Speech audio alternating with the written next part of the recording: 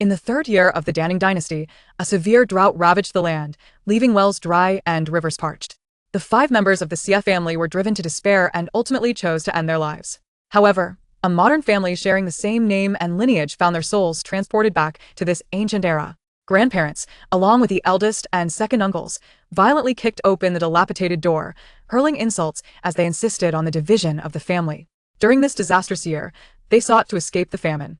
The brother, a military elite, the studious younger brother, the father, a distinguished architect, the mother, a culinary influencer, and the artistically inclined Xie Qiu Zhi faced the harrowing challenge of survival amidst such dire circumstances. Suddenly, an image flashed in Xie Qiu Zhi's mind: the family living room filled with an abundance of milk, bread, and bottled water, neatly arranged as if they were hoarding supplies from their modern home. This narrative centers around the family dynamics, with a gradual introduction of supernatural elements. Initially, the family's spatial abilities are limited, but as the story unfolds, each member gains access to this newfound space. The tale progresses slowly, primarily focusing on agricultural pursuits, while romantic subplots serve as secondary threads. Expect daily updates. Chapter 1. The family's forced division in their new life. Bang! The rickety wooden door, along with a fragment of its frame, was violently kicked in, sending a cloud of choking dust into the air. Xie Qiu Zhi sat cross-legged on her bed. Her head throbbed painfully, a remnant of the previous day's altercation when the original owner of her body was shoved against a wall. The other 4 occupants, also seated in a similar position, were equally startled. They had been deliberating on how to escape the clutches of the predatory Xie family, yearning for autonomy and separation. Little did they know, there were others more impatient than them.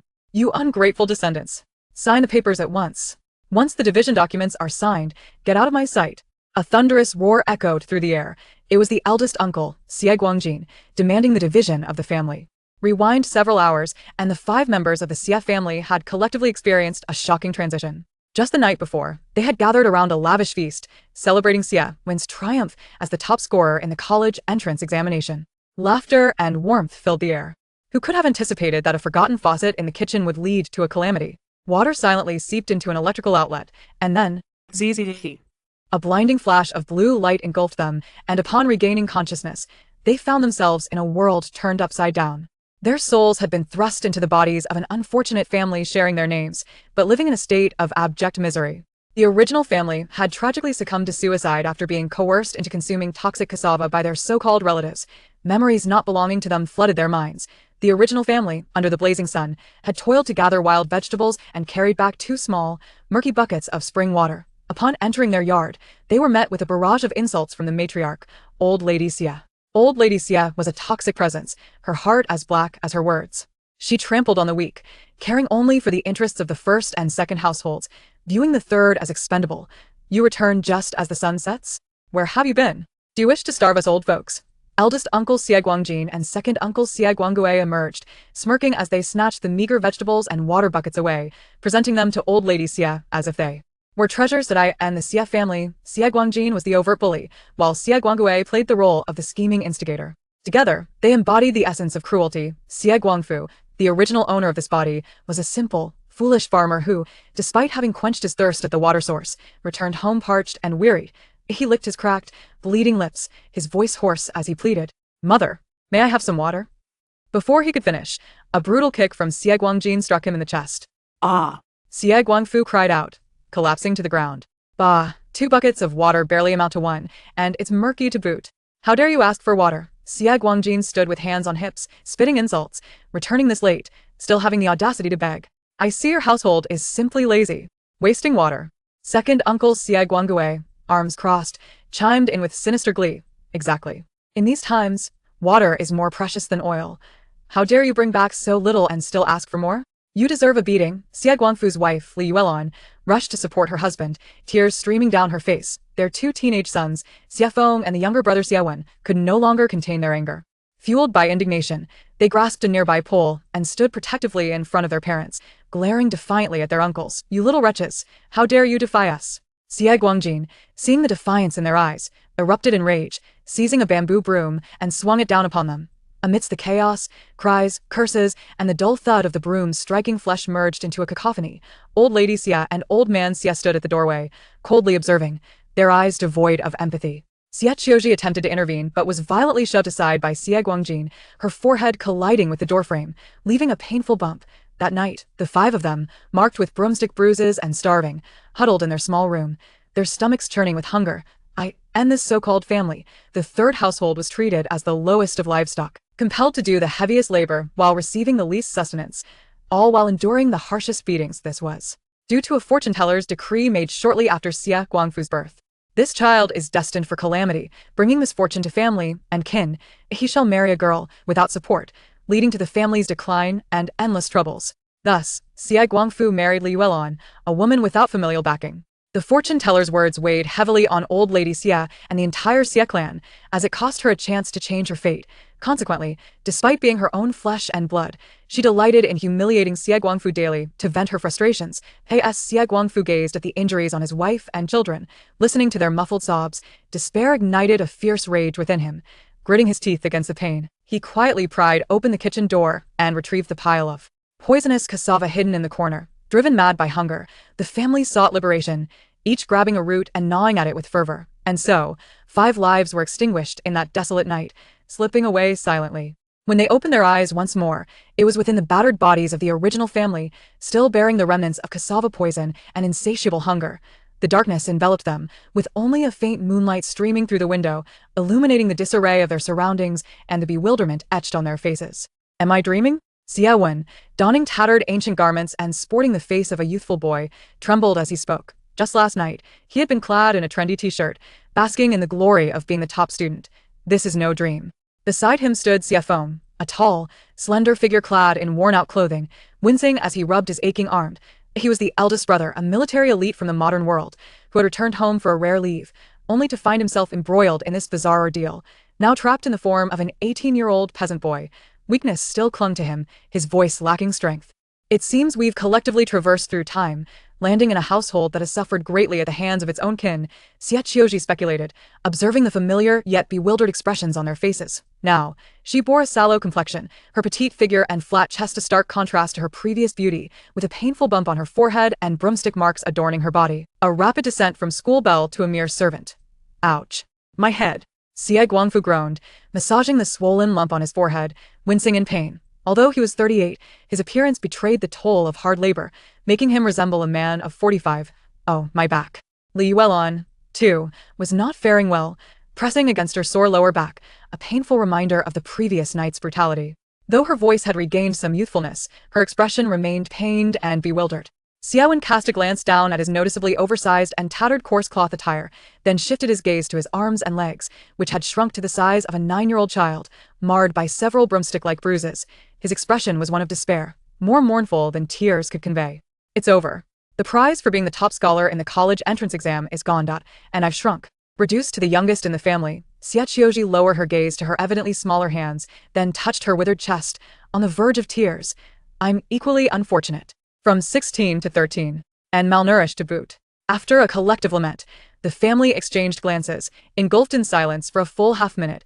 This modern family of 5 had their souls embedded within these 5 recently poisoned bodies, still bearing the scars of suffering and hunger. Uncertain if it was the influence of the original owner's memories, the Xie family, after absorbing their past, felt a profound empathy, as if the original owner's wretched existence had genuinely been their own. Eldest brother Xie Feng slammed his fist onto the bedframe, his eyes glinting with an icy fury. Brutes. A bunch of creatures beneath contempt spat the matriarch, Li Yuelon, trembling with rage.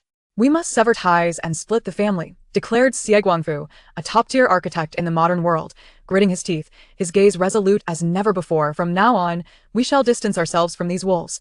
Otherwise, we shall be devoured to the bone. Indeed, we must split and sever ties. Xie Wen clenched his small fists, his youthful face reflecting indignation.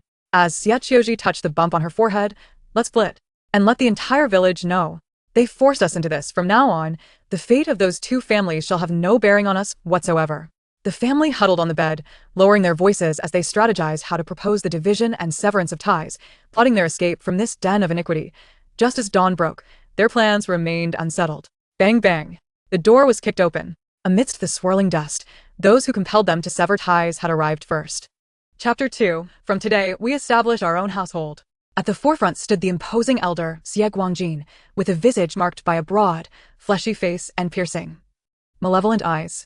Beside him was his lean and sharp-featured younger brother, Xie Guanggue. Behind them lingered the gaunt and frosty figure of the old man Xie, clutching a pipe. While the matriarch, Xie Laodai, stood defiantly with her hands on her hips, her eyes gleaming with a venomous glare. Xie Qiu Zhi was the first to react. She shot a fierce glare at Xie Wen. Startled, Xie Wen shivered, instantly grasping her intent. Pouting his lips, he burst into tears and, crawling and rolling, dashed after Xie Qiu Zhi, escaping through the gaping hole in the door. Once outside the courtyard, Xie Wen swiftly assumed his role, raising his voice to wail throughout the village, "Grandpa Liza, help! Uncle and second uncle are going to kill us." His cries shattered the serene silence of the morning in the small mountain village, prompting many curious onlookers to rise and witness the commotion. Inside the house, Xia Feng sprang into action the moment the door was kicked in, spreading his arms protectively around his parents.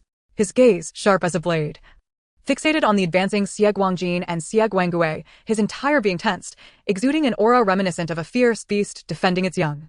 Xie Guangjin and Xie Guangui found themselves momentarily halted, caught off guard by the intensity of Xie Feng's glare, hesitating to confront him head-on.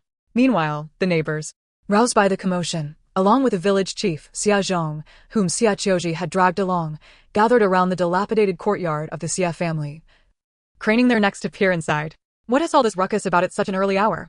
grumbled Xie Zhong, his expression dark as he surveyed the scene of the fallen door and the chaotic interior, his brow furrowing with concern. Xie Guangjin immediately pointed an accusatory finger at Xie Guangfu's family, spitting out his grievances. "Chief, you must judge fairly.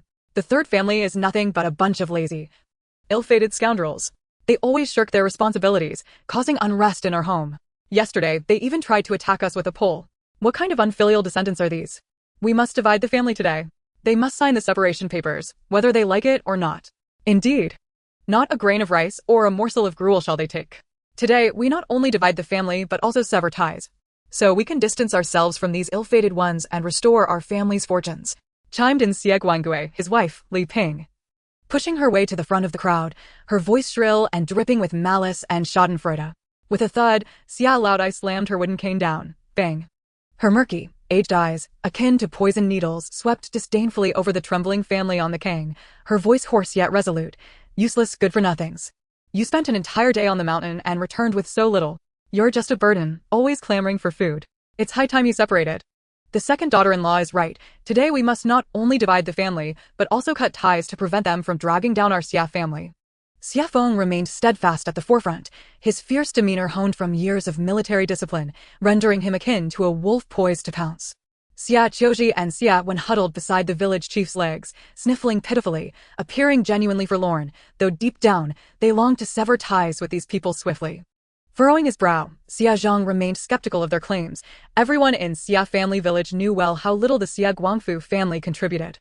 However, in these dire times, each household had its way of surviving, and he couldn't intervene too much in others' affairs. He glanced at Xie Guangfu, his voice tinged with resignation. "Third, what is your stance? Dividing the family and severing ties are serious matters." Just as Xie Guangfu was about to voice his grievances, the old man Xie huffed impatiently, slowly retrieving 3 crumpled sheets of jute paper from his pocket. The papers bore the marks of separation and disconnection, penned by the hand of Xie Guangjin's son, Xie Jibao. Already stamped with the red fingerprints of Xie Laodai, the old man Xie, and several others, as if they had long been eager to distance themselves. Without acknowledging the village chief, the old man approached the edge of the king, his cloudy gaze looking down imperiously. "Third, place your thumbprint here." His voice was as cold as ice in the dead of winter. "What are you hesitating for? Are you courting death?" Emboldened by his father's support, Xie Guangjin seized Xie Guangfu's wrist with a grip so tight it threatened to crush the bones. Xie Guangfu cried out in pain, his face contorted. While Li Welon mirrored his anxiety, Xie Guangjin pressed his fingers into the inferior ink pad handed over by his second aunt, then firmly stamped it beside Xie Guangfu's name on the jute paper. All 3 sheets bore the sullied red fingerprints. "Done." Xie Guangui chuckled, swiftly stowing one of the documents into his own pocket, discarding another onto the king as if it were refuse, and finally presenting the last one to Xie Zhong. The village chief examined the separation and disconnection document, his temples throbbing. Indeed, Xie Laodai and the old man Xie were ruthlessly severe. While family separations were not uncommon in the village, a severance of ties alongside it was unprecedented. As he unfolded the document, he read aloud, the undersigned, Xie Fan's clan. Xie Zhichuan, the old man's real name, Xie Guangjin, Xie Guangui, Xie Guangfu. Due to discord within the household and differing sentiments, We willingly sever all ties and pursue our own paths. From this day forth, the third family, comprising Xie Guangfu and his 5 members, including his wife Li and children, are expelled from the family home, no support in life or burial in death, and all marriages and funerals shall be unrelated to our family. This document, once stamped with fingerprints, is witnessed by heaven, earth, and spirits and shall never be revoked. The gathered villagers gasped at the village chief's reading of the separation and disconnection document. Some sympathized with Xie Guangfu's family, while others found humor in Xie Laotai's folly, yet all were wary of her tyranny and refrained from speaking up for Xie Guangfu. Listen well. Third, the old man Xie rapped his cane against the edge of the cane, producing a dull thud, his tone laced with a bitter condescension. That dilapidated house at the west end of the village, and those 3 acres of meager land now belong to you. Hurry and pack your things and move over there. Get lost. Do you hear me? Get far away.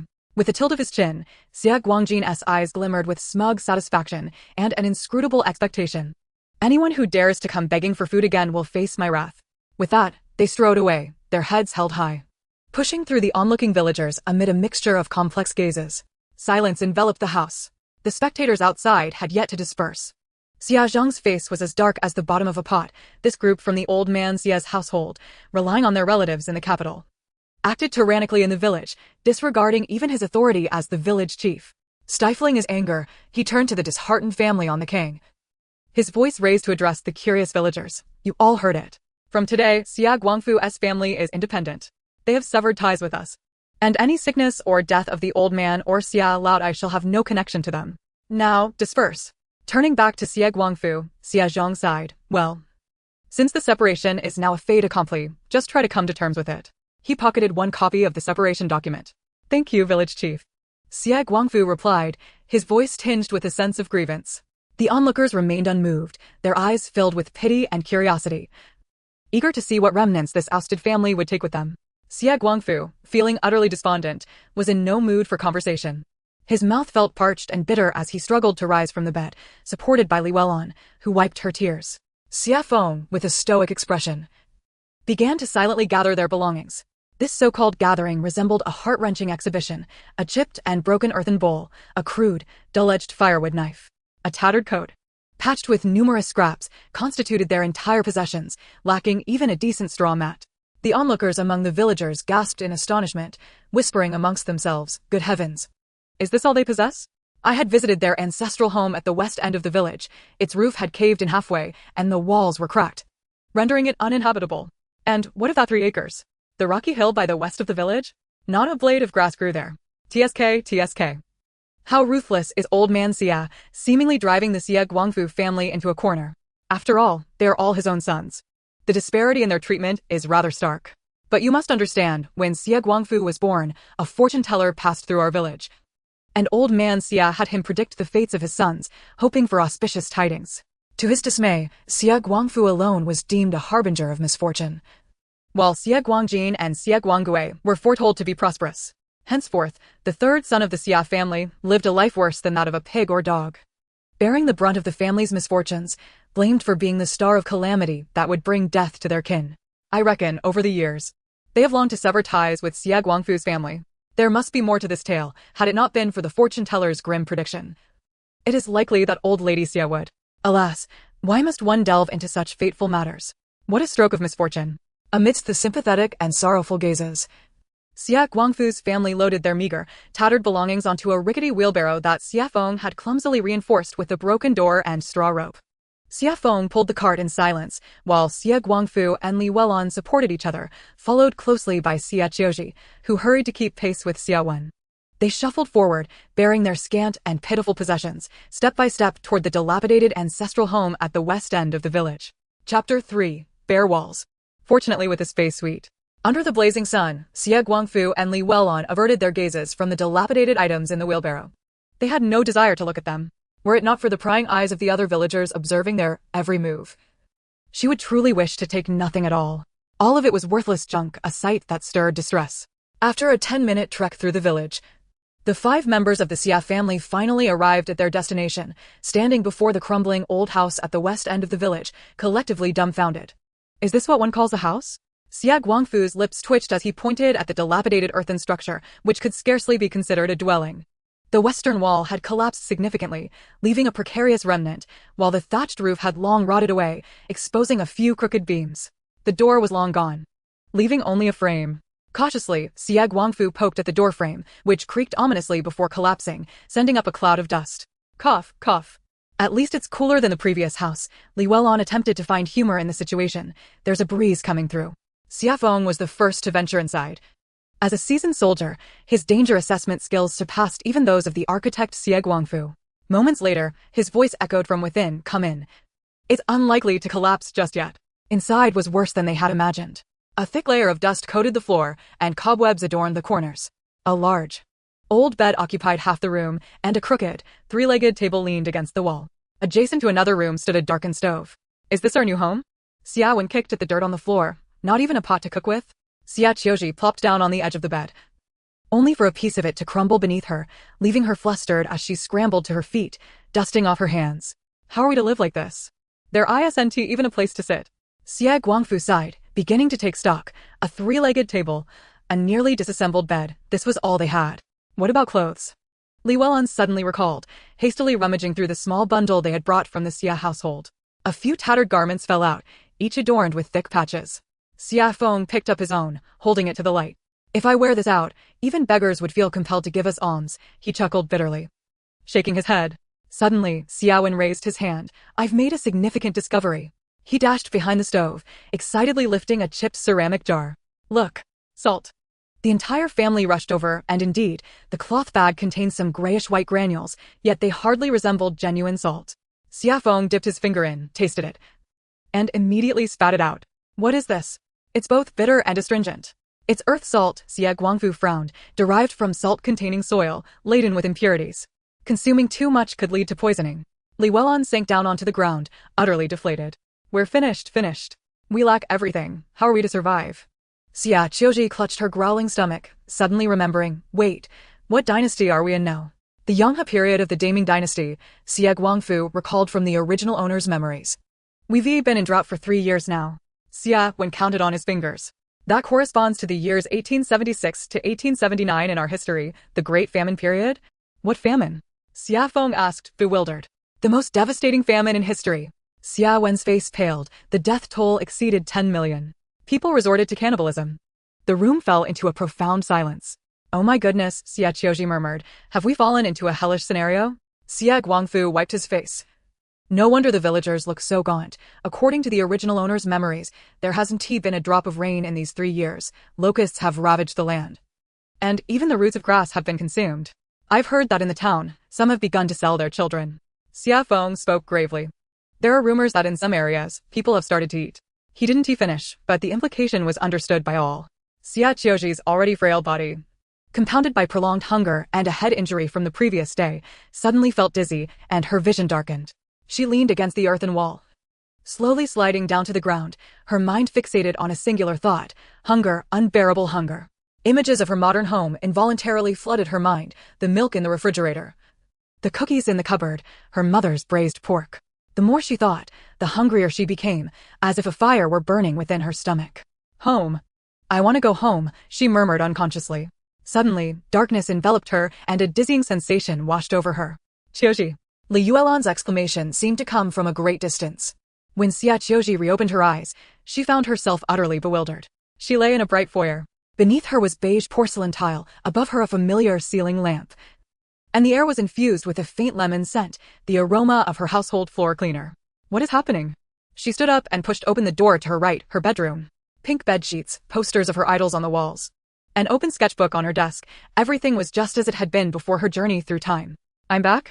Xie Qiu Zhi pinched herself hard, wincing at the pain. This was no dream. She had truly returned to her modern spacious apartment of 260 square meters. 10 minutes later, Xie Qiu Zhi reappeared at the old crumbling house at the west end of the village, clutching a bag of winter jujubes she had brought from her home. It turned out that she had just taken a quick tour of her modern home, discovering it was adorned in celebration of Xie Wen's achievement as the top scorer in the college entrance examination, the very day of their time-traveling adventure. In the kitchen were the fresh fruits and vegetables, fish, shrimp, eggs, and meat that Li Weilong had bought at the market. At the entrance to Xie Feng's room lay the large backpack he had brought home from the army. On the coffee table in the living room was the gift Xie Guangfu had given Xie Wen for his examination success, a brand new laptop. Xie Qiu Zhi was taken aback, her stomach twisting with hunger. She first washed her grimy hands before racing to the kitchen in search of food. Just as she grasped a bag of winter jujubes, a thought struck her. Would her brother, younger sibling, and parents worry about her sudden disappearance? The moment that notion surfaced, she found herself back in the ancient village's old residence at the western end. Oh my dear Qiu, if anything were to happen to you, I would not survive. Upon opening her eyes, Xie Qiu saw Li Welon standing in the spot where she had vanished, weeping profusely. She nearly collided with her mother, while Xie Guangfu and Xie Feng were anxiously pacing, and Xie Wen was crouched nearby, wiping his tears. I'm fine, she exclaimed excitedly, extending the bag of winter jujubes forward. Here, have some jujubes.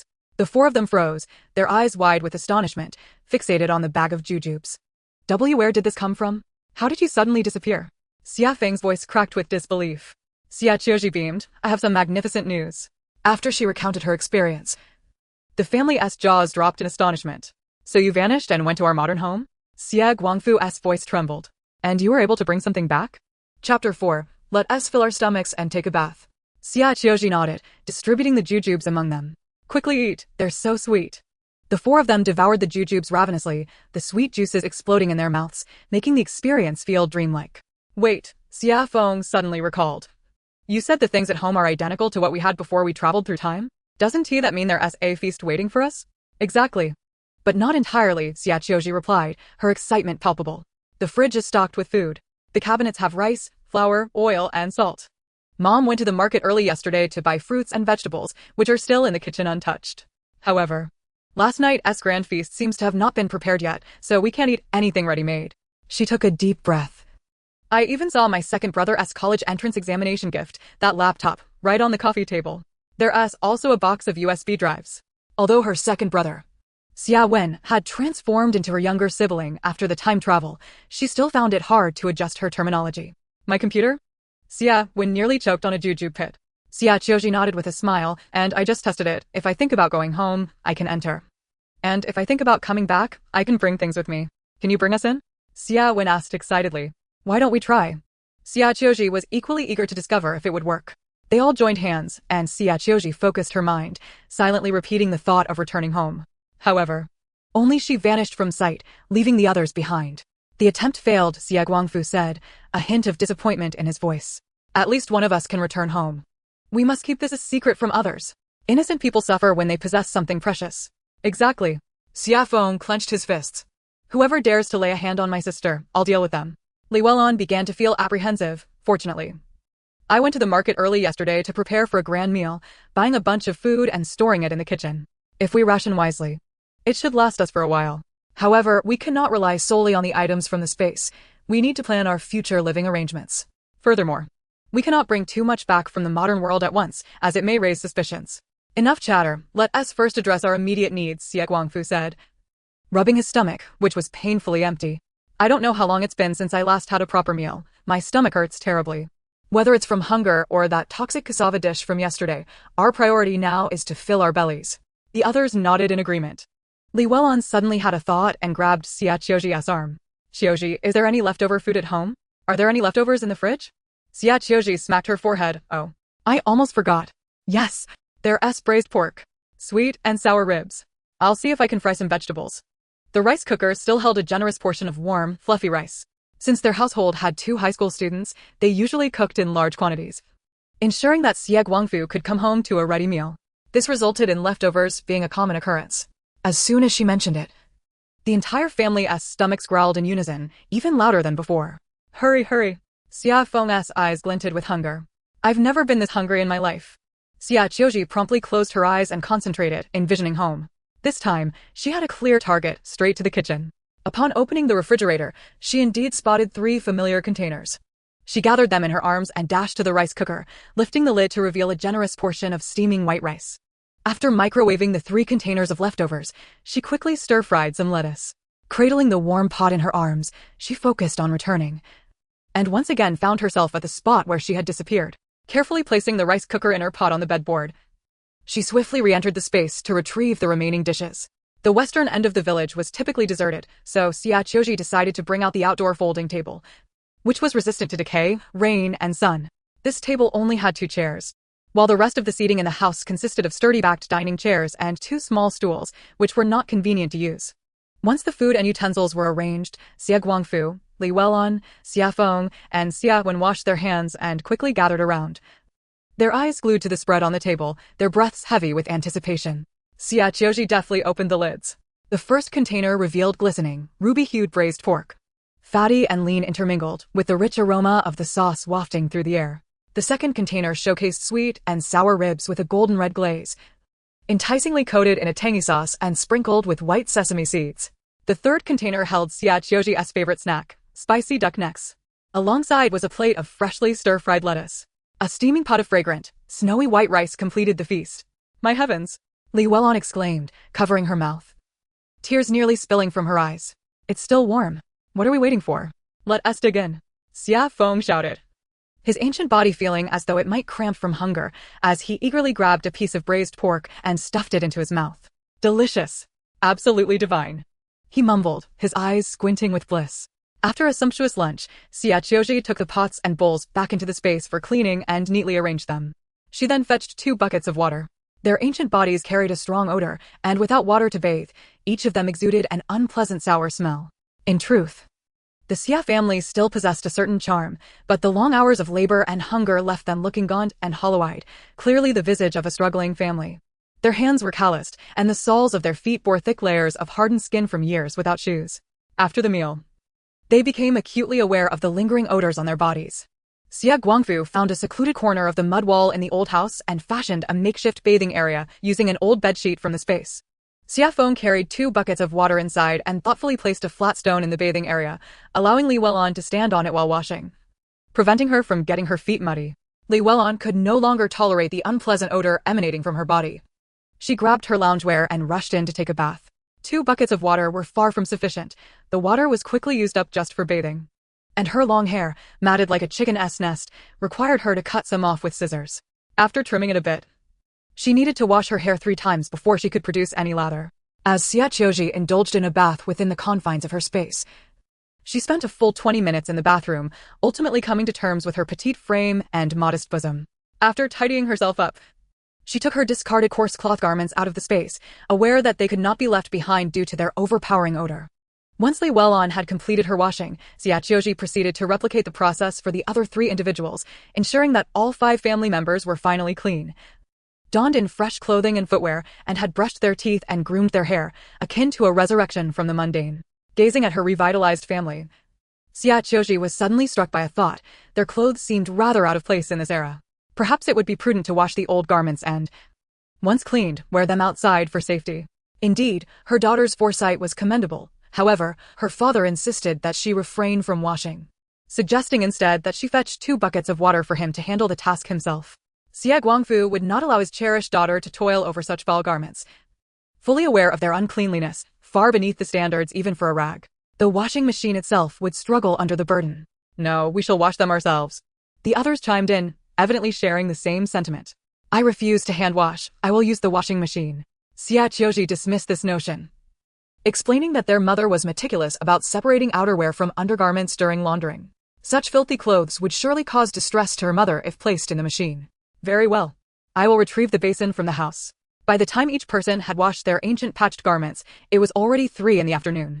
Xia Feng, possessing exceptional manual skills, fashioned a climbing rope between the remnants of the dilapidated wall outside the old house. This climbing rope, a relic from his previous rock climbing endeavors, measured a substantial 30 meters in length, ample for hanging their clothes. Under the blazing sun, the patched clothing of the 5 swiftly dried on the line.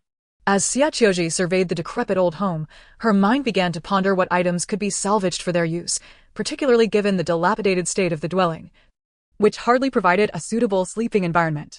The family commenced rummaging through the space. I recall seeing my elder brother's military backpack at home.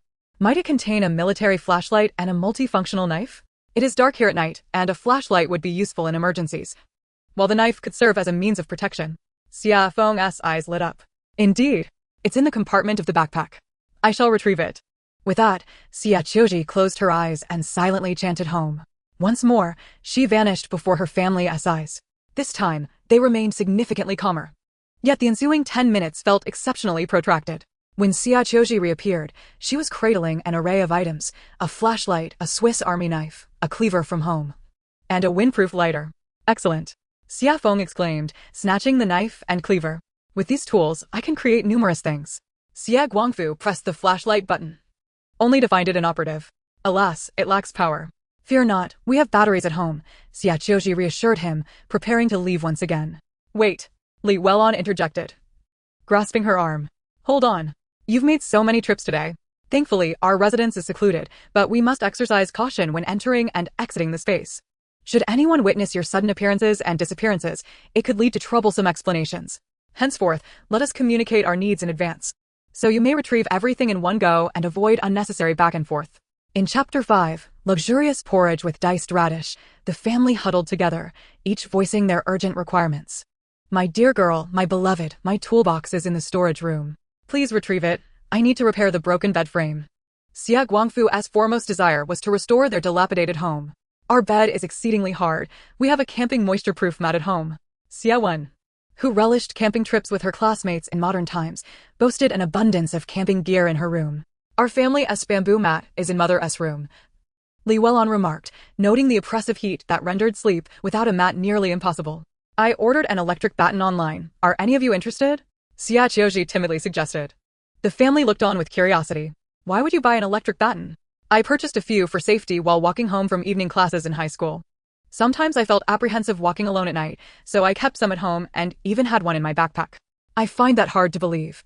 It's merely a 10-minute walk from school to home, and the shops are open at night. What need do you have for an electric batten? Li Weilon expressed her skepticism. Fine, I saw my brother's photo from a mission, and he looked quite impressive with his batten, so I bought one out of curiosity. Though I've never actually used it. Oh, you. Li Weilon chuckled. But now, that batten is indeed a formidable weapon, isn't it? Unfamiliar with its true power. Li Weilon was unaware of its capabilities. Of course. While it may not be lethal, the vendors claim it can incapacitate someone instantly, well, not paralyze, but render them incapable of attacking. Let us take a couple. It's better to be prepared. The family engaged in lively discussion, and Xie Qiu Zhi diligently noted their requests, preparing to enter the space once more. This time, she busied herself in the modern home for half an hour, gathering the essentials for her family. Ultimately, she found herself fixated on Xie Wen's laptop, attempting to bring it along as well. Xie Wen embraced the computer with delight, exclaiming, with this, I shall never be bored again. Thanks to Xie Wen's scholarly habits, she frequently downloaded various applications and uploaded numerous resource packs, ensuring she could engage with her computer even without internet access. As evening approached, the old house was finally organized. The gaping hole in the roof allowed for a clear view of the stars, yet with the current drought, they did not fear being drenched by rain in the middle of the night. Li Weilon cleaned the wooden bed thrice, while Xie Qiu Zhi assisted by laying down the camping moisture-proof mat. From Xie Wen's room, they retrieved a camping tent, and once assembled, it would be adorned with the family's summer bamboo mat. With no doors or windows in the old house, they were uncertain if insects or snakes would intrude at night, thus, sleeping in the tent was a more prudent choice. Xie Guangfu observed as his two sons busied themselves within the home, while his wife, Li Weilon, attended to cleanliness, and his daughter, Xie Qiu Zhi, flitted between the modern home and the ancient one to gather items for testing. He, in turn, pondered the collapsed and poorly designed stove. Embracing the notion of making the best of their circumstances, they resolved to establish a semblance of normalcy in this quaint mountain village. Through a day of testing, Xie Qiu Zhi discovered the space's other functionalities. It currently could not accommodate anyone else, but the water and electricity in the modern home remained operational, though she was uncertain if it was infinite. Time would reveal the truth. Xie Wen's laptop could be powered on in ancient times, albeit without signal, and could be charged in the space when the battery ran low. Most astonishingly, the internet from their modern home remained functional. Xie Qiu Zhi was unsure of the dimensional nature of their home and why only she could traverse the space while her family could not. Even when she held their hands, they could not be drawn into the space. Their phones and computers could access the internet, allowing them to search for information. Yet, social media and shopping applications remained grayed out, rendering them unable to communicate with the outside world. It appeared that their family had been cast into a peculiar dimensional realm, a fragment tethered to their current reality while another linked to the ancient Xie Qiu Zhi. However, she realized one crucial fact: aside from the uncertain usage of water, electricity, and internet, all other items were finite. The winter jujubes they consumed today might very well be the last. Thus, Li Welon issued a stern decree. Henceforth, all household items, save for water and electricity, must be used sparingly. As the sun gradually descended in the west, Xie Guangfu squatted in front of the stove, muttering, "The design of this stove is utterly unreasonable. The flue is prone to blockage." Having embarked on his journey from construction sites to self-taught mastery as a premier architect and planner, Xie Guangfu found the task of repairing the earthen stove to be trivial. Li Welon instructed Xie Qiu Zhi to prepare a pot of porridge in their space, accompanied by homemade pickled radish as a side dish for dinner. While the daylight lingered, the five of them gathered to enjoy their porridge. It must be said that Li Welon's pickled radish was exceptionally authentic, despite the simplicity of thin porridge paired with diced radish. The five of them managed to consume the entire pot. As they slurped their porridge, one couldn't help but imagine the astonishment of the Xie matriarch and her kin if they were to witness the scene. At this moment, in Xie family village, most households had been without grain for several days. Just yesterday, a few families at the eastern edge of the village had mixed their last remnants of bran with clay to make pancakes, intending to take them to the county to seek refuge with relatives. Although the village head still had some rations, they dared only to brew a pot of thin, barely edible vegetable porridge each day. Not to mention those who could no longer endure the hunger had begun to strip tree bark and dig up roots to stave off starvation. Yet, on the very first day of their separation, this quintet was indulging in white rice porridge and appetizing side dishes, a luxury that was downright scandalous. Even more astonishing was that they had feasted on white rice and braised meat at noon. However, perhaps due to their sudden indulgence, some experienced digestive discomfort, leaving their stomachs unsettled. Deep down, they all understood that such extravagant behavior relied entirely on Xie Qiu Zhi's spatial abilities, and moving forward, they would have to be exceedingly frugal. Before her time travel, Li Welon, a housewife, was a food vlogger who reveled in filming culinary videos in her kitchen. Her dedication had garnered her over 100,000 followers. Due to her passion, the kitchen in her home was exceptionally well-appointed, stocked with complete sets of cookware. Occasionally, she would receive kitchenware for reviews, with merchants sending her a plethora of pots and pans for her to test and create content. After the evaluations, these items would be relegated to the storage room. Yet the abundance of seasonings in her kitchen was overwhelming, fit to open a restaurant. Once considered a bit extravagant as a shopping enthusiast and food vlogger, Li Welon had now become the most foresight member of her family. Chapter 6. Notice from the government office, a village relocation. As night fell, the repaired bed frames were adorned with moisture-proof mats and camping tents transferred from their space. Li Welon, Xie Qiu Zhi, and Xie Wen huddled together for warmth, while Xie Guangfu and Xie Feng opted for makeshift bedding on the floor. Although the room remained rather rudimentary, it was a significant improvement from before. The five had yet to acclimate to the ancient tradition of retiring early and began to engage in light conversation in the darkness. Xie Qiu Zhi remained silent. "What are you thinking about, little sister?" Xie Feng was the first to break the silence. "I was pondering the plight of the common folk during the Donghua era of the Daning Dynasty to which we have traveled," Xie Qiu Zhi replied, counting on her fingers as she recalled what she had overheard at the village head's home when borrowing rice. She had heard talk of 3 years of drought and locust invasions, leading many households to suffer from complete crop failure. They had even mentioned that people in the city were resorting to cannibalism. Xie Feng's expression darkened. "I've heard from villagers that the Li family village, 30 miles away, was attacked by bandits the day before yesterday. A group of refugees stormed in, robbing grain and women, sparing not even the children." "Good heavens, please stop," Li Welon interrupted, feeling a chill run down her spine. Xie Guangfu offered reassurance. "Regardless of circumstances, we must adapt to our situation. Now that we have separated, we need not endure the disdain of others. We must rely on our own hands to survive." "But what do we have?" Xie Wen asked, his face clouded with worry. "If it weren't for the space, we wouldn't even have a drop of porridge to drink. The land is parched and yields no crops. Once the supplies from the space are exhausted, will we starve to death?" His words cast a pall of silence over the group. "Tomorrow, Feng and I will start repairing the house." Xie Guangfu began to organize their tasks. "Yuelon, take Qiu Zhi to assess the condition of those 3 acres of thin fields." Xie Wen wiped the sweat from his brow and complained, "But I'm only 9. What can I do?" Even at night, the oppressive heat in the air was stifling. Li Welon fanned herself with a hand fan she had taken from the space. "Once we check on the fields tomorrow, Qiu Zhi and I will sort through the supplies and brainstorm how to utilize them efficiently. As for you, the second, cough, now the third. Just wander around the village and observe how others are faring, gather as much information as you can." Xie Wen muttered under his breath, "Finding information shouldn't be too difficult. But I feel that looking at the fields will be pointless. I heard in history class that during this period of the Daning Dynasty, there were famines everywhere, with good citizens becoming refugees, and the land in the village was unplantable. We don't know how long we can stay here. In that moment, no one responded. And an eerie silence enveloped the air.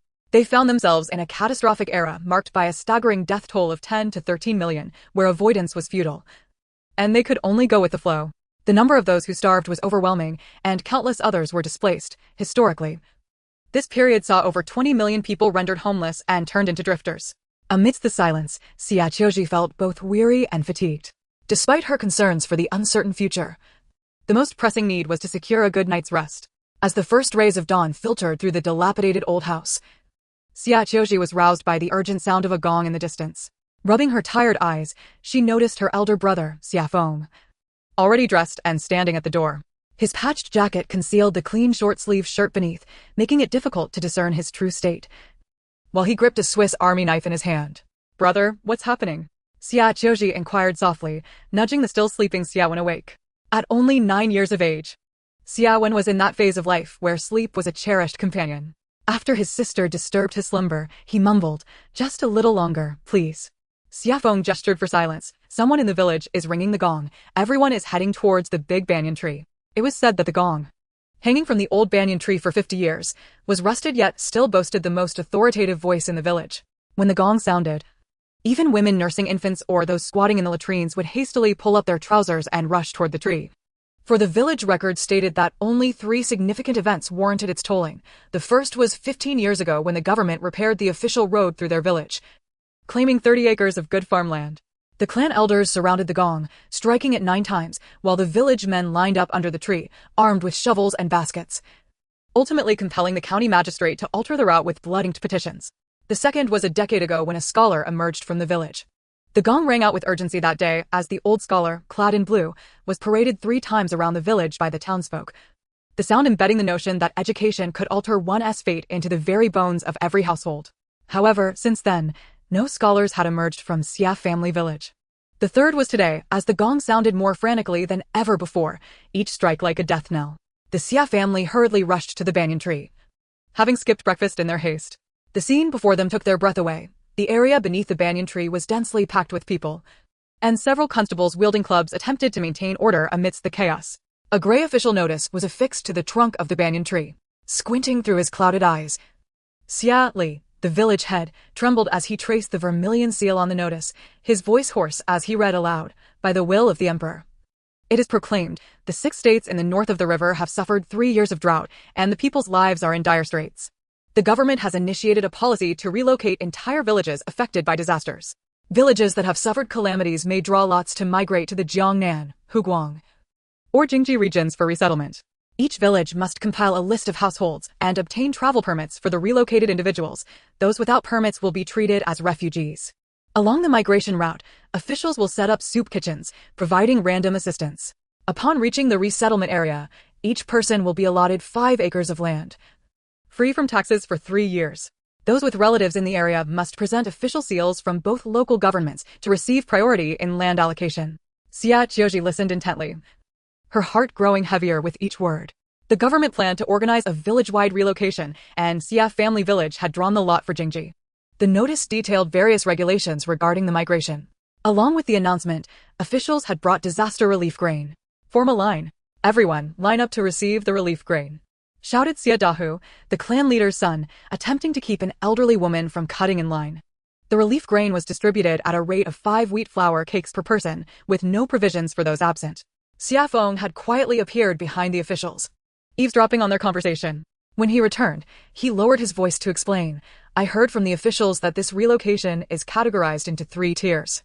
The first tier is for Jiangnan, with only 5 spots. The second tier is for Huguang and Shu. We drew the third tier, which requires us to go to Jingji for land reclamation."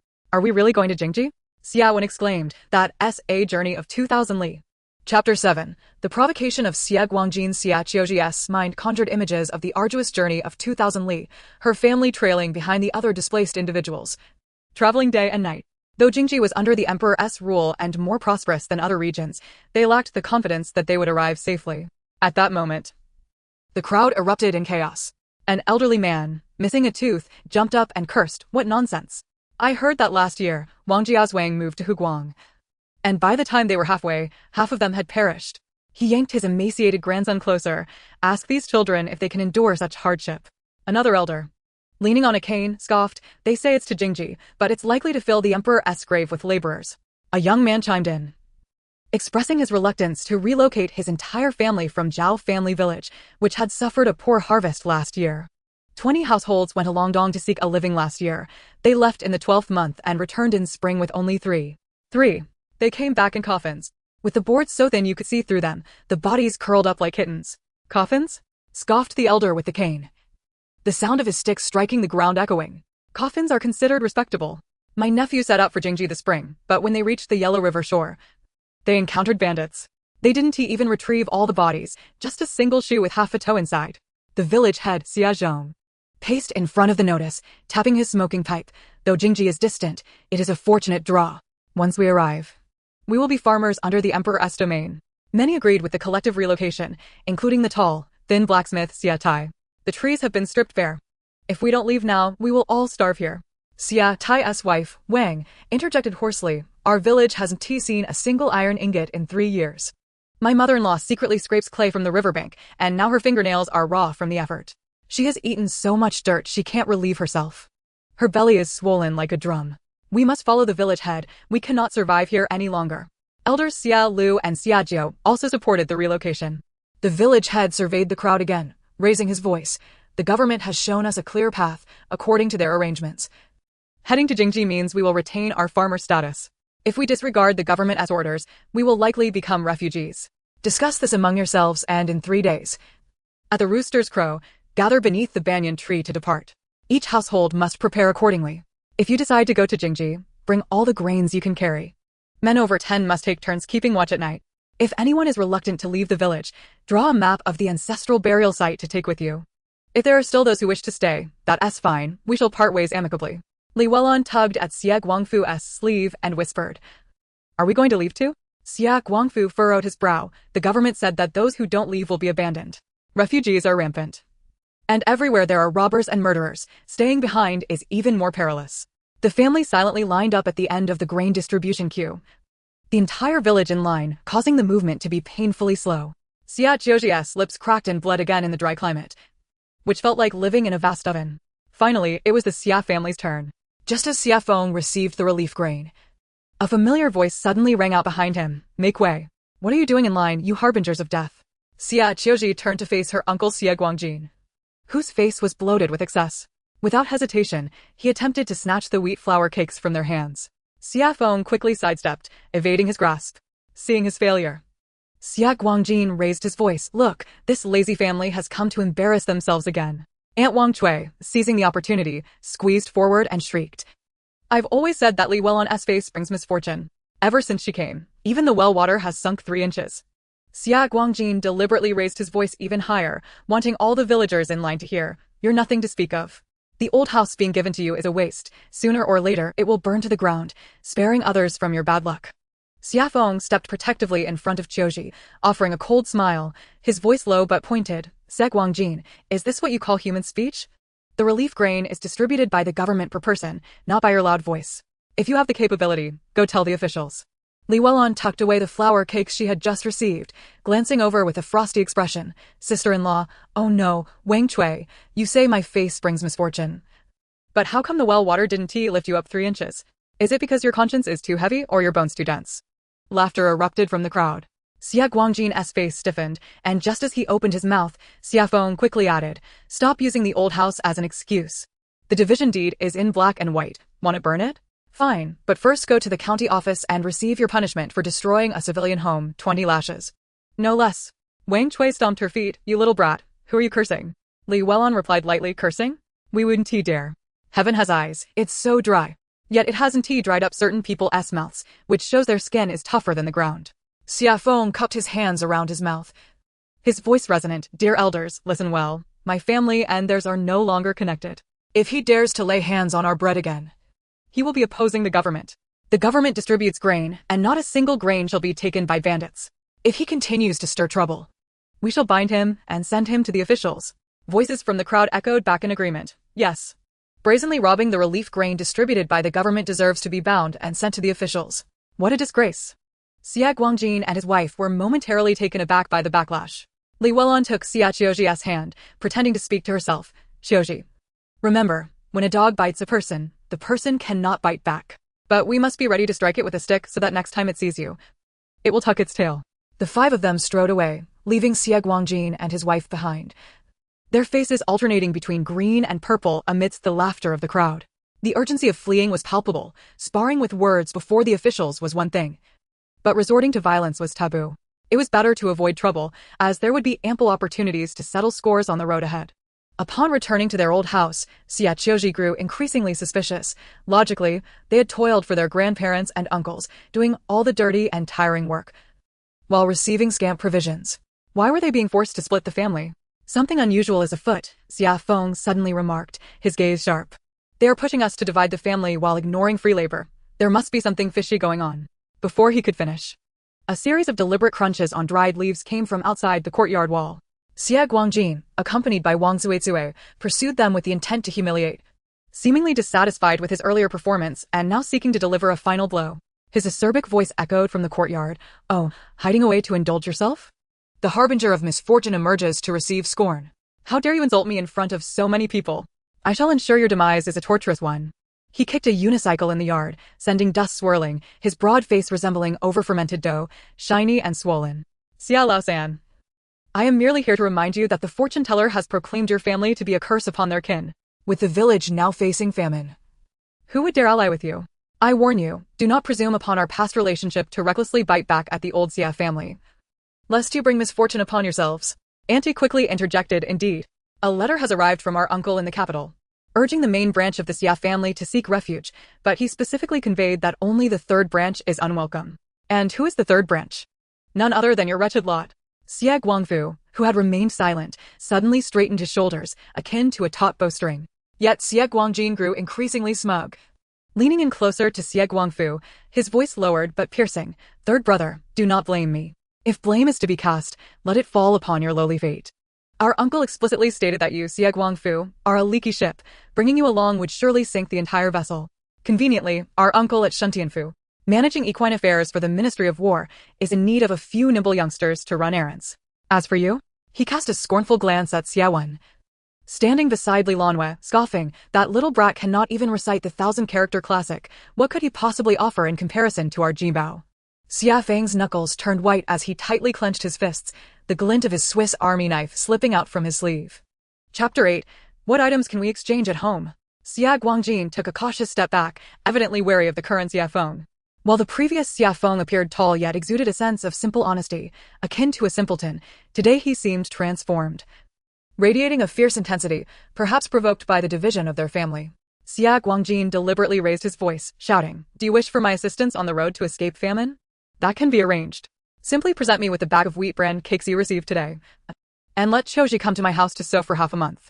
If I am in a good mood during the journey, I might reward you with a piece of crispy rice, thus allowing you to be seen in my good graces. Having heard him boast of their most accomplished uncle, Xie Guangfu understood why their family had been compelled to split. They were viewed as burdens. The division had evidently been premeditated, and had it not been for Wang Zuizue's boastfulness, they would have remained entirely oblivious. Xie Guangfu slowly straightened up, his voice low yet cutting like a dull knife through fabric. Xie Guangjin, while your appearance is unappealing, your aspirations are quite grand. We are now strangers. Put away your previous pretenses. We shall earn our own grain and carve our own path. You may tread your broad road, while we shall traverse our narrow bridge. If the bridge collapses, the flood may not spare anyone. Xie Guangjin's expression darkened as he regarded the formidable Xie Feng, who now appeared less approachable, akin to a punctured wine sack, his flesh quivering. Realizing he would not obtain the wheat bran cakes and that they were outnumbered, he disdainfully huffed and departed with Wang Zuizue. The footsteps outside gradually faded. Xie Feng suddenly spoke, his voice low yet clear. Their uncle's letter from the capital. They refused to share a single word with us. Were it not for Wang Zuizue's impatience, we would still be in the dark regarding the intricacies of this division. Xie Guangfu, however, smiled, his eyes glinting with a cold light. Though remnants of his former self lingered in his memory, he felt a sense of relief at the division of families. Let them go to the capital and be respectable horsemen. We, with our own hands and feet, can surely thrive as well. We shall venture into the Jingjing region, and I will ensure they understand who the true harbingers of misfortune are within the Xia family. Xie Guangfu surveyed his family and sighed deeply. We must hasten our preparations. Ideally, we should make a trip to the city to see if we can procure some goods. But father, we have no money, Xiaowen lamented. Xie Qiu Zhi's eyes sparkled with cunning. Who says we have none? There are pawn shops in the city. We can take some items from home and exchange them for something. Then we must deliberate carefully. Xie Guangfu nodded in agreement. The items must not only be valuable but also discreet. Inside the house, the 5 family members formed a circle, resembling a small auction. Xie Qiu Zhi glanced furtively outside. Relieved that this dilapidated place was devoid of passers-by, even the slightest rustle would be heard. Xia Feng touched the Swiss army knife at his waist. I have spent considerable time in the army. These knives are the only ones worth showcasing. He drew one. Its blade glinting coldly in the sunlight, yet the craftsmanship was too exquisite. Xie Guangfu shook his head. Even the county's blacksmith could not forge such a knife. If the pawnshop owner inquired about its origins, they would have no explanation. Xia Feng silently returned the knife to his waist. Then I shall keep it for self-defense. When it was Xie Guangfu's turn, he pointed to a treasured toolbox. Wrenches, screwdrivers, and hex keys arranged neatly. The small steel tape measure gleamed in the sunlight. These are my lifelines, he sighed, but the owner of the pawnshop will likely regard them as scrap metal. With a thud, the box's lid closed firmly. Xie Wen raised his meager possessions, an old tablet and a mobile phone, chuckling sheepishly. The shopkeeper will think I've lost my mind. Mother, what about those fans of yours? Xie Qiu Zhi's eyes suddenly brightened. Li Welon slapped her thigh. Right. Those 3 Su embroidery fans. Qiu Zhi, hurry and bring them out for us to see. A moment later. Xie Qiu Zhi returned holding a delicate brocade box. I bought these last year during the Double 11 sale. They are silk. Double-sided embroidery. One depicting 1,000 miles of rivers and mountains, another joy on the brow, and the last featuring pine and crane for longevity. Xie Guangfu cautiously opened the sandalwood-colored brocade box. The golden threaded cranes shimmering in the sunlight. What a fine piece. The craftsmanship and design are unparalleled. Even the top embroiderers could not replicate this. No, we cannot. Xia Feng suddenly interrupted. These are too exquisite. In our small town, producing such valuable items would clearly indicate we are in trouble. I still have gold and silver jewelry in the cabinet, quite valuable. Many of them were gifts for anniversaries you gave me. These would be good, Li Welon exclaimed excitedly. That won't do either. Those were for our wedding anniversary and Valentine's Day, precious items. To part with them would be a great loss. You would lose the memories associated with them. Besides, given our status, taking such valuable gold and silver to a pawnshop would likely lead the owner to report us for theft. A sudden silence enveloped the room. Xie Qiu Zhi bit her lip, suddenly vanishing into thin air and rushing to her room. Although she was only 17 in this era, her interests had always been diverse. Li Welon had enrolled her in various classes, from children's painting to pottery, from calligraphy to fabric weaving. She had tried them all. Finally, she settled at the drawing board and crafting table, her stack of sketchbooks towering up to her waist, having worn out countless pencils ranging from HB to 8B. She had dreamed of becoming an illustrator or designer, but also harbored a passion for crafts, dabbling in bullet journals, beadwork, and beaded hairpins. For a period, the students were enamored with crafting handmade hairpins, and she, too, followed the trend and purchased an array of materials online to indulge in this newfound hobby. No one anticipated that her creations would surpass even the most exquisite fire showcases. Now, they were indeed proving to be quite useful. When Xie Qiu Zhi entered the room holding an antiqued wooden box, she opened it to reveal over 30 handcrafted hairpins lying gracefully upon a deep green velvet cloth, plum blossoms intertwined with intricate designs, tassels adorned with glass beads, and a few vintage gradient hairpins. Are these faux hairpins acceptable? She asked anxiously. I merely made them for fun, using inexpensive materials sourced online. Li Welon picked up a hairpin intricately entwined with plum blossoms for closer inspection. The craftsmanship is remarkably delicate, and the glass beads are of commendable quality. She suddenly broke into a smile. My dear daughter is indeed skilled. Although the materials were humble, the unique styles would surely appeal to a pawnshop. Xie Guangfu stroked his beard in agreement, and they are not ostentatious. We can claim that I brought them back from the south during my early trading days. Then we shall set off for the county town first thing tomorrow, Xia Feng declared decisively. But Dad, doesn't Tia take a whole day to go to the county and back? Xia Wen frowned. We'll have to leave before dawn. Chapter 9. An early start to the county pawnshop. Xie Guangfu calculated, the journey to the county is 40 li, equivalent to about 20 kilometers in modern terms. Traveling lightly on the official road should take approximately 6 hours, so we must rise at 3 in the morning to reach by 9 and complete our business before 1. Otherwise, traveling at night could be perilous. He glanced at his wife and daughter. It will suffice for me, the eldest, and Qiu Zhi to go. She has space to carry items, and the eldest is quite capable, allowing us to make a swift round trip. I want to go too. Xie exclaimed, eager to see the world. In his memories, at the age of 9, the farthest he had ventured was to the back mountain to fetch water, gather firewood, and forage for wild vegetables. He was genuinely curious about what an ancient county town looked like. Absolutely not. Xie Feng and Xie Guangfu replied in unison. Someone must stay behind to guard the house. Xie Guangfu's eyes widened. What if there's news in the village? If no one is home, we could miss it. Li Welan had no objections. She had been to the county town before, and it was quite a trek. Each visit left her with blisters on her feet. She worried that they might not be able to flee at all if they became too exhausted. Ultimately, it was decided that Li Welan and Xie Wen would remain at home, taking the opportunity to visit neighbors and observe what others were doing. During lunch, the aroma of thin porridge wafted through the air. Since no one had eaten breakfast, Xie Qiu Zhi had intentionally made it thicker. Accompanied by Li Welan's homemade spicy grandmother's dish, which was so piquant it tingled the tongue and whetted the appetite. Xie Wen slurped loudly, quickly scooping a morsel of vegetables from the table and sending it to his mouth with his fingers. Xie Qiu Zhi felt a pang of sympathy and pushed half of her porridge towards him. After all, he was her little brother, and still quite small. You're still young and growing, Xie Feng interjected, pouring his own half-bowl into Xie Qiu Zhi's. Li Welan raised a hand and playfully flicked their foreheads. Enough of this brotherly camaraderie. Look at the pot, we're nearly out of rice. After the meal, Xie Qiu Zhi and Li Welan began to inventory their supplies. They had 56 pounds of rice, 20 eggs, a case of 24 cartons of pure milk, 2 bags of yak jerky, 6 apples, half a box of chocolate, 1 whole base, 2 pig hocks, 2 pounds of beef brisket, 1 3-yellow chicken, 8 hairy crabs, 2 pounds of fresh shrimp, 3 ribs, 2 strips of pork belly, and several vegetables, including cucumbers, tofu, kelp strips, tomatoes, black fungus, and peanuts. Fortuitously, on the day they traversed to celebrate Xie Wen's remarkable college entrance examination results, Li Welan had taken a folding cart to the market for a grand shopping spree. Otherwise, their fresh stock would have been meager. Although not a professional food blogger, Li Welan's kitchen stock was not just a matter of having what to eat, but rather a well-equipped array of ingredients, sauces, dried goods, seasonings, and tools. Though fresh ingredients were scarce, adhering to the principle that market produce was the freshest, she typically purchased ingredients to cook and film videos on the spot. However, fresh vegetables and meats were limited, while sauces and dried goods were abundant, filling their cabinets with neatly arranged condiments like mixed rice sauce, spicy pepper sauce, laoganma, chili sauce, hot pot dipping sauce, light soy sauce, dark soy sauce, oyster sauce, cooking wine, rock sugar, dried chili, dried shiitake mushrooms, and kelp nuts. These not only served their culinary needs, but also satisfied Li Welan's filming aspirations. The traditional virtue of the Chinese people is their ability to live well and manage resources wisely. When affluent, Li Welan was a shopping enthusiast, often indifferent to prices.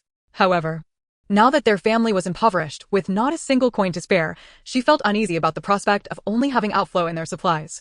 You 3 can share 1 egg every 5 days, Li Welan noted meticulously in her elegant notebook.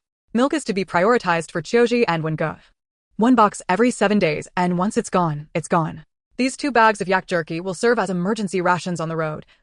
Eat them quietly if hunger strikes.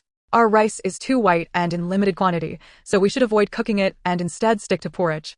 Xie Guangfu added, tomorrow, I'll head to the county to see if I can trade for some corn, coarse salt, dried beans, and medicinal supplies.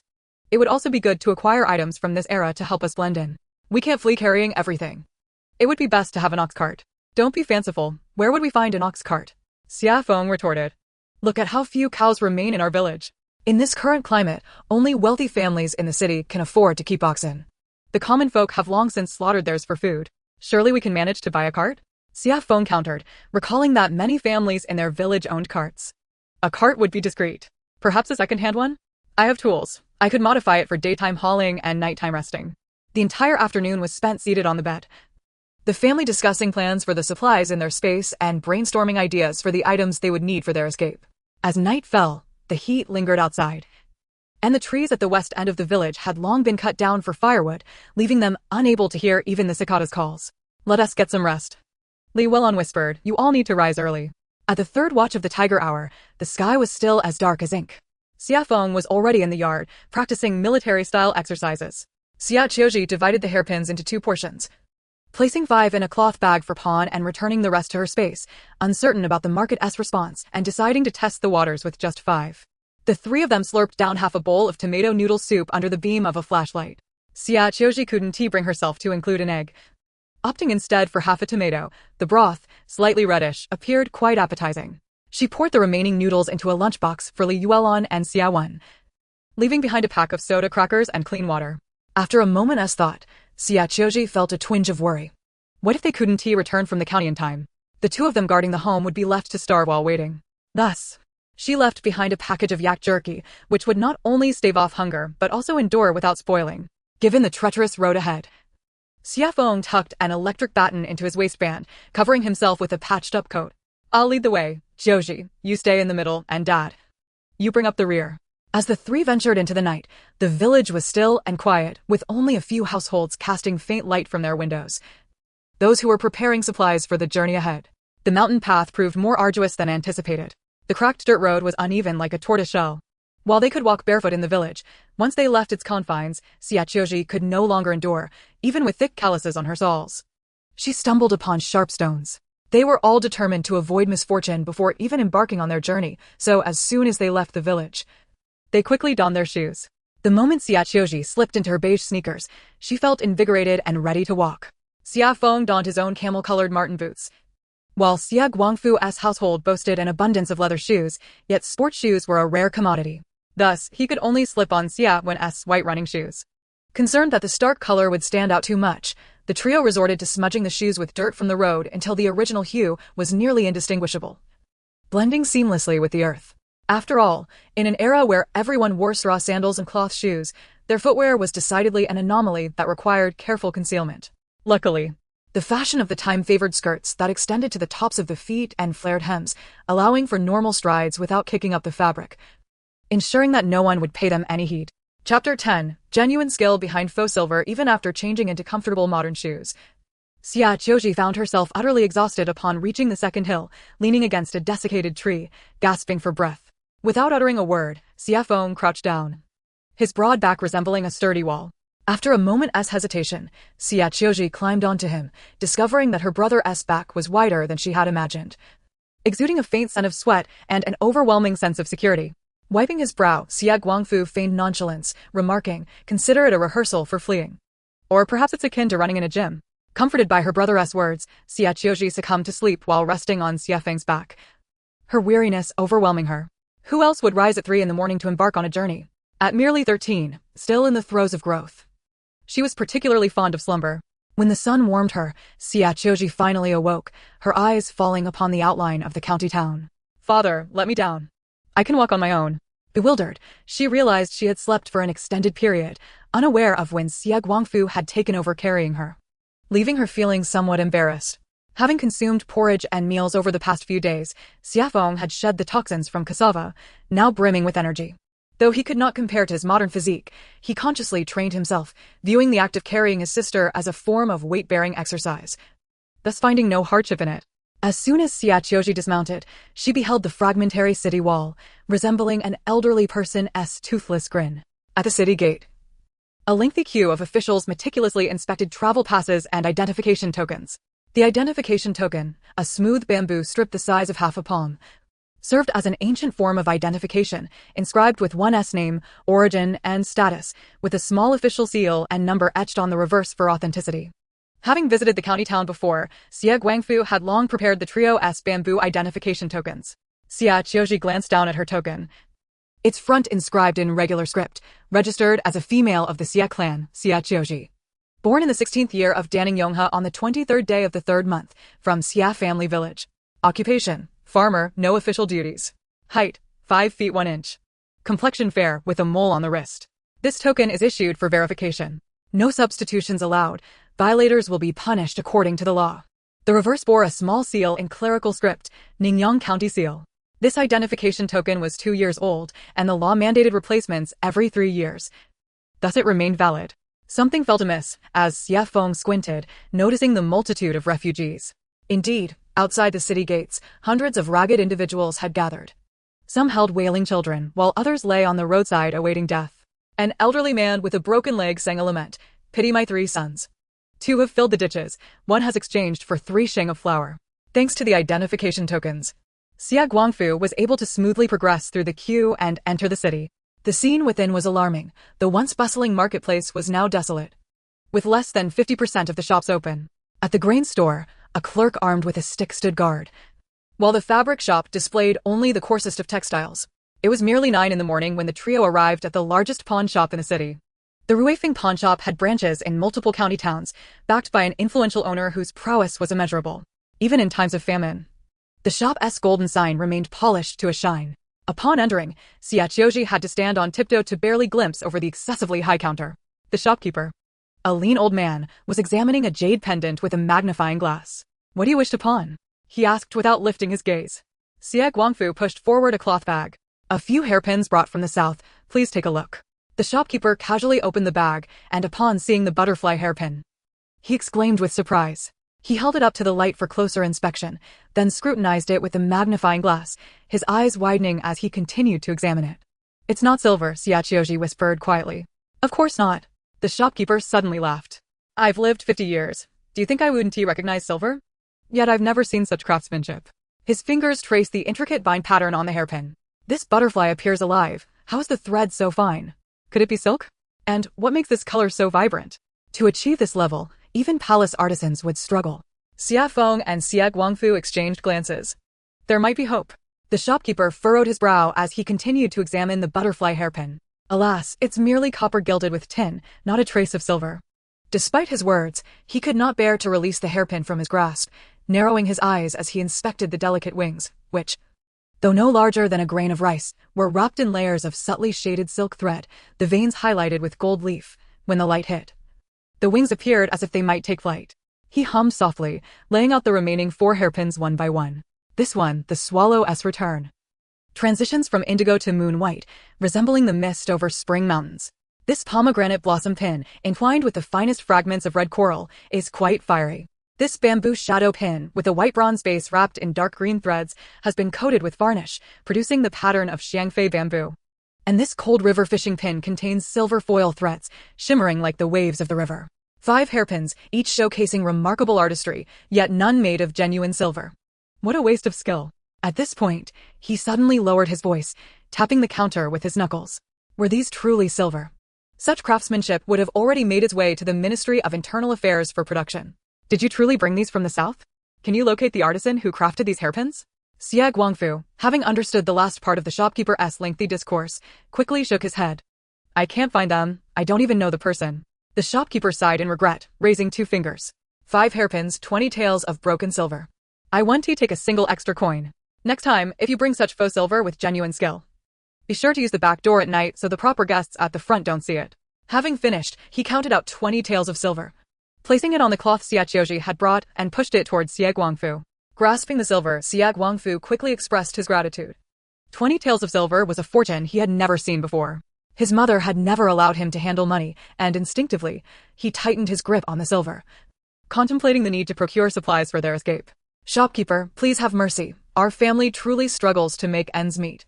Could you exchange 2 taels of broken silver for copper coins? We intend to buy some rice and flour."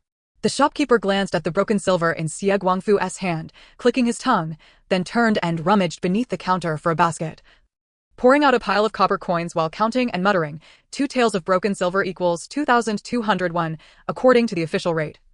It should be 2,401. Given the scarcity of copper coins, I can only offer you 2,200, if it's a penny short. I'll take the loss. If you wish to buy grain, hurry. In another hour, the rice granary at Yute in the south will hang the sold-out sign. Xie Feng leaned closer, speaking softly. "Since you know the way, could you kindly point us to where we might find some fabric, oil, and salt? Ideally, we'd also like to find an old cart."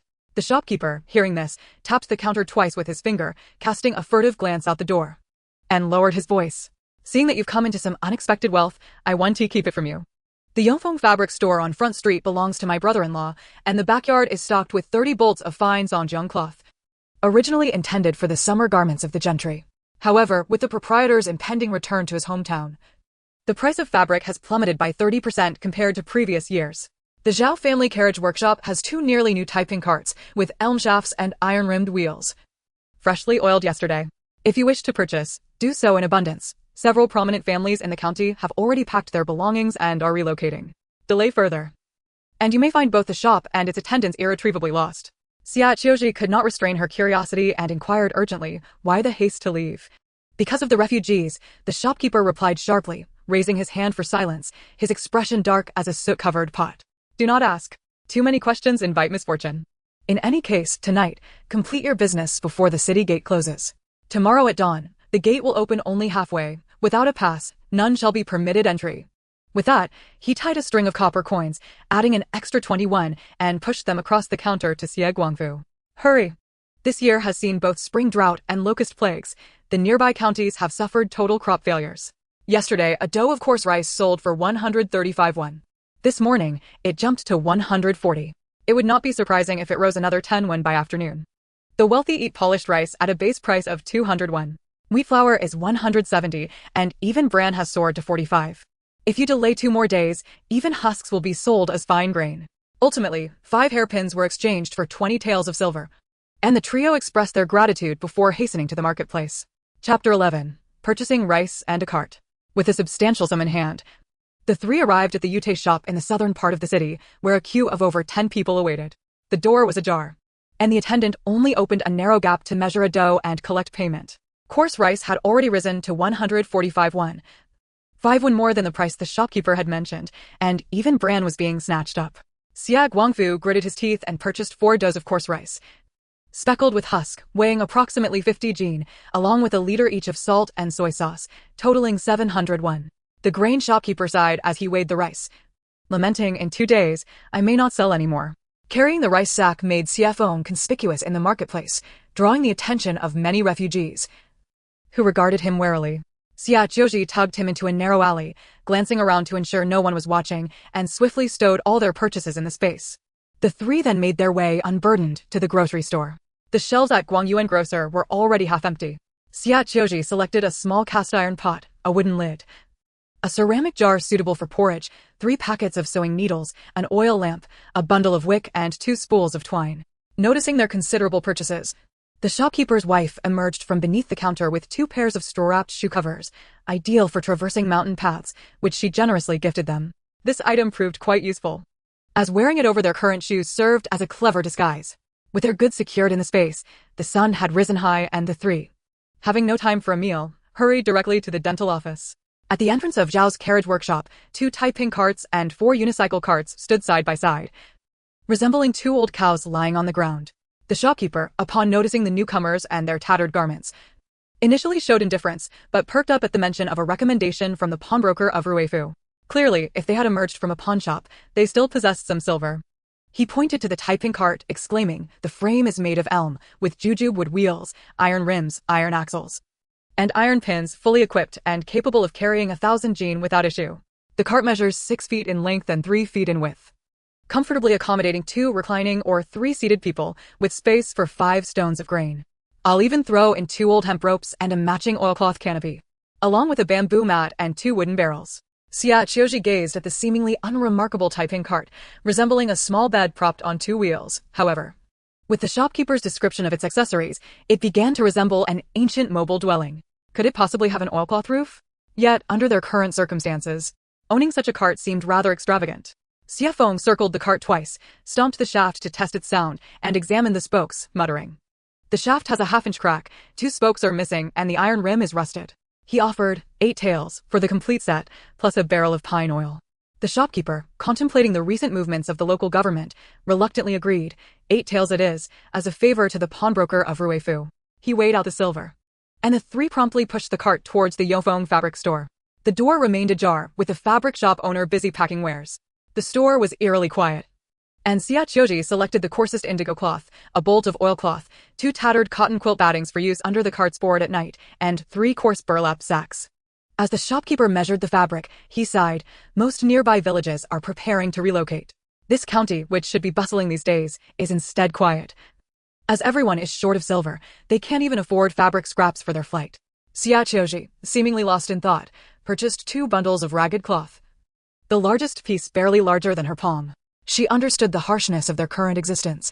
Typically, clothing was mended rather than purchased anew, and no one would buy a full roll of fabric to sew garments. Thus, even scraps had their utility.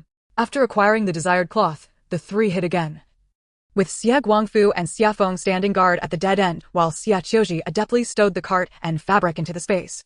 The items they had gathered that day were laid out in the living room of their hidden sanctuary. Having been busy since morning, it was now 1 o'clock in the afternoon. She quickly cooked 3 bowls of clear noodle soup in the space, devoured them in haste, and then carried 2 bowls to the dead end. Father, brother, come in and eat noodles. Let me keep watch. Thus, the 3 stealthily filled their stomachs like thieves in the dead end before hastening towards the city gate. If they hurried, they could return to Xie family village before nightfall. Xie Qiu Zhi felt she had never traveled such a long dirt road in her life. The scorching sun overhead nearly blinded her, and she almost stumbled. Fortunately, Xie Feng caught her just in time. Xie Qiu Zhi decided to sit on the dirt road, using her coat as a shield to draw out the ice water from the space's refrigerator, taking a hearty swig before passing the water bottle to Xie Guangfu. Father, drink some water quickly, I'm going to rest for a moment. Xie Guangfu, equally hot, took the bottle, drank a couple of gulps, and then handed it to Xie Feng, who finished the remaining ice water. He stood behind Xie Qiu Zhi, shielding her from the relentless sunlight. Leaning against Xie Feng's knee, she rested for 2 minutes before the 3 resumed their journey. As the sun began to tilt westward, they finally spotted the outline of Xie family village in the distance. They unloaded the cart, transferring the grain sacks and fabric onto it, then covered everything with oilcloth. It was not that they wished to hide in the space, rather, they aimed to create an impression among the villagers that they had ventured to the county for procurement today. After all, in the future, they would need many items for their escape, which could not be concealed. On the way back to the village, Xie Guangfu pulled the cart ahead, while Xie Feng pushed from behind. Xie Qiu Zhi was assigned to sit atop the cart piled high with supplies. According to Xie Feng, her sitting was merely to test the cart's load capacity, but Xie Qiu Zhi understood the truth. They could not bear to let her walk any longer. Her feet were blistered with 3 large sores, causing her great discomfort. With her slender legs dangling from the cart's edge, she watched Xie Guangfu pull the cart and suddenly asked, Dad, why did the pawnbroker say to bring that fake silver next time? At night, we must use the back door and avoid letting those respectable customers at the front see us. Why can't we let them see us? Having weathered many trials in his career, Xie Guangfu possessed a wealth of life experience, far exceeding that of his high school-age daughter. Because our business is fraught with taboos. Firstly, counterfeit silver must not be presented openly. These 5 hairpins are merely copper alloy, disguised to resemble silverware. If those respectable clients at the front were to see them, they would immediately recognize the deception, and should the shopkeeper accept counterfeit goods, it would spread as a scandal, ruining his reputation. The consequences could range from a lawsuit to the closure of a shop. The craftsmanship of the hairpin remains shrouded in mystery. The intricate silk winding, the infusion of coral, and the application of gilding techniques are undoubtedly the work of a highly skilled artisan, a rarity in this era. Such craftsmanship is unlikely to be produced by common folk, and the shopkeeper is acutely aware that this skill either originates from a runaway craftsman or is a clandestine imitation of imperial work. Should any official notice it, inquiries would inevitably arise regarding its maker and provenance, leading to dire consequences for the illicit fabrication of imperial artifacts. Furthermore, the practice of utilizing backdoor dealings is an unspoken rule in commerce. There exists a saying among the old trades, the front door serves to uphold appearances, while the back door secures livelihoods. The front door caters to respectable guests who require documentation, whereas the back door discreetly handles unsavory transactions, such as the clandestine work of runaway artisans, pawning, or even stolen goods. The shopkeeper's arrangement for someone to use the back door at night is a means to bypass the ledger and avoid prying eyes, settling matters in cash and ensuring both sides remain untainted. In essence, the front door demands genuine silver and authentic documentation, while the back door accepts counterfeit currency and true craftsmanship. In Chapter 12, The Favor of 3 Gina Fried Rice, Xie Guangfu spoke at length, his mouth parched and lips threatening to crack in the arid weather that was almost fearsome. He reached for the insulated cup hanging at his waist, filled with ice, and drank several gulps of chilled water, feeling rejuvenated as it coursed down his throat. After finishing, he handed the thermos to Xie Qiu Zhi, who stored it away. Xie Guangfu's words not only enriched Xie Qiu Zhi with peculiar knowledge, but also clarified the mind of Xie Feng, who was pushing the cart behind them. Though he was no fool, having been able to discern the thoughts of fresh recruits during his military days, he lacked the business acumen that Xie Guangfu possessed. The 5 hairpins had exchanged for a considerable sum of silver, yet today they had spent a full 15 taels, leaving only 5 in their pockets. Why not pawn a few more? Wiping the sweat from his brow, Xie Guangfu remarked, My foolish daughter. Such fine items will fetch a much better price in a larger city. If you pawn them all now, wouldn't that be a loss? 5 taels is not an insignificant amount. Your father has never received more than 20 when for household expenses under the thumb of Xia Lao. Every time I worked in the county town, she would only give me 10 wen, demanding I return with several hundred wen after half a month. 10 wen. Were it not for the master's provision of meals, I would have starved. Father, how miserable you are, Xie Feng commented. Father, you were quite cowardly back then. Xie Qiu Zhi added. Those were circumstances beyond my control. In this era, filial piety is paramount. The former Xie Guangfu was rather obstinate, but that is no longer the case. In the days to come, we shall no longer be oppressed by the Xie family. As they pushed the cart to the village entrance, they attracted the attention of the villagers, many of whom gathered around. Meanwhile, in an old residence to the west of the village, Xia Wen and Li Welan had just returned home, having had an exceptionally busy day. Early in the morning, Li Welan and Xia Wen slurped down half a bowl of tomato noodle soup and tidied up the old house, hiding their belongings beneath a broken door plank to prevent any unwelcome visitors from discovering their anachronistic possessions during their absence. After organizing the house, Li Welan took Xia Wen's hand and chose to visit those kind-hearted individuals in the village. Aunt Wanbao, your pancakes are truly substantial, she exclaimed. Standing in the courtyard of the Zhang family at the eastern edge of the village, her eyes sweeping over a pile of neatly bundled luggage in the corner. It is indeed fortunate that your household is so foresight as to prepare such ample provisions. Xia Wanbao's mother, surnamed Zhang, was named Zhang Xiu, having married into the neighboring village.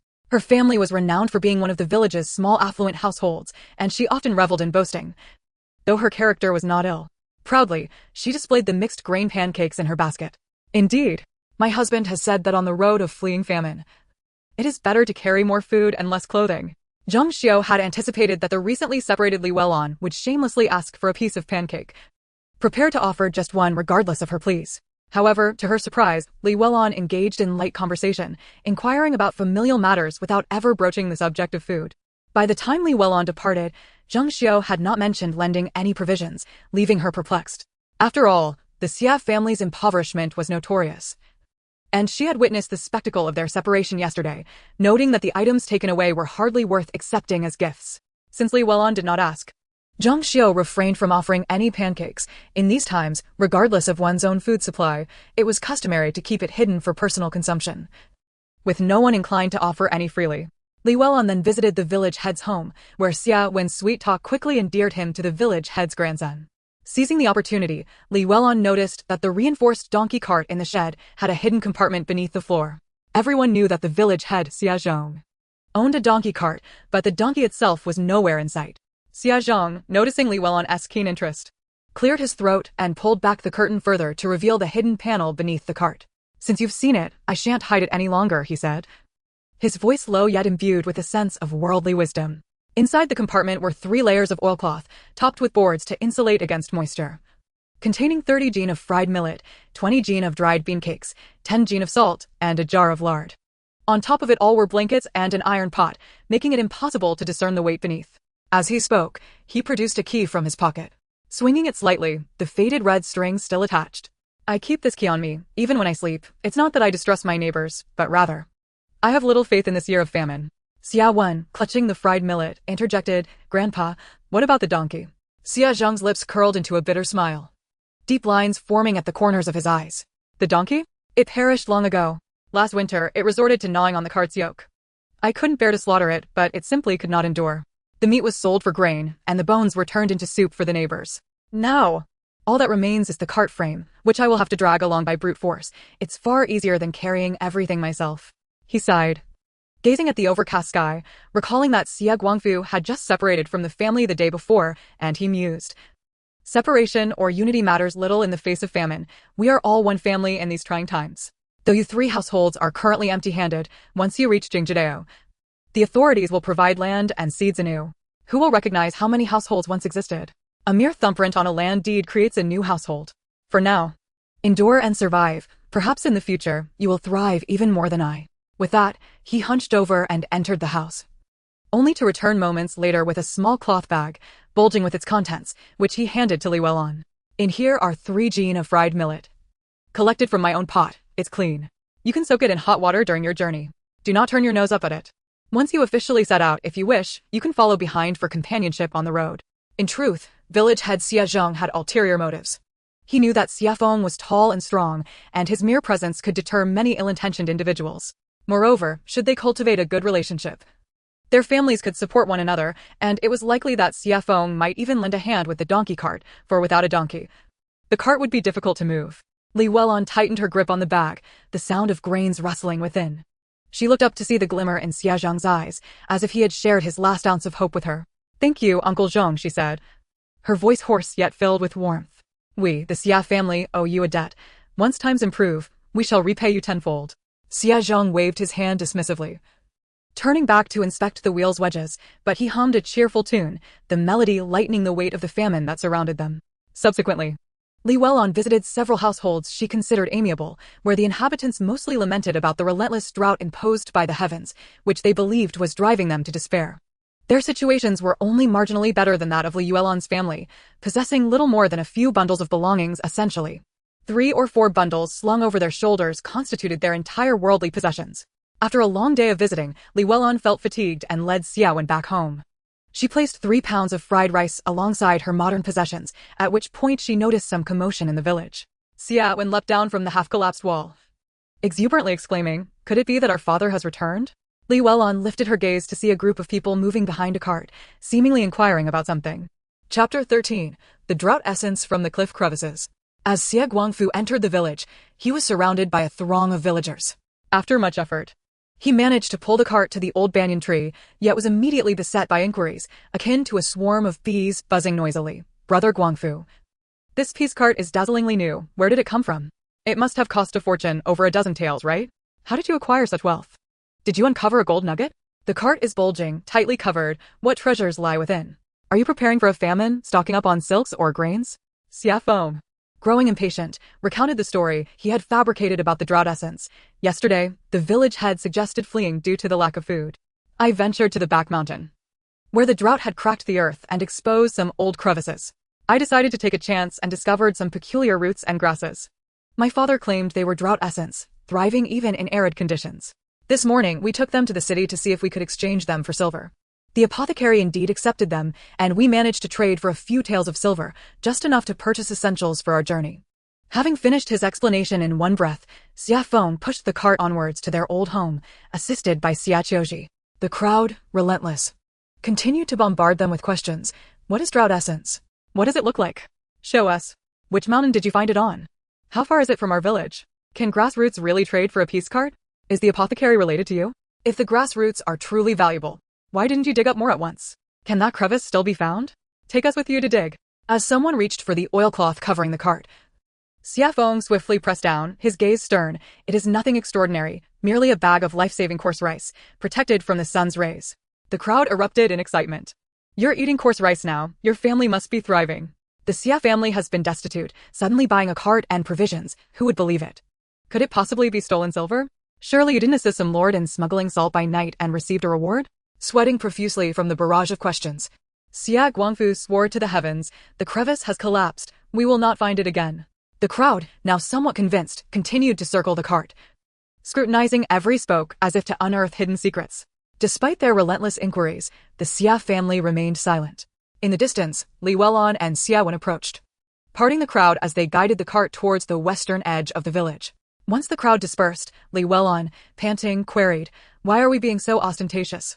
Shouldn't we just store it in the space and take it back quietly?" Xie Qiu Zhi lowered her voice so only their family could hear. "Our display is intentional, meant to show them. In times of disaster, the most precious commodity on the road is our reputation. If we quietly hide our goods, the villagers will only suspect we are hoarding greater wealth, and they might come to our door by night, endangering both our cart and our lives. By letting them witness the grass roots exchanged for silver, we can lock their suspicions to those few yellow essences in the crevice. Now, our empty cart is visible, while our genuine provisions and silver are concealed within the space. This way, we can display a fade while keeping our true assets hidden. Unless they steal our cart, what's on it is merely a ruse. Whatever is under the oilcloth can be whatever we claim it to be, making it easier for us to travel with the provisions we have stored away." Xie Feng added his explanation. Xie Guangfu, in a jovial mood, affectionately patted the cart, which was now about 70% new. "With this cart, you and your daughter can rest on it during our flight. No need to sleep on the ground with us anymore." Xie Guangfu was indeed a model husband, willing to make sacrifices to ensure the comfort of his wife and child. Li Weilon nodded. "Now I understand. When the time comes to flee, we have the cart and can follow behind Uncle Li Zheng." She then relayed Li Zhang's words verbatim to Xie Guangfu, who sat on the earthen cane, rubbing his sore legs in silence for a moment before suddenly laughing. "Uncle Li Zheng is a good man. His son, Xie Donghua, is straightforward. We can surely befriend him. Following their family will be advantageous." As the sun began to set, Xia Wen and Xie Qiu Zhi examined the cart in the courtyard, having discreetly stored the items inside the space. They, in their playful spirits, laid out 2 old quilts they had purchased from the fabric shop on the cart, eager to experience the comfort of their own makeshift bed on the journey ahead. Suddenly, Xie Qiu Zhi spotted a cloud of yellow dust rising in the distance. Their uncle and second uncle's families were approaching with fervor, led by the formidable figures of Grandma Xie and Grandpa Xie. Alarm bells rang in her mind, and Xie Qiu Zhi hastily shouted for Xie Feng, elder brother, someone is coming to cause trouble. Having shouted, Xia Wen and Xie Qiu Zhi quickly rolled up the 2 old quilts and covered them with the oilcloth. Upon hearing her, Xie Feng snapped open his Swiss Army knife and stealthily made his way from behind the house into the courtyard. Xie Guangfu grabbed a hammer from the toolbox, and Li Welon hurriedly followed him into the courtyard. The elder members of the Xie family stormed forward in a fury, only to find Xie Feng standing defiantly before the cart, brandishing a gleaming dagger, while Xie Guangfu stood like a guardian with his hammer, the bulging cart beneath the oilcloth seeming to mock the rumors they had just heard. Just days after partitioning their household, Xia San had returned with a fully loaded cart of provisions. Where had the silver come from if not from years of hidden wealth? Upon hearing such accusations, Grandma Xie immediately erupted in anger, while Grandpa Xie's veins bulged with rage. Xie Guangjin and Xie Guangui, the 2 brothers, brandished brooms and shoulder poles, shouting that they would reclaim the cart and its contents. Even the rest of the Xie family followed suit, a formidable force of 11 converging on Xie San's home. However, as they approached, they found the 5 members of Xie San's family standing sternly in a line, armed and evidently prepared, their fierce demeanor causing even the boldest among them, Xie Guangjin, to falter, his bulky form swaying slightly as his bravado wavered. Wang Cuizue, fearless and emboldened by her family's influence, rushed in from behind, hands on her hips and voice booming Li Welon. You cried poverty during the division, yet secretly hoarded your funeral fund? If you don't show it today, I'll overturn your pot. Xia Jibao squeezed to the front, attempting to pull back the oilcloth. Sir, they must have stolen our silver. Xie Feng swiftly brandished his Swiss Army knife, the blade gliding perilously close to Xie Jinbao's nose. Xie Guangjin, in a panic, pulled back, only to have the knife nick his arm, causing a stream of blood to flow. Xie Guangjin howled, resembling a pig with its trotters chopped off.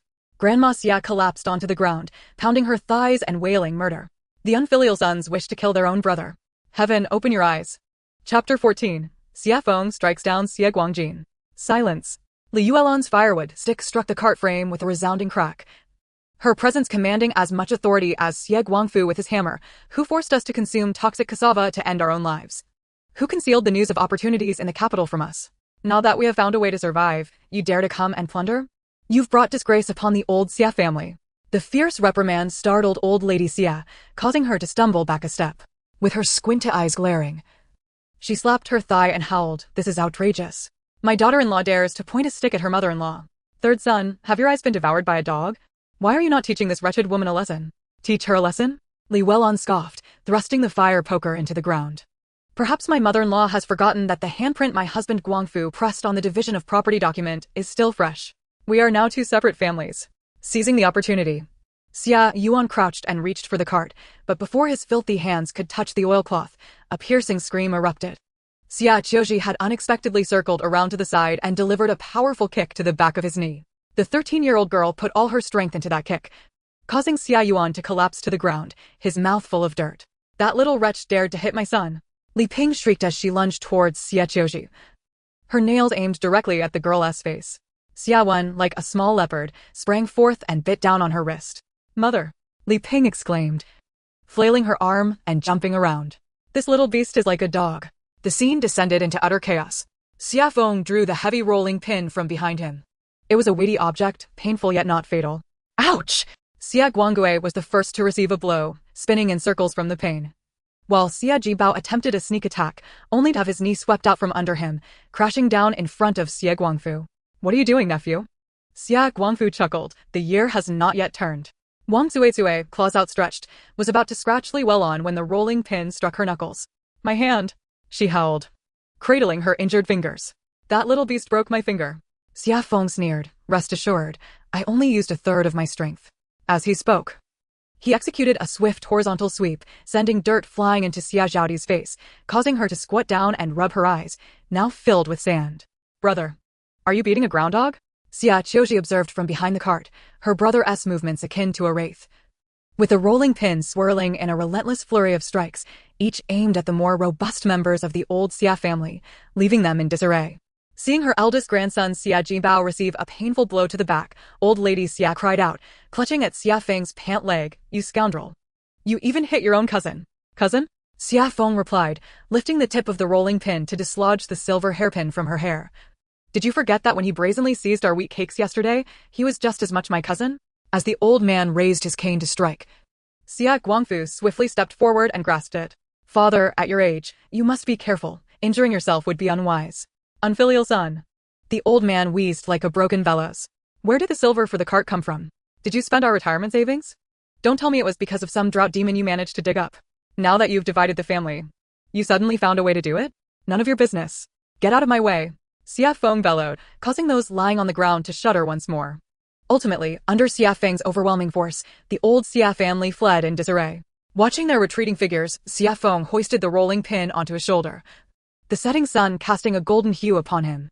"Brother," Xie Qiu Zhi beamed, "that move you just pulled was absolutely brilliant." Xie Feng glanced down at the rolling pin. "Now cracked, TSK, perhaps I exerted too much force.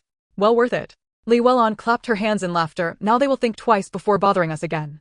In the distance along the dirt road, old lady Xie and her entourage encountered a few villagers wielding hoes. "Oh, isn't that old lady Xie?" one of them provocatively inquired. "I hear the third household bought a cart. How much silver did you get from that?" Old lady Xie's breath caught in her throat, her face turning the color of a pig's liver as she shot a venomous glare at the speaker, her steps faltering further.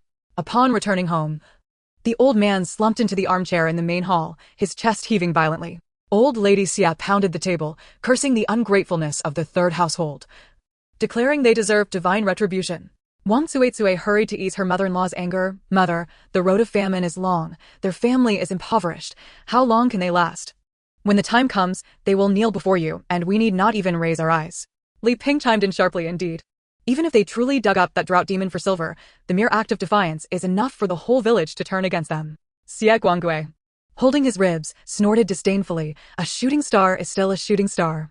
They may have silver now, but they will surely cough it up eventually. The third household does not deserve to enjoy blessings." Before he could finish, pain shot through him, causing him to exclaim in agony. Li Ping quickly helped him sit down. Gritting her teeth, "As we head towards the capital, our two villages, Wang and Li, will camp together. Are we truly afraid of dealing with that little wretch on the way? No matter how beautiful Li Welon is, she was sold by her own parents at a mere 10 years old. Why should she prosper?"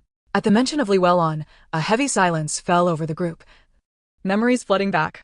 19 years ago, when the Xie family was in need, the second household married off daughters. Wang Suizue and Li Ping each received 20 taels of bride price, accompanied by a grand sedan chair. When it came time for Xie Guangfu, due to a fortune-teller's ominous prediction of a shooting star, old lady Xie would only part with a single tael of silver, purchasing the 14-year-old Li Welon from Li Village. Li Welon was sold publicly by her own parents, without even a proper garment to wear. From that moment on, Li Welon became the wife of the third household of the Xie family, viewed as a lowly wretch in the eyes of Li Ping and Wang Suizue. During prosperous years, whenever they returned to the village for family visits, Li Ping and Wang Suizue would proudly bring brown sugar and cured meat, while Li Welon could only hide away at a distance. Her own family had 3 children now, and not even an egg or a scrap of cloth had been sent for her grandchildren. However, Li Welon remained resolute, never setting foot in her family home again. Having long since severed any ties to her maternal family, old lady Xie rubbed her throbbing temples, wearily waving her hand. "Everyone, return to your rooms and tidy up. We must gather under the great banyan tree at the hour of the tiger the day after tomorrow. Time is short. Aside from my room, everyone else must pack up their belongings. Whoever dares to leave anything behind will not be allowed to cry on the road." Meanwhile, in the old house to the west of the village, Xie Qiu Zhi was applying a red ointment from the space to the scratches on Xie Feng's hand. "Brother, on the road of famine, they will surely try to cause trouble again." Xie Feng toyed with a Swiss Army knife in his other hand, the cold light reflecting in his eyes. "I am not afraid. If one comes, I will strike one. If a group comes, I will strike them all. Such despicable relatives must be made to fear us, so they will not dare to provoke us lightly in the future." Chapter 15. Becoming a top scholar is quite difficult. As night fell, the village was silent, with no one venturing outside. After applying the ointment, Xie Qiu Zhi entered the space to prepare dinner. After a day of travel and the scuffle with the old Xie family, she was exhausted, her clothes dusty and grimy. Determined to treat herself tonight, She took out the clay pot porridge from Li Welon, added rice, and soaked some dried scallops, planning to make scallop and shrimp clay pot porridge for dinner. Knowing her mother wouldn't splurge on such delicacies, she only soaked a small handful, as even a hint of their fragrance would suffice. While the porridge simmered, she fetched several buckets of water and treated herself to a refreshing bath in the space. In the old house, Li Welon, having finished washing up, was inspecting the items they had purchased that day. She scrutinized a ceramic oil lamp, its wick as thick as chopsticks. How does one even light this thing?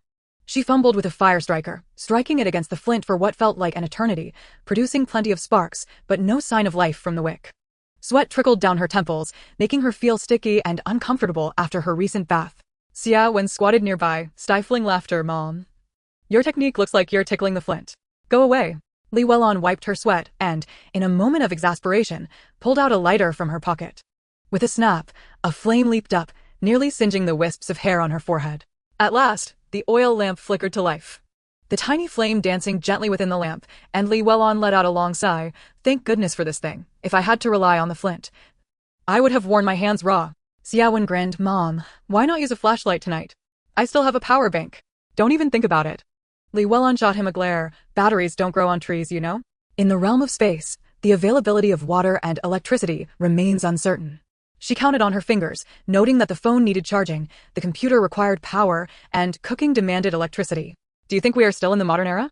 Xie Guangfu, upon hearing this, raised his head with a smile and remarked, Your mother is right. We must be frugal. Who knows how long this space will last? What if it suddenly vanishes? Xie Feng returned from bathing, holding a wooden tub gifted by the car shop manager earlier that day. He interjected, Dad is correct.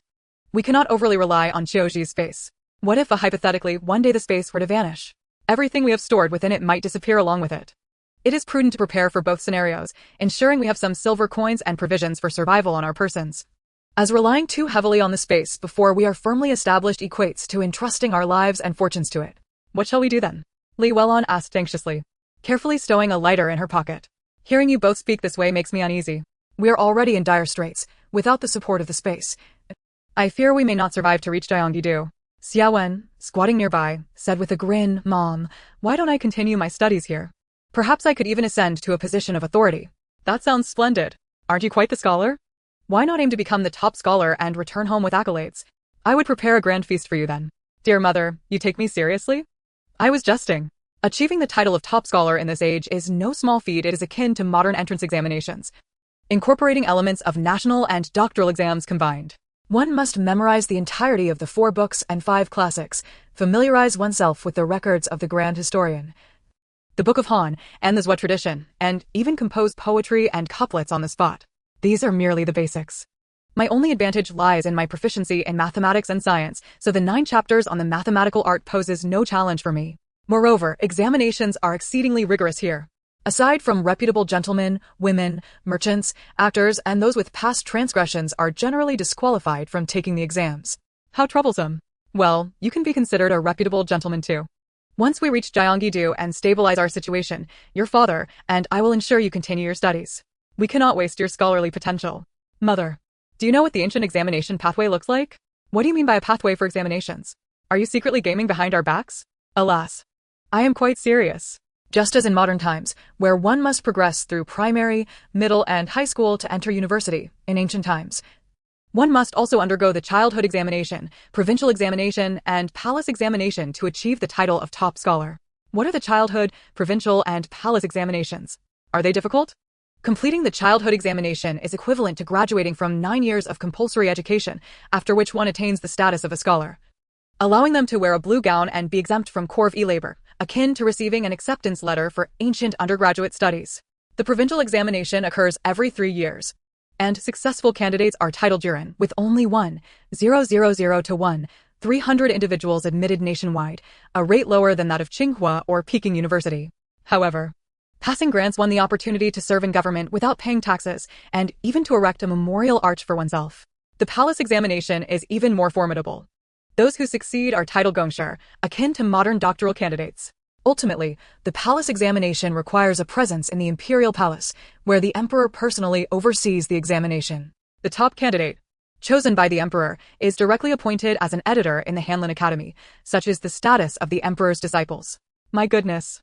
Does that mean a modern top scholar would be insufficient here? Indeed, it would be inadequate. However, I possess certain advantages. After all, I am a modern individual. And learning with a contemporary mindset will yield efficient results. While others may take 20 years to progress from the childhood examination to the palace examination, I could possibly accomplish it in 7 or 8 years. Moreover, the average age of top scholars in ancient times is 35. If I exert myself, it is feasible. However, let us focus on earning money to buy rice and sell meat for now. Education here can be quite costly. We can ponder this matter once our bellies are full. It is not that Xie Wen is disinterested in becoming a top scholar. Rather, the current circumstances are not conducive to such ambitions. In the modern era, he was a self-motivated overachiever, constantly competing against himself. He set a goal of achieving perfect scores in first grade, with a notebook of mistakes thicker than the textbook. By the 4th grade, he had completed introductory Olympiad mathematics, and in 5th grade, he won first prize in a provincial competition. During middle school, he utilized the city library as a study hall, completing high school level mathematics during the summer after 1st grade and securing a place in a provincial key school by ranking first in the city during his 3rd year. Throughout high school, he maintained a strict regimen, rising at 5:30 a.m. and turning off the lights at 10:30 p.m., reviewing mistakes according to the Ebbinghaus curve, and targeting the threshold for Tsinghua and Peking University. In the final 100 days of his final year, he completed a mock exam daily, ultimately scoring 720 points in the college entrance examination and becoming the provincial top scholar in sciences. To summarize, while others relied on their parents to push them, Xie Wen relied on systematic self-management, molding himself into a multifaceted academic prodigy. After being transported to the ancient era, he contemplated many possibilities, pondering how to survive in this unfamiliar time. Continuing his studies would necessitate careful management of the family's finances. At this juncture, Xie Wen shook his head. He was only 9 years old and had no reason to rush. Chapter 16, Modifying the Wallet and Cartly Wellon. Upon hearing about the complexities of becoming a top scholar, concurred with his perspective, prioritizing earning money to fill their bellies. While their daughter had items in her space that could be exchanged, it was ultimately not a sustainable solution. Sighing, she continued to sift through the goods they had procured in the county town during the day by the light of an oil lamp. Holding a handful of yellowed brown rice, she could not help but mutter softly, "This hardly qualifies as rice. It is clearly half-shelled, Stone-Age coarse grain. A single bite would certainly leave a mouthful of husks." She then touched the rough fabric that felt as coarse as sandpaper and added, "This material scratches the skin like a steel wool pad. If it were modern times, it would receive poor reviews even as a disposable cleaning cloth." Yet in the next moment, Li Wellon caught sight of her own patched-up coarse cloth shirt, silently swallowing her complaints. Cough, brown rice is rich in dietary fiber, and coarse cloth is entirely natural and free of formaldehyde, environmentally friendly and healthy. She engaged in self-hypnosis while securing the rice bag. Xie Guangfu chuckled at her self-deprecating strategy. In these times of calamity, being able to eat and stay warm is the ultimate luxury. What more could one ask for? Xie Wen grinned. "Mom, do not disdain it. Brown rice is quite nourishing. I recall you mentioning in a video that contemporary individuals consume too much refined rice and that occasionally eating brown rice is beneficial for health. We shall consider it a form of wellness." Impudent child, you certainly have a good memory. Speak less and save your energy for the journey ahead. I shall outrun you. What of my short legs? I am nimble despite my size. Listening to their banter about top scholars and the hardships of fleeing, Xia Feng shook his head in exasperation. "We have only 1 day left to travel. I just split an old door plank. We shall try making pancakes tomorrow. It is inconvenient for Qiu Zhi to vanish repeatedly during the journey, so we should prepare some food to nibble on when hunger strikes." Brother is right. Moreover, it is unwise to overly rely on the space. We must also keep some lightweight valuables close at hand. Tomorrow, we need to make a few cloth bags that can be conveniently carried. Upon hearing this, Li Wellon lost her desire to bicker with Xie Wen. Her mind was now focused on preparing provisions for the next day and sewing several cloth bags for everyone to carry, which would make transporting food and essentials much easier. When Xie Qiu Zhi brought out the clay pot kanji, Li Wellon was already measuring coarse cloth with Xie Guangfu's steel tape measure. "Mom, first drink the kanji. I will help you with the preparations at dawn." Xie Qiu Zhi was renowned for her craftsmanship within their family, and Li Wellon was more than happy to set aside the tape measure and scissors. Each family member was served a bowl of thick congee with dried scallops and shrimp, filling the room with the unique aroma of the dish. After a long day of travel, Xie Guangfu was ravenous. As he took his first sip of congee, the delightful flavor exploded on his palate, leaving him with but one thought: exquisite congee. Abandoning the spoon, she directly lifted the bowl to her lips and gulped down a mouthful. The rice was soft and glutinous, the shrimp succulent and springy, while the delicate flavor of the scallops burst like tiny fireworks on her palate. After just 3 bites, warmth blossomed in her stomach like a small furnace. And by the 5th, tears nearly spilled from her eyes. She had never realized that fullness could be such a joyful experience. By the end, the entire family had scraped the pot clean. As Xie Qiu Zhi returned to the space to wash it, she muttered, "Lately, I've been saving quite a bit of water on washing dishes and pots." On the eve of their departure, Li Yulan and Xie Qiu Zhi rose early to sew everyone's personal cloth bags. Xie Qiu Zhi procured 2 sports waist packs belonging to Xie Wen and seamlessly stitched scraps of fabric onto the outside, transforming the elegant designer waist pack into a beggar-style patchwork pouch, all while retaining the original zippers and inner pockets. Fixed around their waists and concealed beneath their loose jackets, they could discreetly access their belongings without drawing attention. Meanwhile, Xie Qiu Zhi thoughtfully added a small pocket on the exterior of the waist pack for storing dry rations, ensuring that the food was kept separate from daily necessities for hygiene. With only 2 or 3 flatbreads required, the pocket was modest in size, preventing it from becoming bulky and unsightly. 2 patched waist packs were made, one for Xie Feng and the other for Xie Guangfu. Xie Wen, with an envious pout, lamented, "I bought that waist pack and I don't even get one for myself. It's too unfair to the younger brothers." Unbeknownst to him, Xie Qiu Zhi retrieved 2 previously used backpacks from the space for modification, covering every visible part with a patched jacket, skillfully cutting and sewing to create a unique design. Even the shoulder straps were neatly enveloped in the fabric, effectively concealing all modern elements. This way, their hands would be considerably liberated as they traversed their arduous journey. Additionally, 3 crossbody bags were crafted. The ancient crossbody bags lacked sophistication, with long cotton ropes sewn into the corners for functionality. Xie Qiu Zhi and her mother busied themselves with the bags while Xie Feng and Xie Wen prepared the dough at the stove. Li Yulan had already measured the flour and water ratios, and once the dough had risen, they could make flatbreads. The dry rations they intended to create were simple in preparation, with easily sourced ingredients and a long shelf life, perfect for the current plight of refugees, fulfilling their hunger. They could be consumed directly, reminiscent of coarse compressed biscuits, or crumbled into hot water or soup, transforming into a thick porridge in no time. Xie Guangfu was not idle either. He had been squatting beside the cart early in the morning, tapping and hammering away.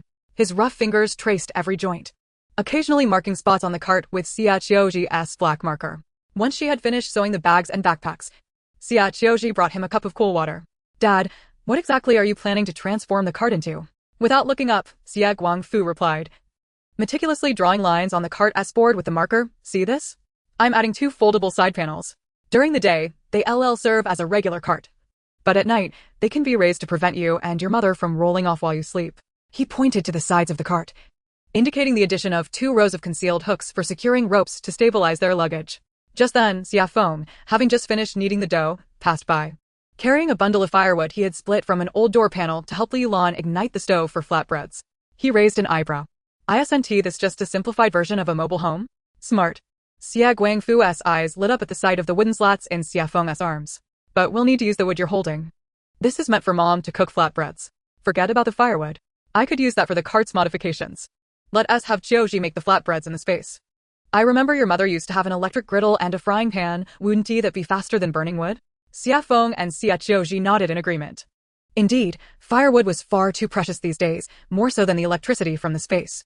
Xie Guangfu took the wooden slats and gestured, "Look. I'll add a curved support on the side of the cart, then we can drape the oilcloth over it." "Wait," Xie Qiu Zhi suddenly interrupted. "Dad, the oilcloth canopy is too conspicuous, isn't it? Everyone in the village uses coarse burlap." With a mysterious smile, Xie Guangfu replied, "That's why we must modify it." Lowering his voice, he added, "I'll use the oilcloth inside out, with the burlap facing outward. The waterproof side will be on the inside, making it appear as a regular cart canopy from the outside while remaining completely sealed." Xie Feng, contemplating, remarked, "Not only will it provide shade, but it will also keep away insects." He glanced at his sister, ensuring she was covered. "Exactly." Xie Guangfu rubbed his hands together excitedly, saying, "Qiu Zhi, go to the space and fetch the camping tent S-frame. We'll dismantle the steel tubes and wrap them in fabric." Chapter 17. The day before the escape to make flatbreads. Li Yulan approached with a basin of dough, shaking her head as she observed, "Old Xie, your cart is more elaborate than the village chief's donkey cart. Aren't you afraid of inciting envy?" With a knowing smile, Xie Guangfu pulled several wooden pieces from his pocket. "Look at this, a detachable tabletop. We can set it up for cooking during the day and lay it flat as a bed at night. I want to be using modern nails. This mortise and tenon technique is completely rational." He proudly showcased the mortise structure, which would not reveal any trace of modern craftsmanship. Xie Wen, squatting nearby, suddenly raised his hand. Dad, should we add some shock absorbers to the axle? I saw the village chief's cart had them tied with straw ropes. Good idea. But we'll use hemp rope wrapped around old cloth. It will dampen the shocks while remaining inconspicuous. He turned to Xie Qiu Zhi and instructed, Girl, hand me some of those scraps you bought. Having grown accustomed to running errands, Xie Qiu Zhi swiftly fetched the scraps from the house. Xie Guangfu, like a child playing with a grand toy, muttered to himself, the cart's yoke facing outward. The body elevated a foot and 2 inches off the ground, enough clearance for ditches without jostling the pots and bowls. I'll need to tighten the loose elm tenons and wedge bamboo pieces into the mortise. When wet, the bamboo will expand, ensuring the cart holds firm on the escape route. As the sun rose higher, the modification project was in full swing. Xia Feng and Xia Wen reinforced the cart's frame, while Xie Guangfu worked on the foldable side panels. Xie Qiu Zhi busied herself making flatbreads in the space, while Li Yulan fretted over her technique, offering a multitude of cautions. Finally, feeling somewhat repetitive herself, she conceded, forget it, as long as they're cooked through. That's sufficient. I'm not expecting them to be gourmet. Following Li Yulan's instructions meticulously, Xie Qiu Zhi adhered to the steps of using less water, maintaining a low flame, cooking them dry, and then drying them further. A large basin of dough was divided into small portions shaped and flattened before being placed on a hot, oil-free pan. Clad in patched ancient attire, she made flatbreads in the modern, pristine kitchen, creating a striking contrast. 2 frying pans sizzled simultaneously as she listened to music through her Bluetooth earphones. After 2 hours, the palm-sized flatbreads, thick as fingers, were all ready. When broken apart, they revealed no moisture, with a dry surface that produced a crisp sound upon tapping, perfectly resembling compressed biscuits once cooled. Li Yulan was the first to sample them. Upon taking a bite, it felt like gnawing on sun-dried earth, dry and hard. After a few chews, a faint toasted aroma mingled with a hint of saltiness emerged, making it somewhat tasty. Although it lacked the fragrance of oil or sweetness, the primal essence of grain exploded in her mouth, radiating a solid warmth that climbed from her stomach. Not bad, was the culinary blogger Li Yulan's verdict.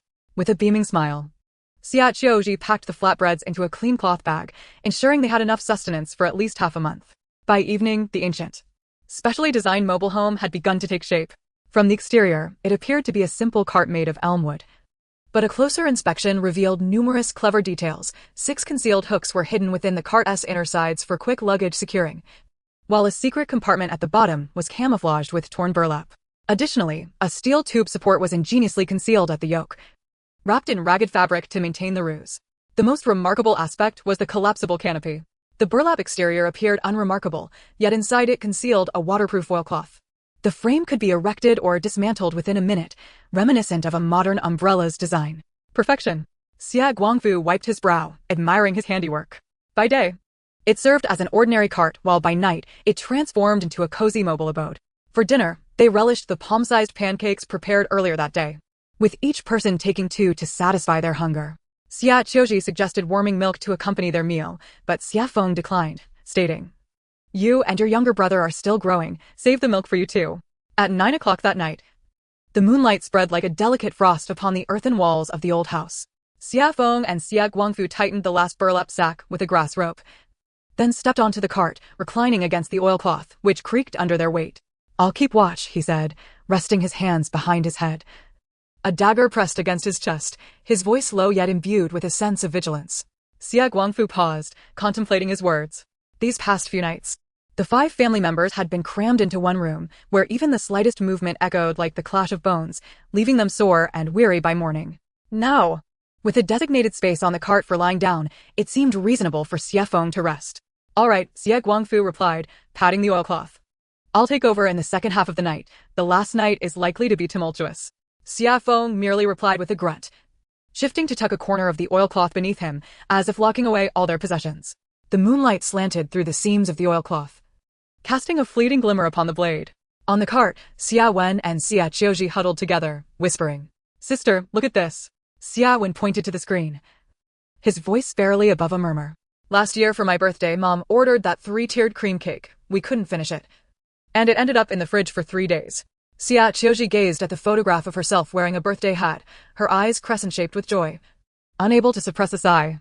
In hindsight, that was truly extravagant. It feels wasteful to let a cake spoil. She swiped to another photo, exclaiming, And here's when our whole family went for all-you-can-eat barbecue. You devoured 5 plates of fatty beef all by yourself. The waitstaff looked at you as if you were a spectacle. Xiaowen grinned, patting his stomach. If only I could have a barbecue feast now. I promise I'd delick the plates clean. Xie Qiu Zhi continued scrolling, suddenly halting at a family outing photo where beneath the blue sky and white clouds, they stood before an amusement park castle, each holding an ice cream cone, their smiles dazzlingly bright. Xiaowen stared at the picture, falling silent. Xie Qiu Zhi, noticing his quietness, gently nudged his shoulder. Missing home? It's just that I wonder why we didn't cherish those days more. Xiaowen mumbled. Had I known I would end up in this wretched place, I would have spent all my pocket money at the supermarket that day, stocking up on 7 or 8 boxes of cola. Xie Qiu Zhi stifled a laugh, quickly covering her mouth to avoid waking their parents next door. Just as she was about to speak, Li Weilon's voice pierced through the darkness. You too. Why aren't you asleep yet? We have to rise at dawn. If you're late to gather at the big banyan tree, just wait and see how I'll deal with you. Xie hastily dimmed his phone screen and feigned sleep. I'm sleeping. Xie Qiu Zhi snuggled into her thin blanket, gazing at the stars peeking through the ceiling's holes, her heart filled with dreams. If only she could have another chance. She would visit the big supermarket and indulge in a shopping spree, bringing home carts filled with all her heart's desires. Outside, Xie Feng lay on the cart, listening to the gradual stillness within the house, exhaling softly. He touched the patched waist pouch tied around him, which held his phone and a few coins. Tomorrow, they would embark on the true journey of fleeing. Chapter 18, The Gathering at the Banyan Tree and the Queuing Chaos. At a quarter past the tiger hour, which is around 5 in the morning, the sky had yet to brighten, and stars still twinkled overhead. Both Xiaowen's smartwatch and Xie Qiu Zhi's phone alarm rang simultaneously. Startled from her slumber, Xie Qiu Zhi blinked a few times, realizing that today marked the beginning of their escape. The spot beside her where Li Weilon usually slept was empty. She was already up, even before the alarm. Everyone's awake, Li Weilon announced as she entered the room, issuing commands. Qiu Zhi, hurry and warm the porridge. Make it extra thick. Wen, check your package from last night one more time. The room descended into chaos. Xie Qiu Zhi swiftly tied her hair and darted into the space. 5 minutes later, she re-emerged, carrying steaming bowls of porridge and a few pancakes, which she had secretly prepared using the rice cooker in the space. In the yard, the oil lamps flickered to life as Xie Guangfu and Xie Feng conducted a final inspection of the cart. The axles were lubricated with tung oil, and the burlap ropes were tightly secured. Xie Feng even camouflaged the cart's modifications with strips of ragged cloth, making it appear as a typical farmer's dilapidated cart, with only close inspection revealing the intricately designed details. After the family had consumed their vegetable and egg porridge and nibbled on a piece of pancake, they stored all belongings in a space. Suddenly, the distant sound of a gavel echoed, signaling the gathering at the banyan tree. Quickly, Li Weilon called, slinging a cloth bag over her shoulder and pulling along the still yawning Xiaowen. We must gather under the banyan tree. If we're late, we'll end up at the back of the line. Xie Qiu Zhi took one last glance at the dilapidated old house, now reduced to an empty shell. Satisfied that nothing was left behind, she grabbed her prepared modified backpack and stepped into the yard. There, Xie Guangfu and Xie Feng lifted the cart's yoke, with rough fabric straps slung over their shoulders, while Li Weilon and Xie supported the luggage on the cart, the family hurriedly making their way to the village's central banyan tree. In truth, the cart was not heavily laden beneath the oilcloth. It contained only the supplies bought from the county town, which were not particularly heavy. Each of them carried light bags, containing only a small amount of emergency cash, a piece of their old clothing, and 2 pancakes. The heavier items were stored in the space, giving the impression that they were carrying considerable weight while actually moving with ease. In the morning light, the area beneath the banyan tree was already teeming with people. Xie Qiu Zhi stood on tiptoe to peer ahead, observing a throng of individuals writhing like a mass of ants. The once 210 households of Xie family village had dwindled to just 148, with almost 740 individuals gathered here. With such a crowd, they constituted a large village compared to the many settlements they would pass on their journey. Among the crowd, the elderly leaned on canes, women cradled infants, and young men carried burdens, all amidst a cacophony that remained orderly. Silence. A booming voice pierced through the clamor. Xie Daha, the village leader's son, stood atop a large stone, holding a yellow flag emblazoned with the words Xie Family Village in one hand and a thick register in the other. Form a line as I call out the names. As Xie Qiu Zhi's family pushed through the crowd towards the front, she noticed many villagers were alarmingly emaciated, their eye sockets sunken and ribs protruding. A little girl of about 5 or 6 nestled in her mother's arms, eerily quiet, with only her occasionally blinking eyes confirming her vitality. Xie Guangfu's family, come here. Xie Dahu waved them over. You'll line up behind us, right behind the yellow flag. Xie Guangfu directed Xie Feng to position the cart in the designated spot while Xie Qiu Zhi curiously surveyed her surroundings. On the donkey cart belonging to the village head, a kind-faced middle-aged woman, Wang, was busy arranging the limited seating for her several grandchildren. Qiu Zhi, dear, you're here. Wang exclaimed with a warm smile, beckoning her over. Come help me keep an eye on these little rascals. Don't let them run off. Xie Qiu Zhi obediently approached the donkey cart, where the village head's granddaughter, Xie Xiaohua, rushed over to hug her arm. Sister Qiu Zhi, do you really think our new home will have white flower buns to eat? Yes, and there will even be candied hawthorns. Xie Qiu Zhi gently stroked the withered, yellow hair of the little girl, her heart swelling with a pang of sorrow. In this modern age, children of such tender years should be attending kindergarten, not trailing after adults in search of refuge. Just as she was recounting to the children the promise of white steamed buns and lamb soup, a sharp voice from the rear of the line pierced the air. Why should Xie Laosan's family be at the front? Why is my family relegated to the back? Old Madame Xie, leaning heavily on her cane, flushed with anger, Dahu. You explain this to me. Xie Dahu frowned as he consulted the roster. Third aunt, this arrangement is by the rules. Third uncle's family possesses a cart. And with Xie Feng being a strong laborer, their household was assessed as fast-paced, ensuring they would not hinder the group's progress. Your family, while not lacking, has both the elderly and young ones, so being placed in the middle is already quite considerate. Nonsense. Old Madame Xie spat, shoving her eldest son, Xie Guangjin. You go and reason with Li Zheng. Just because our family is low, does that mean we must be behind that Eloman Xie Laosan? We cannot be positioned behind them. Xie Guangjin wore a pained expression. He himself was reluctant to be at the front, having heard that those who led the line could not afford to slacken their pace. Should they lag, not only would they face the wrath of the Li Zheng and the clan elders, but they would also be pushed to the back. His bulk made walking tiring, and remaining at the back would afford him a chance to rest. Mother, the line is already established. You useless thing. Old Madame Xie twisted her son's arm sharply. If you want to go, I will.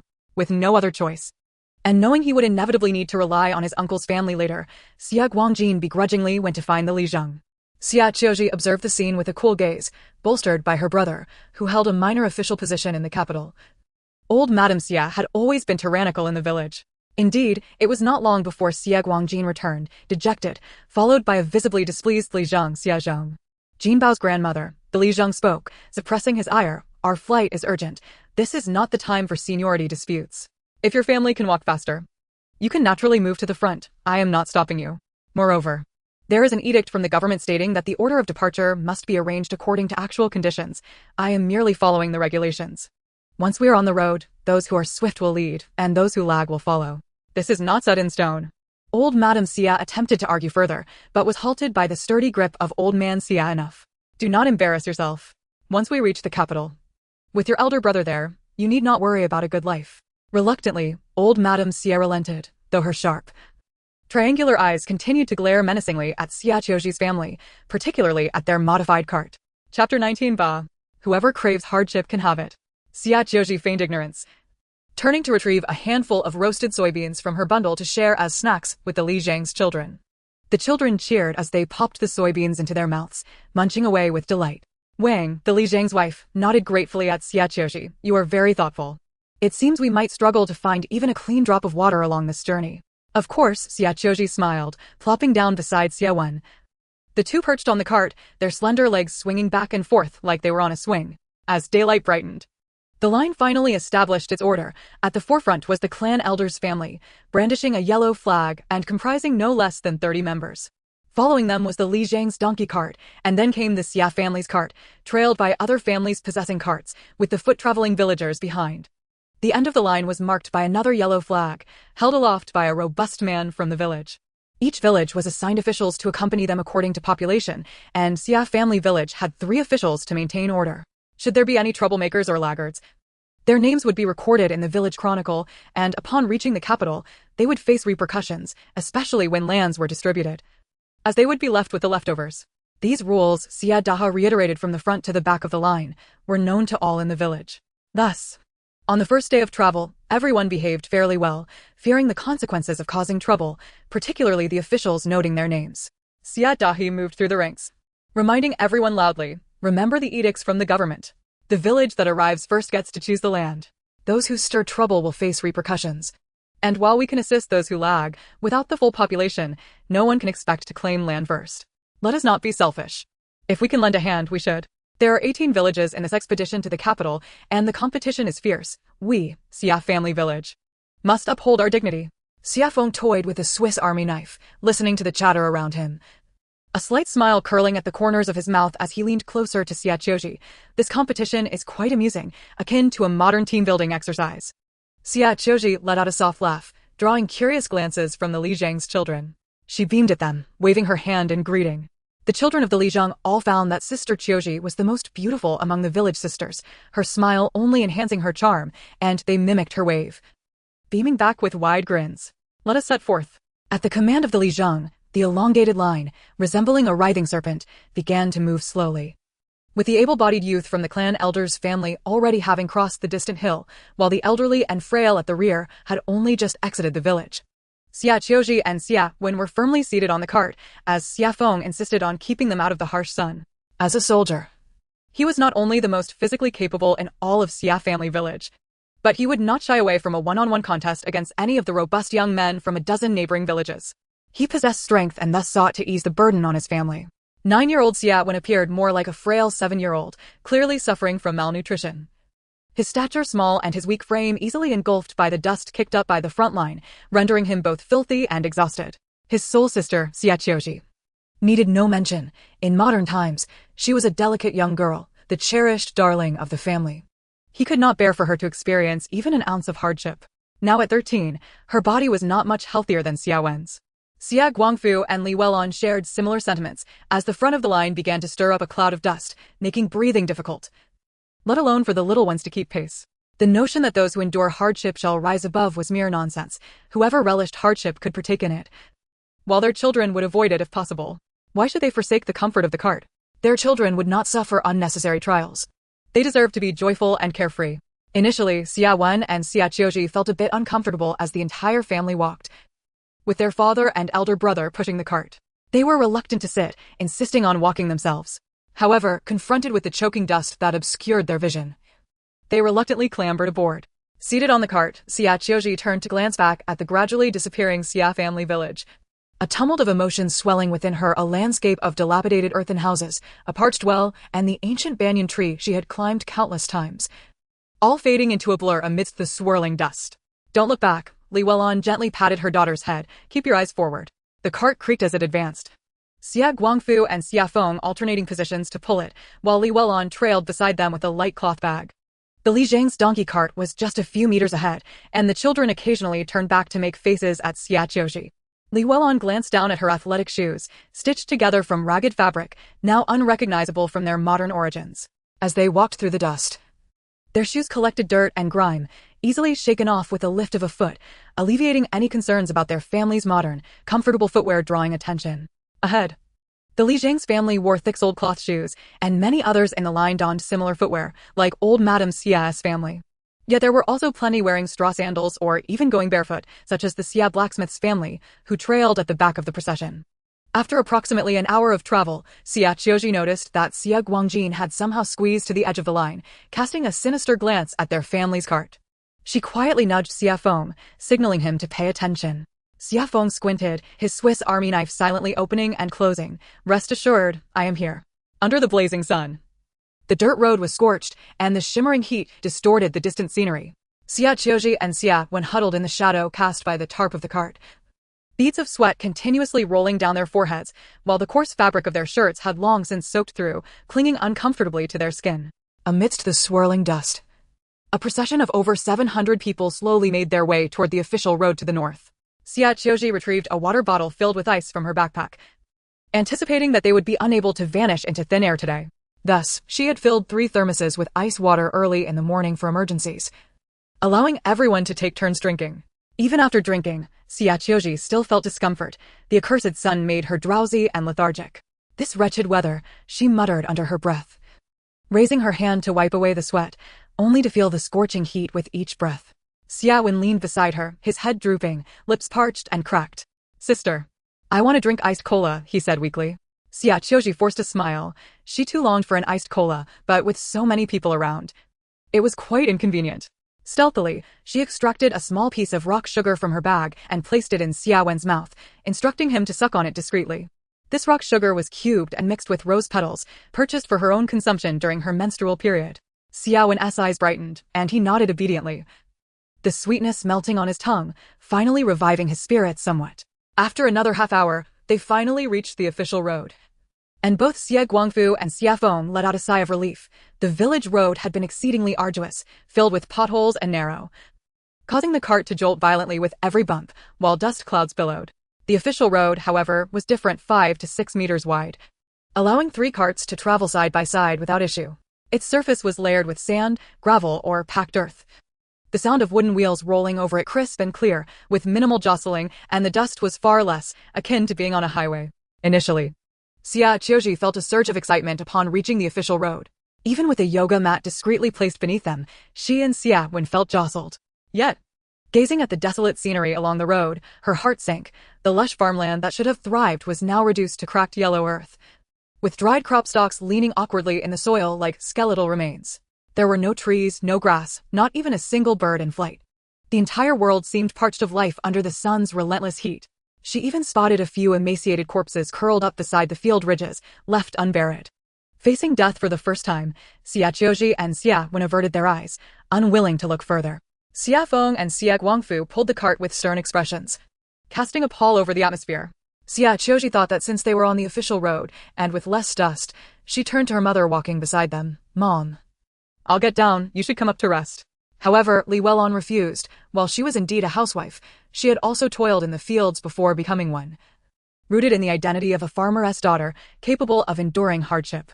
I want to sit down, soon we'll need to rest. And I see many people behind us struggling to keep up. The officials want to ignore that. Xie Qiu Zhi and Xie Wen dismounted, pondering that pulling an empty cart was quite different from riding in one, although Xie Wen felt there was little difference. Chapter 20. The officials chase the refugees. The procession had walked the entire morning until the sun reached its zenith, at which point the village head and the officials ordered a halt. 3 officials on thin horses patrolled back and forth, ensuring that no one fell behind, before tethering their horses under the scant shade of a dead locust tree, unfolding a crumpled map. Damn it, this job is unbearable. The stout official named Zhang, nicknamed Zhang Haizi, cursed as he pointed at the supply point marked on the map. Look, the porridge stall provided by Qizhou Prefecture is set up right next to a mass grave 3 miles outside the city. Is this a charity? It's a feast for the starving ghosts. The taller official, surnamed Qin and called Qin Jinhui, the senior among the trio, snorted in disdain. Do you think those prefectural officials actually care about these fleeing villagers? If it weren't for the court's stern orders to establish supply points to prevent villagers from starving and turning into bandits, they wouldn't bother with even this minimal effort. The youngest official, surnamed Zhou and called Zhou Qing, barely over 20, was escorting a refugee convoy for the first time. He wiped his sweat and said with a frown, Chengge, this route through the capital region is far too long. I've heard that Wang Mozi's group is escorting people from the Huainan route. They'll reach their destination in a month. We'll need at least 2 months. Zhang Haizi spat, his cracked lips oozing blood. 2 months? In this godforsaken weather, the horses are skin and bones. It's a miracle if the people can hold out. Qin, narrowing his eyes, glanced at the distant-seated refugees, lowering his voice. The food supplied by the prefecture is supposedly enough for the 3 of us and the horses. But as you can see, it's mixed with bran rice and moldy bean cakes. Even the horses don't want to eat it. Zhou Qing, with a furrowed brow, patted his horse's ribcage and sighed. If this horse continues to starve like this, it won't even be able to carry me. Qin, checking the route map, noted that the supply points circled in vermilion ink were mostly situated in the most desolate areas outside the prefectural city walls. Qizhou, porridge stall set up beside the mass grave. The porridge is so watery you can see your reflection. Xuzhou, a dilapidated post station providing well water, but villagers must draw it themselves. Yanzhou, a grass shed beside the official road, distributing old coarse salt, falsely labeled as restoring energy. The most ridiculous part was that each supply point was accompanied by fine print praising benevolence and imperial grace. Chengge, don't bother looking at it. I really want to tear this wretched map to shreds.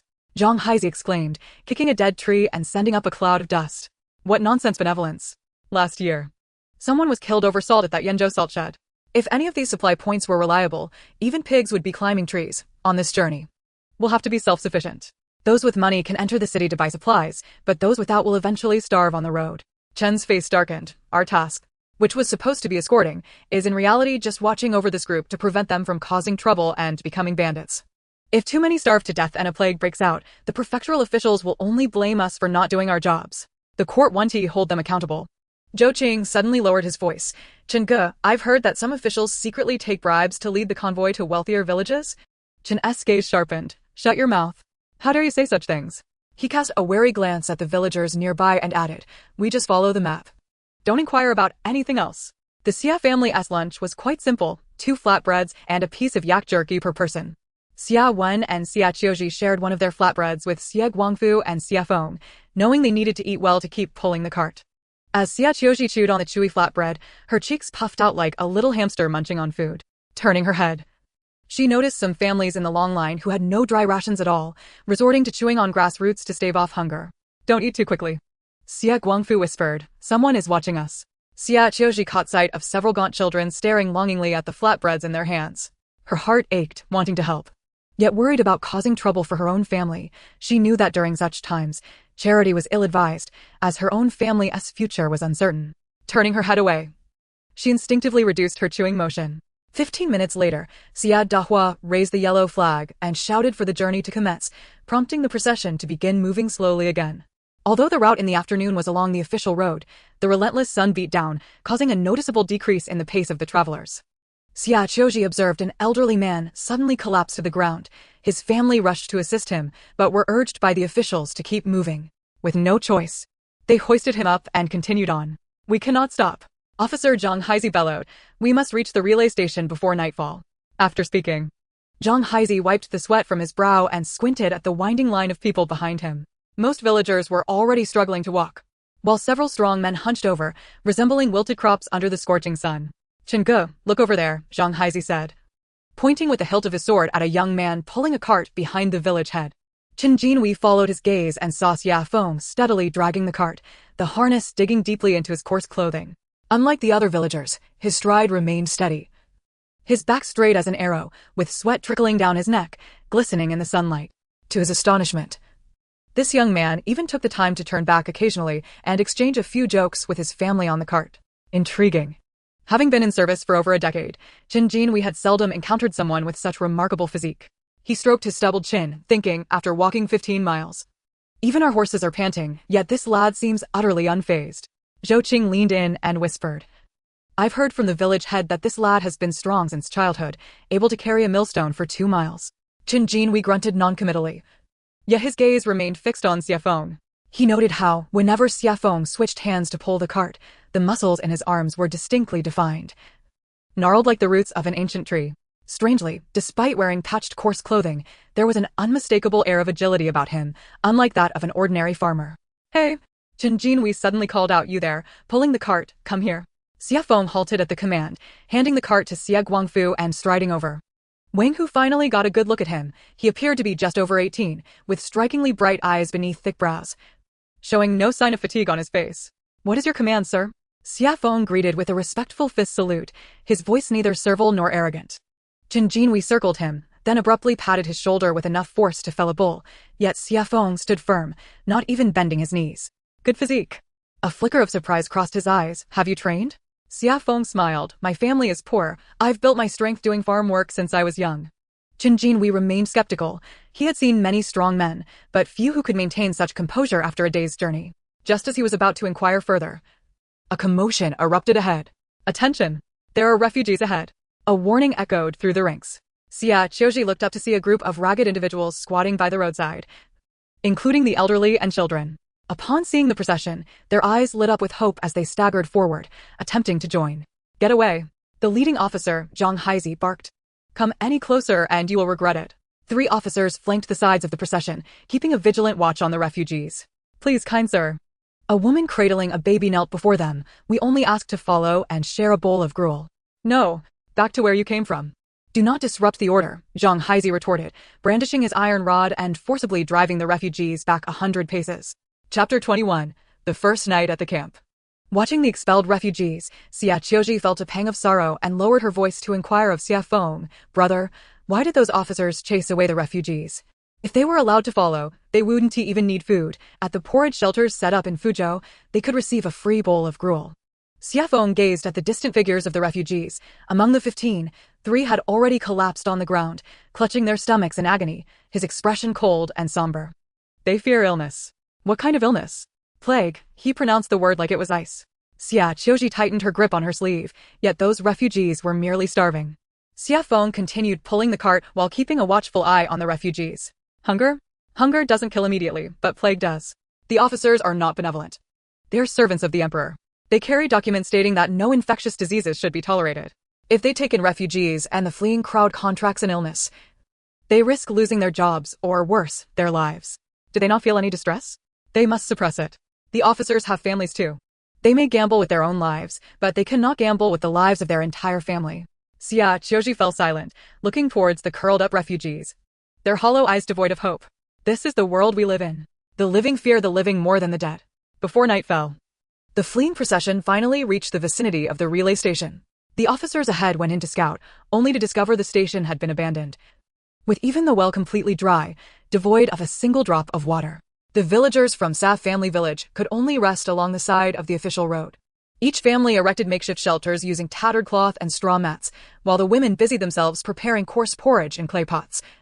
And the men took turns keeping watch as per the village head's arrangements to guard against the threat of refugees or wild beasts. Exhausted, the fleeing group slumped to the ground, many too weary to even speak. Some had blisters forming on their feet, shedding tears as they popped the painful sores. Xie Qiu Zhi supported Li Weilun to sit on the cart for a moment and quietly handed her the thermos. "Mother, it's cold. It will quench your thirst." Li Weilun took a sip, her eyes widening slightly. The water mixed with ice was particularly refreshing, and she discreetly squeezed her daughter's hand in gratitude. The ice water stored in the 3 thermoses had been completely consumed, and the rosy glow of dusk cast a warm light on everyone. Once it got a little darker, they could lower the oilcloth atop the cart to create a closed space. Xie Guangfu and Xie Wen leaned against the wheels, with Xie Wen crawling over to massage Xie Guangfu's calves, who squinted in enjoyment of his brother's attentive service. The donkey cart belonging to the village head was situated nearby, while Wang Shi struggled to lower her grandson from the cart, and Xie Dahua lay sprawled on the ground, utterly spent. "I'll help." Xie Feng dashed to the front of the village head's cart in a few strides. He caught the nearly falling Xie Xiaohua with one hand while deftly lifting Xie Jili down with the other. Xie Zhang, supporting his waist, straightened up with a look of astonishment in his murky eyes. "Aren't you tired?" Xie Feng smiled, his shoulder muscles glistening bronze under the setting sun. "I'm fine." This understated response drew the attention of several nearby young men. A dirt-covered man spat in disdain. "What a show-off. My legs feel like they're about to break." Complaints spread like wildfire. Not far away, Xie Loudeye sat on the ground, her coarse shoes worn through. She rubbed her aching back and scolded her eldest son, Xie Guangjin. "It's all your fault. Other families' elders don't complain about riding. You've only pulled for half an hour and are already whining about being tired. I've often given you special treatment. Is this how you repay your mother?" Xie Guangjin, drenched in sweat with his scholar's robe soaked through, leaned against the cart, panting. "Mother, could you say a little less? I've been walking all day." "Walking? You call this walking?" Xie Loudeye snapped, her voice sharp as she glared at her son's dirt-streaked face. "You've rested the most along the way. All the burdens are on the cart. What are you tired from?" Nearby, Xie Laohan squatted on the ground, his expression as dark as a storm cloud. "Grandma, I'm hungry." 7-year-old Xie Yuan, refusing to get down and walk, occupied the only space on Xie Guangui's cart, causing Xie Loudeye to miss her chance to sit, leading to her mounting frustration throughout the journey. "Hungry, hungry, hungry. All you think about is hunger." Madame Xie swatted her grandson's hand away, exclaiming, "If your father had shown a bit more ambition, we would already be enjoying a warm meal."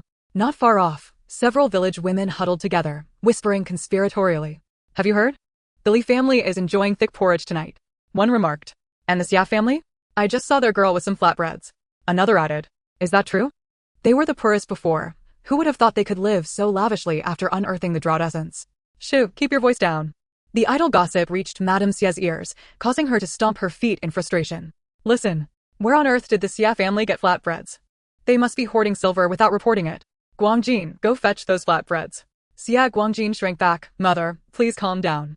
The last time he had crossed paths with Xie Feng's rolling pin, he had been left sore all over, and the cuts on his arm had only just begun to heal. He dared not provoke another confrontation.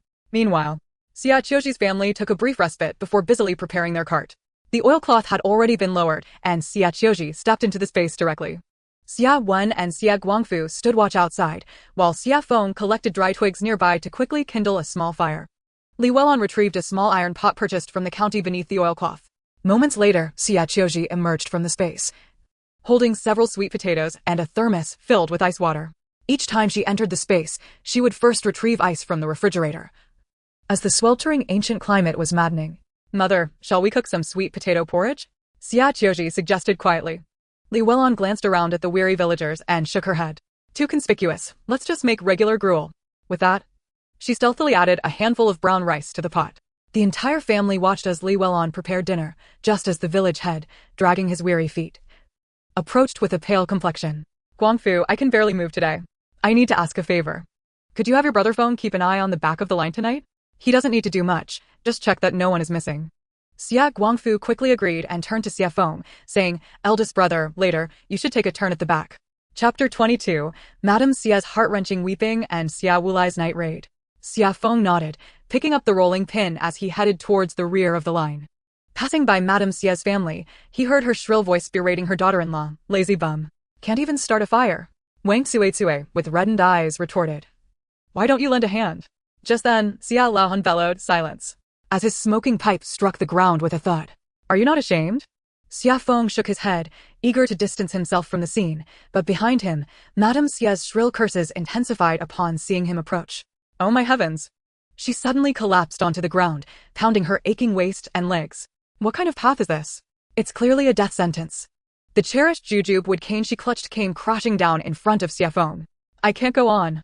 I can't live anymore." Her frail hands beat the earth frantically, sending up choking dust and causing her disheveled white hair to cling to her sweat-soaked, tear-streaked face. To have raised two ungrateful beasts. Their own parents don't care. They are going to work us old bones to death. I should have known. Her bloodshot eyes fixed on Xie Feng as he passed by, filled with resentment and calculation. "If I had known, I would never have split the family." "Oh, my dear son, my grandson Feng." The last words dripped with despair and regret. Xie Feng paused, glancing at the cart belonging to his uncles, which was laden with belongings. No wonder Madame Xia and Xia Laohan hadn't taken a cart. There was no room left for them, and the uncles were exhausted, collapsed on the ground. Xie Feng coldly averted his gaze, kicking the jujube cane aside, and straightened his back as he continued towards the rear of the line. Madame Xia turned to watch him depart, a surge of bitterness welling up within her.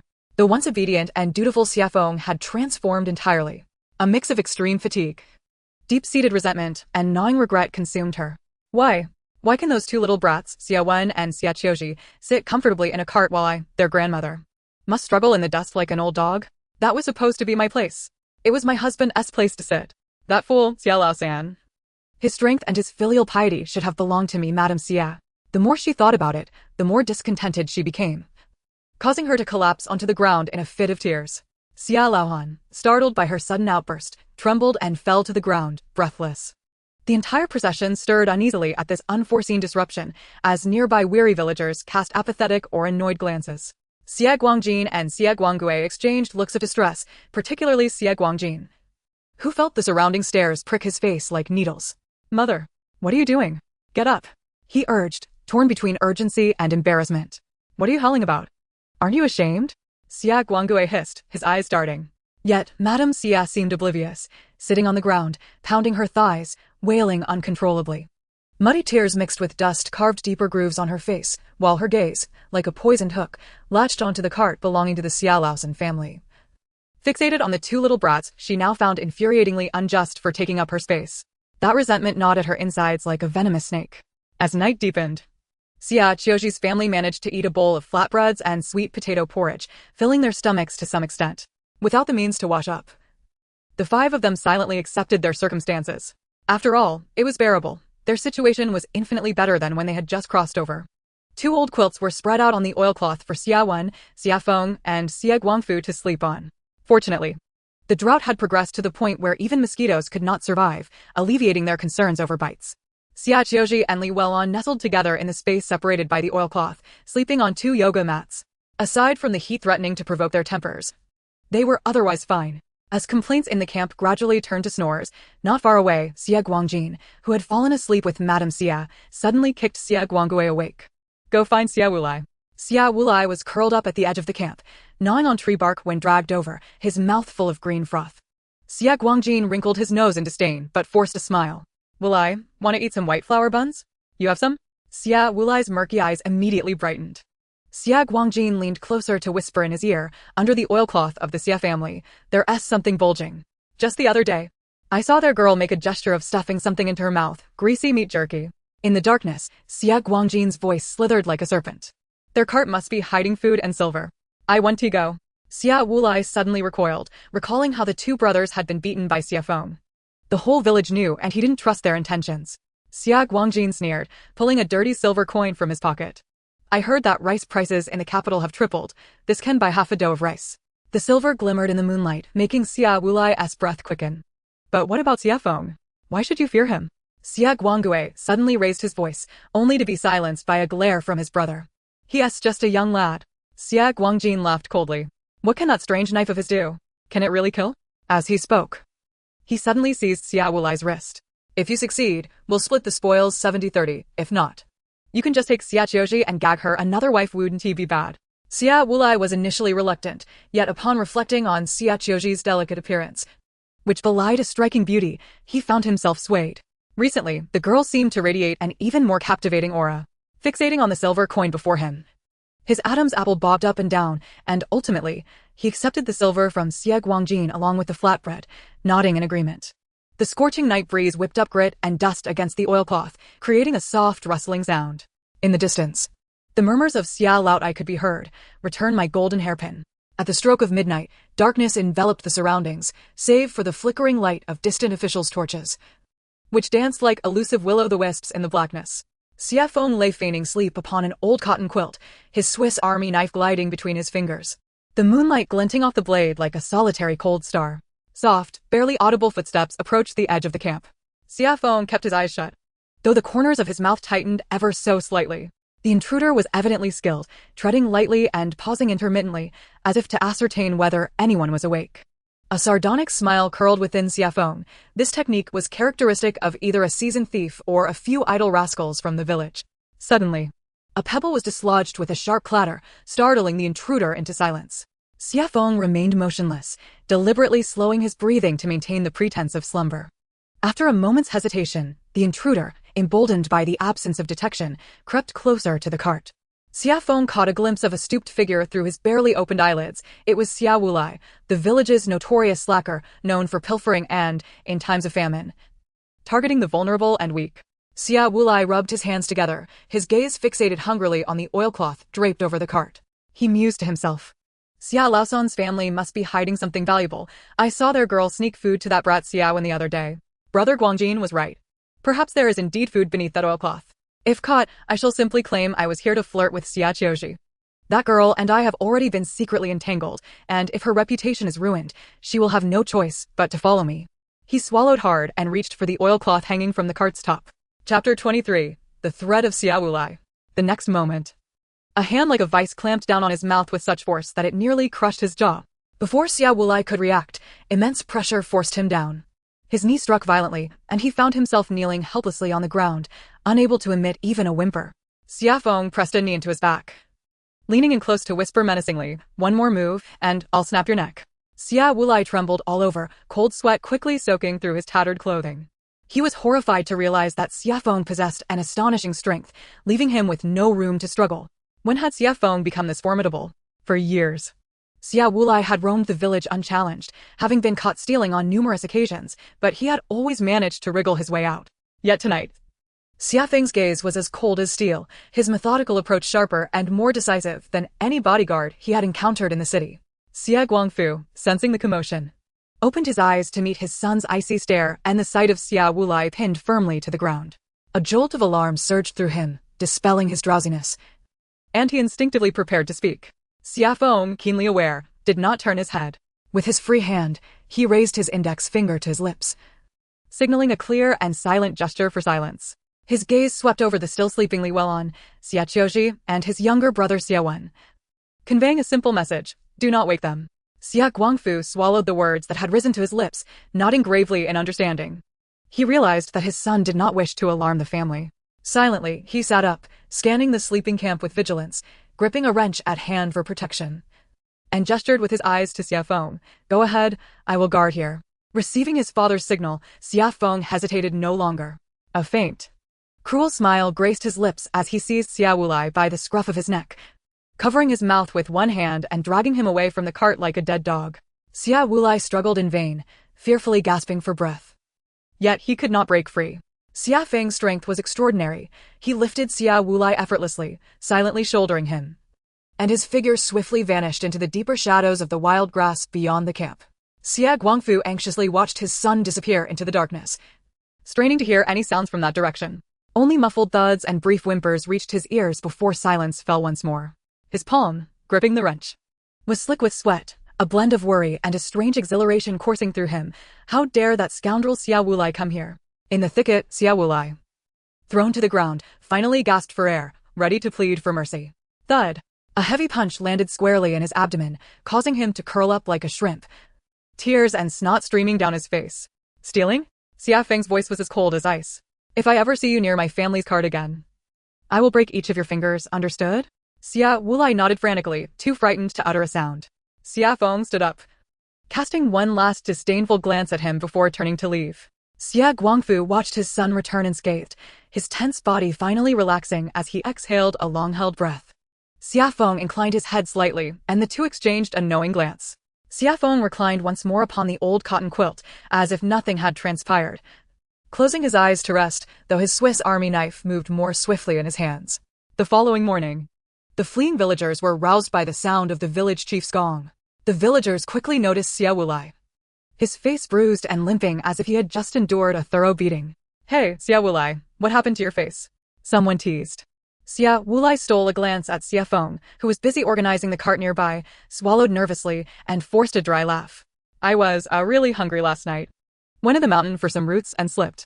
Upon hearing this, Xia Feng did not lift his head, merely allowing a slight smile to curve his lips as he tapped lightly on the cart's axle, producing two soft sounds. Xia Wulai trembled all over, hastily retreating into the crowd, no longer daring to glance in Xia Feng's direction. The fleeing party from Xia family village was set to depart in a quarter of an hour, the air thick with weariness and dust. The village chief, Xie Zhong, and his family had already begun their preparations. Wang Shi efficiently distributed coarse vegetable pancakes to the eager children, while Xia Dahu inspected the cart's ropes, kicking the slightly loose axle with a furrowed brow. He had thought his cart was sturdy, but compared to the one from Xia Laosan's family, his seemed on the verge of collapse, filling him with anxiety over what would happen if it broke down on the road with so much cargo.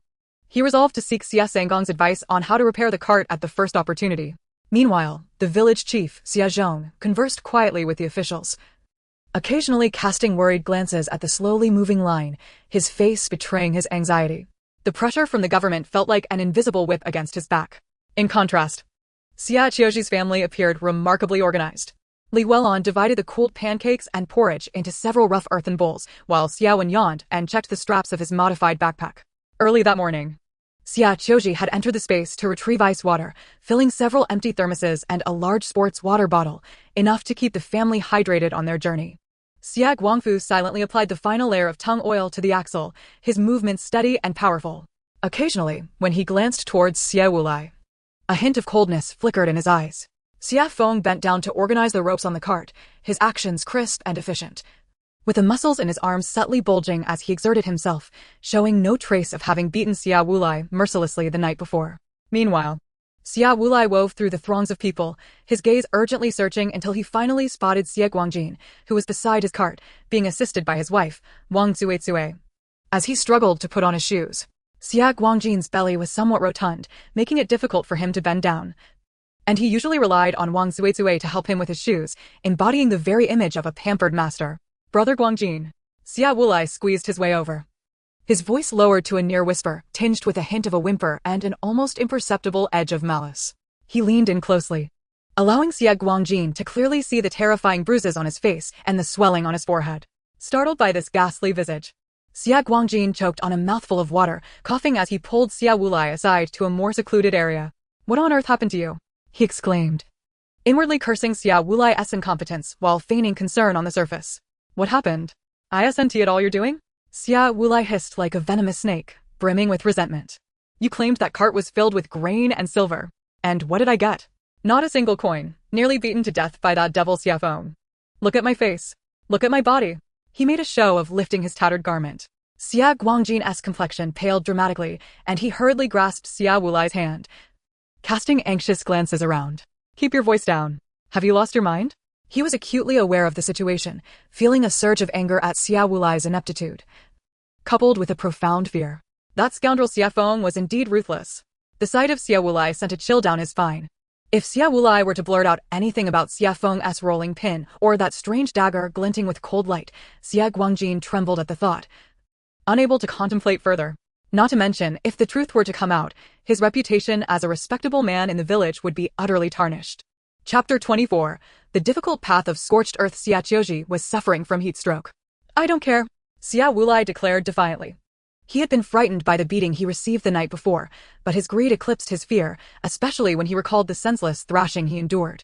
This cannot be left unresolved. You must compensate me. Otherwise, I shall inform Xie Feng that it was you who instructed me to steal, claiming you wanted to pilfer his silver and grain. Let us see whether he believes you or me. He glared at Xie Guangjin, exuding a sense of desperation. Furious. Xie Guangjin's face turned a deep shade of crimson, his flesh quivering with indignation as he silently cursed Xie Wulai's ancestors. This scoundrel. This rogue. Yet, he dared not take the risk. The cruelty exhibited by Xie Feng last night, combined with Xie Wulai's threats, felt like two daggers poised at his throat. You wretched fool. Xie Guangjin gritted his teeth, forcing a few words through clenched jaws. He quickly scanned the surroundings, relieved to find that no one was particularly paying attention, especially as Xie Feng's family remained preoccupied, seemingly oblivious to the unfolding drama. In a fit of agony, he discreetly retrieved a small cloth pouch from his inner pocket, moving swiftly as if burned by fire. Inside the pouch were 2 pieces of coarse grain cakes, slightly smaller than a fist and markedly whiter than ordinary bran cakes, far more precious than he had initially intended for his own consumption. With a pang akin to severing flesh, he hastily shoved one of the cakes into Xie Wulai's hands, fiercely hissing a warning. Take it. Shut your mouth. If you dare utter another word, I want to wait for Xie Feng to intervene. I'll have someone break your legs myself. Get lost. Xie Wulai snatched the pristine cake greedily, inhaling its fragrant aroma, a smirk of triumph creeping onto his face. He ceased his pestering, quickly stowing the cake deep within his garments, resembling a rat that had pilfered oil, hunched over and limping as he melded back into the bustling crowd, vanishing swiftly. Xie Guangjin watched his repugnant figure retreat, then glanced at the remaining piece of fine-grained cake in his possession, his chest tightening with rage. He gulped a mouthful of water, only to be met with a fit of intense coughing, his face reddening from the effort. Wang Tsue, having finished packing, noticed Xie Wulai's departure and, misunderstanding the situation, rushed over to pat Xie Guangjin's back, believing he had choked on his drink. Xie Guangjin pushed her hand away, his eyes darkly fixed on Xie Feng's bustling family, where the cart had been readied, and Xie Feng was effortlessly pulling the yoke, as if the events of the previous night had never transpired. The fear and resentment swelling within Xie Guangjin grew wild, akin to rampant weeds. On the second day of fleeing, the sun hung overhead like a scorching iron, the dirt road reduced to fine powder, and the dust kicked up by the officials' horses clung to the eyelashes, lips, and sweaty nape of the refugees. Xie Qiu Zhi walked alongside the cart, soon finding her head filled with a burning cotton-like haze, heavy and hot. Each step felt as if she treaded upon clouds, and the scenery before her began to waver and distort with the heat. She grasped the edge of the cart for support, gasping for breath. Li Weilun, noticing her distress, realized she was likely suffering from heat stroke and hurriedly urged her to lie down on the cart.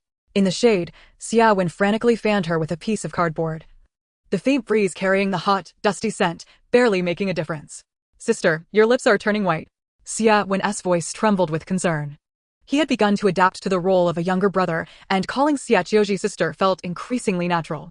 Li Weilun, anxious and with blisters forming at the corners of her mouth, quietly climbed onto the cart, using her body to shield as she carefully opened the thermos, letting a few drops of ice-cold water fall onto Xie Qiu Zhi's cracked lips, while continuously wiping her feverish forehead and neck with a damp cloth. Li Weilun profoundly regretted not reminding Xie Qiu Zhi to bring the salt from home, as that could have been diluted into a saline solution to alleviate her electrolyte imbalance. Gee girl, hang in there. If we can move a bit further, we might find some shade, she urged. Xie Guangfu and Xie Feng, pulling the cart, also kept a watchful eye on Xie Qiu Zhi's condition, occasionally inquiring if she felt any better. The procession of Xie family villagers had long since lost its orderly formation. Those who had been so keen to be at the front at the outset now lagged behind, weighed down by the heat. The previously established rule of resting every 10 miles had been crushed by the sweltering sun.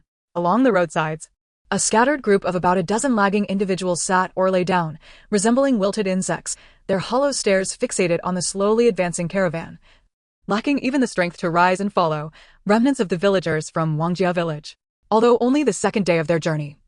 The simultaneous departure of 18 villages meant that there would always be individuals left behind for various reasons, ultimately abandoned, a situation that would only worsen with time. Several officials on horseback patrolled back and forth, bellowing at those who had fallen behind to hasten their pace, their voices betraying an air of weariness. If the stragglers exerted themselves, it was not impossible to catch up to the group. However, if they chose to give up after falling behind, such individuals were beyond the officials' concern. Damn those imperial officials! Officer Chen Jinhui reined in his horse, removing his tattered hat to wipe the sweat mixed with dirt from his face, which immediately flowed anew, leaving streaks of white on his dark skin. He complained to the equally listless Zhang Haizi beside him, this cursed weather. 3 years now and not a drop of rain. The crops have long since turned to ash. And we're all on the verge of becoming jerky. He tilted his head back, gulping down a mouthful of murky water from his canteen, only to spit it out in frustration. Ugh, this water burns my throat.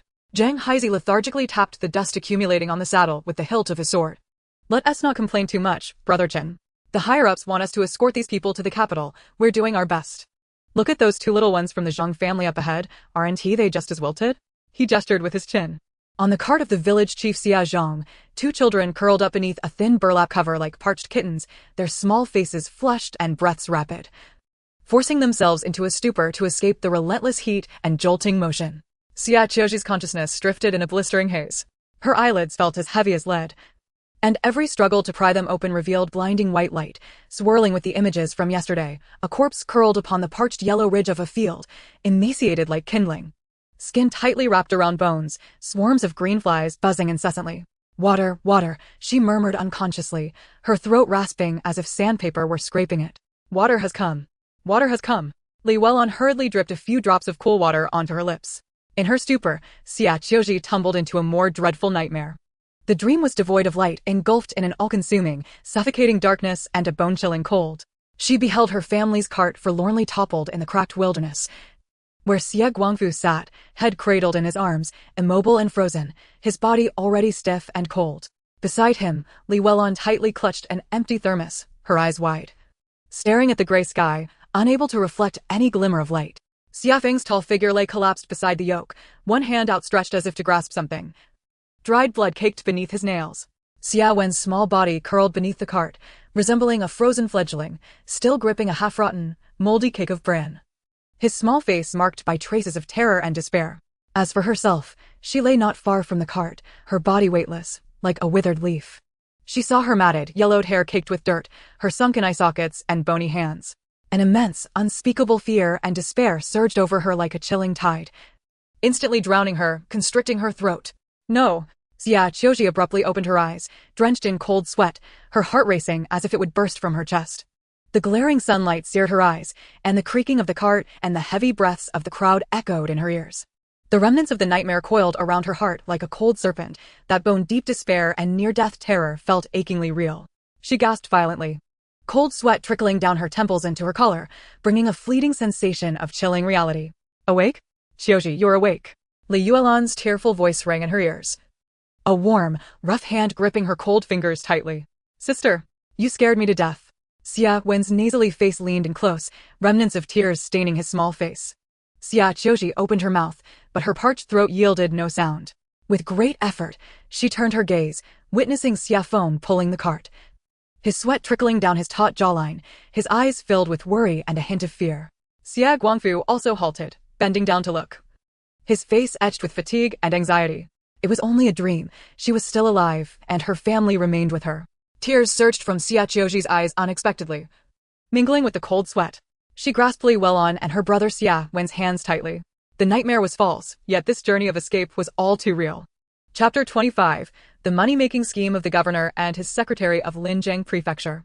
Xie Qiu Zhi's fingers gripped the edge of the cart tightly, her knuckles turning white. Beneath the scorching sun, the yoke was so hot it could sear pancakes. Upon seeing her awaken, Li Weilun hurriedly offered her a few sips of ice-cold water.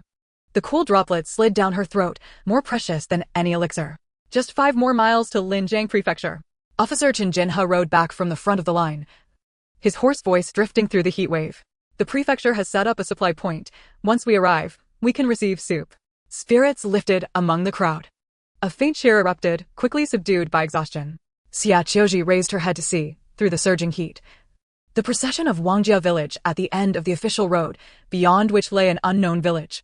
Xia Feng's back was already soaked with sweat, his coarse shirt clinging to his strong muscles. He turned to Xie Qiu Zhi, his brows knitted in concern. Qiu Zhi, you still don't look well. Why not rest a while longer? I'm fine now, brother. You've worked hard pulling the cart, Xie Qiu Zhi replied softly. Hearing this, Li Yuelan's eyes reddened, and she discreetly wiped away a tear. Xia Guangfu silently pushed the cart from behind, the ropes digging into his flesh, yet he uttered not a word. Compared to the toil of pulling the cart, they found Xie Qiu Zhi's heatstroke far more distressing. It was known that in ancient times, illness was largely left to heal itself, and only the wealthy could afford good doctors and herbs, leading to a high mortality rate from sickness. While heatstroke might be trivial in modern times in the past, severe cases could be fatal. In stark contrast to Xie Qiu Zhi lying on the cart was the group led by old lady Xie. Upon hearing the officer mention supplies 5 miles ahead, Xie Jibao lay sprawled on his family's cart like a dead dog, while Xie Guangjin and Wang Suizue took turns pulling the cart, both wearing ashen faces, occasionally shooting fierce glares at the third branch's family ahead. The girl from the third branch is so precious, merely suffering from heatstroke and lying on the cart pretending to be dead, Wang Suizue scoffed loudly. Our Jibao is the future scholar, and scholars are delicate. Why hasn't anyone offered a seat? Xie Zhaodi pushed the cart with her head down, her arms covered in sunburned welts, stealing a glance at Xie Qiu Zhi lying on the cart, a flicker of envy flashing in her eyes before she quickly lowered her head. In truth, they all regretted their haste in pushing the third branch to split. If they hadn't, Xie Feng and Xie Guangfu would still be the primary laborers, and the cart-pulling duties would never fall upon them. Old lady Xie leaned on her cane in the middle of the group.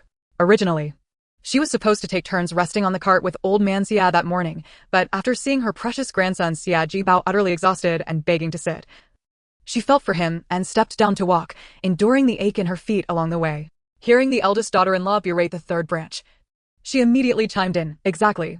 Do unfilial descendants not even regard me, their mother? Jibao is our family's eldest grandson and has only sat for a short while. Look at that Xie Qiu Zhi, that wretched girl, a mere girl who has sat the whole day. After 2 days of travel, Xie Guangjin and Xie Guangue had already torn the word filial to shreds. After old lady Xie cried on the ground yesterday, the gazes of their neighbors had shifted, and the once proud claim of being the most filial now felt like a slap in the face. Meanwhile, the truly filial Xie San had become indifferent to his parents. Unable to endure the neighbors' scrutinizing eyes, they had agreed to take turns allowing old lady Xie and old man Xie to ride on the cart. But every time they saw them seated while they pulled the cart like oxen and donkeys, it made their hearts uneasy. Xie Guangjin looked up and noticed that Xie Guangfu and his son had no one to lend them a hand. Achieving a strange balance, at least we still have a younger son. Daughters can be of use. Apart from Xie Feng, the third branch has nothing but uselessness. Wang Suizue spat out the dirt in her mouth. Let them show off. When they collapse from exhaustion, let us see how they continue to pretend to be righteous. Li Ping shrugged the rope over her shoulder, secretly laughing. The third branch only has Xie Feng to count on, no matter how comfortably well on is. She won tea last long. The 5-mile journey, typically a half-hour stroll, now felt interminable. As the sun dipped low in the west, the low walls of Linzheng Prefecture finally came into view. Beneath the walls, a dozen straw shelters had been erected, presumably the so-called supply point, but they appeared pitifully shabby. A handful of officials lounged idly in front of the porridge booth, where a large pot held only a few wilted vegetable leaves, the watery broth reflecting no human form. Is this it? Qin Jinhui dismounted from his horse, his countenance dark with displeasure as he approached the leading constable, Zhang Banchuo. This is even more perfunctory than last month. Zhang Banchuo lazily dug at his ear and replied nonchalantly, Head Qin, you are well aware of the current circumstances. It's fortunate if we even have some broth to offer. The governor himself hasn't tasted meat in 3 months. In the midst of the queue stood the Xie family, with Xie Qiu Zhi caught in the faint odor of the watery broth, her stomach churning with nausea. More alarming were the sight of the refugees sprawled beneath the city wall, each one emaciated to the bone, their vacant gazes fixed on the newly arrived famine-stricken. Hurry and collect your broth.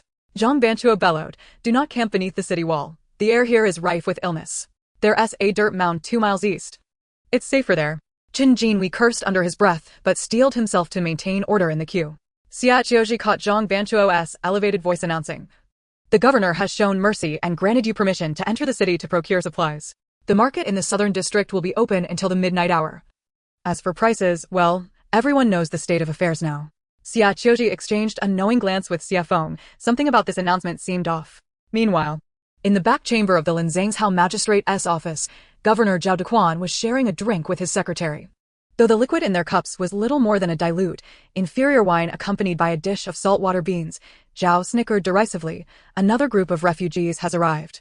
The secretary, stroking his beard, reported, as per your instruction, they have been allowed to enter the city to procure supplies. Zhao Dequan scoffed. These peasants, fleeing from hardship, surely have some savings stashed away. This is merely an opportunity for them to spend their way out of misfortune. He spat out a bean shell. What is the situation in other jurisdictions? Well, in the neighboring Ruyang, they are genuinely boiling porridge so thick one could stand a chopstick in it. The secretary's eyes gleamed with mischief. And the outcome? The number of refugees continues to swell, putting immense pressure on Magistrate Lin. Fools! Zhao Dequan derided. I have long maintained that being an honest official these days leads to a swift demise. Suddenly lowering his voice, he inquired, is everything arranged? The secretary nodded in understanding. All the shops in the southern district have been informed. Rice prices have doubled, salt prices tripled. The prices of medicinal herbs like patchouli and licorice have also surged. And the pawn shops are prepared. Those refugees won't last long before they begin pawning their belongings. Zhao Dequan nodded in satisfaction, then recalled something. What about the list of villages slated for relocation? Confirmed, the secretary sighed. As per the court's decree, all 36 villages must be moved. My lord. It seems Linzangshao will soon be, let it be. Zhao Dequan interrupted with a dismissive wave. While there's still profit to be made, let us seize the moment. Once everyone has left, I shall resign from this post and return home to buy land. The two clinked their cups together, laughter echoing with satisfaction. Chapter 26, The Costly Vegetable Soup. Outside the city, the Xie family received what was termed broth, which was nothing more than salt water with a few wilted vegetable leaves floating atop. Xie Lao took a sip and promptly spat it out, splattering Xie Jibao in the process. This is fit for consumption? She cursed vehemently. Xie Jibao jumped up, brushing off his clothes with a look of disgust. Grandmother, my new clothes. This half-worn silk shirt was his finest garment, one he had previously hesitated to wear, yet now found himself clad in it on the road of desperation. The Xie Guangjin family huddled together. Wang Cuicui discreetly pulled out a small cloth pouch, secretly slipping her son a piece of coarse grain cake. Xie Zhaodi looked on with longing, swallowing hard, but too timid to ask. What are you staring at? Wang Cuicui shot a glare at her daughter. Your brother is a boy. If he doesn't eat enough, how will he have the strength to walk? Not far off. Xie Qiu Zhi's family quietly gnawed on bran cakes, which were the life-saving rations distributed on the day the constables announced the relocations. Although they had queued for vegetable soup, none dared to drink it. The faintly salty broth was nauseating. They decided to pour it into one of the wooden barrels provided by the cart driver, planning to dispose of it later that evening. Xie Qiu Zhi's symptoms of heat stroke had improved considerably, and she felt somewhat revitalized. She noticed Xie Zhaodi glancing in their direction, and nudged Li Well with her elbow as she chewed on the coarse wheat bran cake. Li Well sighed, that child. Following a mother like Wang Cuicui is truly unfortunate. She is 3 months your senior. Not long ago, your aunt mentioned finding her a suitor, but now with everyone fleeing, that prospect has faded. I wonder how long she will endure your aunt's wrath before she can marry. Xie Feng snorted derisively. Aunt has given all the decent food to Xie Jibao, while her own daughter can't even have a bite of cake. As dusk fell, the constables shouted for everyone to pack up their belongings and head to the designated camping site, while Xie Qiu Zhi helped gather their things. She suddenly felt a tug at her clothing.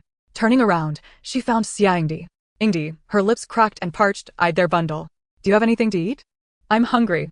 Before Xie Qiu Zhi could respond, Li Ping rushed over and yanked the 10-year-old away. What a disgrace. Have you come begging from the third household? She shot a fierce glare at Xie Qiu Zhi. Don't pretend to be kind. If you're so capable, why don't you share your rations? Xie Feng immediately stepped in front of his sister. You vile woman, say another word and you'll regret it. Li Ping, disheveled and grimy, looked far from her former self, unable to wash herself during these days of fleeing, her body exuding an unpleasant odor from the sweat.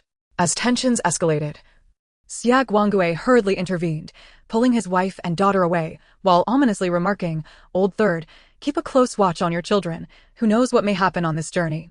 His words struck Xie Qiu Zhi like a knife, reminding her of the horrifying dreams of her family's demise, causing her to shudder involuntarily. Xie Guangfu and Xie Feng watched him depart with increasingly frigid expressions. Before nightfall, the people of Xie village set up camp at the foot of the dirt mound. Constable Qinjin, we rode up to inform them, those with silver can enter the city for supplies.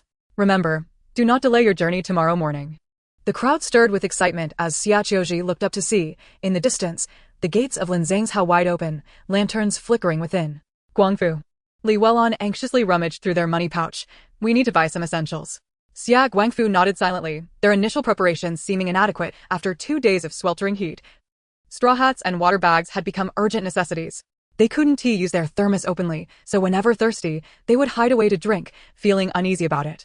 The few rough bowls at home were insufficient, necessitating a rotation even for a simple porridge dish. While the skin on Xia Feng's shoulder had turned red from the cart strap, Xie Qiu Zhi jotted down a shopping list in her small sketchbook. Water bags, 5. Straw hats, 5. Coarse cloth shoes, 5. Sugar cubes, a few.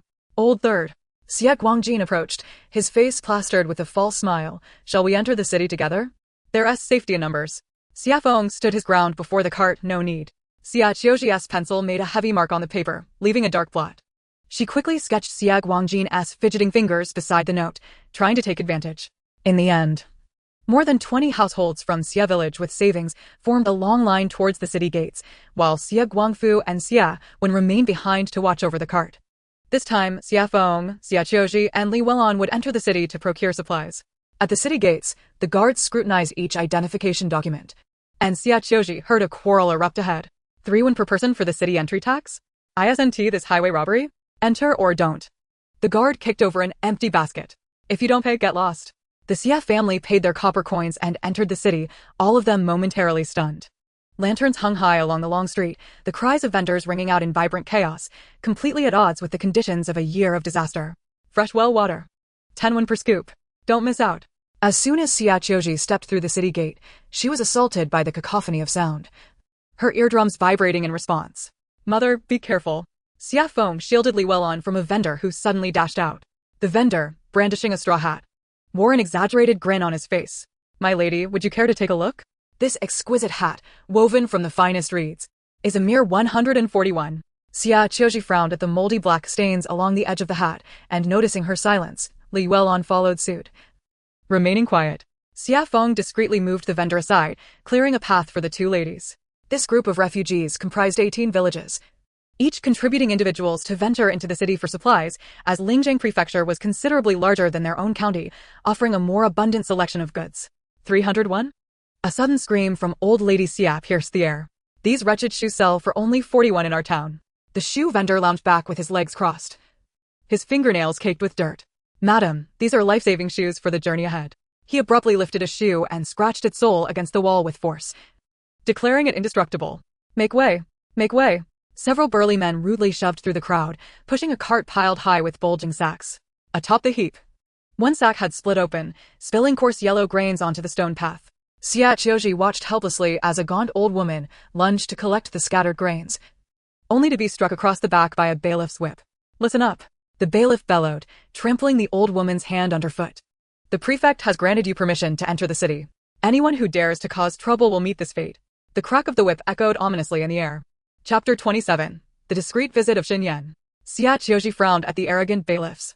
If these enforcers were so brazen, one could only imagine the nature of the prefect. Lost in her thoughts, she was suddenly jostled by a passerby, turning to see Xia Yuan stealthily approaching the money box of a pancake vendor, while Li Ping loudly haggled at another stall to provide cover. The pancake shop assistant, clearly aware of the theft, pretended to organize the pancakes until Xia Yuan made his move, at which point he sprang up, shouting, "Thief! It's a misunderstanding. All a misunderstanding." Li Ping, drenched in sweat, rushed in, discreetly slipping a piece of silver into the assistant's hand. The assistant weighed the coin and suddenly changed his demeanor, smiling, It seems the young master simply had a moment of carelessness. In a private room of a tea house in Linzhang Prefecture, Zhao Dequan blew away the froth from his tea and gazed with a smile at the bustling crowd below, resembling a swarm of ants amidst the flickering lights. The clerk hurried in, his arms laden with a clattering ledger. Sir, in just half an hour, the tax revenue from the South Market has already surpassed 500 taels. Only 500 taels? Zhao Dequan frowned. Increase the prices at the fabric shop by 30%. These peasants fleeing from disaster must have sewn their savings into their trousers. The clerk leaned in to whisper, I've just received news that there's been a civil disturbance in Ruyang Prefecture, led by that foolish prefect Lin, who insisted on serving thick porridge. Once the refugees caught a whiff of it, they swarmed like locusts, gathering thousands in mere moments, causing the porridge stall to collapse under the weight of the crowd. Those who failed to seize a bowl turned violent, nearly cooking a bailiff alive in the pot. With the city now sealed, Prefect Lin was too scared to show his face outside. Fool! Zhao Dequan sneered, tapping his stubby fingers on the window frame. In this day and age, can one be a righteous official? Just wait to be devoured by the starving populace. He lowered his voice suddenly. Oh. And news from the capital. The clerk immediately perked up. Last month, the emperor appointed Xin Yan from Lingia as the tutor to the 5 princes. Zhao Dequan spat out the name like a piece of burning coal, that living Yama. It was said that this Lord Xin was proficient in the classics and historical texts by the age of 16, fluent in multiple languages, including those of the western regions and the southern seas, and highly skilled in engineering, agriculture, and law, heralded as a once-in-a-century prodigy. Zhao Dequan scoffed. Not just that. 2 years ago, when the Yellow River breached its banks, he devised the optimal flood diversion plan in just 3 days, during the Ministry of Revenue's corruption scandal.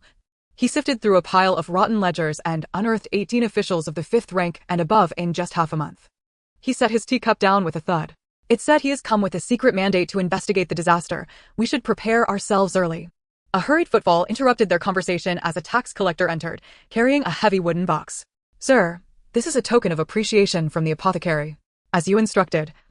The price of Huxiang has been raised 5-fold, and licorice has increased 8-fold. Not enough, Zhao Dequan narrowed his eyes. Convey this message. The court has dispatched a special envoy. And starting tomorrow, all prices will rise another 30%. These refugees. He gazed at the oblivious throngs still purchasing in the night market. Grinning like a well-fed cat, we must seize every opportunity to extract profit. At a corner of the night market, 281? This is utterly outrageous. Li Yuelan's hand trembled around her water pouch. The grocer reached out to reclaim his goods. Too expensive? Just look at how many people are queued outside.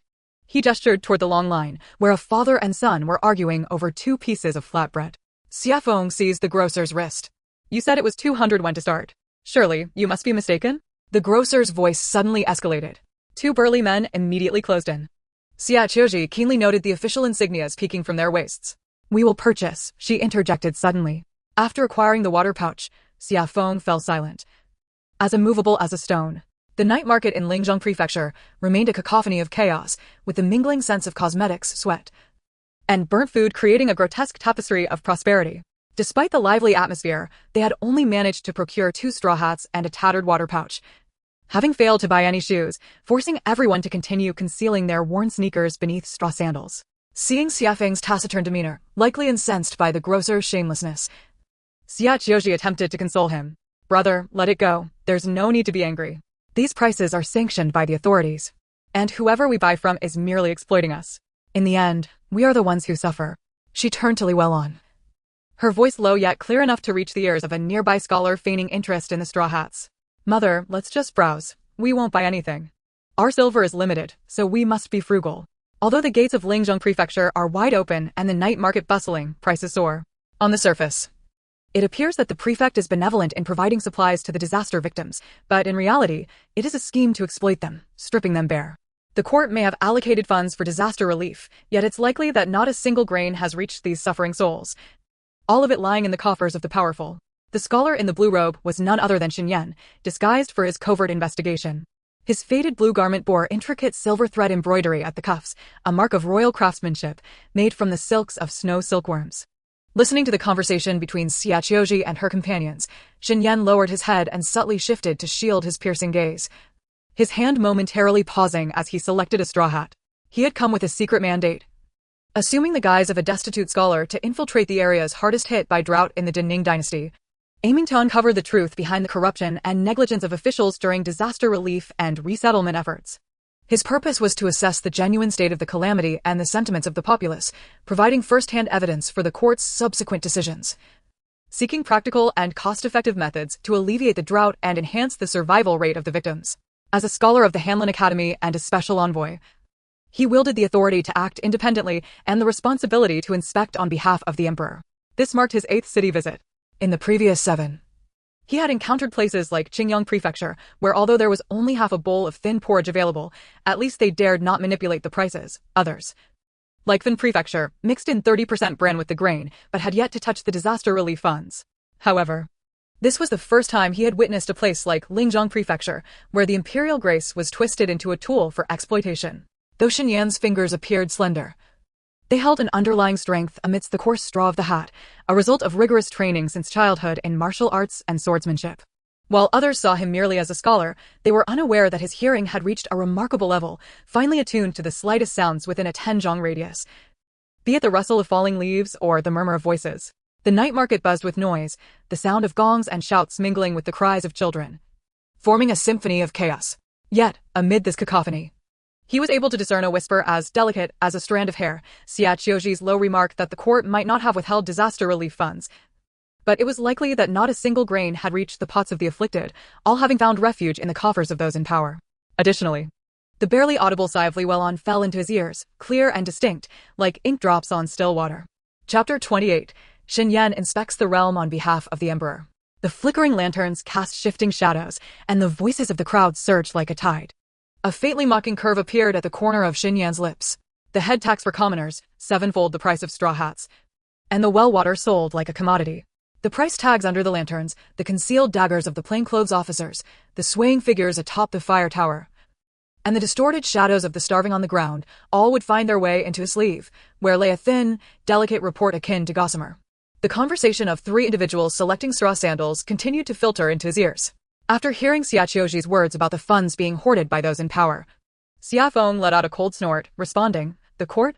Even if it had the intention to save the people from calamity, it would likely be powerless to do so. Those at the top only see the orderly reports sent from various regions about grateful disaster victims, unaware that below, officials are exploiting them, transforming natural calamities into man-made disasters.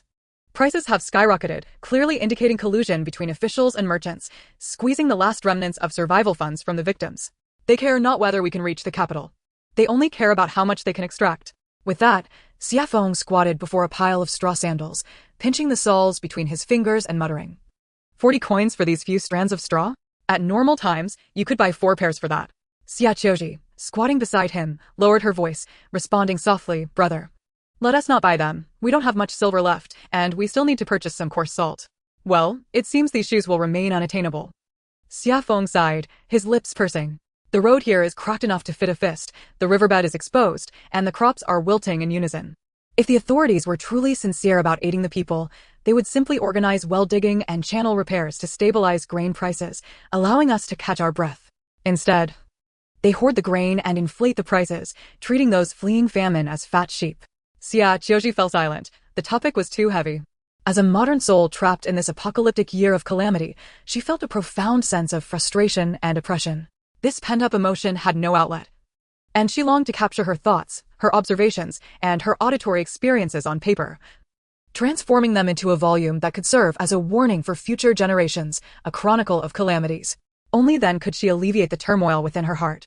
Setting the sandals back on the stall, he had no intention of paying the outrageous price. Standing up, he self-mockingly smiled. "I was thinking too naively. The governor here probably complains about the slow growth of chives. The court might wish to save lives." Xie Qiu Zhi's voice carried a weary calmness. "But layers of officials are duplicitous. Policies from above are countered by strategies below. The flow of information is obstructed, and oversight is lax. Coupled with this unprecedented drought, the court's goodwill becomes a death warrant for the victims. This Linzhong prefecture is but a microcosm." Microcosm. Xin Yan echoed in his mind, Xie Qiu Zhi's words about information flow and oversight hitting him like a heavy hammer. This was indeed the crux of his mission. He watched as the three individuals ultimately failed to purchase the straw sandals, squeezing through the crowd under the disdainful gaze of the stall owner. Heading toward the camp outside the city, Zhang Fei, Xin Yan's personal bodyguard disguised as a student, pretended to select a straw hat nearby. Seeing the trio openly discuss the governor's corruption and the court's disaster relief, he nervously glanced at his master. Yet, Xin Yan subtly waved his hand, a glimmer of sharpness flashing in his eyes. The dialogue of this young brother and sister was astute, pinpointing the core issues.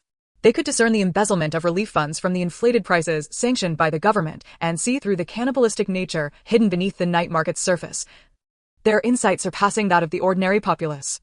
"Follow them," Xin Yan instructed in a hushed tone. "Find out which refugee group they belong to." "Yes, young master." Zhang Fei took his leave to follow the Xie siblings. Meanwhile, Xin Yan slipped into the throng, his mind already drafting a confession regarding the corruption of Linjiang Prefecture's governor. Governor Zhao Dequan has illicitly increased market taxes by 50%. Secretary Lu Jingting has contracts with 90% of the shops in the southern market. returning half to those who offer high prices. 27 plainclothes officers, all armed with official daggers, intimidate the victims. Emerging from the crowd, Xinyan arrived at a dilapidated temple in the north of the city, where two of his trusted guards disguised as refugees had been waiting for some time. He handed over a bamboo tube filled with evidence against Zhao Dequan, his voice barely audible against the night wind. In 3 days, apprehend the individuals on the list. The principal offender will face immediate justice, with half of their assets confiscated for the state and the other half used for local relief. The guards accepted the orders in hushed tones, but could not suppress their curiosity. My lord, why not apprehend the person above the governor as well? Xinyan lifted his gaze toward the distant lanterns, their light fracturing into cold stars within his eyes. To catch a snake, one must first let it regurgitate the poison it harbors. He turned and departed, the hem of his blue robe brushing against the dust, like a breeze that inadvertently intrudes upon the night.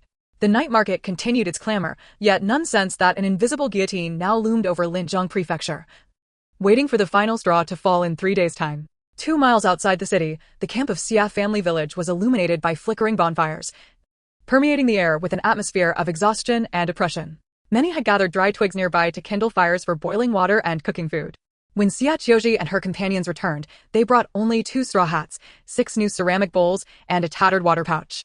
Upon hearing about the exorbitant prices at the night market, Xie Guangfu and Xie Wen also found it outrageous. Having suffered from heatstroke that day, Xie Qiu Zhi appeared somewhat exhausted after her evening errands, and upon discovering that her father and younger brother had already removed the oilcloth from the cart, she yearned to retreat into the space for a refreshing bath, followed by a session with the massage gun to soothe her aching calves. After 2 consecutive days of eating flatbreads and bran cakes, tonight, Li Weilon generously produced yak meat and a bag of brown rice from beneath the oilcloth. Tonight, everyone gets 2 pieces, and we'll cook a pot of brown rice porridge with a spicy dish. Oh yes, Xie Wen cheered, recognizing this as the finest dinner they had enjoyed during their travels over the past 2 days. He also understood that, while on the road, they had little control over their circumstances. The supplies in the space were limited, and without careful budgeting, their family would struggle to reach the capital. Thus, they had never actively requested snacks or meat, knowing those provisions could be lifesavers in the future. The Xie family lit their fire, and the newly bought ceramic pot was filled with water and placed over the flames, a scene no different from other families in Xie family village. In these times, iron pots and ceramic vessels were the primary cooking utensils, and for the Xie family, any pot that could cook was a good pot. Climbing onto the cart, Xie Qiu Zhi took advantage of the oilcloth's cover to enter the space, enjoying a refreshing bath. She retrieved a jar of spicy vegetable bits that Li Weilon had instructed her to prepare for the evening, and after downing a large glass of cool boiled water, she let out a long sigh of relief. Considering her busy family throughout the day, she took 5 liquor-filled chocolates from the shelf and placed them in the pocket of her patched clothing. Descending from the cart once more, Xie Qiu Zhi, feeling invigorated, began to toss the unwrapped chocolates one by one into the mouths of her 4 family members. Chapter 29. Xinyan travels with the refugee group.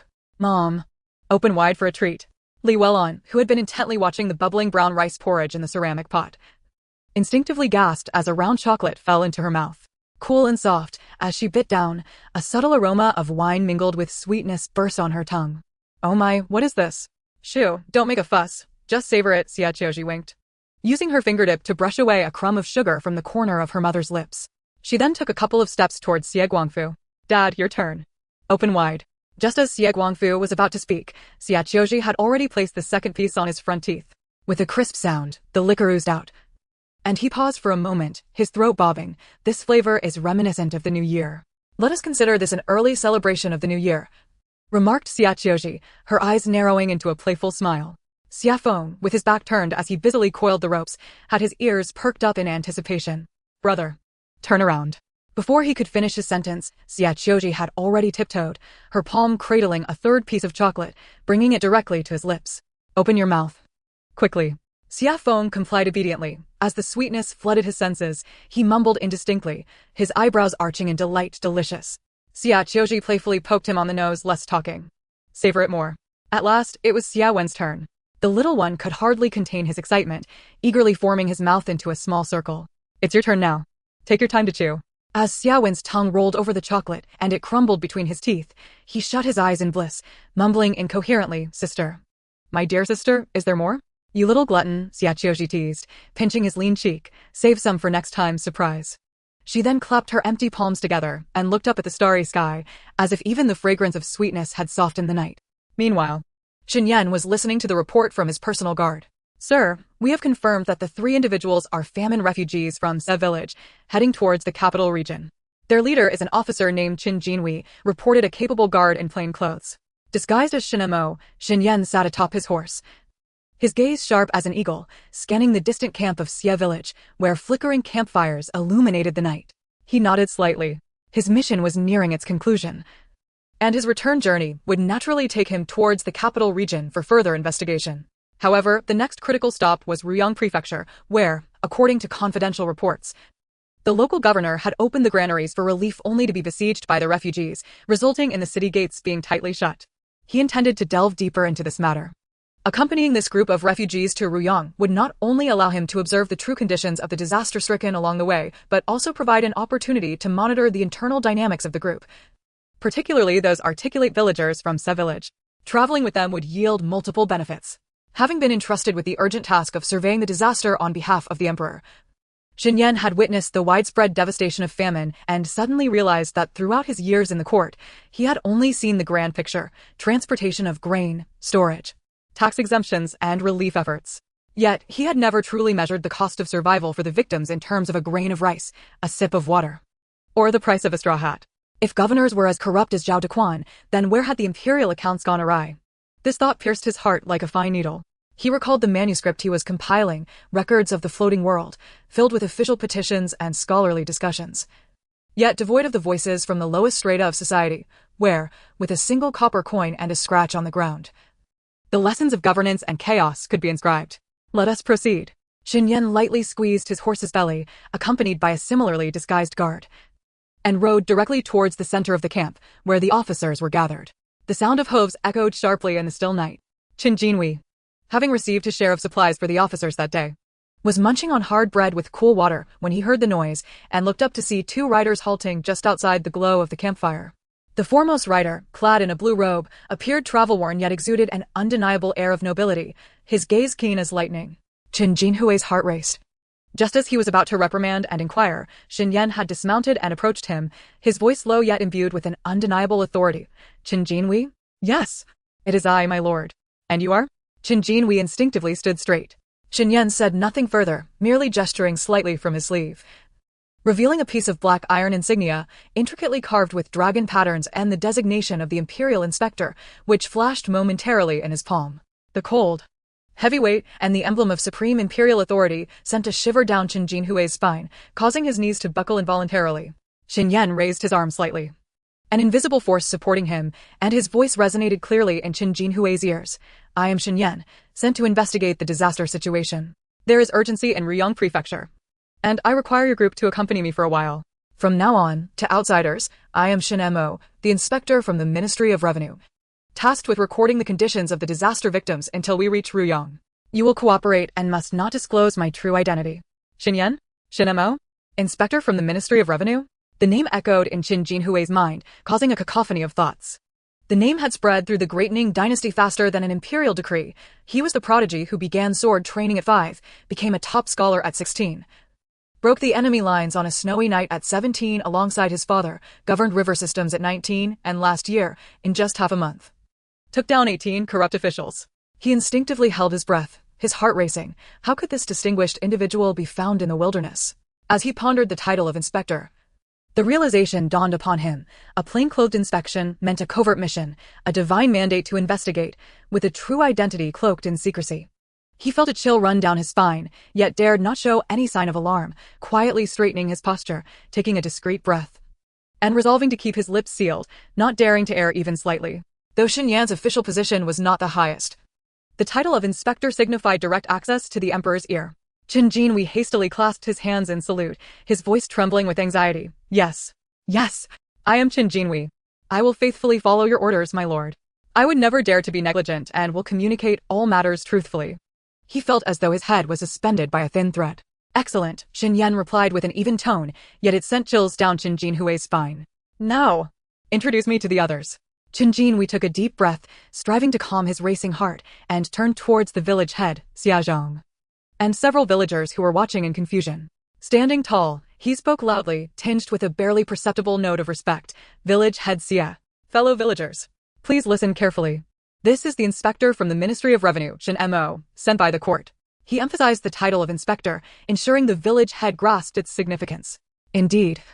Upon hearing this, Xie Zhang's expression shifted, his cloudy old eyes suddenly sparkling with clarity. Ministry of Revenue? Inspector? This is a significant figure with direct access to the emperor. He hurriedly adjusted his tattered garments, preparing to bow in reverence. Qin Jin, we quickly offered a supportive gesture. Continuing as Xin Yan had instructed, my lord Xin is here to record the conditions of the disaster victims and to assess the people's plight. He is traveling with us to Ruyang Prefecture. There is no need for formalities. My lord is approachable, but it is imperative that you convey everything accurately. This concerns the court's disaster relief efforts. His final words were nearly a shout, both an emphasis and a means to bolster his own courage. A murmur spread through the crowd. A high-ranking official from the court? Here to inquire about our suffering? He will accompany us to Ruyang? The buzz of conversation grew louder. And those who had initially reacted with indifference began to show respect, while many others observed the young yet distinguished Xin Yan with curiosity and awe. Xie Zhang was so agitated that his beard trembled. This was a monumental opportunity. He pulled his grandson, Xie Jili, close and whispered, Jili, did you see that? A genuine official. Observe closely and learn. His gaze towards Xin Yan was filled with fervor. Chapter 30. The Art of Listening to Snow. Xie Guangfu and Li Welan glanced at the ancient official with some trepidation. Xie Feng furrowed his brow even deeper, his sharp gaze scrutinizing Xin Yan with instinctive caution. Though the young inspector appeared youthful, he emanated an oppressive air that suggested he was no ordinary scholar. Xie Qiu Zhi finally lifted her gaze from the intricate patterns of the new water pouch she had purchased earlier, studying Xin Yan intently.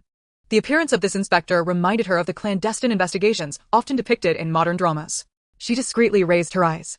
The man, dressed in a blue robe, seemed to possess an aura of gentle illumination. The firelight cast shadows on his profile, accentuating a clean and defined jawline. Although he appeared to be a disheveled scholar, his posture was unnaturally straight, as if he could produce an official decree at any moment. In her mind, a dramatic inner monologue unfolded. Attention! High-ranking officials from the Central Inspection Team have landed ahead. This demeanor clearly indicates, do not speak, I am recording. Corrupt officials, your meals have been prepared. As she gazed upon the ancient official, a peculiar sense of absurdity mingled with a grounded reality emerged within her. At the very least, the court was not indifferent to the calamities and corrupt officials. There was a flicker of hope akin to the anticipation of a trending topic erupting. In the present era of the great Daning Dynasty, throngs of people were fleeing disasters, and everywhere one turned, corrupt officials could be found. If only someone could pierce through the layers of exploitation and deceit with a single stroke of the sword. Perhaps the villagers of Xie would not have to gamble their lives on the exorbitant price of well water. Two conflicting emotions clashed within her chest, and she inhaled softly, as if to avoid disturbing the lens, minimizing her breath. The flickering flames illuminated her surroundings, and she noticed Xin Yan's gaze sweeping in her direction, calm, scrutinizing, yet devoid of malice. Suddenly, a line of dialogue sprang to Xie Qiu Zhi's mind. The inspection team is in position. Please commence your performance. Xin Yan bowed to the gathered crowd, his voice gentle yet imbued with authority. I am Xie Mo, entrusted with duties that require me to accompany you for a while. The journey is arduous. I hope we may support one another. Should you encounter any difficulties, feel free to voice them. His gaze swept across the assembly with a serene demeanor before he naturally approached the cart near the home of Xie Lijing, selecting a relatively clean stone to sit upon. Positioned neither too far nor too close to Xie Qiu Zhi's residence. His personal guards had already taken the horse to prepare a tent for Xin Yan's rest that evening. As the night breeze caressed him, Xin Yan sat upright on the stone, the shadows of the campfire dancing upon his tranquil profile. To onlookers, he appeared to be merely meditating, yet unbeknownst to them, he was immersed in a vast and intricate human tragedy unfolding in his ears. This extraordinary perception was not derived from the legendary inner strength or mystical martial arts of the realm, but rather from a rare gift known as the listening to snow technique. This ability was not a skill acquired through training, but a divine endowment bestowed upon Xin Yan in his youth, allowing him to hear the delicate rustle of snowflakes as they fell upon the steps, to discern the faint crackle of candle wicks burning, and even to perceive, through numerous courtyards, the gentle sigh of his mother's embroidery needle piercing the silk. Such extraordinary hearing was initially a torment, as countless subtle noises constantly assaulted his nerves. However, fortune smiled upon him when an eccentric individual, who had traveled through the West and delved into the mysteries of the human body, discovered that this was no ailment, but rather a rare treasure granted by the heavens. This individual dedicated years to training Xin Yan using unconventional methods. While taming wild horses, He taught him to precisely capture specific sound sources amidst the cacophony, to disregard distractions, and to discern the nuanced differences in sound based on material, distance, and emotional context. He trained Xin Yan to instantaneously memorize complex information to enhance his nerve endurance, preventing him from being overwhelmed by the deluge of sensory input. Such profound exploration and control of physical limits are exceedingly rare in this world, with only a handful possessing such talents, and even fewer able to endure the training without succumbing to madness. Xin Yan was one of these fortunate few. At this moment, his listening to snow technique was fully engaged, revealing every sound within a considerable radius of the camp. The first whispers to reach his ears were those emanating from the direction of Xia Lijing's cart, heavy with the weight of dusk and anticipation. Did you see? Ji? That is the esteemed Xin Duran from the Ministry of Revenue, a figure of great importance who can directly communicate with the heavens. Xia Zheng's aged voice was subdued yet clear, imbued with a reverence that bordered on the sacred. Grandfather, he looks so young, came the voice of Xie Jili, who was of the same age as Xia Wen, laced with naivety and awe. Young? Xia Zheng's voice rose slightly before being tempered once more. Tinged with the wisdom of experience, aspirations are not confined to age. Just look at the composure and steadiness in his eyes. Sharp. This is the true embodiment of a scholar. He paused, his tone growing increasingly earnest. Remember, although our family has suffered calamity, as long as we are alive and our bones remain intact, once we reach the capital, I will sell everything to ensure you can continue your studies.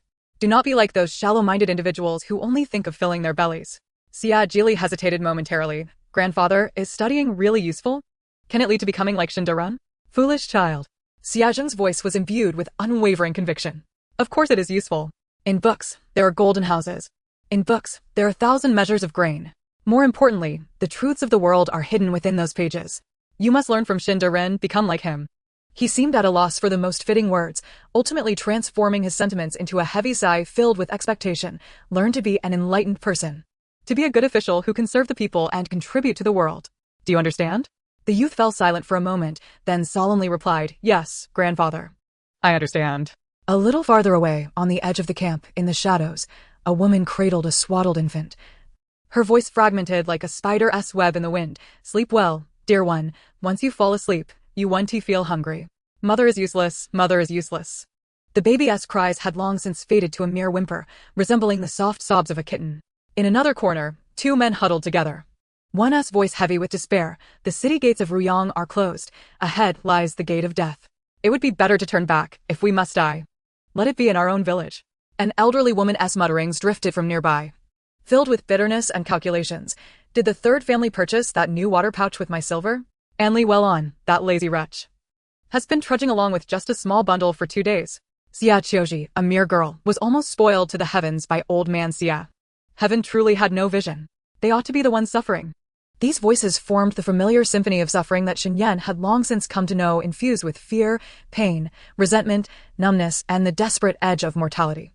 Yet, when his listening to snow technique finally tuned itself like a precise instrument to the vicinity of the inconspicuous cart belonging to the Xie family, the captured notes shifted dramatically.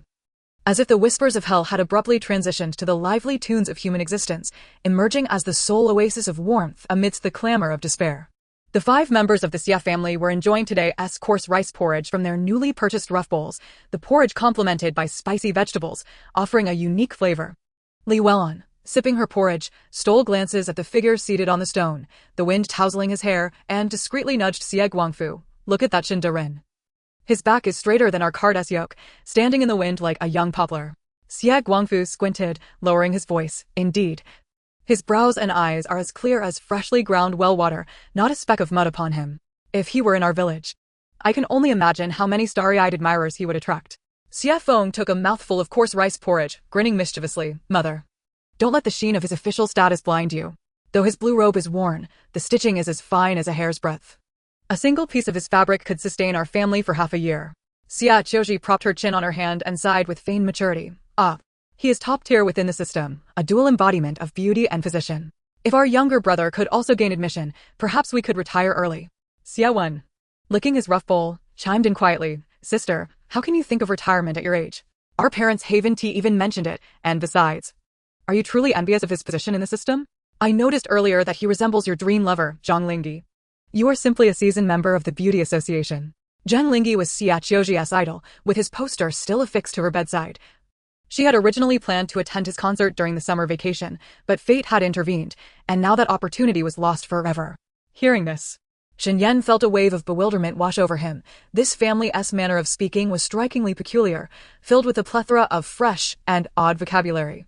The notion of discussing one's dream lover so openly, especially in the presence of family, was entirely foreign to him.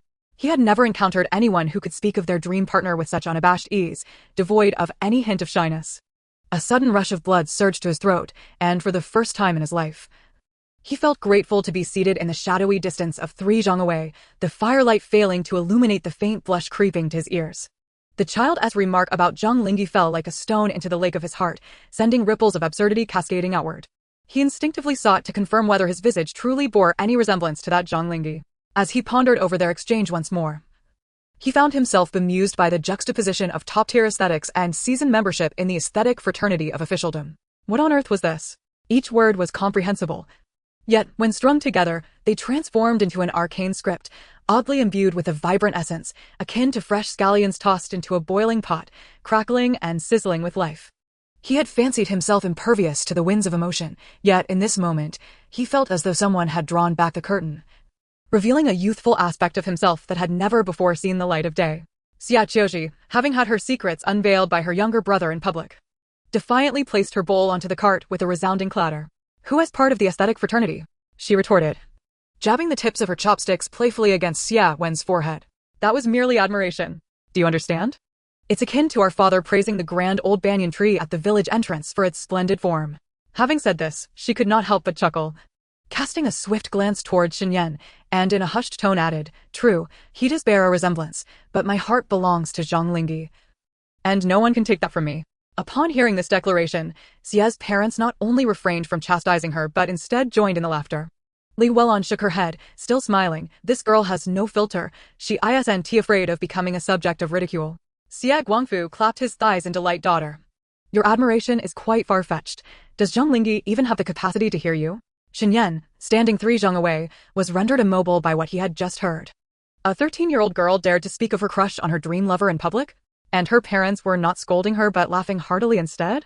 He had been raised in the rigid confines of the Shin household, where the women seldom ventured beyond the courtyard gates, and what he had just witnessed surpassed even the most shocking of revelations. Yet, that family laughed unabashedly, the firelight illuminating their joyful faces, devoid of any embarrassment. Xie Qiu swallowed hard, taking a moment to regain his breath, realizing that there existed a way of living that was so free and unrestrained, yet brilliantly illuminated. He could not help but slightly tilt his ear towards them. Li Welan glanced at the stern-faced Xie Feng and remarked, "Eldest, do not always wear such a serious expression. If you persist, the sun will crack your face tomorrow." Following this, the young boy chuckled softly. "Is this smile satisfactory? Am I hideous?" "Indeed. But hideous enough to whet the appetite, more so than spicy dishes." The children of the Xie family chimed in unison, without regard for hierarchy, all bursting forth with exuberance.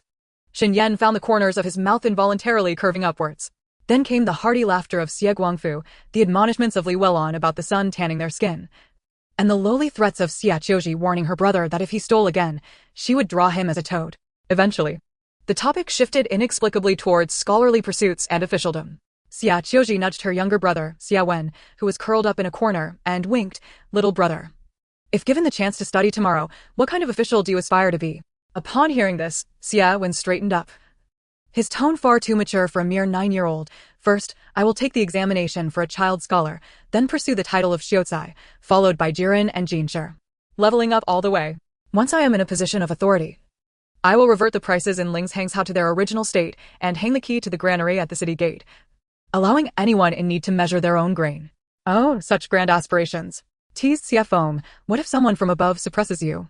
Xie Wen blinked, his expression one of certainty. "Then I shall submit petitions layer by layer, daily and monthly, exposing the drought, the taxes, and the issues for all to see. An oppressor may restrain me, but they cannot stifle the hearts of the people. United, the populace will ensure that corrupt officials cannot remain seated." Upon articulating this, he chuckled, somewhat bashfully. "I seem to be boasting, but truly, all I wish for is that our family no longer counts stars on the road of escape, but instead lies on our own rooftop gazing at them. Alas, in this world, it is indeed wise to pursue education." Securing a position would guarantee Xie Guangfu's support for Xie Wen's studies. The family's singular scholarly gene must not be squandered. Li Welon pondered for a moment before agreeing. Education is indeed important. Next time we enter the city and spot a bookstore, shall we buy some books for Xiaowen? Xia Feng tossed the conversation to the youngest brother. Did you hear that? You are the last potential in this family.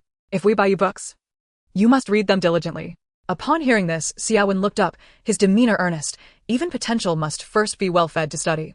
Let us ensure our bellies are not empty first. Xie Qiu Zhi feigned exaggerated surprise, nudging him with her elbow. Well, our future little scholar is quite considerate of the family.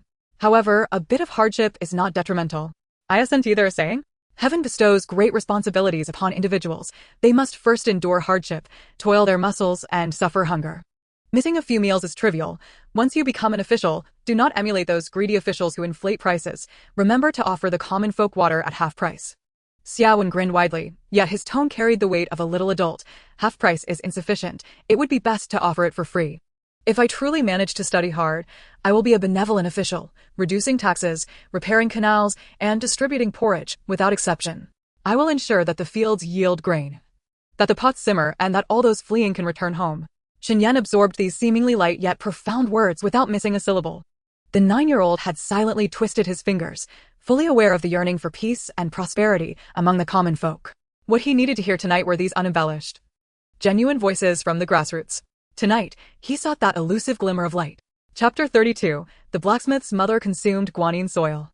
The following day, before the dawn light pierced through the clouds, Xinyan opened his eyes within the tent, his gaze luminous and devoid of any trace of fatigue from the previous night. This was a habit instilled in him since childhood, rising with the crow of the rooster, come rain or shine, whether in the grand capital or a makeshift camp. He would awaken before the roosters crowed. His long fingers brushed against the meticulously folded satin lining of the tent, which, though seemingly simple, concealed remarkable intricacies, moisture-resistant deerskin padding, detachable silk linings, and even a hidden compartment for documents. A silent bodyguard presented him with a warm cloth, which he casually used to wipe his face. Yet his gaze drifted through the tent seams, landing on the Xie family's cart outside. Within the entire group of refugees, nearly all carts and mats were prioritized for the men, with the elderly and men huddled on relatively flat boards, while women and children were squeezed onto uneven ground. Only the Xie family's cart was different, encircled by an oilcloth. The bedding within housed Li Welon and Xie Qiu Zhi. Xie Guangfu and Xie Feng lay atop a patched old quilt, while little Xie, when curled up like a small beast between his father and brother. Xinyan's brow furrowed slightly. This arrangement starkly contrasted the customary male superiority he was accustomed to. Sir, shall we prepare breakfast? The bodyguard inquired softly. Xinyan shook his head. To share in the people's suffering, there is no need to kindle a separate fire. As soon as the words left his lips, a heart-wrenching wail pierced the dawn. Mother, are you trying to take my life? The emaciated blacksmith, Xie Tai, knelt before the cart of the village head, desperately banging his head against the ground. His wife, Wang, cradled the last 3 wheat bran cakes, weeping to the point of near unconsciousness. Please, village head, save my mother-in-law. She consumed Guanyin soil. The crowd buzzed as they gathered around. Experienced elders shook their heads in resignation. There's no saving her. Once that soil is ingested, step aside.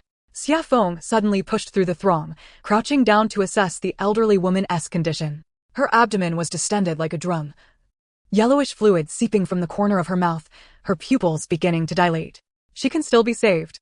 Xie Feng turned to his family, exclaiming, Qiu Zhi, is that sour vegetable soup still around from yesterday? Hurry and fetch it. Father, hold her down. Xie Qiu Zhi rushed to retrieve the wooden bucket from beneath the cart. Yesterday, the family had deemed the sour vegetable soup unpalatable and discarded it into the bucket, only to forget about it later. The soup had fermented overnight, now exuding a tangy aroma. Approached with an air of calm composure, observing as Xie Feng firmly grasped the elderly woman's chin while Xie Qiu Zhi unhesitatingly poured the acrid vegetable broth into her mouth. The old woman struggled violently, but Xie Guangfu held her shoulders down with unwavering strength. Continue, Xie Feng commanded, his voice steady and resolute, betraying no sign of youthfulness. After 3 rounds of inducing vomiting, the elderly woman finally heaved out a large mass of grayish-white, muddy substance. Xie Qiu Zhi immediately wiped her mouth and nose with clean water, while Li Welon massaged her convulsing abdomen. She lives. A cheer erupted from the crowd. A flicker of astonishment crossed Xinyan's eyes. This method of inducing vomiting was not even detailed in the Imperial Medical Academy's emergency strategies, yet this young man executed it with such decisiveness. The blacksmith couple, Xie Taijiang and his wife, knelt down, ready to bow in gratitude, holding up 3 wheat bran cakes high, only to be stopped by Li Welon. No, Keep these cakes for yourselves, she whispered urgently. Watch over her closely. That earth is not to be consumed. Xinyan noted that Xie Qiu Zhi discreetly slipped something into Wang's hand, 2 pancakes. Xia Taijiang trembled with emotion. After over 30 years of being ridiculed by villagers for his lack of ambition and despised by relatives for his poverty, who would have thought that in his most desolate moment, someone would not only save his mother's life, but also offer him food? He knelt on the ground, cradling his frail mother in his arms, his coarse fingers unconsciously caressing her emaciated back, as something within him began to quietly transform, an unfamiliar, almost reverent sense of belonging. Wang's knees also struck heavily against the gravel as she bowed in gratitude. She had long known that her mother-in-law had been secretly hoarding guanyin soil. 3 months prior, she had noticed gray dust persistently falling from the old woman's clothing.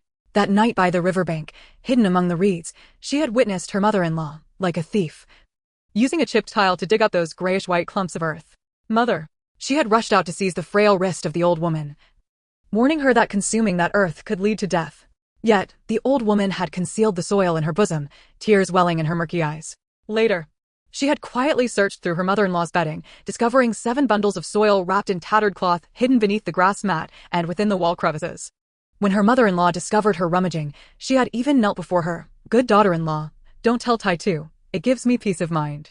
Despite having thrown all the guanyin soil she had found into the latrine just last night, as her mother-in-law curled up in a corner of the cart moaning, she had felt the damp, sticky remnants of soil in the folds of the old woman's clothing. Evidently, her mother-in-law had hidden more without her knowledge. In that moment, Wang felt as though the sky had fallen in on her. Mother! The sound of Xie Qiu sobs pulled Wang back to reality. She saw her husband bury his face in her mother-in-law's shoulder, a man who had never flinched even when sparks from his forge struck his face, now trembling like a leaf in autumn's breeze. When she suddenly found 2 coarse pancakes thrust into her palm, Wang felt as if she had found a living bodhisattva in Li Weilon. Thank you. Wang's tears fell upon the pancakes. Suddenly, she broke one of the cakes into 3 pieces, placing the largest in her mother-in-law's hand. Mother, chew slowly, then turned to offer another piece to her husband. Head of the family, you too. The gaunt elderly woman stared blankly at the bread, tears streaming down her face as she stammered, I am sorry for you both. She trembled as she pulled out half a rock-hard piece of guanyin soil from her bosom, explaining, I was so hungry yesterday. Xia Taijiang snatched the soil from her hands, intending to throw it away, but Wang held his hand back. Taking the grayish lump, she slowly crumbled it and scattered it into the dirt before their family. Mother, her voice was soft yet resolute, from now on, we shall face hunger together. And we shall live together. In the end, Xie Taijiang did not lead his wife and mother away. He entrusted his mother, Yuan Shi, to his wife and hurried back to retrieve their family's belongings, intending to follow Xie Qiu Zhi's family. Li Weilon said nothing, simply agreeing to accompany them. On this journey, there was little privacy, and the rules were clear. Those who walked faster led the way, while those who walked slower naturally fell behind. As the group set off, one carried the family's few meager bundles, while Xie Taijiang bore the 70-pound weight of Yuan Shi, staying close to the Xie family's cart. Xie Qiu Zhi and Xie Wen, having been forced to ride due to dust on the first day and heat stroke on the second, were resolute in their refusal to ride today. They walked side by side, occasionally lending a hand to push the cart. Xinyan rode ahead with Qin Jinhui, frequently glancing back at the varied human experiences unfolding within the refugee procession. Just moments earlier, during Xia Fang's act of saving the woman, he had noticed a discordant note within the crowd. The third family's child is showing off. An elderly woman with a jujube wood cane spoke, her lips drooping like the skin of a dried eggplant. She deliberately raised her voice. If she doesn't survive, won't it fall back on our Xia family? An old man beside her cast a sidelong glance at the bustling Xia Feng, muttering, let him be. He only engages in losing ventures. A cluster of women huddled together, jostling one another, when a woman in a crimson robe piped up, oh dear. If someone dies in our caravan, what bad luck. Before she could finish her sentence, the sharp gazes of nearby villagers silenced her. Show some decency, old Xia's family. The elderly woman's jujube cane thudded into the ground, ready to retort, but as more and more eyes turned in their direction, she hastily tugged on the old man's sleeve. Retreating to their own cart with a defeated demeanor, murmurs of gossip trailing behind them. Look at Xie Feng. Without this young man, the blacksmith's wife would have perished today. Mother, let us make sure to associate more with the Xie family in the future. A few young brides began to whisper among themselves. I heard Xie Feng is still unattached. Surely, he wouldn't consider someone from our village? As dust swirled around them, an unknown child suddenly began to sing a nursery rhyme. Xie family's lad, with a kind heart, snatched back his mother from Yama's hall. At that moment, not far away, Yan took in the entire scene, an internal voice whispering, "Given the chance, I shall meet this Xie Feng." Chapter 33, Encountering a Kindred Spirit by the Withered Woods. At noon, the caravan halted beside a peculiar grove of withered trees. A wave of restlessness surged through the group, prompting Qin Jinhui to order a break, allowing them to gather firewood. "Why is no one taking these dead trees home?" a young man inquired of an elder nearby. The branches were blackened and twisted, resembling trees struck by lightning and then scorched by fire, extending their gnarled limbs toward the sky. The treetops bore no leaves, only a few bleached vines swaying in the wind, creaking ominously, as if the spirits of the hanged were whispering in the shadows. "This grove is cursed," the elder replied, his voice low and tight. "You are still young and may not remember, but 10 years ago, a large yellow-spotted worm emerged from within, preying on woodcutters passing by at night. It would first bite their necks, then drag them into tree hollows to devour them, leaving no bones behind. A tiger hunting squad came, only to find half a blood-stained shirt and a few teeth. They never caught the beast, but 3 men went missing." The elder pointed deeper into the grove. "Every new moon, cries can be heard from within the woods. Some say it's a tiger's spirit collecting souls. Others claim it's the lost woodcutters wandering, unable to find their way home. Many night travelers have disappeared in this vicinity, and over time, no one dares to approach, not even to gather firewood." Xie Qiu Zhi, with her keen eyes, noticed a skull partially hidden by tree roots, its hollow eye sockets turned skyward. Further away lay twisted animal bones, ribcages entwined with the desiccated skin of a snake. White bones, snake skins, charred black branches, and dark red earth intermingled, creating a chaotic tableau reminiscent of a hellish landscape. "Sister, look over there." Xie Wen also spotted the scene by the tree roots, swallowing hard, his palms clammy with sweat. "Don't go in there." Xie Qiu Zhi grasped her brother's arm, her voice low yet firm. "We have enough firewood. It's not worth risking our lives." A throng of young men from 3 nearby villages surged into the desolate woods. Xie Qiu Zhi rose on her toes to observe, her gaze sharpening abruptly as she spotted Li Dai, the elder brother of Li Welan, wielding a chopping knife, flanked by his wife Zhao and his 20-year-old cousin Li Huaizhuang. Their garments bore few patches, and they surged through the crowd with a fervor that suggested they intended to strip the forest bare. A cold snort escaped Xie Qiu Zhi's lips as she muttered, "They ve arrived too." Xie Wen, bewildered, inquired, "Who?" "The family of my maternal uncle," Xie Qiu Zhi retorted, the words breaking from her lips like shards of ice. He was the very uncle who had sold their mother for a mere 2 taels of silver.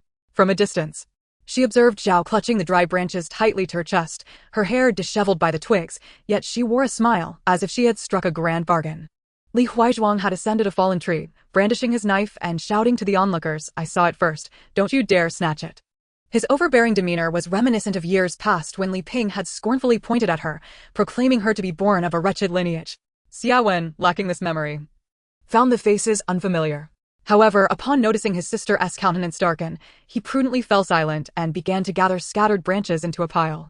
Xie Qiu Zhi turned her head away, no longer gazing in their direction. Yet, her thoughts drifted back to a fateful afternoon a year prior when Li Ping had tugged at the original Xie Qiu Zhi sleeve, pointing out a middle-aged man and a youth passing along the village path. "Do you see that? That is your true uncle. The one who came to our village to propose. However, he only offered a meager betrothal gift of 3 taels. The negotiations fell through, and the bride's family rejected him. Even so, he couldn't be bothered to acknowledge your mother, arriving at Xie family village without so much as a greeting. TSK, what a family of heartless ingrates." Now, encountering them in the desolate woods, it seemed Li Ping's words rang true. They continued to disregard Li Welan and remained oblivious to the calamity of the famine. Yet, Xie Qiu Zhi felt a sense of relief in their ignorance. "Let us depart from their presence," she declared, clutching the dry branches. "We should avoid their misfortune." The cacophony of shouting, chopping, and the brittle snapping of branches coalesced into a singular tumult. Xie Qiu Zhi and Xie Wen remained at the periphery, gathering scattered twigs. Firstly, they possessed the miraculous artifact of space, rendering them untroubled by the lack of firewood for cooking. Secondly, with so many hands present, it was not worth quarreling over a few pieces of timber. And thirdly, the siblings, with their slender limbs, could not carry much, so they merely pretended to work. Seizing the moment while the group rested, Xin Yan dismounted and approached Xie Li Jing's cart, swiftly inquiring about the dire circumstances of Xie family village, where fields were parched and taxes remained unrelenting.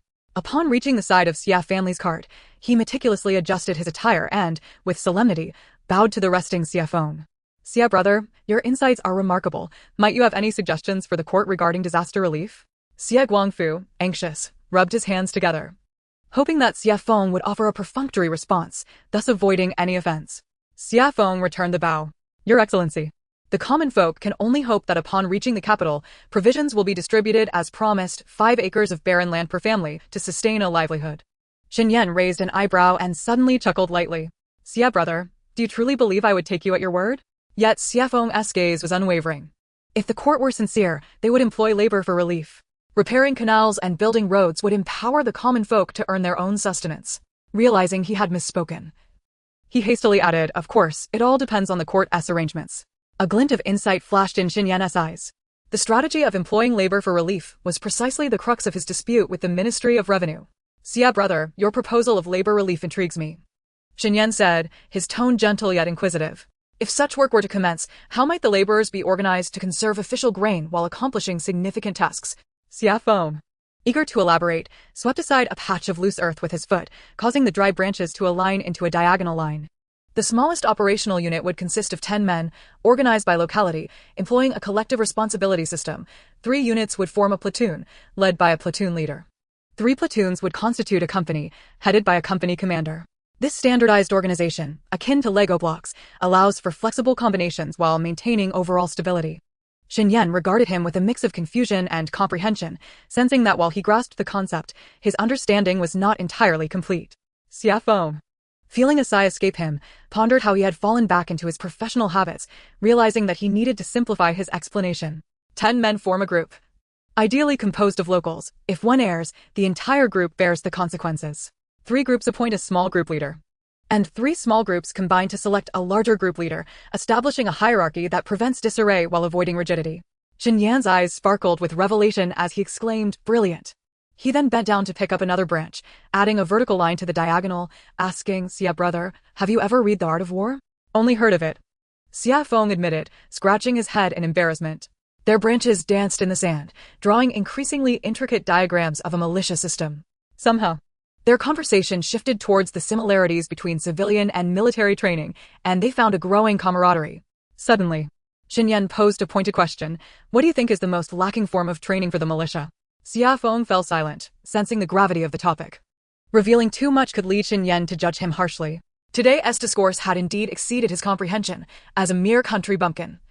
He had no right to understand such complexities. Xin Yan scrutinized Xie Feng's youthful visage and unexpectedly asked, do you know why I am discussing this with you? Xie Feng shook his head earnestly. Because you saved a life with spoiled vegetable broth, Xin Yan responded, tracing the patterns in the sand with his branch. Governing a nation is akin to healing the sick. One must understand the vital channels and have the courage to employ potent remedies. Xie Feng was taken aback. He had never imagined that his impulsive, makeshift remedy would hold such weight in Xin Yan's eyes, a discerning envoy of the court. Suddenly, Xin Yan's branch snapped in 2, landing squarely in the center of their sandy diagram. He gazed at the intersecting lines on the ground and chuckled softly. Xie brother, did you know this is the first time since leaving the capital that I have spoken so freely with someone? Xie Feng, feeling the calluses on his fingers, realized he had shared much with someone he barely knew. Call me Wei Qing, that is my courtesy name. Xin Yan casually removed the jade pendant from his waist and flattened the sand to redraw their diagram. During my time in Longxi, a soldier taught me to simulate terrain using sand. He pointed emphatically to a specific spot. Today, you and I discuss governing the populace as one would command an army. Xie Feng swallowed hard. He saw Xin Yan's delicate movements with the jade, reminiscent of how their old instructor had used a blade to teach them to map out beacon towers. Suddenly, Xie Feng picked up 3 stones and arranged them into a triangle. I call this the old hen formation. He dragged the stones across the sand, leaving a trail. 1 veteran leads, followed by 2 newcomers. It may look clumsy, but it is effective. Xin Yan burst into laughter. What a splendid old hen formation. Far more practical than those celestial arrangements of the Ministry of War. Not far off, Xie Qiu Zhi had gathered a small pile of dry branches and was closely observing Xie Jili as he expertly bundled firewood. Let us imitate how Xie Jili ties the firewood, she suggested. Xie Qiu Zhi grabbed a handful of dry grass to use as rope, attempting to replicate Xie Jili's technique, but ended up with a loose and inadequate bundle. Xie Wen followed suit, only to have his grass rope come undone at a single tug, causing the branches to tumble to the ground. Clumsy hands. Likewise. They exchanged gentle banter, chuckling as if they had just stolen candy. Meanwhile, on the official road, Xie Feng and Xin Yan continued their discussion. Suddenly, the sound of playful scuffling and muffled laughter reached them from the edge of the woods. It was Xie Qiu Zhi and Xie when engaged in their frolic. Xie Feng, feeling embarrassed, rubbed his nose. I apologize, Your Excellency. My younger siblings have no decorum. Yet Xinyan smiled, his eyes crinkling. Brotherly affection and youthful innocence are indeed delightful. It is a blessing for you, Xie brother, to have such spirited kin. He swallowed the latter part of his thought, though. One might argue that the boundaries between the genders seem a bit too relaxed. Xie Qiu Zhi and Xie Wen carefully bundled the firewood and made their way towards the cart, their chattering voices growing increasingly nearer. Xinyan rose with poise, his sleeves brushing against the sandy ground, rendering the intricate diagrams he had drawn into mere indistinct traces. Tomorrow, after passing the Blackstone Gorge, he would seek counsel from Brother Xie. As he clasped his hands in farewell, a rare, genuine smile graced his lips. Xie Qiu Zhi was astonished to observe that during Xinyan's discourse with her elder brother, the latter's eyes sparkled with the delight of encountering a kindred spirit, a familiar glimmer she recognized. In the afternoon, with 2 bundles of dry twigs secured to the side of the cart, Xie Qiu Zhi and Xie Wen sat side by side, their legs swinging in the air as they enthusiastically belted out a revised version of the fleeing path, walking on the path of escape, the cracked yoke creaks in accompaniment. Young Xie Jili, who had been trailing alongside the cart, burst into laughter upon hearing the song and joined in the cheerful refrain. Even timid Xie Xiaohua clapped her hands, her voice ringing out in bright harmony. Xinyan, mounted on his horse beside the cart, was taken aback by the joyous melody. Throughout his lengthy travels, he had encountered countless refugees, most bearing frowns and sighs of despair or anxiety etched across their faces. This was the first time he had encountered a family like the Xies, capable of singing with such exuberance. The moment the song commenced, even the sweltering wind felt refreshingly cool, prompting him to rein in his horse and unconsciously direct his gaze towards the source of the music. The young lady sat cross-legged on the cart's edge, her toes tapping rhythmically as if conducting a symphony. Her voice was clear yet infused with a hint of languor and playfulness. Whenever she sang the "oh-oh-oh" refrain, she would slyly glance at her younger brother, exchanging knowing winks. He recalled the young ladies of the capital, around 13 or 14, who at that moment would be diligently learning needlework in their embroidery chambers or shyly stealing glances at the suitors who came to propose. Yet here was this girl, perched on a cart fleeing from calamity, transforming her hardships into a delightful nursery rhyme. Xinyan felt his gaze soften involuntarily. He envisioned the years ahead, pondering what sort of family this spirited girl might join in marriage. Given the harmonious atmosphere of the Xie household, it seemed likely they would find her a considerate and compassionate husband. Reflecting on her declaration, "My heart still belongs to Zhang Lingyi," he couldn't help but chuckle. This little girl boldly proclaimed her affections, yet did so with an openness that left no room for reproach. Xinyan shook his head gently, admonishing himself for suddenly taking an interest in the matrimonial affairs of a young girl. Nevertheless, his eyes were irresistibly drawn once more to the singing maiden. Just as Xie Qiu Zhi expressed the line about joy being written on her face, she turned and locked eyes with Xinyan. For a brief moment, she was taken aback. But then she beamed a radiant smile, her eyes crescent-shaped with delight, and resumed her spirited singing. Xinyan was momentarily stunned, but soon found himself mirroring her smile. Such a bright expression amidst the sorrow-laden refugee procession was like a crystalline spring in a parched desert, evoking an instinctual desire to cherish it. The youngest boy of the Xie family used 2 sticks as makeshift drumsticks, his grin outshining the sun overhead. At that moment, they seemed not to be fleeing from disaster, but rather heading towards a festive gathering. The dust became colorful ribbons, the sticks transformed into lamp poles, and the cracked ruts of the cart morphed into the rhythm of gongs and drums. Observing the rest of the Xie family, the gentle curve of their smiles was softer than any previous moment. Xinyan found his own lips involuntarily curling upward, intrigued by how this family maintained such a positive outlook. Chapter 35. The Tiger on the Official Road Claims Lives. After the refugee group set up camp in a clearing that evening, the abundance of firewood collected from the desolate forest at noon resulted in an unusually vibrant bonfire. Sparks crackling on the official road, illuminating the faces of the gathered crowd. Xinyan surveyed the area and noticed Xie Feng crouched beside his family's fire, arranging the wood. He approached, softly calling out, "Brother Xie." Xie Feng looked up, his heart racing at the sight of Xinyan, and quickly rose, forcing a somewhat strained smile. "Master Xin, what brings you here?" He regretted his earlier conversation with Xinyan, realizing too late that the man before him was not merely a local figure, but an envoy of the court, a keen observer of affairs. Silently chastising himself for speaking too freely whenever the topics of military and governance arose, he felt like a runaway horse, getting increasingly excited with each word. Only upon reflection did he grasp that he was merely a rural lad now, no longer a captain of the elite special forces. The words exchanged with Xinyan felt like a tightening net, ensnaring his nerves. A chill coursed through him at the thought, if a malicious person were to exploit his words, Even a single remark deemed a breach of military protocol could lead to his execution. Delving deeper, he recalled the tragic fate of his previous self. Gritting his teeth, he resolved to accompany Xin Yan henceforth, sealing his lips to ensure his family's safety. Xin Yan regarded him with a probing gaze. I observed your family's cheerful demeanor. It is indeed rare to maintain such a mindset on the road of escape. I would like to discuss further with you about the relationship between military and civilian affairs. Xia Feng's heart sank with regret. Indeed, he had spoken too much during the day, and now Xin Yan sought him out again. Noticing Xia Feng's discomfort, Xin Yan furrowed his brow slightly. Brother Xia, do you harbor any misgivings? Xia Feng bit his lip, hesitating momentarily before steeling himself to respond. Sir, I am but a simple man. The words I spoke earlier were merely hearsay from storytellers, not to be taken seriously. Xin Yan's gaze sharpened, fixating intently on Xia Feng. Why would you say that? Our conversation earlier was quite amiable, and I could see you possess considerable insight into governance and military matters. You are not one to speak frivolously. Before Xia Feng could formulate a response, he suddenly heard Xie Qiu Zhi's clear voice calling, Elder brother, come help set up the tent. Seizing the opportunity as if grasping a lifeline, Xia Feng quickly replied, Sir, I must apologize. I need to assist my younger siblings with the tent. We can discuss this matter later. Without waiting for Xin Yan's response, he hurried away towards Xie Qiu Zhi. Xin Yan stood still, watching Xia Feng's retreating figure. His brow furrowed in confusion.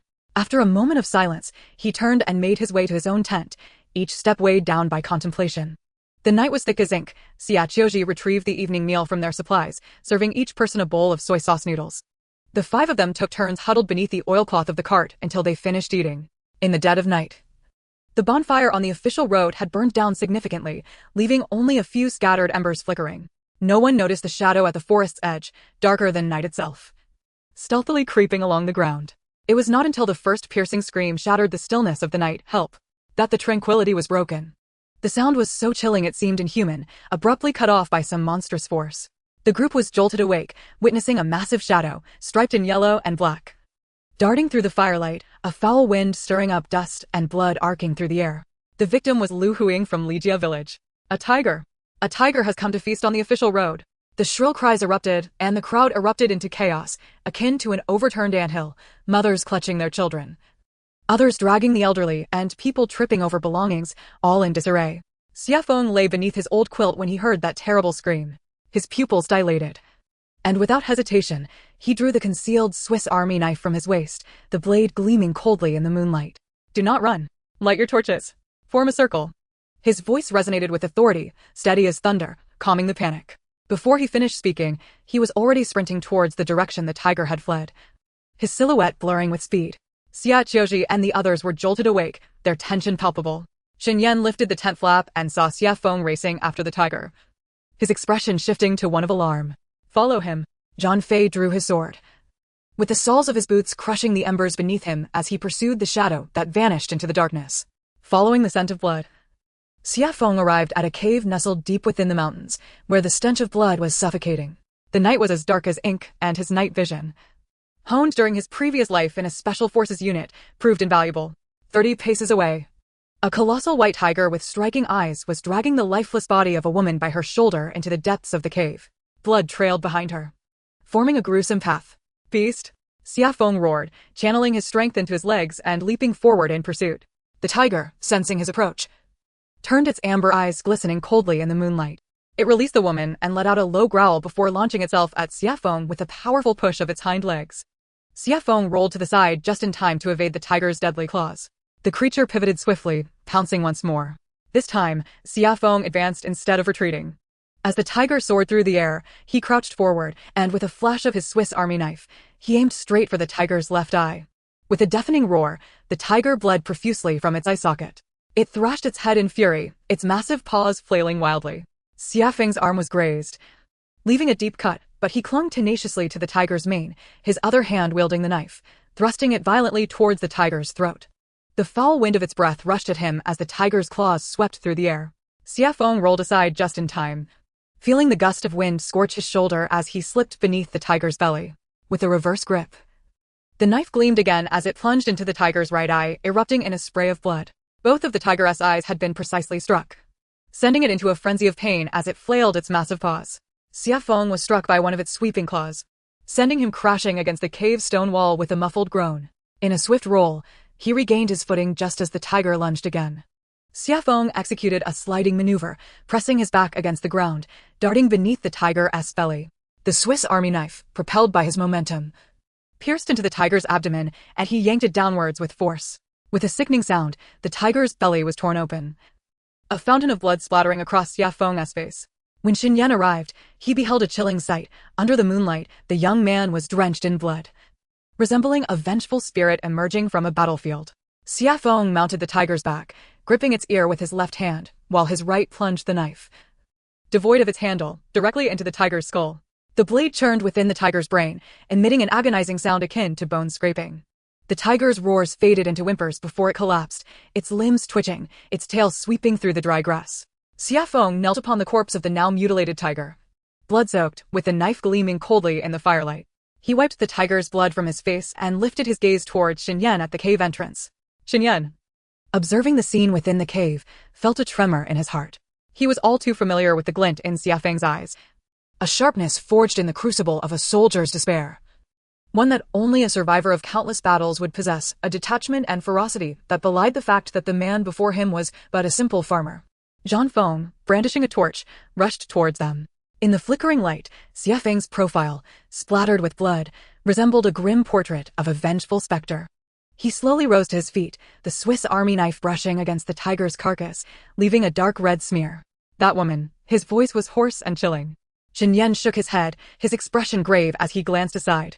The woman's body was half devoured, clearly having succumbed long before.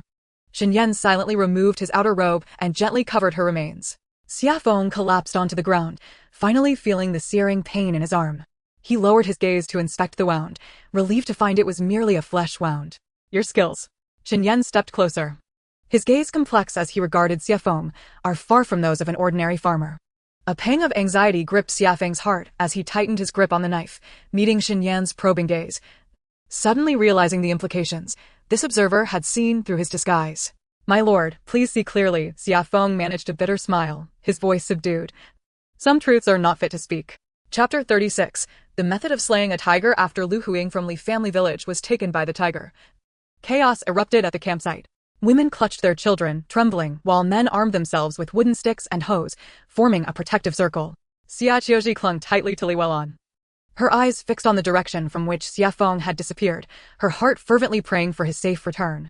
When the accompanying officers, Zhang Haizi and Zhou Qing, unceremoniously tossed the dead tiger into the center of the clearing, Xie Feng and Xin Yan emerged from the night. Xie Qiu Zhi and Li Welon hurried over, while Xie Wen nearly leaped into Xie Feng's arms, only to halt abruptly upon seeing the blood of the tiger staining his clothes. The villagers gazed in horror at the beast, its eyes reduced to gaping wounds. The torchlight illuminated its glossy fur, marred by blood, presenting a gruesome spectacle. The young master of the Xie family single-handedly took down this beast. Zhang Haizi bellowed, his voice echoing through the air. The gathered villagers fell silent for a moment before erupting into a cacophony of disbelief. Did he truly kill it? By heavens, did this young man really do it alone? Those claws are larger than my head. One swipe would turn a person into pulp. Such a creature, a stab to the eye. And a stab to the skull. Could it be that the Xie family scion is some kind of celestial avenger? Awestruck gazes fell upon Xie Feng, and the once anxious crowd began to murmur praises of the young man from the Xie family. However, the cries of despair soon drowned out the discussions. Li Dazhu, Lu Huing's husband, fell to the ground beside the tiger's corpse, wailing, "Where is my wife?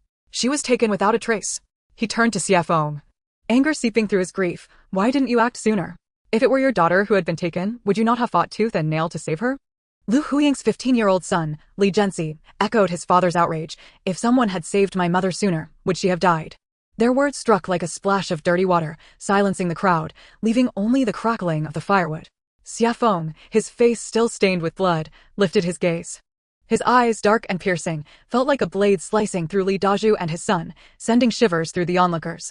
Xie Guangfu, trembling with rage, leaned on his stick and advanced. "Shut your filthy mouth. My son risked his life to save others. He saved more than just Lu Huing." As tensions mounted, Xin Yan stepped forward, his voice calm yet commanding, silencing the crowd. "Li Dazhu and Li Zhenxi, listen. Xie Feng faced the tiger alone, saving the courage of your entire village. Had no one stepped up, it would not have been just Lu Huing taken. To repay kindness with enmity is no different from being a beast." Li Zheng, the village head, quavered in support. "Dazhu, we must have a sense of justice. While the young master of the Xie family has bled for you, what have you sacrificed? If you cannot express gratitude, at least do not speak ill, lest you chill the hearts of the people. Jinjin Tiger, more direct, thrust his knife into the ground. Raise your voice again to disrupt the peace, and I will have you whipped 20 times. Li Dazhu shrank back, and though Li Jianxi wished to protest, he was restrained by several women who covered his mouth and pulled him away. Only then did Xie Qiu Zhi release her tightly clenched fists and step forward, her small voice ringing clear. Brother, you're covered in blood. Go change into something clean. Her words, though delivered lightly, served as an unspoken dismissal, causing the crowd to disperse awkwardly, leaving only the flickering firelight illuminating the narrow path leading to the Xie family's cart. Within the cart, the oilcloth curtain was drawn, muffling the outside clamor into a dull echo. 2 buckets of fresh water sat side by side, their sides still cool to the touch. As Xie Feng shed his coarse robe, the darkness revealed extensive bruises and 4 deep gashes left by the tiger's claws, a gruesome sight. Once he finished washing up, he bundled the bloodied clothing and tucked it into his pack, knowing that his sister Qiu would take care of cleaning it in their space. Upon alighting from the carriage, he immediately heard the hushed voice of Xie Qiu Zhi. Brother, I see you're injured. The wound needs further treatment. Unbeknownst to him, she had prepared Yunnan Baiyao, holding a small glass vial delicately in her hand. A pang of alarm struck Xie Feng's heart, and he swiftly positioned his body to block any potential prying eyes. Be cautious. That Lord Qin is quite astute. Xie Qiu Zhi felt a warmth swell in her eyes, but bit her tongue, silently urging Xie Feng to sit on the tattered cotton quilt while she applied the medicine. A sharp intake of breath escaped Xie Feng as beads of sweat began to form on his forehead, the stinging sensation of the Yunnan Baiyao on his wound causing his muscles to tense. Brother, bear with it, she whispered, her voice as light as a feather. Yet her fingers exhibited remarkable steadiness. Illuminated by the moonlight, she gingerly sprinkled the powder evenly over the 4 jagged claw marks. The medicine had excellent anti-inflammatory and hemostatic properties, and by tomorrow, the wound would begin to scab. Xie Feng nodded, although his gaze remained vigilant, sweeping toward Xin Yan's direction. He acutely sensed a gaze subtly directed towards them from that area. Xin stood 10 paces away, appearing to admire the moon, yet his eyes were continually darting in their direction. A tightness gripped Xie Feng's chest. He was all too familiar with such an observational demeanor, having employed it himself during covert operations in his previous life. He turned earnestly to Xie Qiu Zhi. Make sure to stow the vial away later. Do not let anyone see it. Brother, do you think he has begun to suspect us? She asked anxiously. Undoubtedly, Xie Feng replied in a hushed tone, his voice barely above a whisper. My method of dispatching the tiger tonight was too professional. An ordinary person could not achieve this. Coupled with this Swiss Army knife. He patted the multifunctional tool secured at his waist, its cold metallic touch sharpening his focus. This item does not exist in the Daning era. Lord Qin has already begun to harbor doubts about us. Xie Guangfu's voice was equally subdued. From this day forward, let us minimize our use of items within this space. Particularly you, Qiu Zhi. Ensure your sketchbook and drawing pens are well concealed. Xie Qiu Zhi nodded, her expression fraught with concern. Then, what about our water? Starting tomorrow, we shall regulate our water usage. If anyone feels unwell, use a damp cloth, Xie Guangfu interjected. Xie Wen, clutching his knees, timidly asked, eldest brother, is that Lord Qin a villain? Xie Feng ruffled his younger brother's hair reassuringly, not necessarily. However, he is exceedingly clever. And we cannot afford to take risks. Not far away, Xin Yan stood with his hands clasped behind his back, observing the Xie family's every move. The night breeze lifted the hem of his indigo robe, resembling a sheathed sword. With his acute hearing, he could easily discern the sound of water dripping from the damp cloth within the oilcloth. On the road of fleeing disaster, how many had gone 3 days without a sip of clean water? How could the Xie family afford to use fresh water for bathing? Xin Yan squinted slightly. Earlier, amidst the chaos of the crowd, he had noticed that despite their patched clothing, the Xie family members' collars and cuffs were washed to a pale hue, their fingernails free of dirt, and while their hair was unkempt, it was not greasy. Strangely, as he approached the cart, he caught a faint whiff of soapberry fragrance. How could refugees, who even saved on boiling water, possess soapberry? Furthermore, reflecting on Xie Feng's method of dispatching the tiger, the peculiar design of the Swiss Army knife, and Xie Qiu Zhi's nimble steps while fetching water, all these aspects felt like pieces of an incomplete puzzle. Xin Yan raised a hand, his fingers brushing the jade pendant at his waist, his gaze deepening. Xie family, he mused internally, how many secrets do you conceal? After applying the medicine, Xie Feng was summoned away by the village chief, Xie Zhong, due to the crowd gathering around the location where the tiger's body was placed, their throats taut with hunger and desire. Chapter 37, The Tiger Meat Controversy. As Xie Feng was dragged into the throng by Xie Zhong, The pain from his wound was still a dull throb. In the center of the open space, the vibrant tiger carcass was illuminated by torches. The gaping wound in its belly resembling a river of blood, the stench causing many to cover their noses. Yet the villagers gathered around seemed oblivious, encircling it in layers, their eyes gleaming with greed. Brother Feng has arrived. Someone shouted, and the crowd parted, creating a 2-foot-wide gap. The previously boisterous Xia Laodai, Li Dazhu, and Li Jianxi fell silent, their expressions shifting from fear to flattery, as if they had encountered a living Yama. With bloodstains seeping through the bandages on his left arm, Xia Feng's countenance was chilling. Brother Feng, we are of one bloodline. I am your own grandmother.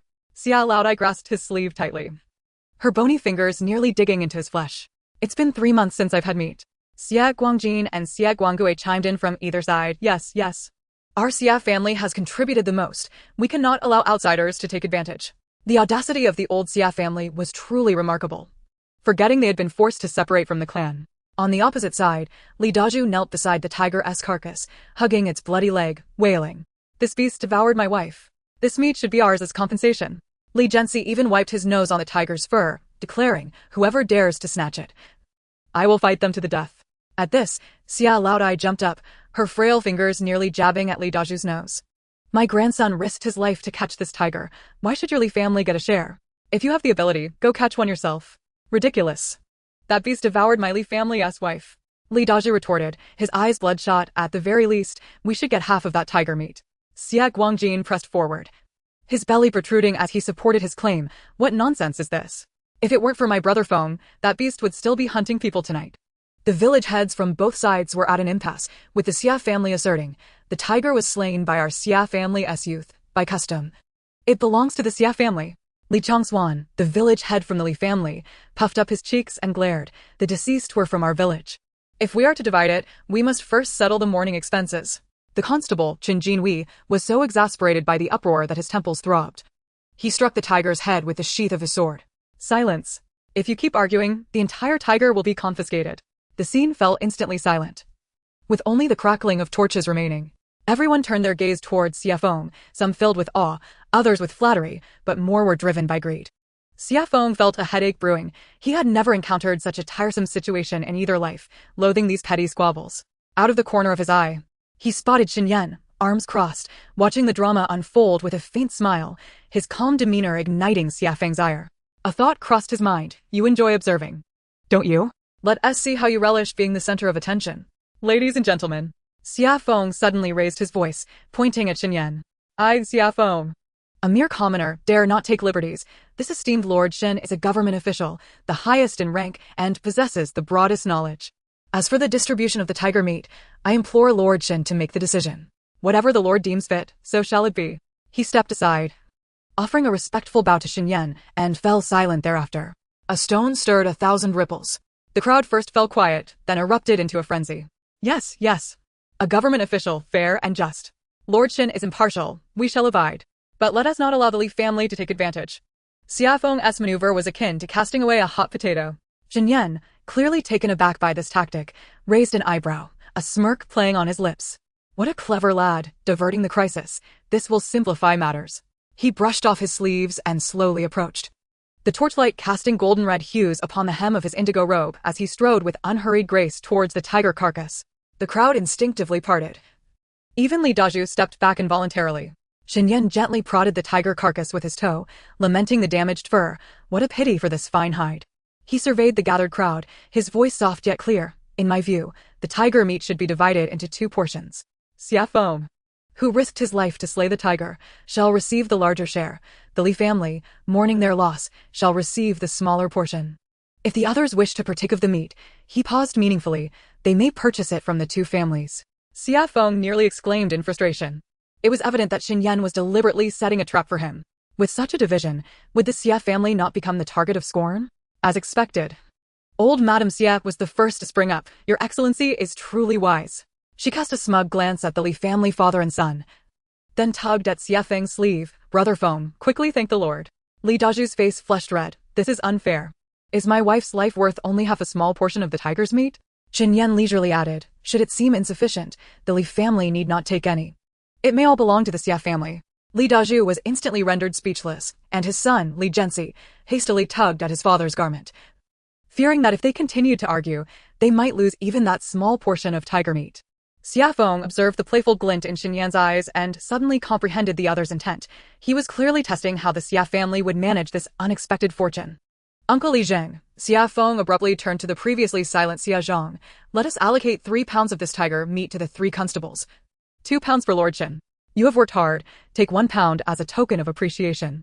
My family shall only keep the tiger skin and 3 pounds of the hind leg meat. The rest, he paused, you may sell. And the proceeds shall go into the village's public account. A murmur of astonishment rippled through the crowd.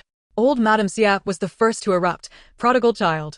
Before she could finish, Xie Guangjin covered her mouth, realizing that Lord Qin's expression had already turned icy. Xin Yan was indeed somewhat taken aback. He had anticipated that Xie Feng would either greedily hoard the bounty or weakly yield. He had not expected him to devise such a plan that considered the greater good. It appeased the constables, honored the village chief, and silenced the murmurs of discontent. Brother Xie, your righteousness is commendable. Xin Yan nodded slightly, his words laden with meaning. There is no need for my share, let it be reserved for those in greater need. Xie Feng replied with measured respect, Your Excellency. Having chased the tiger to save lives, it is only right that you receive a portion. Their gazes clashed in the air, one testing, the other cautious. Ultimately, it was Qin Jinhui who broke the silence. Let it be done. He wiped the sweat from his brow and instructed Zhang Haizi to begin dividing the meat. Everyone disperse. Anyone who causes further commotion shall receive 20 lashes. The crowd reluctantly began to scatter, yet the whispers grew louder. The Xie lad is quite generous. I hear that tiger whips are worth a fortune. What do you know? This is a purchase for peace. As Xie Feng turned to leave, he was called back by Xin Yan. Brother Xie, please stay. What further counsel do you have, Your Excellency? Xie Feng halted, alert. Xin Yan took a couple of steps closer, his voice lowered so only the two could hear. Brother Xie, your valiant act of slaying the tiger today has greatly impressed me. One wonders from whom such adept skills are inherited? Xie Feng's heart skipped a beat. Though he maintained a composed facade, Your Excellency jest, there is no teacher, merely the rustic techniques of the countryside. Is that so? Xin Yan chuckled lightly. Then is Brother Xie's Swiss army knife merely a rustic tool as well? A cold sweat instantly broke out on Xie Feng's back as he realized that the multifunctional knife at his waist was partially exposed. The craftsmanship, clearly not of this era, glimmered coldly in the torchlight. It is a family heirloom, Xie Feng explained awkwardly. Chapter 38, The Command of the General of the Northern Frontier. Xin Yan lowered his gaze, his fingertip brushing against the gleaming edge, his voice laced with a soft laughter, yet subdued, so it is a family treasure. He lifted his head, his gaze piercing, as if pinning Xie Feng in place. Brother Xie, today you single-handedly took down the tiger. Your courage, skill, and character are truly unparalleled. I shall not beat around the bush. The court is in need of capable individuals, and the military lacks sharp commanders. The people require steadfast protectors. If Brother Xie is willing to join my ranks, I can recommend you for an official position below the 3rd rank on the spot. Those few words struck Xie Feng like a thunderclap in his ears. He gulped, staring at the official token. Had this been his previous life, he would have unhesitatingly accepted such a summons, for the belief in protecting home and country was ingrained in his very bones. Yet, the words of his brother, Xie Wen, echoed in his mind. Brother, this world is already rotten to the core. The North is at war, the South is burdened with taxes, and the court is embroiled in conflicts like a hen pecking at its own eye. The soldiers receive empty rations while the common folk starve and gnaw on tree bark. Your skills are impressive, but do not foolishly sell your life to those officials. Xie Feng's fingers, which hung by his side, gradually tightened, turning pale at the knuckles. He raised his eyes, the firelight reflecting off his youthful and stubborn face, his voice hoarse yet undeniably clear. I am grateful for your favor, Your Excellency. But I am merely a rough countryman, knowing only to farm and support my family. I do not comprehend the intricacies of military formations. In these chaotic times, I cannot even cultivate a stable plot of land, and further, I have the elderly and young at home to care for. If I cannot protect my own family, how can I speak of safeguarding the world? He took a half step back and bowed deeply. I regret that I cannot comply with your request. Xin Yan listened quietly, showing neither anger nor insistence, only a soft sigh. Everyone has their aspirations. With that, he reached into his robes and produced a palm-sized ebony token. The token was heavy, its front embossed with a soaring sea eagle, and the back inscribed with the character Xinbei, along with a smaller inscription that read Xian Suation. He pressed the token into Xie Feng's palm, his tone suddenly gentle as the night breeze. Should you ever change your mind, or desire a stable position, present this token in the capital at the Northern Frontier General's office to a man named Shinsu, and he will understand. He paused, adding, if you only wish to exchange it for provisions for your family, you may also go to the county office and mention my name. No one will dare to make things difficult for you. Xie Feng clutched the token, feeling its warmth against his palm. It was as if it burned like a red-hot coal, a heavy burden that might lead to a battleground of blades, or perhaps a glimmer of hope. Your Excellency's kindness is overwhelming, he finally murmured. Xin Yan waved his hand and turned to leave, but stopped as they brushed past each other. Speaking in a tone only the two could hear, Brother Xie, in these chaotic times, one must be forged of steel, should the flames reach your feet. Remember, there is still a path. With that, his robes brushed against the sparks, and he strode into the darkness of the night. Xie Feng lowered his head, tucking the token close to his chest, and raised his gaze to the distance. The crowd dispersed, the bonfire dimming, leaving only the constables and a few strong-hearted villagers from Xie family village laboring to cut the tiger's carcass. He noticed that the blacksmith Xie was also helping to divide the tiger meat. This man had followed behind their cart carrying his elderly mother all day, yet still had the strength to assist the village chief. Xie Feng couldn't help but glance at him a few more times. He no longer cared how the tiger's carcass would be divided. The village chief was inherently an upright man and would not resort to any tricks. He stepped towards his home, where he could see his family gathered around the cart, waiting for him. In that instant, he suddenly comprehended, compared to the distant court and the uncertain future, the flickering light before him was the territory he must protect. Brother! Xie Qiu Zhi exclaimed upon seeing Xie Feng return, running to tug at his sleeve, her gaze falling upon the token in his hand. This prompted Xie Feng to swiftly tuck the token into his bosom. Let us talk about it later. On the makeshift mat of old cotton blankets beside the cart, the Xie family sat in a circle, gazing at the ebony token, their expressions a mix of curiosity and apprehension. The token was passed among them, the firelight illuminating the sea eagle's embossed figure, making it appear as if it might take flight at any moment. This wood is quite peculiar, Li Wellon remarked, rubbing her rough fingertip along the edge of the token, feeling it was as cold as iron yet lighter. Xie Guangfu took the token, examining it closely in the firelight. Look at this pattern. This is not merely carved. It seems to have grown from the wood itself. He tapped it gently, producing a dull thudding sound, likely soaked in some kind of potion. When Xie Qiu Zhi received the token, her fingertip trembled suddenly, the eyes of the bird. She discovered that the eagle's eyes were made of two tiny black obsidian stones, glowing with an eerie red light under the fire's reflection. Let me see that. Xie Wen, unable to contain his anticipation, lunged forward, nearly dropping the token into the fire. There were words inscribed on its reverse. Narrowing his eyes, he deciphered the smaller script beneath Zhenbei. Zuansui? Zuansui? Xie Feng furrowed his brow. Have you heard of this? The group exchanged glances, each shaking their head in unison. In the distance, outside Xin Yan's tent, Zhang Feng stood with his arms crossed, his lips twitching in disbelief. He watched as the token, capable of compelling fourth-ranking officials to kneel, was passed around like a mere curiosity among the Xie family, nearly grinding his teeth in frustration. Like a wild boar eating abalone, Zhang Feng muttered through clenched teeth. He recalled how last year, the Deputy Minister of Works had knelt for 3 full hours before the Xin residence just to borrow a Xuanji token for a task. Yet here was this assembly of rustic villagers discussing the wooden texture of the token. Suddenly, Xie Qiu Zhi lowered her voice. Brother, could this token be a military command symbol? Zhang Feng nearly choked on his own saliva, his face turning crimson. A military command symbol? Did this girl realize that the authority of the Xuanji token surpassed that of a standard command token by a significant margin? Xie Feng shook his head. Unlikely. He turned the token over repeatedly until his fingers brushed against the subtle indentations on the inside. Is there a mechanism here? Zhang Feng's pupils dilated sharply. That was the anti-counterfeiting pattern of the token. Even within the Zhuansui, no more than 5 individuals were privy to this secret. It was merely a credential. Ultimately, Xie Feng stuffed the token into his pocket and remarked nonchalantly, it won't be of any use. Zhang Feng almost stumbled into Xin Yan's tent. Won't be of use? This token can unlock 70% of Daming's granaries. It can summon swift horses from all relay stations along the way. Truly, a lack of appreciation for valuables, he thought, feeling an internal strain. Considering that the master inside the tent possessed keen ears, he must have overheard the Xie family's conversation, adding to Zhang Feng's frustration. Beside the cart, Xie Wen rested his chin on his hand, whispering, Brother, this thing must be worth a considerable sum of silver, right? If we were to exchange it for grain, how much rough rice could we get? Xie Qiu Zhi flipped the token over, tracing the inscription Zuansui with her fingertip, frowning as she said, Stop thinking about trading for money. This is a favor. We should hold on to it. It might save our lives someday.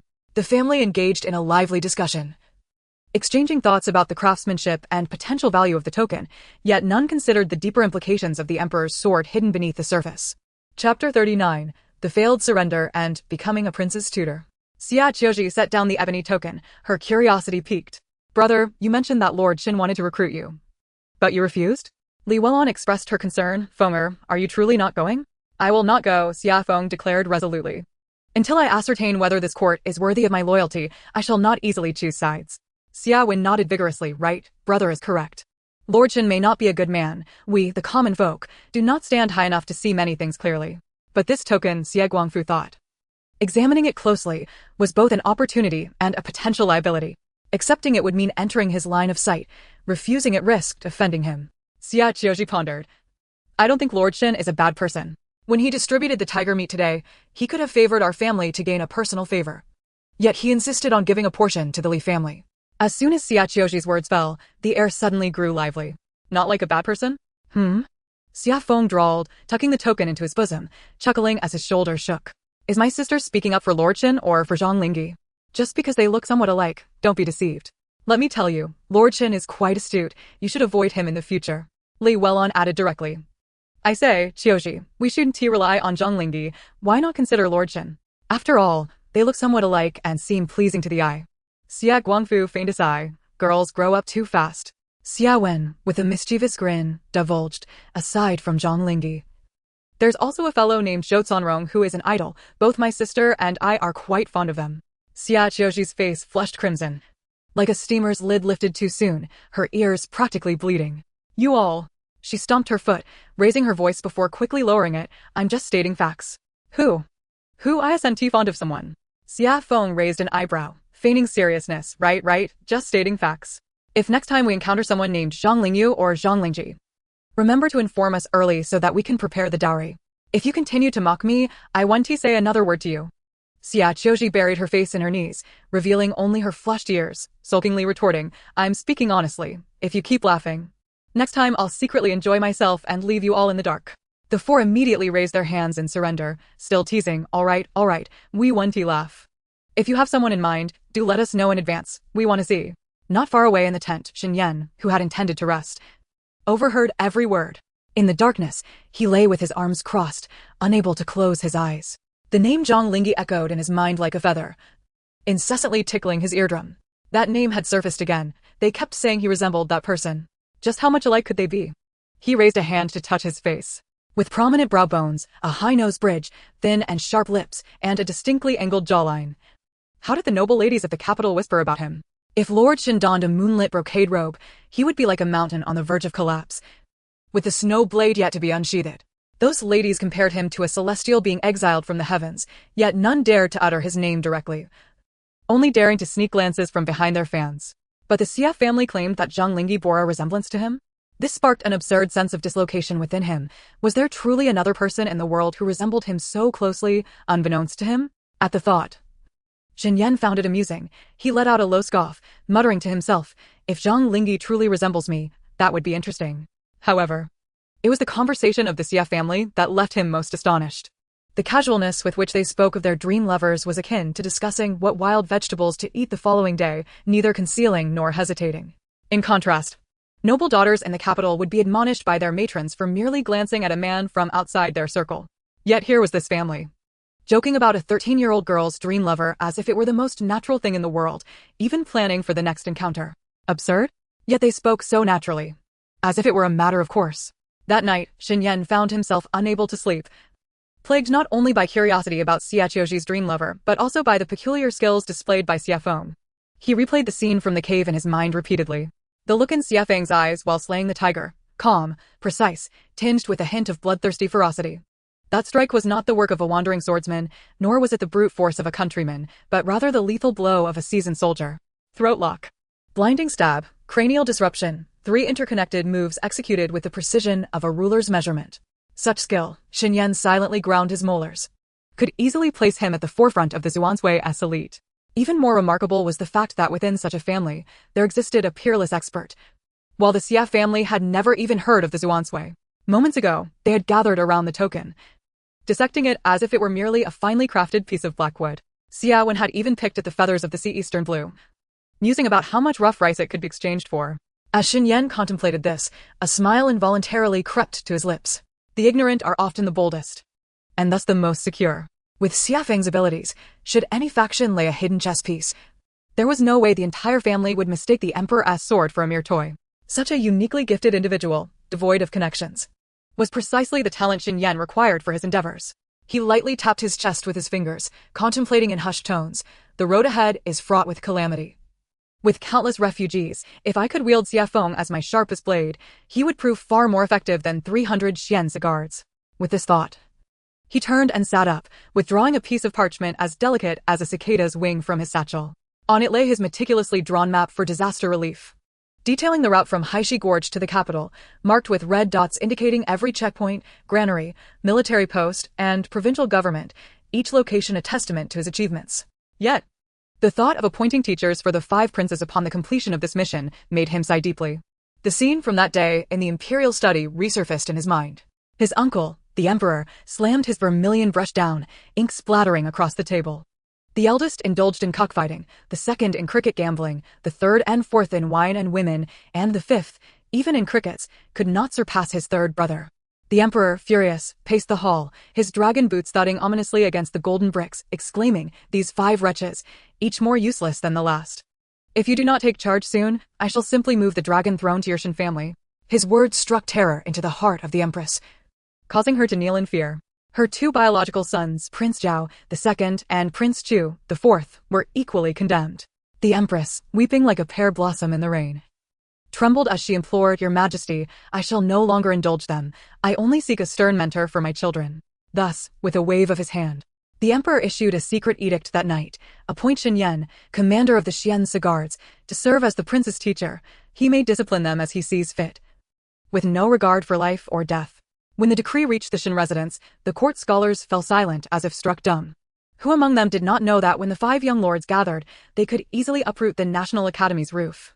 The old minister of the Hanlin Academy fell ill upon hearing the news, while the grand tutor even shaved his beard, declaring his intent to become a monk. The hot potato landed squarely in Xin Yan's lap. He rubbed his temples, a silent, bitter smile creeping onto his face. Is my uncle treating me as a whetstone or a fire extinguisher? What troubled him further was that each of the 5 princes had their own faction. The eldest was favored by the consort. The second and fourth were arrogant due to their noble birth. The third relied on the support of Minister He. And the fifth's biological mother was a princess sent for marriage from the northern frontier. One misstep could unleash a storm throughout the court. Xin Yan closed his eyes, forcing himself to sleep. Very well, upon my return, I shall throw the 5 of them into the trials of wind, forest, fire, and mountain, he murmured. Those who endure may be considered for the position of heir apparent, those who cannot. He flicked the hilt of his dagger lightly, his gaze sharp. Uncle Emperor, this time, your nephew may very well have to leave them battered and bruised before offering aid. Chapter 40. The failure of Xia Laotai's attempt to seize the tiger's meat. As dawn broke with a soft light, the camp remained shrouded in a veil of pale mist. Officer Chen Jinhua and the villagers from Xia family village were transporting a rolled-up tiger skin and 3 jin of bloody hind leg meat, calling out as they approached. "Xia de Lang, we've dried the tiger's skin thoroughly, not a trace of the foul odor remains." 3 jin of prime hind leg meat, securely collected by Xie Guangfu's household. The villagers had already stripped the remaining tiger meat down to the bones, leaving not even the scraps for soup. The village head, clutching the 8 taels of silver he had just collected, trembled with joy, insisting on handing it to Xie Feng, according to Lord Shen's orders from last night. "This is your share." Xie Feng declined, and Xie Guangfu waved his hand. "Keep the money, it will only become harder to manage the further we go. If the grain prices in Ruyang Prefecture are favorable, buy some rough rice and bran to make thin porridge at night, at least to give the elderly and weak who cannot travel a chance to catch their breath. Our Xia family village may seem populous, but most are elderly, weak women and children, barely hanging on to life as we journey." Upon hearing this, the village head's eyes glistened with tears. He repeatedly praised, turning to hold the 8 taels of silver high, proclaiming along the way, "Xia Laos and is benevolent. Even with his own family, he still thinks of leaving a way out for the whole village." This news swept swiftly to Xia Laotai's ears like a gust of wind. "Damn Xie Guangfu." Xia Laotai's shrill voice pierced the morning mist. "The tiger was slain by my grandson. Why should the silver go to outsiders?" After cursing, Xia Laotai led her clan of 11, storming to the cart, demanding both the tiger meat and the silver. "The meat is my grandson's, naturally. I deserve a share of the silver." Upon saying this, Xia Laotai reached out towards Xie Guangfu. Unexpectedly, Li Weilun stood defiantly in front of Xie Guangfu. Hands on her hips. "You've split the family. How dare you come to beg?" "Split the family? Nonsense. You cannot write 2 Xie characters in one stroke." Xia Feng's face hardened. And Xia Guangfu firmly stated, indeed, we have long since separated our kitchens, each eating from our own pots. Want meat and silver? None here. Skilled in throwing tantrums. Xia Laodai, seeing her usual tactics fail, climbed onto the cart's yoke, reaching for the tiger skin. Xie Qiu Zhi and Xia Wen were watching the commotion from the cart when she suddenly shoved them. Xie Qiu Zhi lost her balance, tumbling down and scraping her elbow on the rough yoke, blood seeping out instantly.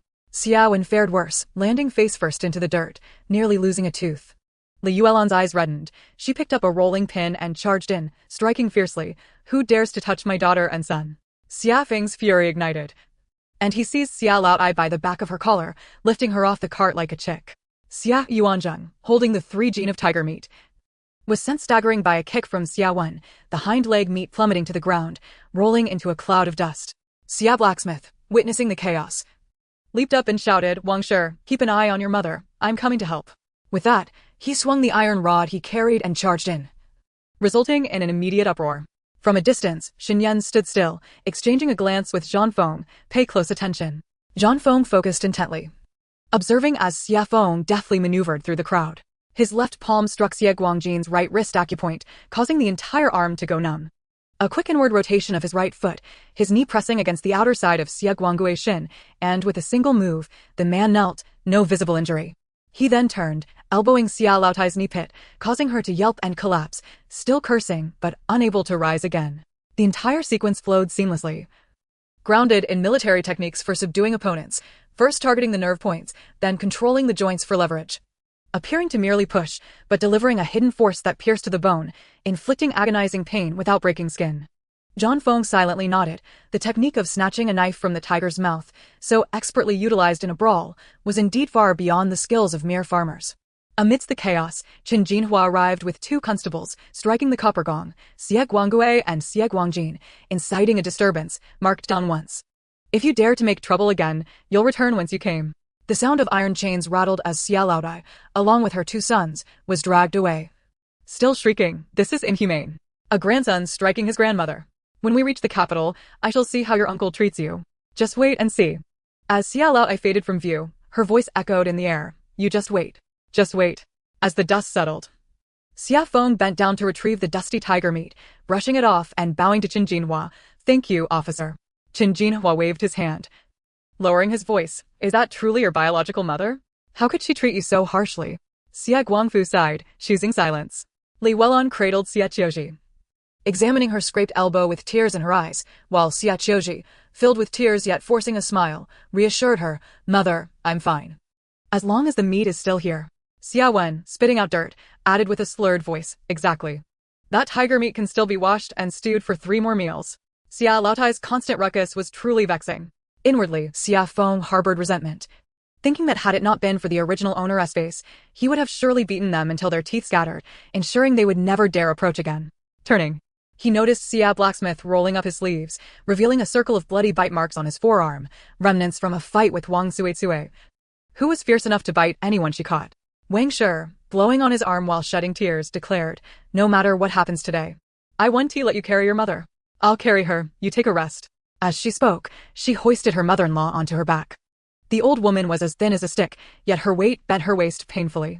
With a swift motion, Xia Feng brandished his knife and sliced off a piece of the 3-pound tiger meat, a chunk weighing nearly a pound, still glistening with blood. Tai Tu, take this, he urged. Xia the blacksmith repeatedly waved his hands. No, I cannot. I am merely lending a hand. Even a helping hand deserves gratitude. Xia Feng forcefully stuffed the meat into his arms, asserting, no matter how capable I am, taking on a group alone will only lead to misfortune. The blacksmith's mother trembled as she peeked out from beneath a tattered blanket, her face streaked with tears. Son, we owe the Xia family a life. How can we take more meat? Xia Feng grasped the old woman's hand. Your existence alone brings me honor. What is 1 pound of meat? His tone was gentle yet held an undeniable authority. Xia, the blacksmith, swallowed hard, ultimately accepting the meat, bowing deeply. A great kindness deserves no thanks. In the future, I shall face any peril for you. Not far off, Xinyan witnessed this scene unfold. Narrowing his eyes, he mused, the Xia family quarrels over mere silver. While an outsider, the blacksmith, stands up. Observing the openness in Xia Feng's demeanor as he distributed the meat, a flicker of emotion stirred within Xinyan. It dawned on him that they had grown in such an unforgiving environment. Though Xie Guangfu's mother was unloving and his brothers at odds, he had raised a sharp-minded youth who maintained a principle of not wronging others. Chapter 41. Xinyan stood apart from the world. Under the oilcloth draped over the cart, Li Weilun poured a small bottle of hydrogen peroxide onto a clean piece of gauze and gently pressed it against the raw skin on Xie Qiu Zhi's elbow. A sharp sting pierced through, akin to needles stabbing into the marrow, causing Xie Qiu Zhi to bite her lip, stifling a brief whimper. The sound, soft yet piercing, drifted through the thin oilcloth, reaching Xinyan's ears. He had been standing idly outside his tent, staring vacantly as he awaited Zhang Feng to pack their belongings. The suppressed cry of pain made him instinctively furrow his brow, his gaze drawn to the rudimentary cart. The subtle torment in that cry stirred an unnoticeable irritation within him, like a small stone cast into still waters. He was not a hard-hearted individual, rather. He had witnessed too much suffering in his position and had long since learned to conceal his emotions. Yet, this cry, emanating from a mere child, unexpectedly tugged at his heartstrings. Perhaps it was the hardships of their journey that rendered that voice particularly fragile. He averted his gaze, turning instead to Zhang Feng, speaking in a low tone. "Hurry up. Once we're ready, we can set off sooner." Hearing this, Zhang Feng quickened his pace. The wind swept past, rustling his deep blue garments, accentuating his solitary grace. Meanwhile, Xia the elder was dragged to the back of the line by the officials, treated like a dead dog. One of her shoes had fallen off, and her gray-white hair cascaded down, muddied and tangled. She struggled to break free, but the back of a blade struck her shoulder, forcing her to hunch over in pain. Her chest heaved rapidly, gasping like a bellows. Her knees scraped against the gravel, drawing blood and igniting a sharp sting.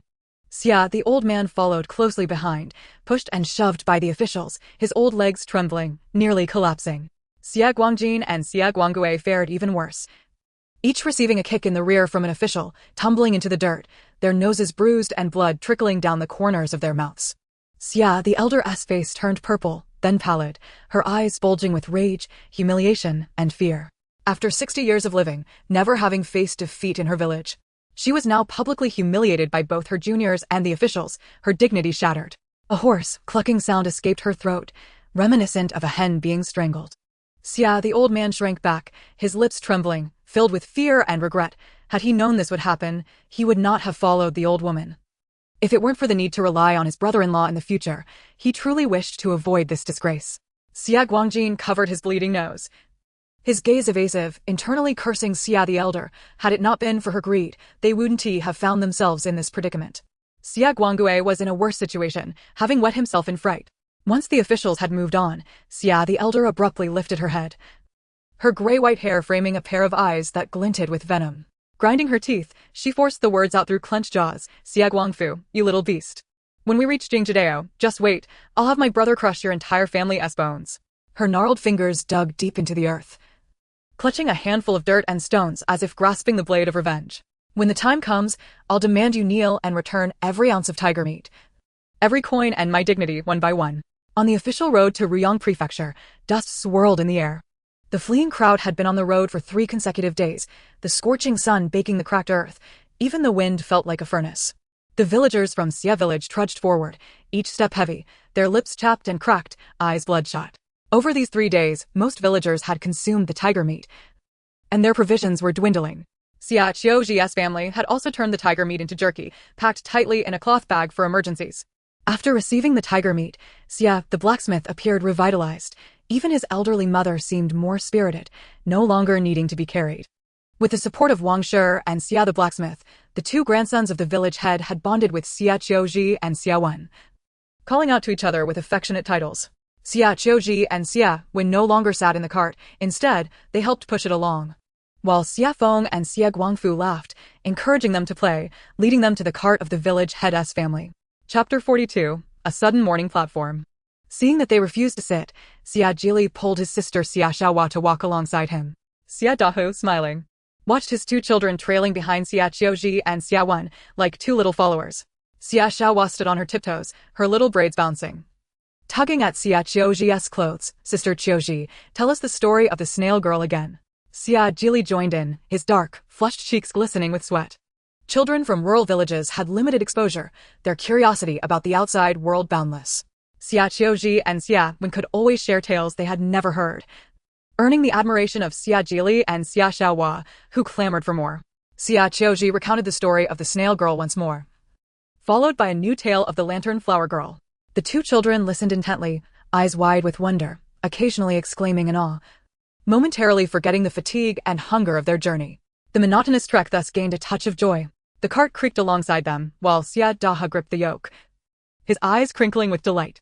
Watching his two curious little ones, his heart melted into a warm puddle. Xiaohua, Jili, don't cling too tightly to your brother and sister. Walk steadily and watch your step. 7-year-old Xiaohua turned back to flash him a toothy grin, her missing front teeth standing out in the evening light. The children's chattering was like a gentle breeze, though it couldn't dispel the heavy fatigue. It brought a spark of life to the weary procession. The adults, who had been dragging their feet, couldn't help but smile bitterly yet appreciatively at the imaginative conversations of the children. Even Xie Dahu's cart seemed to lighten a bit as he called out to his little ones, pay attention and don't disrupt. At the very back of the Xie family's group, Xie the elder and her entourage listened to the faint sounds of conversation and astonishment from the front, her face darkening as if it could squeeze out water. Xie Guangjin spat disdainfully onto the ground, exclaiming, "What nonsensical drivel! Utterly absurd." Xie Guangue replied with a sardonic tone, "Let us see if they can weave more tales once we reach the capital." His voice, neither too loud nor too soft, floated just within earshot of Xinyan, who reined in his horse and gazed into the distance. The silhouettes of several children were bathed in the golden hue of the setting sun, with Xie Wenzheng patiently sketching something on the ground while Xie Qiu Zhi animatedly gestured and explained. The two younger ones gazed up, utterly engrossed. This scene, amidst the desolation of the official road, appeared particularly precious and fragile. Xinyan's gaze lingered on them for a moment. His eyes, deep and inscrutable, revealed no emotion. Yet the fingers gripping the reins tightened ever so slightly. "Quickly, just 3 more miles until we can rest," urged the constable Qin Jinhui, hoarsely calling from atop his horse. The children's chatter ceased and the group began to murmur anxiously, their conversation shifting towards concerns about the resting place ahead and their uncertain fates. "I have heard that Governor Lin of Ruyang is a benevolent official. It matters little. The city gates are shut and the displaced cannot enter. But we are traveling under an imperial decree to the capital. Perhaps we might be granted passage? Indeed, even if we cannot enter the city, at the very least, they should provide us with gruel." The villagers whispered among themselves, their hearts a mixture of hope and trepidation. After trudging another 3 miles, they finally arrived at their campsite for the night. The dilapidated post station stood solitary in the wilderness, its earthen walls crumbling. A lantern swaying at the entrance with a cracked shade, the flame flickering wildly in the night breeze. 5 days prior, 18 villages had coalesced into a long procession. Now, this procession lay encamped at the periphery of the desolate post station.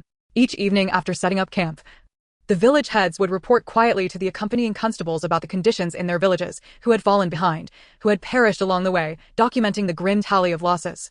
As the hour for reporting approached once more, Constable Qin Jinhui carried a gong and made his rounds through the camp. At the sound of its first strike, the village heads stooped and emerged from behind their respective campfires, gathering at the base of the half-collapsed earthen wall, which had become an impromptu mourning platform. The wind whipped embers into the air, stinging their faces, yet it carried their voices far and wide. Zhao Laoqi, the head of Sanwa village, spoke first. His voice roughened as if sand had scraped his throat. "Master Qin, our village has lost another member. Sister Li Er coughed violently last night, this morning. She was cold to the touch." He opened his palm to reveal a half-eaten guanine biscuit, the only remnant left, which the child had been reluctant to discard. Sun Tuobai, the head of Pingshan village, knocked his pipe against the wall, ash tumbling down. "Old Lu departed this morning. In his final moments, he grasped my hand, saying, 'Brother son, bury me deep, lest the wolves dig me up. I fear the pain.' I nodded, but how could I muster the strength to dig a deep grave? Only half a foot of earth sufficed." As he spoke, the firelight illuminated his eyes, glistening with unshed tears. Zhou Qizai, the head of Luxiawen, turned his empty water pouch upside down, only 2 drops of murky water falling out. "Someone begged me to give their child a share of the thin gruel, saying he would not walk any more to save on rations. I scolded him for being cowardly, but upon turning to look, I saw that the child was merely 8 years old, as frail as a kitten, and my reprimands faltered." Old Wu, the head of Shiqiao village, spoke in a voice barely above a whisper. "Our village's little Maisie gave her last piece of dry rations to her brother last night and quietly walked off into the wilderness. When I caught up with her, she knelt and pleaded, 'Master Wu, do not take me back. My mother said that if I sleep once, I can exchange it for a biscuit.'" As Old Wu recounted this, he slapped himself hard across the face, unable to respond or intervene. Standing at the outer edge was Xie Lirong, clutching the roster of Xie village, the corners of the paper dampened with sweat. Each word from the other village heads pierced his heart. Once the first few had finished speaking, he finally found his voice, hoarse and trembling. Master Qin, our Xie village cannot endure any longer. Today at noon, the daughter of the Li family handed me her child, saying, "Uncle, take him with you. I can no longer walk. The child is only 4 years old." Clinging to my leg and weeping. As you know, I, as the village head, cannot even safeguard my own family, let alone take in another. Qinjin we leaned the gong against the wall, the firelight casting a pallor over half of his face. Everyone, our 18 groups lose members daily, burying the dead each day. If this continues, we will arrive at Ruyang Prefecture only to find ourselves having to dig a graveyard first. He paused, his voice tinged with resignation. Yet the imperial deadline was an unyielding edict. To lag a moment longer was a risk none could afford. And as for the population ratio, if you wish for your village to receive land first, you must minimize fatalities. The announcement has stated that land allocation will be prioritized based on survival ratios. If many perish, you may end up with only the most desolate corners. Do not say I did not forewarn you. The village heads exchanged glances, their eyes bloodshot.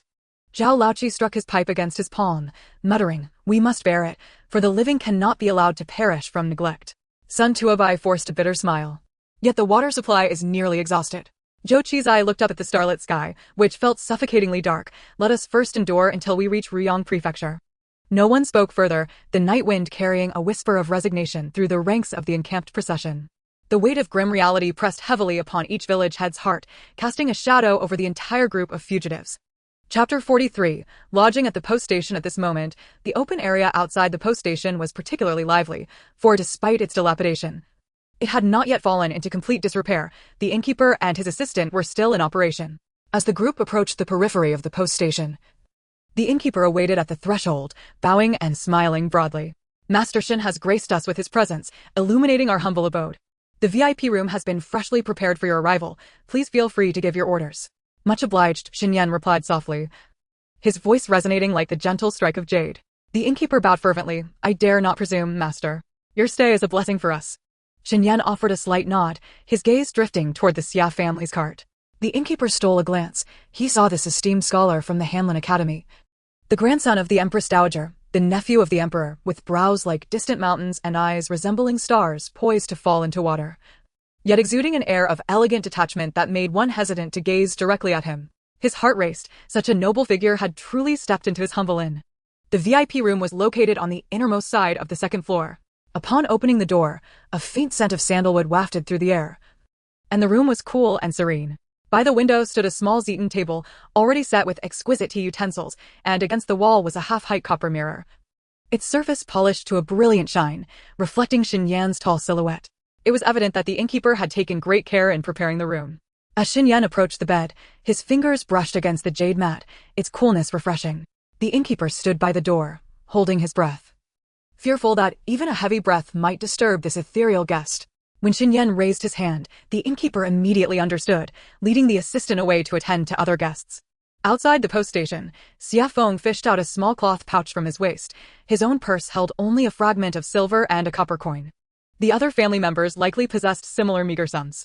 He flicked the copper coin between his fingers, the sound ringing softly, and turned to his family with a smile. We shall stay at the inn tonight. His words startled Li Guolan and Xie Guangfu. Stay at an inn? A single room costs 881. We shall stay. Xie Feng insisted, lowering his voice. In 2 days, we will reach Ruyang Prefecture. We can visit the pawnshop again to exchange our belongings for silver. For tonight, let us rest well. And you? Xie Qiu Zhi frowned. I will sleep in the cart and keep watch. Since Brother Feng has decided, we must hurry. Among these 18 villages, some are more willing to spend than us. If we delay, there may be no rooms left, Xie Guangfu said, stepping forward into the post station. Xie Feng entrusted the cart to Xie Dahu for safekeeping and followed him inside. The post station was originally established for officials of the court to rest. Thus, when court personnel came to conduct their duties, they required lodging, which could be provided free of charge upon presenting the appropriate documents and tokens. However, since the officials did not arrive daily, the post stations of the Great Daning Dynasty gradually evolved into accommodating both officials and common folk. When ordinary citizens required lodging, the innkeeper would welcome them, albeit at a cost. After several days of arduous travel, Xie Qiu Zhi had developed multiple blisters on her feet, while Xie Wen's calves swelled noticeably.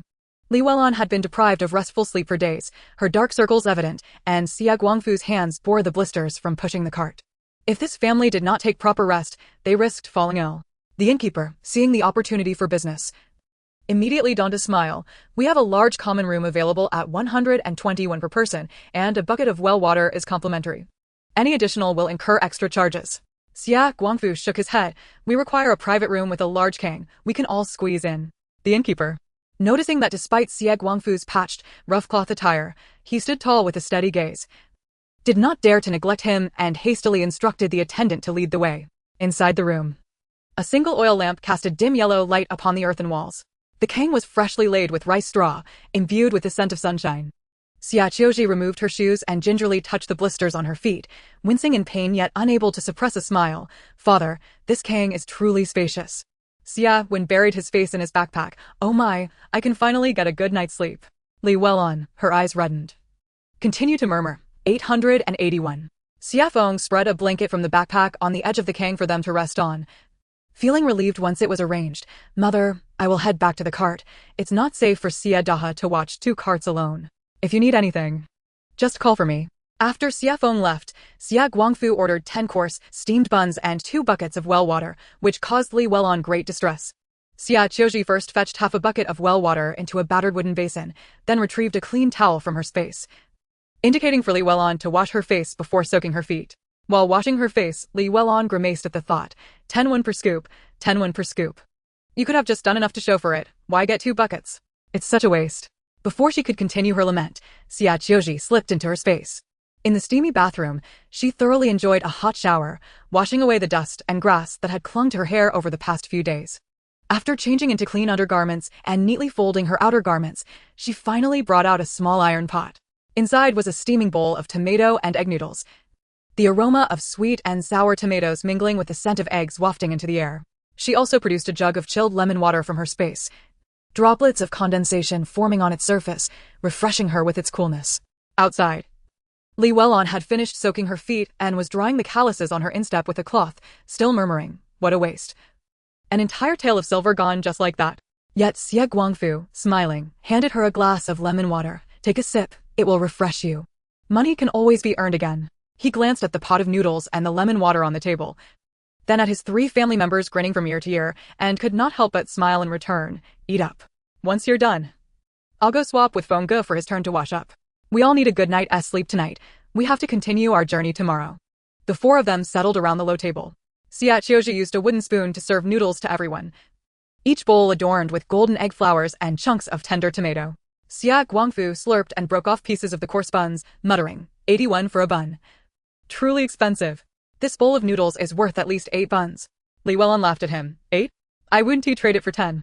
Xie Wen tore his bun into small pieces, soaking them in the noodle broth, and with a satisfied expression declared, if I could eat this every day, I'd accept 81 for a bowl. Xie Guangfu quickly finished his portion of noodles, took a few gulps of the chilled lemon water, and then went out to switch places with Xie Feng.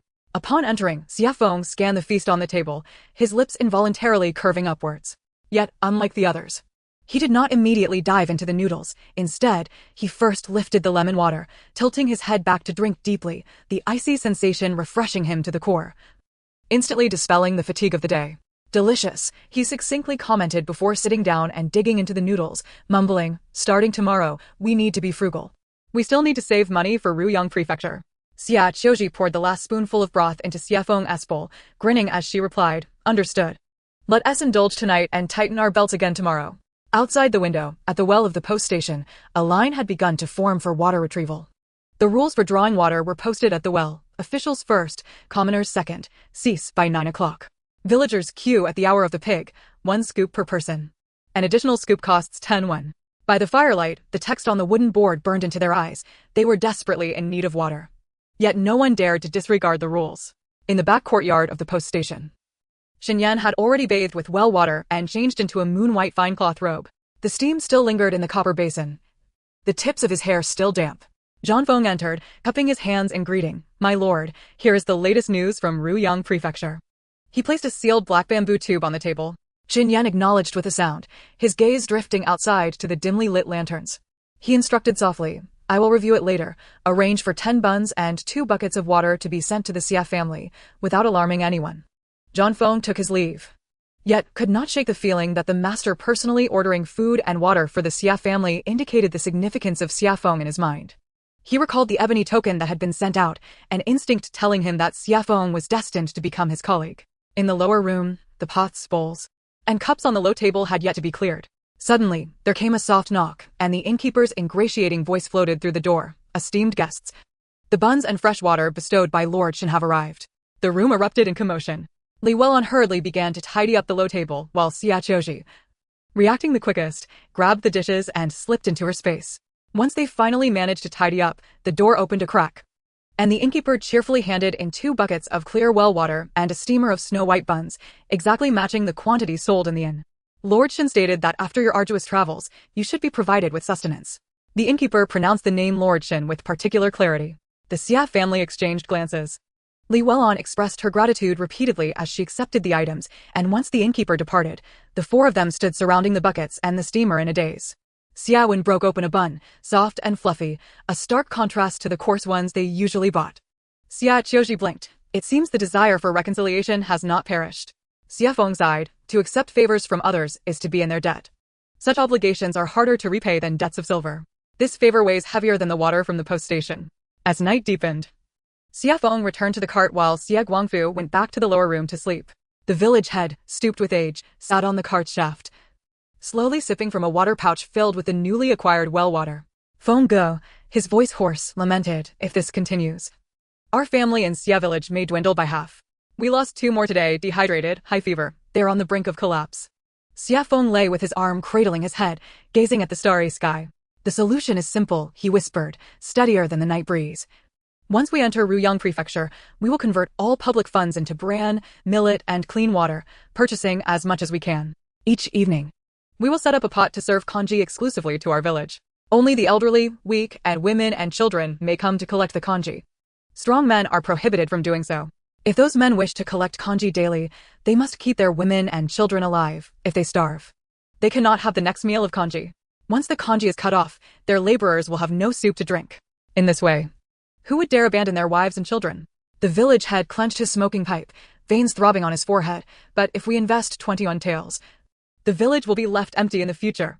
Uncle, as long as the Green Mountains remain, we need not fear the absence of firewood. The verdant mountains symbolize our women and children. As long as we are alive, wealth can still be earned. If life fades away, even mountains of gold and silver become mere soil atop graves.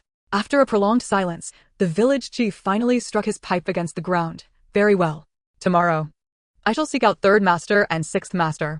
No matter the cost, we cannot afford to lose any more lives. At dawn the following day, Chief Xie approached the clan elders, 3rd master and 6th master, and recounted in detail the plans proposed by Xiafeng the previous night. Upon reaching the Ruyang Prefecture, he suggested depleting the public funds of 21 taels of silver at once to purchase wheat bran, corn, and fresh water. Each evening, a pot of porridge would be prepared, distributed solely to the elderly, weak, women, and children of the village, while strong men would not be permitted to collect. If the porridge ceased, the able-bodied would feel hunger pangs and would refrain from abandoning their women and children along the way. As his words resonated, the elders fell into a stunned silence. 3rd master, leaning on his cane, struck the ground 3 times, his voice hoarse yet firm. In the past, when I led the way in reclaiming land, it was through the strong supporting the weak and the weak sustaining the strong.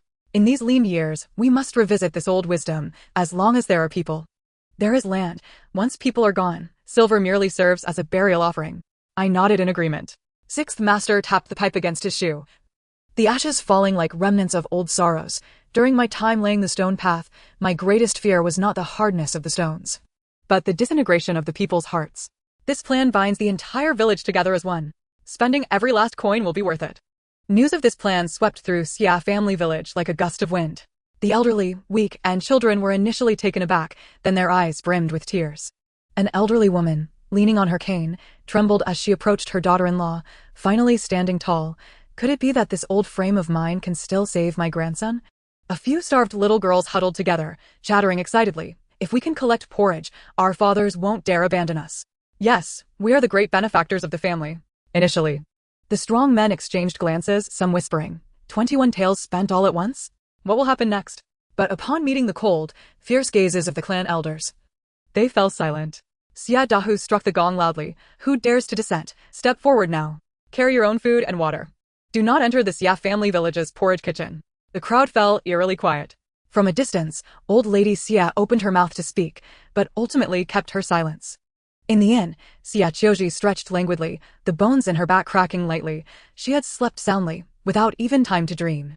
Li Weilon had already neatly tied her small bundle, laughing as she secured the strings. The spirit has returned.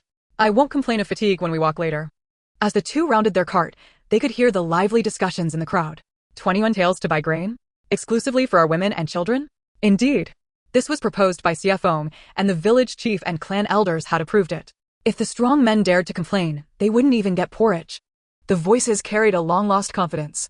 Xie Qiu Zhi's eyes brightened. She tiptoed to peer into the crowd, just as she caught Xie Feng's gaze. Mischievously, she raised her hand and silently gave her brother a thumbs up. Great idea. Xie Feng, bending to tie the yoke, couldn't help but smile at the unexpected compliment from his sister, feigning nonchalance as he mouthed it's nothing. This small exchange caught the eye of Xinyan, who had just finished washing up. From afar, he observed as Xie Qiu Zhi proudly bobbed her head after giving her thumbs up, resembling a little sparrow that had stolen grains. A sudden feeling of unfamiliar envy arose within him. It turned out that someone could so unabashedly dote on their brother, and the brother would willingly reciprocate. Xinyan lowered his gaze, unconsciously rubbing the jade pendant at his waist, his lips curling slightly. How wonderful it is to have a sister who can laugh and jest. 2 days later, they finally beheld the gray-blue city walls of Ruyang Prefecture. Yet, in the twilight, these walls resembled cold iron. With the city gates firmly shut and the drawbridge raised. Beneath, a dark mass gathered, comprising 3,000 to 4,000 displaced folk, their clothes tattered and their eyes sunken. As the fleeing crowd approached, the scent of decay wafted through the air, causing a collective shudder. Had they truly reached a dead end? After traveling hundreds of miles, had they become trapped here? As murmurs began to rise, some started to sob, the elderly, weak, and children huddling together like withered grass in the wind. Xinyan reined in his horse, drawing from his chest the ebony and gold insignia, holding it high above his shoulder. The words "cold gold" sent by heaven shimmered in the evening light, and the captain of the city guard's expression shifted drastically as he knelt. Greetings, Lord Xin. Open the city gates. Allow the migrants to enter in an orderly manner. Anyone who obstructs shall face military law. Xinyan's voice was not loud, yet it stifled the surrounding cries. The captain, sweating profusely, quickly responded, though he whispered back, "It will take a moment to coordinate. Please enter first, my lord." Xinyan turned his gaze towards the officials and Xie Feng. The gates will open, in at most half an hour. I will enter the city first. We shall meet within Ruyang Prefecture. With that, he bowed slightly, then, with a flourish, galloped across the drawbridge. Chapter 45. The dilemma of Governor Lin. Governor Lin of Ruyang was currently on duty at the prefectural office, facing increasingly difficult days. The displaced folk outside the city showed no signs of dispersing, which greatly troubled him. Among them were some destitute individuals without homes, while others were lazy and waiting for death, creating a chaotic situation. After the city gates were forcibly closed half a month ago, order within the city was maintained. But the death toll outside continued to rise, and he feared an outbreak of disease. Moreover, keeping the gates shut indefinitely was not a solution. He pondered how to ensure that truly impoverished people could continue to survive while the troublemakers departed. This dilemma had plagued him for quite some time. Just then, he received word that Lord Xin had arrived in Ruyang and had already entered the city. Upon hearing this, Governor Lin felt his knees weaken, nearly collapsing onto the stone steps. "I am Lin Han, here to pay my respects to Lord Xin." His voice trembled, carrying the rasp of a sleepless night. Xinyan dismounted, extending a hand in a gesture of support. "Governor Lin, the disaster is urgent. There is no need for excessive formalities." Lin raised his eyes to meet Xin's, noting the silver hair at his temples and the bloodshot veins beneath his eyes.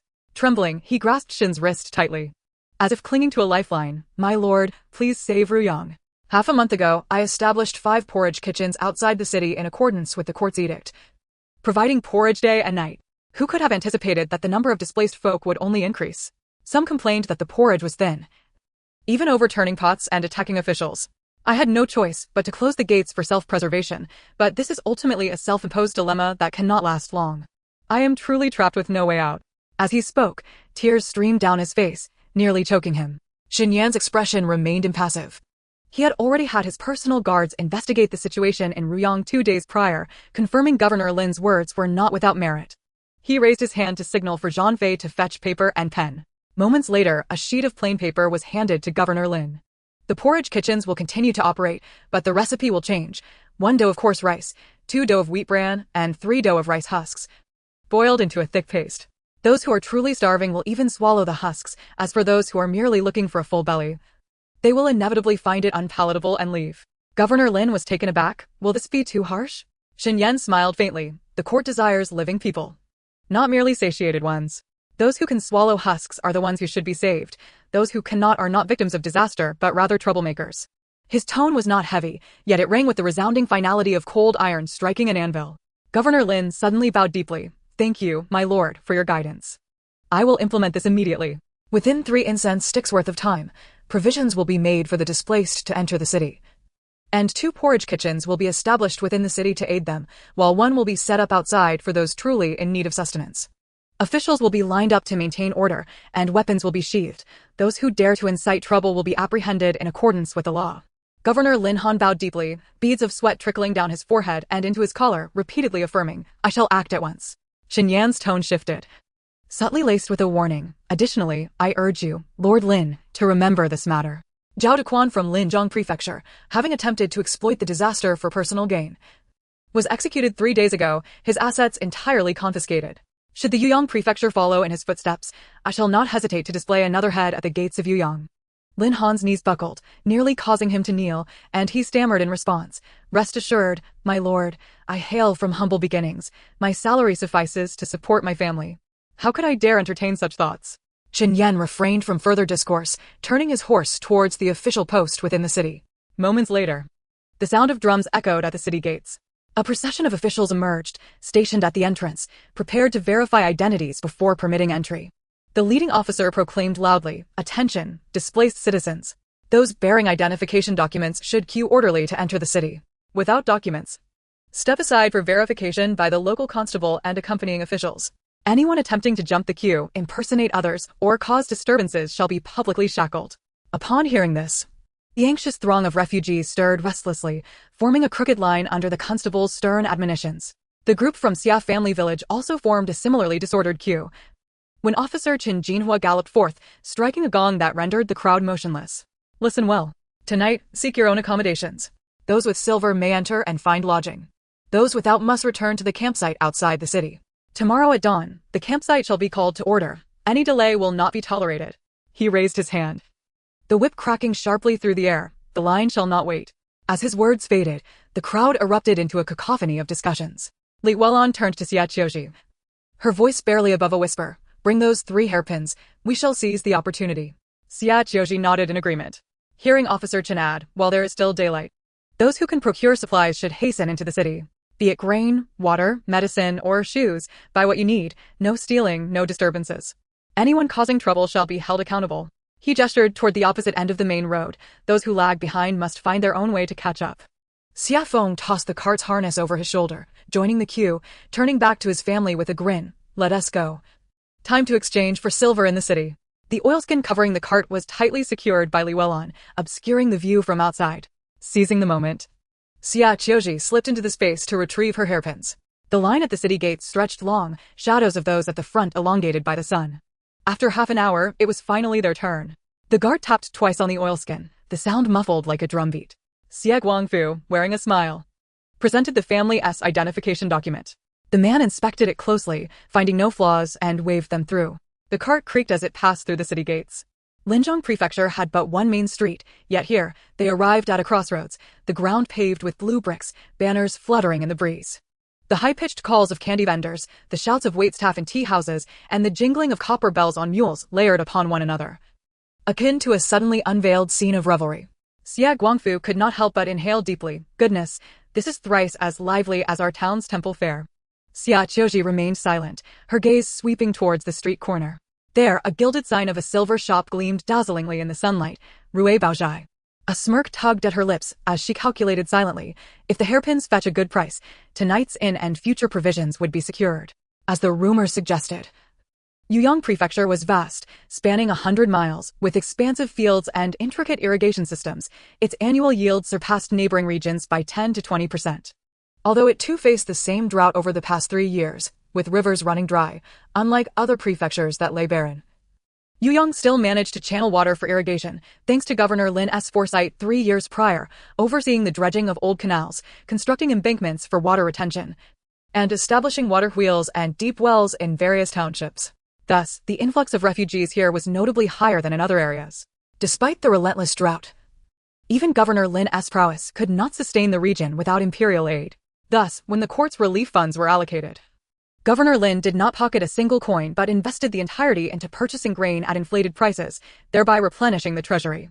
Consequently, Yuyang Prefecture fared better than Linzhong, with its citizens enjoying a higher quality of life. This was why Xie Feng had urged Xia Lijing to place their final hopes on Yuyang Prefecture, emphasizing the necessity of acquiring sustenance here. Chapter 46. Who dares steal grain guarded by the stone lions of the Yamen? Upon entering the city, the people of Xia family village dispersed like droplets of water in hot oil, leaving only Xia Feng and Xie Guangfu, who leisurely pushed their cart amidst the bustling crowd, while behind them trailed Xia Zhang and his family, clutching over 20 taels of silver. Xie Qiu Zhi felt anxious. Why was the constable lingering with their family? Wasn't he supposed to procure grain for the villagers? It was said that the clan elders and several strong men from the village had already pinpointed the location of the grain shop. He should be heading there now. When the Xia family's cart passed by the pawn shop for the second time, feigning ignorance, Xia Feng finally halted. Constable uncle, aren't you intending to buy grain? Why continue to follow us in circles when night is falling? Xia Zhang awkwardly patted his chest, the sound of coins clinking. I'm merely wary of being robbed. Over 20 taels can purchase a substantial amount of grain. Should I encounter a desperate soul intent on seizing my silver, I doubt these old legs can outrun them. Xia Feng chuckled at this implication of seeking his protection. To expedite the sale of the hairpins, he conceded, had you said so earlier. With me around, who would dare reach out? Let us make haste, deliver the grain back to the campsite, and I must return to find my parents. The constable immediately relaxed, repeatedly expressing his gratitude. Then I must rely on you. Buying grain, loading the cart, and returning to the campsite all in one go. Tonight, I shall treat you to porridge. To your heart's content. Xie Feng gestured to Xie Qiu Zhi and Xie Wen, indicating the position of his wrist. It turned out Xie Feng wore a domestic smartwatch belonging to Xie Wen on his wrist.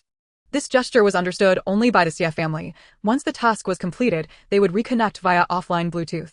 In truth, the evening Xie Feng chased after and killed the tiger, Xie Wen had begun tinkering with the family's phones and smartwatches.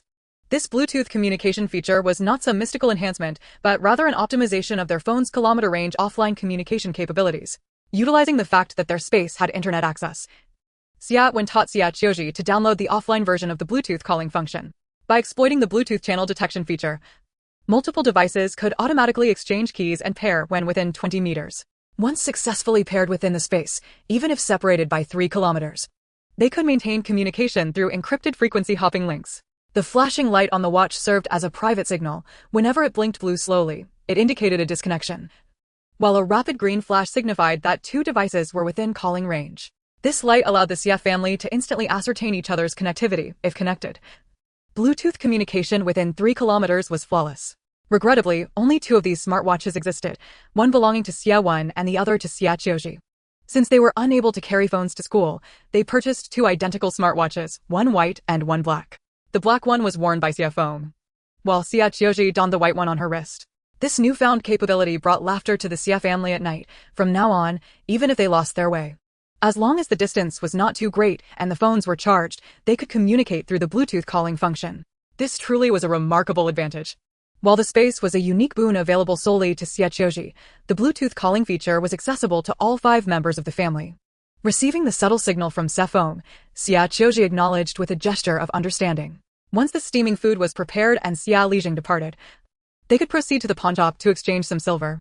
Xie Feng and Lijing made their way towards the Yufeng granary, where the azure canopy at the entrance had faded under the sun's relentless glare, yet the 3 bold characters of Yufeng still stood proud against the dry wind. Xia Daha pushed a cart alone, trailing behind Xia Lijing, while on the cart sat Xia Jili and Xia Xiaohua. These 2 young children longed to accompany Xie Qiu Zhi, cherishing their time spent with her, but they understood that their father and grandfather were preoccupied with important village matters and that they must not wander off. Lijing tucked the silver deeper into his pocket and hurried to catch up with Xie Feng, lowering his voice to express his unease. Young Feng, why do I feel so uncertain?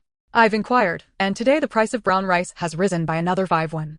Buying 21 taels of silver worth is no small sum. I fear we may incur losses. Xie Feng turned back to assist Xie Dahu's cart, urging him to hasten. Li Jing continued, lost in his own thoughts. 21 taels of silver, all spent on grain. What if, just what if, those beggars outside the city? Xie Feng recognized his concern about the starving refugees seizing their hard-earned food. He lowered his voice to analyze the situation. Today, I saw those people. They are not ordinary beggars. Their eyes betray a sinister intent, clearly up to no good. Li Jing gasped in shock. If we manage to buy the grain tonight, will we still leave the city? We shall not, Xie Feng replied with a smirk, a youthful bravado shining through. We will secure the grain properly. Do not steer the cart towards the city gate. Instead, we will divert to the magistrate's office. Letting the stone lions guard our provisions, it's far more effective than hiring 10 bodyguards. Who dares to act recklessly under the watch of the heavens? Li Jing's eyes sparkled with realization, and he slapped his thigh. By my dear mother. What a brilliant idea. We shall set out early tomorrow, return to the camp, and ensure the grain is safe. Young Feng, how do you come up with such clever thoughts? At that moment, Xie Feng had little interest in receiving praise. His focus was solely on purchasing the grain swiftly and delivering it to the magistrate's office, completing his task. He yearned to return and stroll the streets with his parents, hoping to buy Xie Wen a book to enlighten him for the future, as exposure to such literature was essential for his education. The aroma of aged grain wafted from within the Yufeng granary, where the 5 burly men from Xie village and 2 clan elders stood in a line, tattered burlap sacks tucked under their arms as they inquired about grain prices. The shopkeeper, seated behind the counter, was busy with his abacus, the beads clicking rhythmically as he grumbled. If it weren't for Lin Jizhou's kindness in pressing prices, brown rice would have soared to 200 Wen per jean by now. At this rate, you should count yourselves fortunate. Xie Li Jing stepped forward, presenting 21 taels of broken silver. Shopkeeper, we need some brown rice, millet, and bran. We only seek to fill our bellies. They desired a mixture to sustain them while maximizing their intake, so purchasing more bran would be beneficial. The shopkeeper raised his head to inquire about the desired proportions. Xie Feng replied, 60% brown rice, 20% millet, and 20% bran. This will stave off hunger while conserving silver. The shopkeeper fiddled with his abacus, and after a moment, snapped the account book shut. Based on your proportions, at a price of 180 Wen per jean for brown rice, you'll receive 168 jeans, millet at 240 Wen per jean, 56 jeans, and bran at 30 Wen per jean, 84 jeans. In total, that's 308 jeans. Your silver will be perfectly spent, and seeing how much you're buying, I'll throw in the burlap sacks for free. Li Jing gasped, 300 jeans for just 21 taels. Xie Feng placed a reassuring hand on his shoulder. We'll find a way when we reach the mountain. Let us purchase first. Li Jing reluctantly nodded in agreement. Albeit with a pang of regret, at least the women and children will manage to reach the capital. The shopkeeper, seeing no objections, verified the weight of the silver and instructed a young lad to fetch burlap sacks for their grain. The clan elders and the 5 men from Xie village stood by, watching closely. They trusted Li Jing's integrity and knew he would not embezzle or hoard grain, as he was recognized as a man of righteousness in the village. Their objective was to safeguard the grain from being stolen or plundered. The 5 men regarded Xie Feng, whom Li Jing had specially invited for protection, with no unusual feelings. The incident of Xie Feng defeating a tiger had left a profound impact on them. Now, in all of Xie village, who would dare to look down upon Xie Feng? With him around, the grain they purchased felt as if it had been secured with an additional lock. In another part of town, Xie Guangfu led Xie Qiu Zhi into the pawnshop. The counter was still quite high, and the shopkeeper, Old Zhou, was busy with his abacus. Xie Guangfu laid out 3 hairpins wrapped in cloth side by side. Shopkeeper, these are to be pawned. His face bore the expression of a family in dire straits. Li Welon dabbed at the corners of her eyes, while Xie Wen sobbed quietly, clutching his small bundle. Xie Qiu Zhi hung her head in silence, embodying a family at the end of their rope. Old Zhou took one of the hairpins, a lotus flower design, and held it up to the sunlight. The 2 small blossoms on the pin surprisingly emitted a faint pink glow. His heart skipped a beat. This craftsmanship was exceedingly rare. Hearing Xie Guangfu lower his voice to embellish, this belonged to our ancestor as a dowry, passed down from the palace, said to be a gift from a noble. Old Zhou was now convinced by 70%, but he still wondered why it was not made of silver. The second pin, shaped like a firefly, glimmered faintly in the shadowed recess. Old Zhou's eyes widened. The third pin, resembling a wild goose, had a touch of vermilion at its eye, suggesting it was alive and longing to fly. Old Zhou swallowed hard and stretched out 2 fingers, 20 taels. Xie Guangfu refused, turning to leave. Much like in modern times, the first step in haggling is to threaten to walk away. Old Zhou, seeing the family genuinely poised to depart, hurriedly amended his offer, 30 taels for all 3. That's the final price. Since it's not silver, I can only offer this much. Xie Guangfu begrudgingly nodded, accepting the silver, and the family of four exited the shop, tears in their eyes. Once outside, they burst into laughter. Xie Qiu Zhi tucked the 30 taels into her bosom, murmuring to herself, "Last time, 5 pins fetched only 20 taels. And now 3 are worth 30. The pawnshops in the big city truly pay generously." With a lightness in her step, she led her family into the bustling main street. At the entrance, the sign of Lu Sandao's noodle shop fluttered high, steam rising from boiling water, the aroma of scallions and spicy oil making their mouths water. "Boss, 4 bowls of plain noodles," Xie Qiu Zhi called out cheerfully. Once the noodles arrived at the table, Xie Guangfu slurped them down, exclaiming how hot they were. Xie Qiu Zhi blew gently on hers before taking small bites. After their meal, they pushed the cart through the crowded street, where voices mingled, refugees, merchants, and locals jostled together. Having never experienced such a lively market, the cart was often deemed an obstruction by passers-by. Xie Qiu Zhi, too, felt reluctant to navigate the streets with the cart. "Dad, Mom, let us first find an interest. We can settle the cart and then explore." They soon spotted the inn with the sign on Yuan Inn hanging outside. Today, at least 1,000 displaced citizens had entered the capital, and the innkeeper was bustling about. Upon seeing the 4 enter, he didn't even look up. "We only have 2 rooms left on the 2nd floor. A shared room is 100 won per person, and a private room is 500. Food and drinks are extra." With only those 2 rooms available, Xie Qiu Zhi flashed the silver, and the innkeeper immediately brightened. Fetching the keys from behind the counter, "Here you go. You can park your cart in the back courtyard. It'll be safe." The young servant directed them to place their cart securely in the inn's backyard, while Xie Qiu Zhi stowed their valuables in a hidden space. The 2 rooms were not particularly luxurious, but they were cleaner and more comfortable than the last inn they had stayed at. "Sister, which street shall we explore first? There are sugar figurines and candied hawthorns over there." As he spoke, he reached out to tug at Xie Qiu Zhi's sleeve, only to receive a gentle flick on his forehead from her hand. "How old are you now, still wanting to eat sugar figurines and candied hawthorns? I never realized you had a penchant for sweets," she chided. Living in the modern world, Xie Wen naturally had no affinity for such treats. Neither sugar figurines nor candied hawthorns were the type of indulgence that an 18-year-old handsome lad standing at 1.78 m would delight in. Even birthday cakes were merely sampled with a token bite, and he refused to eat more. But it's not the same. Rarity adds to the value. "I'm only 9 and I adore these. Please buy me some," Xie Wen pleaded, uncharacteristically showing a hint of childish charm. He turned to Li Weilon. Wearing a flattering smile, "Mom, how about just 1 skewer? I want to try the candied hawthorns here." "Fine, fine, fine. At your age, still acting like a baby. How shameless." Xie Guangfu could hardly bear to watch. His once aloof and studious younger son was now resorting to cuteness for a mere skewer of candied hawthorns. Even though he was only 9, it was a sight difficult to endure.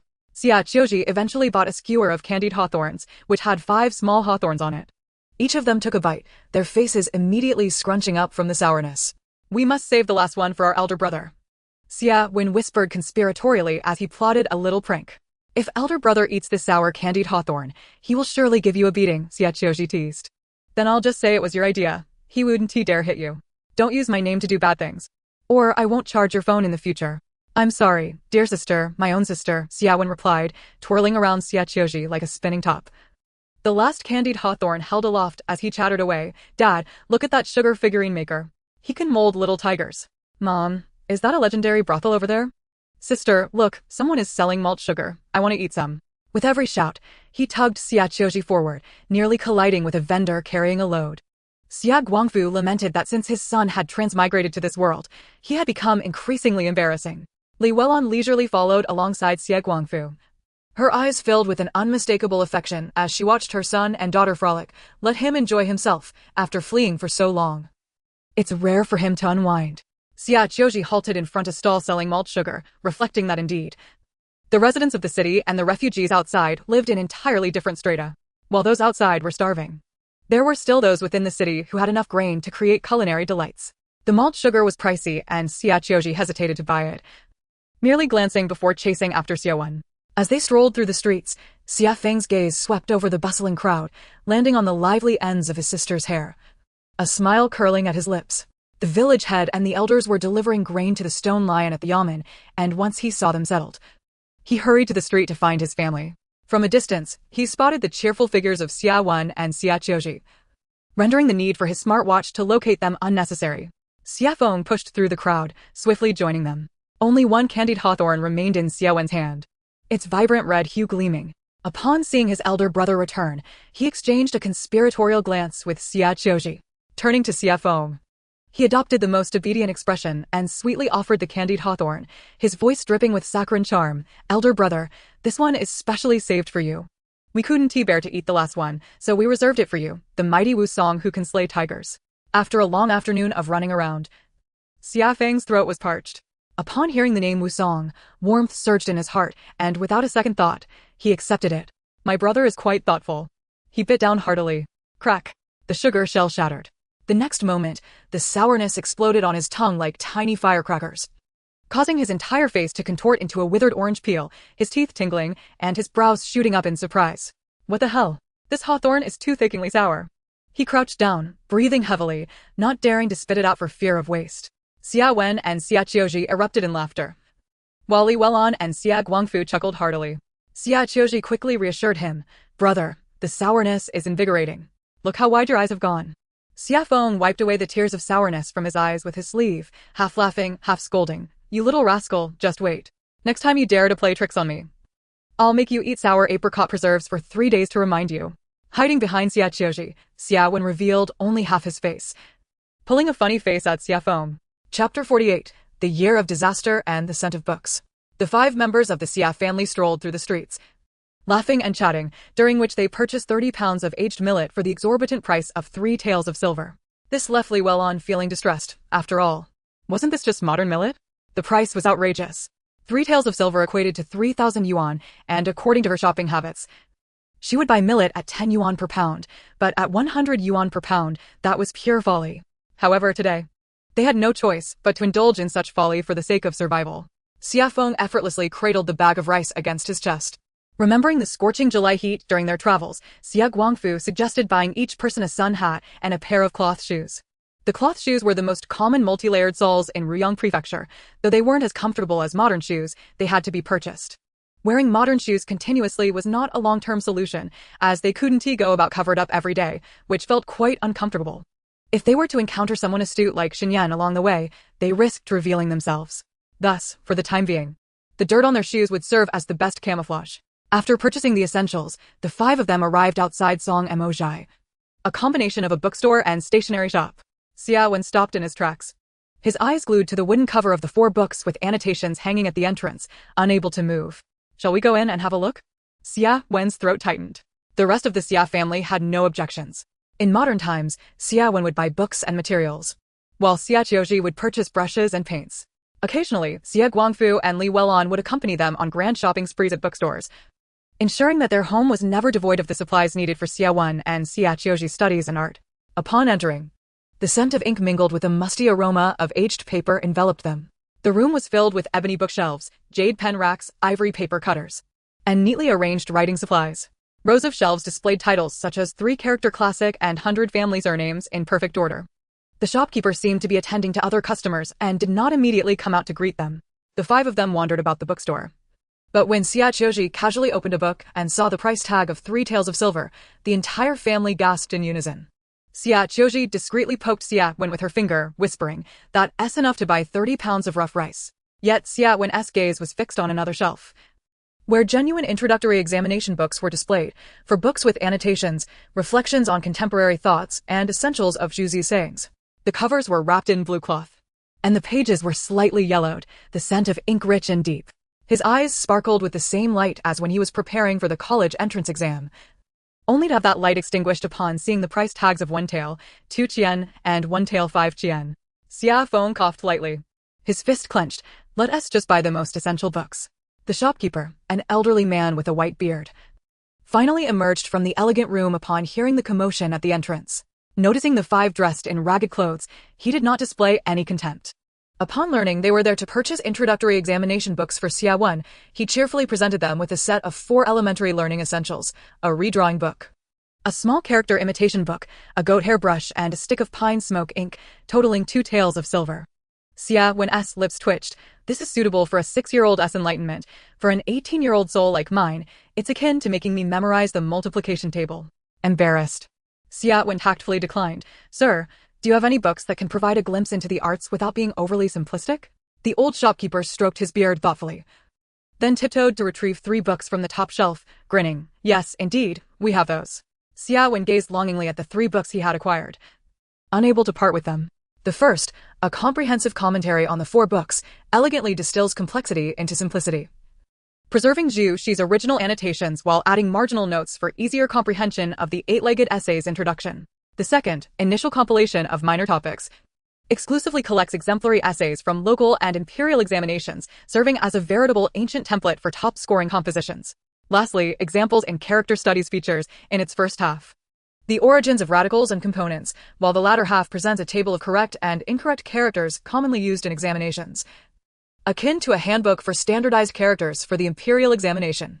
All 3 tomes are remarkable, yet their prices are exorbitant, surpassing the bride price for an average family in Ruyang Prefecture. The total cost for the 3 amounts to 12 taels of silver, an outrageous sum. Not only are the books expensive, but so too are the writing implements, paper, and ink. Xie Feng's gaze remained fixated on the 3 volumes as he contemplated purchasing them for his brother, for he wholeheartedly supported his siblings' passion for reading. Clearing his throat, Xie Feng stepped forward and lowered his voice. Shopkeeper, as a family from humble origins seeking knowledge, could you possibly reconsider the price? The shopkeeper, stroking his goat beard, appeared troubled. The rules of Song Mo Studio are stringent, and I dare not act without permission. Just then, the bamboo curtain of the elegant chamber stirred slightly, and a slender hand emerged, tapping 3 times on the counter. The shopkeeper, catching the movement from the corner of his eye, felt reassured yet feigned hesitation. Please wait a moment while I consult the owner. Behind the curtain, Xin Yan stood by the window, his teacup untouched, quietly instructing, offer a 50% discount and include a stack of rough-edged paper. Returning to the front hall, the shopkeeper feigned a pained expression. The owner has spoken. In these trying times, it is especially difficult for families of modest means to pursue education, so I shall grant you a 50% discount. 6 taels of silver for all 3 books, along with a complimentary stack of rough-edged paper. The Xie family exchanged glances, and Xie Qiu Zhi, fearing the shopkeeper might renege, deftly retrieved her purse, spilling out 6 taels of silver that jingled melodiously. It's a deal. The shopkeeper accepted the silver, wrapped the rough-edged paper in red paper, and handed it to Xie Qiu. Young master, may the paper be a vessel for your aspirations. Do not squander the generosity of Song Mo Studio today. Observing from the side, Xie Qiu Zhi quietly watched the elegant chamber, and upon seeing the familiar figure in a blue robe through the gap in the curtain, her heart fluttered, and a hint of a dimple appeared at the corner of her lips. Pretending to choose a wolf hair brush, she slowly approached the elegant chamber, delicately brushing her fingers along the edge of the curtain, softly uttering, "Thank you, Lord Shen." Within the curtain, Xin Yan lowered his gaze, his fingertips caressing the rim of the teacup. The fragrance of tea lingered in the air, and upon hearing Xie Qiu Zhi's voice, he smiled silently, refraining from speaking. As they exited the study, Xie Qiu clutched the books close to his chest, feeling their warmth, and suddenly remarked, "These books are so expensive. I could have had my sister download them online." Xie Qiu Zhi playfully flicked his forehead. Enough nonsense. We've already purchased them, and after so many years of changes, the online versions have long diverged from the originals. You wouldn't want to misread anything and later regret it. Xie Qiu responded with an enthusiastic hum, his voice imbued with a long-lost determination, more exhilarating than the countdown to the imperial examination.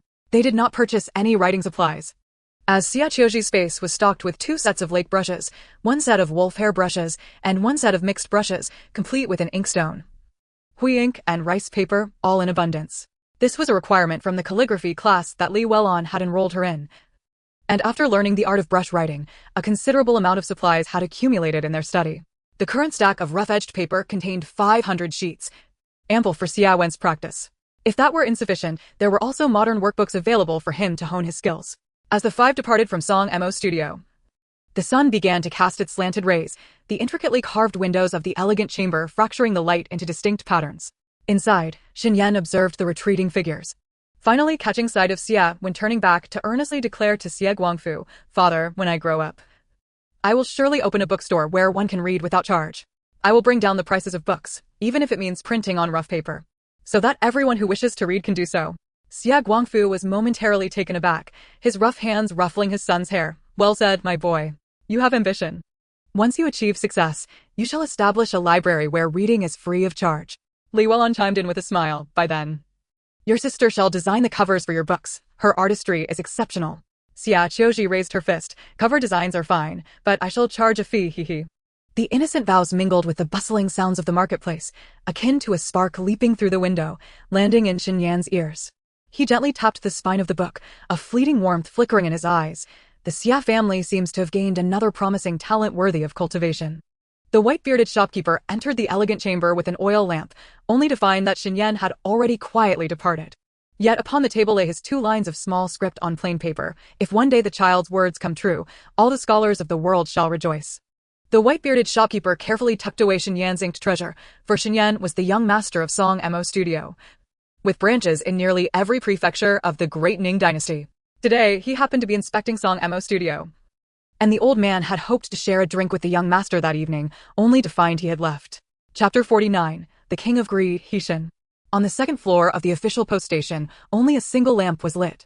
8 Xianzi guards, all disguised in the simple attire of common folk, entered one by one, lifting the curtain. Reporting. The first knelt, his voice low yet sharp as ice. At the Inkjuan River project, the initial budget was 12,000 taels. But actual expenditure was less than 50,000. The remainder has all flowed into Hefeng's silver house. The second continued. The salt tax in the 2 Huai regions yields an annual surplus of 300,000 strings, amounting to approximately 400,000 taels in silver. The salt transport permits are all signed by his students. The third presented a stack of account copies for the military supplies in the northwest. 90,000 taels were allocated last winter, but the front lines received only 60,000. A 30,000 tael discrepancy, routed through 3 channels. Ultimately all ended up with Xinji Carriage and Horse Company. After the reports were concluded, the informants stood with their hands clasped behind their backs. Xie Yan scoffed coldly. All clues pointed to the current chief minister, Xie. The owner behind the silver house was none other than the father-in-law of Chief Minister He, and the shopkeeper of the carriage company was a distant nephew of He. Their accounts passed through many hands. Yet no property deeds or contracts were found under the key figures' names, leaving the silver and goods untraceable. Even if subordinates fell into trouble, Xie himself remained untouched. As the account pages turned, the ink formed an invisible web, ensnaring the finances of the great Ning Dynasty, taxes, military supplies, river works, and salt profits all caught in its center. Who is Xie? Pale-faced, with a slight beard. He is perpetually clad in a worn blue robe with sleeves faded from washing, seemingly unassuming. Yet none know the gold bricks stacked in his cellar, each weighing 10 pounds. Arranged in rows reaching the ceiling. Blood jade from the western region serves as paperweights, and only the great learning rests on his desk to signify his integrity. Yet his avarice is unmatched. Each tale of silver undergoes multiple convolutions, ultimately morphing into public expenditure, project expenses, and military travel fees, all under grandiose titles, leaving no trace behind. Minor officials in his employ, guilty of embezzlement, are like fallen leaves, some apprehended, others executed, yet the great trunk of Xie remains untouched. During this celestial inspection, Xie Yan was also tasked with uncovering evidence of Xie's corruption. After reviewing the accounts, Xie Yan gestured for the informants to continue. The leader of the Wind Scouts lowered his voice even further. Xie's former students and officials are spread across the 9 borders, commanding 3 garrisons and controlling 2 rivers.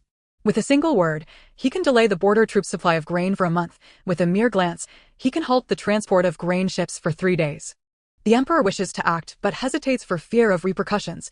Even with our evidence, we cannot easily bring him down in the short term. Xie Yan stood by the window, his fingers gently stroking the jade pendant at his waist, the dark patterns of the eastern sea eagle flickering under the lamplight. After a moment of silence, he softly spoke, as if questioning himself. Or perhaps the heavy darkness of the night. If I were to wield a blade capable of vanquishing 1,000 troops, capable of severing the cords of greed that bind the world, all it would take is a singular divine general. With such a figure, what fear should I hold of the cunning general Xie? Outside, the wind rose abruptly, causing the flames to flicker. The members of the Xianzi Guard bowed their heads, none daring to respond. Yet within the shadows cast by the lamp, Xie Yan's gaze was colder than the sharpest blade. Dismissing his subordinates, Xie Yan stood alone, gazing out at the dusk-tinged Ruyang prefecture. Memories of that night in the imperial study flooded back, where his imperial uncle had spoken in hushed tones. I ascended the throne at 14, tasted blood for a decade, and fought to secure this realm. Now, after 3 years of severe drought, the greedy officials swarm like ants, while the 5 scourges only know how to engage in petty squabbles. I entrust you with half of this mess. If you falter, I shall falter too. The words seemed light, yet they bore the weight of Mount High upon his shoulders. Xie Yan raised a hand, his fingertips gently tapping the window frame in a slow rhythm, akin to striking an invisible drum. There was no need for haste. He murmured softly to himself, his voice lost in the night breeze. The net must be dense, the lines resilient, and the bait fragrant, to ensnare the deep-water crocodile that is Xie. The 8 spies he had dispatched were strategically placed as undercover agents. They had embedded themselves like cold nails into the crevices of riverworks, salt taxes, military salaries, and grain transport. He himself was the unseen guiding cord. At this moment, in the courtyard behind the official post, the 8 Xian Guard spies, having reported back, gathered around a stone table, drinking. Zhang Feng lifted a jar of Ruyang liquor, pouring each a bowl, the amber liquid shimmering under the moonlight. Brothers, it has been too long. Following Lord Xin on this disaster inspection has truly opened my eyes. He took a sip and lowered his voice. Do you know that Lord Xin has taken a fancy to a young man on the road? The spies all set down their bowls in unison, their eyes glinting with the keen light of a hawk spotting its prey. Who? Xie Feng from Xie family village. Zhang Feng knocked his bowl against the table, the sound crisp. That night, I witnessed him wrestle a tiger with his bare hands. The leader of the spies, Zhao Tai, gasped in disbelief. Bare hands? Indeed, bare hands. Zhang Feng stood, mimicking Xie Feng's movements from that day. The first strike, a sidestep and a sweep, the dagger reversed and plunged directly into the tiger's heart. The second strike, he flipped onto its back, grasping its ear with one hand and scrambling its brain with the other. The entire sequence took less than 3 breaths. I had never seen a dagger like it. The blade was as thin as a cicada's wing yet could pierce through tiger skin. Swift, fierce, and precise, far more elegant than any military technique I have encountered. Qian Ling's eyes widened in astonishment. This technique, none of us have been taught such in the Xian Guard. Zhang Feng shrugged. That's why I say he must either have been secretly trained by a master or possesses an extraordinary gift. Consider this, on the road to escape. Who has time to practice? Yet his strikes are lethal. Even his breathing rhythm seems honed through the most rigorous battlefield training. Sun Ke rubbed his hands eagerly. Is he truly that remarkable? Let me have a spar with him someday. Zhang Feng pushed a bowl towards him, chuckling, you can try. But don't wield a real blade. I fear he might accidentally dispatch you, little sparrow. Laughter erupted around the table as they downed another bowl of fiery liquor. Thus, the 8 spies continued to drink and converse, the topic inexorably circling back to Xie Feng. Zhao Tai slammed the table again. If what Zhang Feng says is true, with Xie Feng's skills, the Xian Guard's fire sentinels will be the first to snatch him up. Qian Ling squinted. Snatch? Can the fire sentinels outmaneuver us wind sentinels? What they lack is this kind of individual prowess. Sun Ke clucked his tongue. Let us not forget, the Lin sentinels are adept at embedding themselves within military towns. If Xie Feng joins them, he could rise to the rank of lieutenant in 3 months. Others chimed in with their thoughts. The mountain sentinels are ruthless. They protect the heir apparent and are in dire need of fierce individuals capable of clearing obstacles. If it comes to a snatch, the 4 leaders would have to fight first. Then let them fight. I'll back the wind sentinels. Zhang Feng's words are sharp. And he knows how to lure people in. Zhang Feng, hearing this, banged his bowl on the table. Who is luring anyone? Do we Xian Guards even need to lure? Those fine soldiers in the army, who wouldn't want to join the Xian Guard? I don't need to lure anyone. As the liquor flowed, Zhang Feng's words incited a raucous uproar at the table.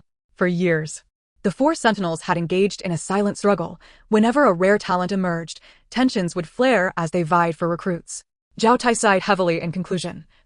Regardless of who claims him, if Xie Feng truly wields a fine blade, he is destined to stir up the entire Xian Guard. Chapter 50. The 3 marshes were robbed. After exiting the Song Mo study, the 5 members of the Xie family made their way directly back to the inn. Xie Guangfu retrieved a copper key and, with a click, pushed open the door.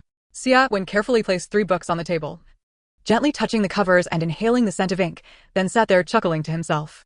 Li Weilon, observing his demeanor, reminded him, don't be foolishly merry. Quickly tend to your personal hygiene. Tonight, we shall indulge in a feast. No sooner had she spoken than Xie Qiu Zhi slipped into the room. In the kitchen, the iron pot hissed as steam billowed. Jinchang fish was being prepared with ginger and garlic, sprinkled with salt and cooking wine, ready for steaming. In another clay pot, aged millet bubbled into a thick porridge, the aroma wafting throughout the kitchen. Xie Qiu Zhi marveled, indeed, the ancient rice has a more delightful fragrance.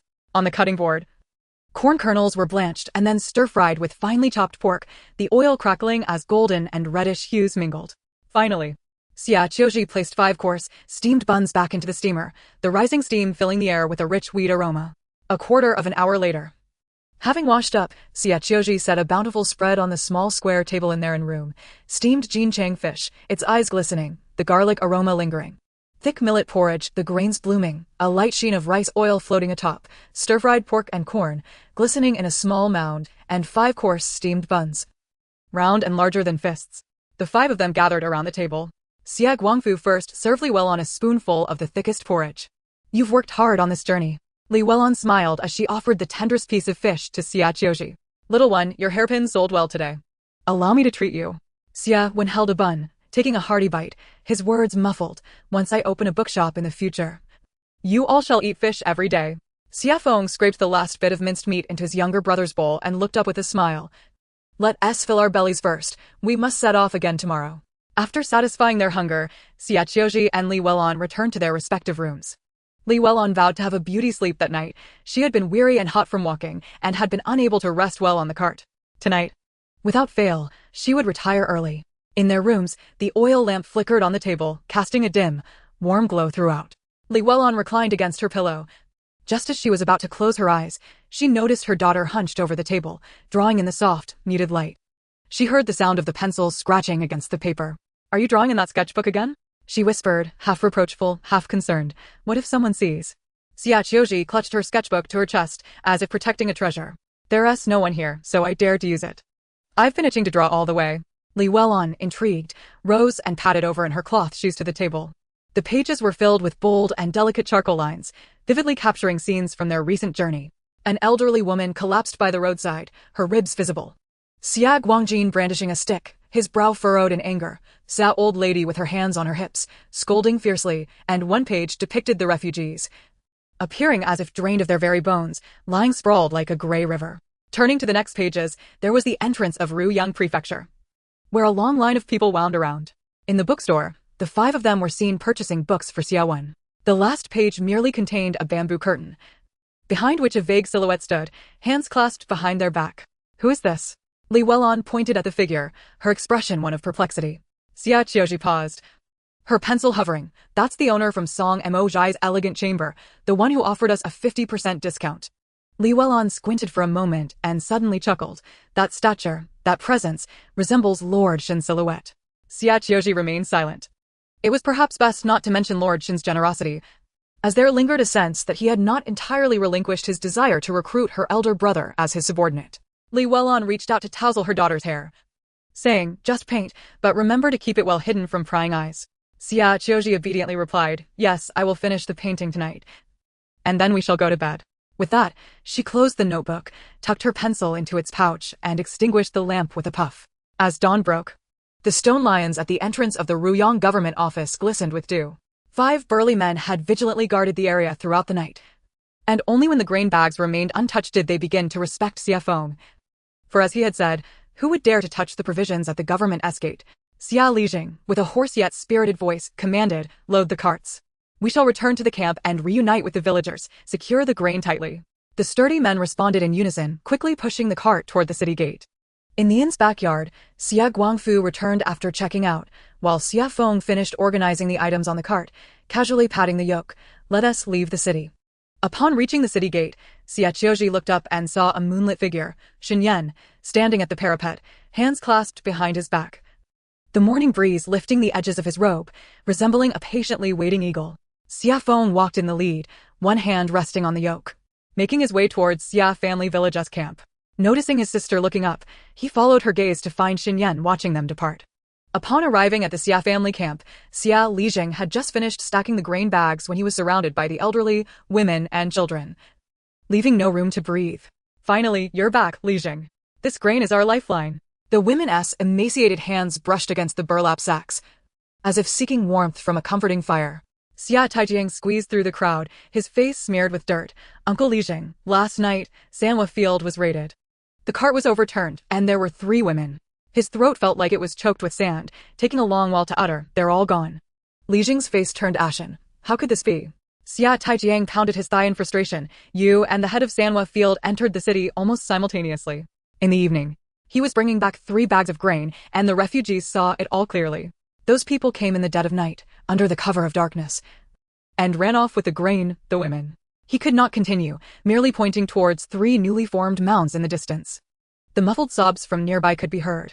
An elderly woman, her hair white as snow, knelt down and bowed towards the mounds. My daughter. Xie Feng stood beside his cart, his knuckles turning white from clenching. He gazed at those 3 mounds as if they were 3 dull knives piercing his heart. Xie Qiu Zhi quietly grasped his elbow, her fingertips icy. Li Jing trembled as he inquired, "Where are the officials?" "They went to report the incident in the city early this morning. Just returned, but they said the bandits fled into the woods. There's no way to catch up.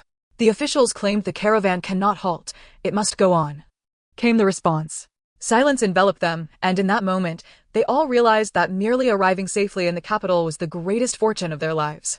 The wheels rolled over the muddy road, dust rising in clouds. The group of refugees meandered in the morning light toward the capital, slowly making their way. On the watchtower, Shen Yan observed the departing throng, his demeanor composed, raising a hand gently, his fingertip tracing a delicate arc in the dawn light, pointing toward a certain spot in Xie family village, as if both bidding farewell and marking a location. Chapter 51. The First Distribution of Porridge. With the absence of Shen Yan, the court official, the atmosphere among the Xie family on their journey became noticeably more relaxed.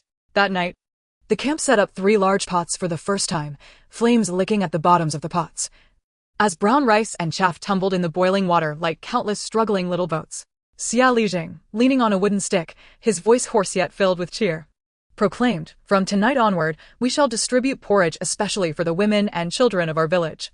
The children danced around the pot, and the women formed a queue with their broken bowls, their eyes sparkling with long-lost anticipation. Li Welon was pulled to take charge of the ladle. She scooped a spoonful of thin porridge, the rice sinking to the bottom while the chaff floated atop, the steam carrying a faint earthy aroma.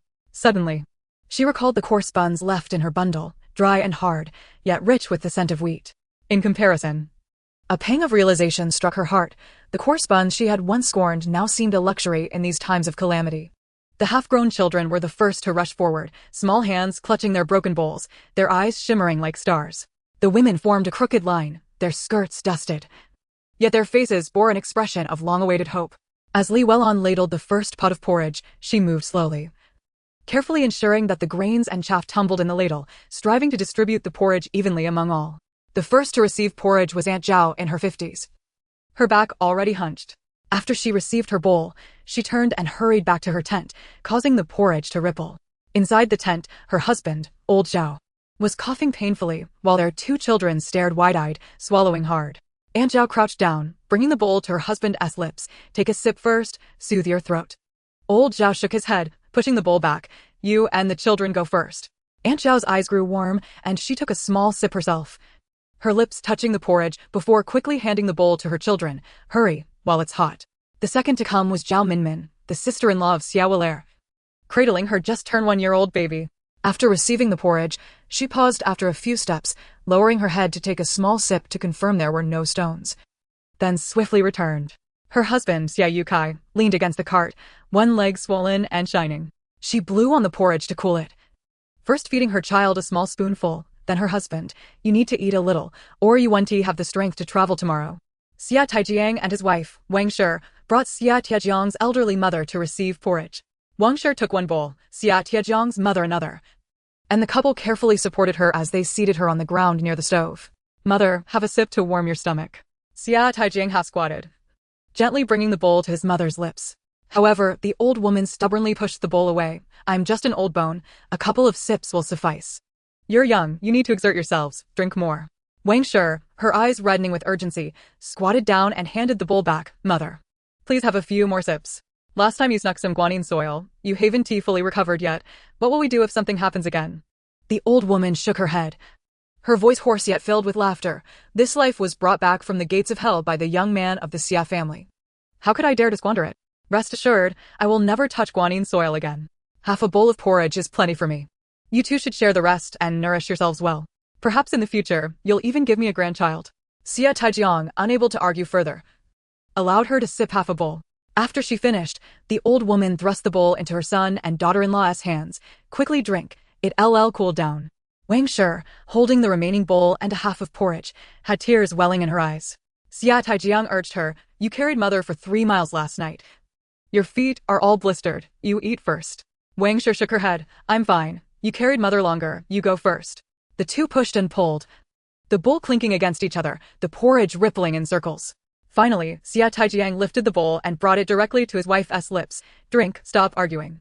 As the porridge slid down their throats, coarse grains and chaff roughened the texture, yet it warmed their hearts, filling them with a swelling sense of comfort. The old woman watched them, her eyes glistening with moisture, yet her smile radiated satisfaction. With porridge to drink, There is hope. Upon receiving their bowl of porridge, a woman stood frozen in place, clutching the bowl as tears cascaded into the warm mixture. Memories of her family waiting for this sustenance flooded her mind, and the fragrant porridge mingled with the bitterness in her heart, rendering it impossible to swallow. Xie Qiu Zhi busied herself by the cauldron, adding firewood, the flickering flames casting a rosy glow upon her face. She noticed a frail woman who, after receiving her porridge, did not return to her tent but squatted by the fire, taking small sips, glancing up at the starlit sky between each mouthful. The woman murmured to herself, "What if upon returning, my husband and children consume all? At least I should fill my belly first." Beside the porridge stall, the steam-reddened faces. Qin we observed the cooking stove of Xie family village, smacking his lips and smiled at Xie Lijing. "Old Xie, your method is truly exceptional. Designated grains and porridge ensure that women and children can survive. Among the 18 villages, yours is the most meticulous." Lijing waved his hand dismissively. Though a hint of pride sparkled in his eyes, it was all Feng's idea. I merely assisted. Qin Wei, upon hearing this, turned his gaze towards Xie Feng, whispering, "This man is indeed remarkable." Shifting the conversation, he produced a small map from his sleeve, showing it to Lijing. "We shall depart at the break of dawn tomorrow. Today we have already covered 40 miles, leaving 160 miles to Cheng'an Prefecture. The drought there is better than that of Linzhong Prefecture and Ruyang. But they have recently been plagued by locusts, devouring all the wheat seedlings, leaving us uncertain of their current plight. In the initial stages of the drought, they established relief tents within the city, operating 30 large cauldrons simultaneously to serve porridge, providing at least 1,500 portions daily. If we arrive sooner, perhaps we could still enjoy a hearty meal. We aim to reach there within 5 days, covering 50 miles a day. Please inform the villagers, after tonight's porridge. Let us not dawdle." Lijing nodded. "I shall heed your words. At first light tomorrow, we shall set forth." Qin we stored the map away and patted Xie Lijing's shoulder with the life-sustaining grains and clever strategies of Xie family village. "We three wager that you shall arrive safely in the capital." Ever since Xie Lijing heeded Xie Feng's advice and spent all his silver on grain, he harbored ambitions not merely to travel decorously, but also to surpass Wang family village before reaching Cheng'an Prefecture. Previously, the head of Wang family village had mocked Xie family village as being old and weak, a burden. Xie Lijing was determined to prove that Xie family village was more organized and united, no less than Wang family village. Moreover, each day delayed on this arduous journey increased the risk of starvation and disease. Thus, they must race against time. He was resolute. Fueled by a burning desire, Wang Bapi of Wang family village must not trample upon Xie family village any longer. Xie Feng, concealed in the shadows, watched his mother and sister bustling by the stove, his heart heavy with concern for their safety. The recent incident in Sanhua had instilled in him a profound unease. The moment his mother and sister slipped from his sight, he felt a deep vulnerability. Chapter 52. The tiger skin is to be fashioned into a crossbody bag. Gradually, the 3 cauldrons of porridge diminished, their bottoms scraping and rattling. After tidying up the cooking area, Xie Qiu Zhi handed it over to Xie Dehu and then tugged at Xie Feng's arm, saying, "Brother, the porridge is finished. Let us return and rest." On the night cart, the oil lamp flickered with a faint glow. Xie Qiu Zhi spread the tiger skin across her lap, her fingertips brushing against its fur. The hide having been cleansed of flesh and treated with wood ash and salt, then air-dried for 3 days along their journey. Leaning in to inhale its scent, she murmured to her mother, "Mom, the tiger skin is free of foul odor now. If only we could smoke it with pine branches one more time." Regrettably, the landscape was barren, with trees a rare sight. Li Welon jested, "Why not bring it into the space and give it a fragrance with sandalwood? It would surely smell delightful." Xie Qiu Zhi replied, "Let us not. I would hate to waste your precious sandalwood. By the way, mother, what shall we do with this tiger skin?" Li Welon turned her body slightly to look at her, the fine creases at the corners of her eyes softening under the lamp's light. "You may do as you wish. Now that I think of it, in our time, no one would dare to kill a tiger. It is a state-protected animal, and killing one is against the law." Xie Qiu Zhi chuckled. "Mother, what are you saying? What time is it now to speak of laws? We can barely save our own lives, let alone worry about protecting animals." "True enough, I merely lament. I didn't mean to imply your brother was wrong." Li Welon sighed, her gaze lingering on the tiger skin, her expression complex. "Were it not for your brother, how many more lives would this tiger have taken?" She did not continue, gently patting her daughter's hand. After a moment of silence, Xie Qiu Zhi lowered her head, tracing the edge of the tiger's skin, her eyes suddenly brightening. "How about we make 3 crossbody bags? One for you, one for me, and one for our little brother, all the same style. Both big brother and dad have waste bags, and our little brother is envious of them. We should have something practical to carry daily, or perhaps I could have a pencil case made for my art supplies. Shall we save some for a tiger skin vest for you? Li Welon raised an eyebrow. Your brother mentioned that wearing this vest would make you look imposing. Like a mountain bandit. Not a chance, Xie Qiu Zhi scoffed. Wearing that would be too ostentatious, as if I were eager for everyone to know my brother killed a tiger. Besides, a crossbody bag is much more practical. It can hold things and is not too conspicuous. Li Welon chuckled. I was just teasing you. Then let us make matching tiger skin bags for the three of us. Your mind is always full of peculiar ideas. However, she narrowed her eyes, inspecting the skin. You know, this hide is large enough to make several bags. You are skilled with your hands, far better at sewing than I am. When the time comes, you can cut the pieces, and I shall assist you. Really? Xie Qiu Zhi's eyes sparkled with excitement. Then I must design it carefully. We'll need to ensure your pattern is beautiful, with wider and sturdier straps. For our little brother, we'll make a smaller version and embroider a tiger paw print on it, adorable yet imposing. Excellent. As for the leftover scraps, you can keep them to make a stationary bag for your drawing tools. Charcoal, pencils, and small notebooks can all fit inside. Since you enjoy drawing, create more pieces to look back on in the future. It will serve as a cherished memory. A warmth filled Xie Qiu Zhi's heart as she silently nodded. She carefully rolled the tiger skin, binding it tightly with hemp rope, placing it in the designated space. Then, she retrieved her sketchbook and pencil, leaning over the oil lamp's light to begin drawing. Li Welon refrained from interrupting her, occasionally glancing at her daughter. Knowing that Xie Qiu Zhi had recently been sketching scenes from their journey, capturing the essence of their experiences. That night, Xie Qiu Zhi drew slowly, each stroke imbued with diligence. The sound of the pencil scratching against the paper resonating as she illustrated the porridge distribution scene in the village. In the stillness of the night, Wang Bapi, the head of Wang family village, lay awake, engaged in complaints with a few close associates. The grain bags are nearly empty. If we hold out for 2 more days, we shall starve. Does anyone have a solution? The crowd fell into an eerie silence. Wang Tongxing pushed up his glasses, his voice trembling yet feigning politeness. Ancient texts suggest that in times of famine, one might resort to exchanging children to survive a few more days. His words slithered into the ears of the starving men, igniting a glimmer of hope in their eyes. Wang Bapi surveyed the group coldly. Our last meal of meat was 3 months ago. Hasn't everyone grown weary? Let us exchange. We'll draw lots to determine which family trades with whom. He gathered the bamboo sticks of varying lengths in his hand, as per tradition. The one who draws the longest and the one who draws the shortest will exchange. In the distance, Wang Mozi's mother watched as these men conspired to draw lots for cannibalism, horrified to see her son among them. She clutched her granddaughter, Xiaotsue, tightly, her hands trembling as she repeatedly murmured, "She is my only daughter. She must not be eaten." The one who drew the long stick was Wang family village's only scholar, Wang Tongxing, who turned pale but gritted his teeth in agreement, planning to substitute his nephew for his own son. The unfortunate soul who drew the short straw was Wang Mozi, who had been driven to the brink of madness by hunger. His daughter was nothing but a burden, a mere liability, and he contemplated trading her away. As this thought crossed his mind, he nodded in agreement. When Wang Bapi approached with a sinister grin, making his way toward Wang Mozi's daughter, he noticed Wang Mozi's mother tightly clutching her granddaughter, refusing to let go. With a cold sneer, he taunted, "Reluctant, are we? Then let us make a trade."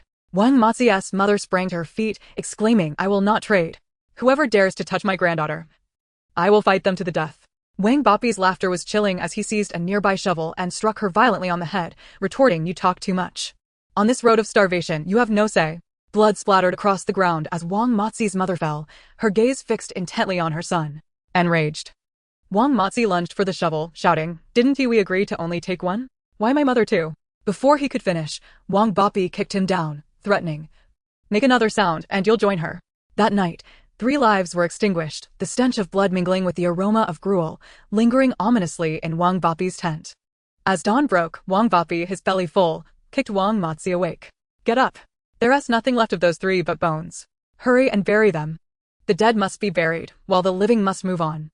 Just as the first light of day appeared, Xie Feng rose early as usual, only to catch sight of several shadowy figures moving stealthily on the hillside near Wang family village. Their furtive actions suggested something nefarious. Narrowing his eyes, Xie Feng recalled how the villagers from Wang family village had always looked down on those from Xia family village, particularly that arrogant Wang Lijiang, who strutted about as if he were above everyone else. Now, as they fled from famine, the 2 groups found themselves side by side, their camps adjacent. Yet they maintained a clear divide, mingling only with kin. For instance, Xie Qiu Zhi's aunt, Wang Suitsue, had a brother known as Wang Bapi. Recently, Xia Laodai and her group had consistently fallen behind, leaving them at the tail end of the procession. Consequently, Wang Cuizue seldom had the opportunity to seek assistance from her brother. Observing the villagers' actions, Xia Feng grew curious about what they were burying. He crouched down, camouflaged by the dried grass by the roadside, inching closer. From behind the hill, the dull thud of a shovel striking earth and hushed voices reached his ears. Hurry! We won't be able to hide it once dawn breaks. It was Wang Bapi's grating voice. Xia Feng held his breath, carefully edging to the top of the slope. To his horror, he discovered 3 corpses, their bodies inadequately wrapped in straw, revealing a pale, bony leg, the flesh entirely gone. Standing beside the grave was Wang Matzi, his face ashen, clutching a shovel, muttering nervously, "Don't blame me, blame your disobedience, or perhaps we could have saved one." Xia Feng's pupils dilated in shock. Murder and burial? He heard another well-spoken man among them, his voice hoarse, say, "Wang Matzi, you've lost your daughter, but I have no sons left. Our children have been consumed. Who will we eat next? Cannibalism?" Xia Feng's nails dug painfully into his palm. He had heard tales of the horrors during famine years, but to witness the living discussing exchanging children for sustenance chilled him to the bone. Wang Bapi spat, revealing his gold tooth glinting in the morning light, suddenly erupting into maniacal laughter. "If we have nothing to eat from our own, then let us just steal," he exclaimed. "Isn't there a bunch of little brats in Xia family village? I saw several solitary children last night, though they looked a bit gaunt." Xia Feng's blood ran cold.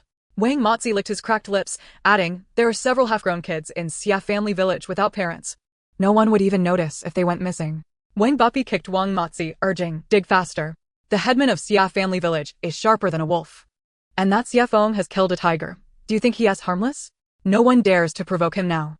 Hurry up and bury them. Or when dawn breaks and people awaken, I want to spare you." Xia Feng silently observed their efficient burial of the corpses, scoffing at their audacity. Who would dare to harm the people of Xia family village, these wretches who consumed their own children? It was a ludicrous thought. Suddenly, a cough echoed from afar, causing Wang Bapi and his cohort to fall silent. Sensing the need to withdraw, Xia Feng slithered down the slope like a serpent, disappearing into the patch of dry grass. Upon returning to his family's cart, he found Xie Guangfu awake and exhaled a heavy sigh of relief. Lowering his voice, he informed Xie Guangfu, "The people of Wang family village have gone mad. They not only contemplate cannibalism, but are also scheming to abduct our children." Xie Guangfu, startled, stammered, "What?" Xia Feng quickly recounted the conversation he had overheard on the hillside.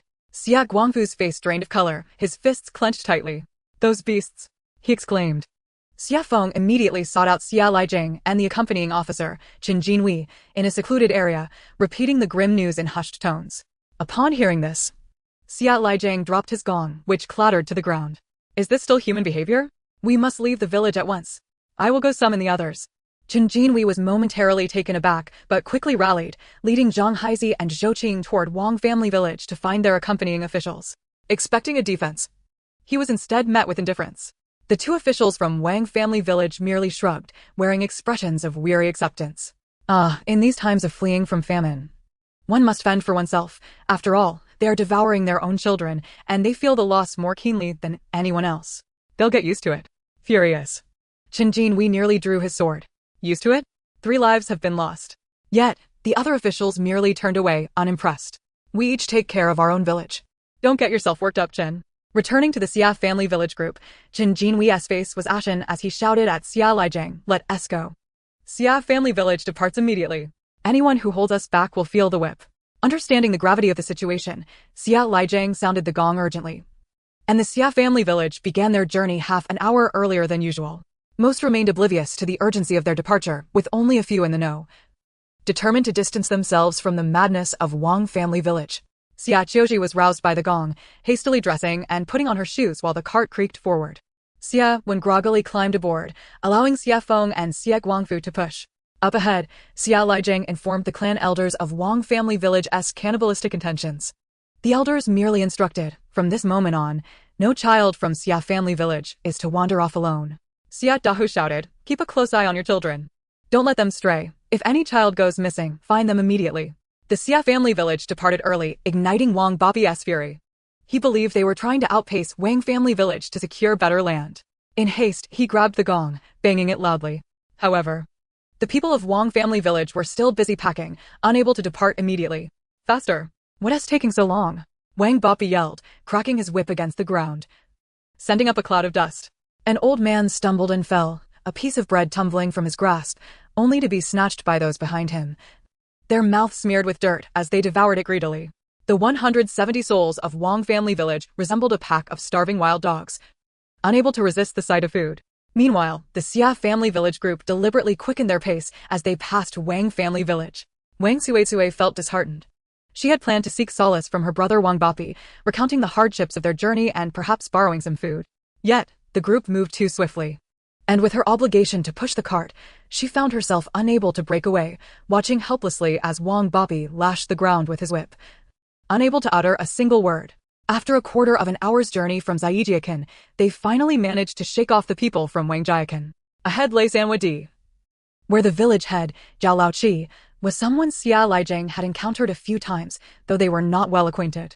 With a sigh of relief, Xia Lijiang realized that they only needed to surpass the village of Sanwadi, thereby placing it as a barrier between them and the pursuing Wangjiakan. Chintiti. Wangjiakan has only just set out, while we have already gained a lead of 3 miles, Zhang Haizi said, trotting up on his lean horse, his face dusted. Qinjin, we did not turn back, merely responding with a soft grunt. They are cannibalistic, truly cruel. We must continue our pace and ideally distance ourselves from them. I detest their very existence. He understood that if Wangjiakan were to continue unchecked, further chaos would undoubtedly ensue. Xia Feng and Xie Guangfu pulled the cart in tandem, their faces as pallid as the earth itself. The two exchanged a tacit understanding to keep their lips sealed. The notion of cannibalism must remain unknown to Xie Qiu Zhi and Xie Wen, for their world ought to retain some semblance of hopefulness. Exposure to too much darkness would tarnish their innocent eyes. Yet, Xie Daha was incessantly shouting hoarsely through the ranks, keep a tight watch on your children. Do not let them wander off again. If any child goes missing, be sure to find them and keep them close. Xie Qiu Zhi and Xie Wen, initially in a state of drowsiness atop the cart, were jolted awake by his words, which struck their eardrums like a whip. They exchanged a glance and simultaneously felt their stomachs churn. Xie Wen was the first to succumb, bending over and thrusting his head outside the cart to expel a mouthful of yellow bile. Xie Qiu Zhi turned pale, gripping the cart's edge tightly, her knuckles turning white as she too began to retch, her throat feeling as if it were filled with hot sand, unable to expel anything but tears. Hearing the commotion, Xia Feng felt a pang of alarm. He turned to see his sister hunched over like a wilted shrimp under the oppressive sun, trembling as she heaved. If they continued to conceal the truth, their own imaginations could frighten them to death. He clenched his teeth and whispered fiercely, Wangjiakan went mad with hunger last night, exchanging children for food. 3 have perished and were buried over by the dirt mound this morning.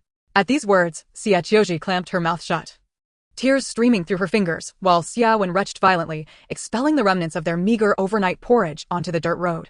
Li Weilun, upon hearing her son's words, froze momentarily before doubling over the cart, heaving violently as if to expel her very organs. Xie Guangfu's eyes reddened as he slowly pushed the cart forward, unwilling to slow their pace. The procession from Xie Qiu could not afford to stop. They must maintain a safe distance from Wangjiakan. After a bout of retching, Li Weilun, her lips trembling, managed to utter a statement more mournful than any cry, do not fear, even if your mother starves, she will sacrifice her own flesh for you. Upon hearing this, Xie Qiu Zhi and Xie Wen's already unsettled stomachs churned anew. Li Weilun sensed the impropriety of her words, but chose to remain silent thereafter. The only sound accompanying their journey was that of the cart wheels creaking. By the time the sun reached its zenith, Wangjiakan finally caught sight of the rear of the Xie Qiu procession. Wang Bapi, having been thwarted by Xie Qiu's earlier departure, cursed under his breath, what is Xie Qiu worth? Just wait until nightfall, I shall have Wang Mozi reclaim all their grain. Wang Mozi and his 5 brothers stood by the roadside, their eyes glinting with malice. As Wang Bapi's henchmen, they had spent the past 3 years plundering and extorting during the relentless drought. With 2 from their household devoured the previous night, they were filled with a simmering rage. Wanga, shall we make our move tonight? Wang Mozi inquired in a low tone. Wang Bapi grinned, his gold tooth glinting in the moonlight. Did you not hear? Xie Qiu has just procured grain specifically to make porridge for the weak and vulnerable. If we succeed tonight, you 5 brothers shall split half of it. At this proclamation, the expressions of Wang Mozi and his brothers turned greedy. Chapter 54, Wang Bapi's failed midnight robbery by evening. Xie Qiu had set up camp outside the Wild Wolf Ravine. Behind them, Wangjiakan was straining to keep pace with their procession, unable to shake off the distance. After dinner, Xia Feng sought out the village head and Qinjin Wei. His instincts told him that Wangjiakan posed a significant threat. He volunteered to oversee the night watch for their camp, And due to his recent exemplary performance and convincing capabilities, neither the village head nor Qin Jinhui objected. Subsequently, Xie Feng gathered the 5 men who had guarded the grain at the yamen previously, instructing them to remain vigilant throughout the night. He emphasized that both the women and children of the village, as well as their grain, were the most vulnerable to predation. If they wished to reach Jingjidao safely, unity was their only recourse. The night in Wild Wolf Ravine was eerily silent. Once the bulk of Xie Qiu had succumbed to slumber, Wang Bapi crouched behind a pile of rubble at the ravine's entrance. A dry stalk of grass clenched between his teeth as he squinted in the direction of the Xie Qiu camp. "Matzi, are you ready?" he whispered. Wang Matzi, shrinking his neck, pointed towards the edge of the camp where a cart covered with oilcloth stood. "Bapi go, that is the cart of their elder, 6th Yi. The grain and water buckets are right there. The folks of Xie Qiu are dead to the world. We will sneak in, grab the grain bags, and flee." Wang Bapi's gold tooth gleamed in the moonlight as he grinned wickedly. "Let us go." They crept forward, their bodies hunched, with Wang Matzi's 4 brothers trailing silently behind, as the 6 of them stealthily advanced towards the cart. However, Xie Feng was wide awake. He was well aware that this pack of old dogs from Wangjiakan harbored malicious intent. Crouched behind the dry grass by the 6th Ye's cart, he gripped a rolling pin as thick as his wrist, an implement that had previously served as a weapon against Xie Guangjin's gang and was now ready for action once more. His gaze remained fixed on the dark figures. They drew nearer. Wang Matzi lifted the oilcloth, his hand just brushing against the grain bag. Bang! Xie Feng's stick came crashing down on his back, and with a yelp, Wang Matzi collapsed to the ground. Wang Bapi reacted swiftly, drawing his machete from his waist. But before he could raise it, Xie Feng had already lunged forward, kicking him sharply in the knee. Crack! Wang Bapi fell to the ground, his machete clattering away. "Thief!" Xie Feng bellowed, and the entire camp erupted into chaos. Xie Taijiang had also been restless that night. He believed Xie Feng's warnings were not mere words. Thus, when Xie Feng shouted that there were thieves, he was the first to charge out, wielding his iron rod, followed closely by 5 other men from Xie Qiu, armed and ready. As they advanced, the men quickly ignited torches, illuminating the Wild Wolf Ravine in an instant. Wang Bapi and Wang Matzi found themselves encircled, akin to 6 mice caught in a wolf's den. "Wang Bapi!" Xie Lijiang exclaimed, his eyes wide. "How dare you steal our life-saving grain?" At this moment, Wang Bapi and his 5 companions, having been mercilessly beaten by Xie Feng's rolling pin, could hardly defend themselves, racked with pain. He had intended to retort defiantly, but Xie Feng stepped on his wrist, silencing him. "Xie Taijiang, bind them." Xie Taijiang wasted no time, seizing some hemp rope, and along with 5 men, they bound Wang Bapi and his accomplices tightly. Wang Matzi groaned in pain, while Wang Bapi, defiantly thrusting out his neck, cursed Xie Feng. "Damn you. I am the village head of Wangjiakan. You dare to bind me? Just wait." Smack. Before he could finish his tirade, Xie Taijiang delivered a resounding slap, sending Wang Bapi's gold tooth flying into the grass. Wang Suizue, upon hearing the commotion, realized that their village was under threat from thieves. She stood at a distance, merely observing the spectacle, only to spot her elder brother bound to the ground, his face marred with blood. Overwhelmed with horror, she staggered forward, collapsing to her knees. "Uncle Li Jing, my brother acted foolishly. Please grant him mercy this once." With that, she retrieved a delicate embroidered pouch from her bosom, revealing 5 taels of silver. "This is my savings, I implore you."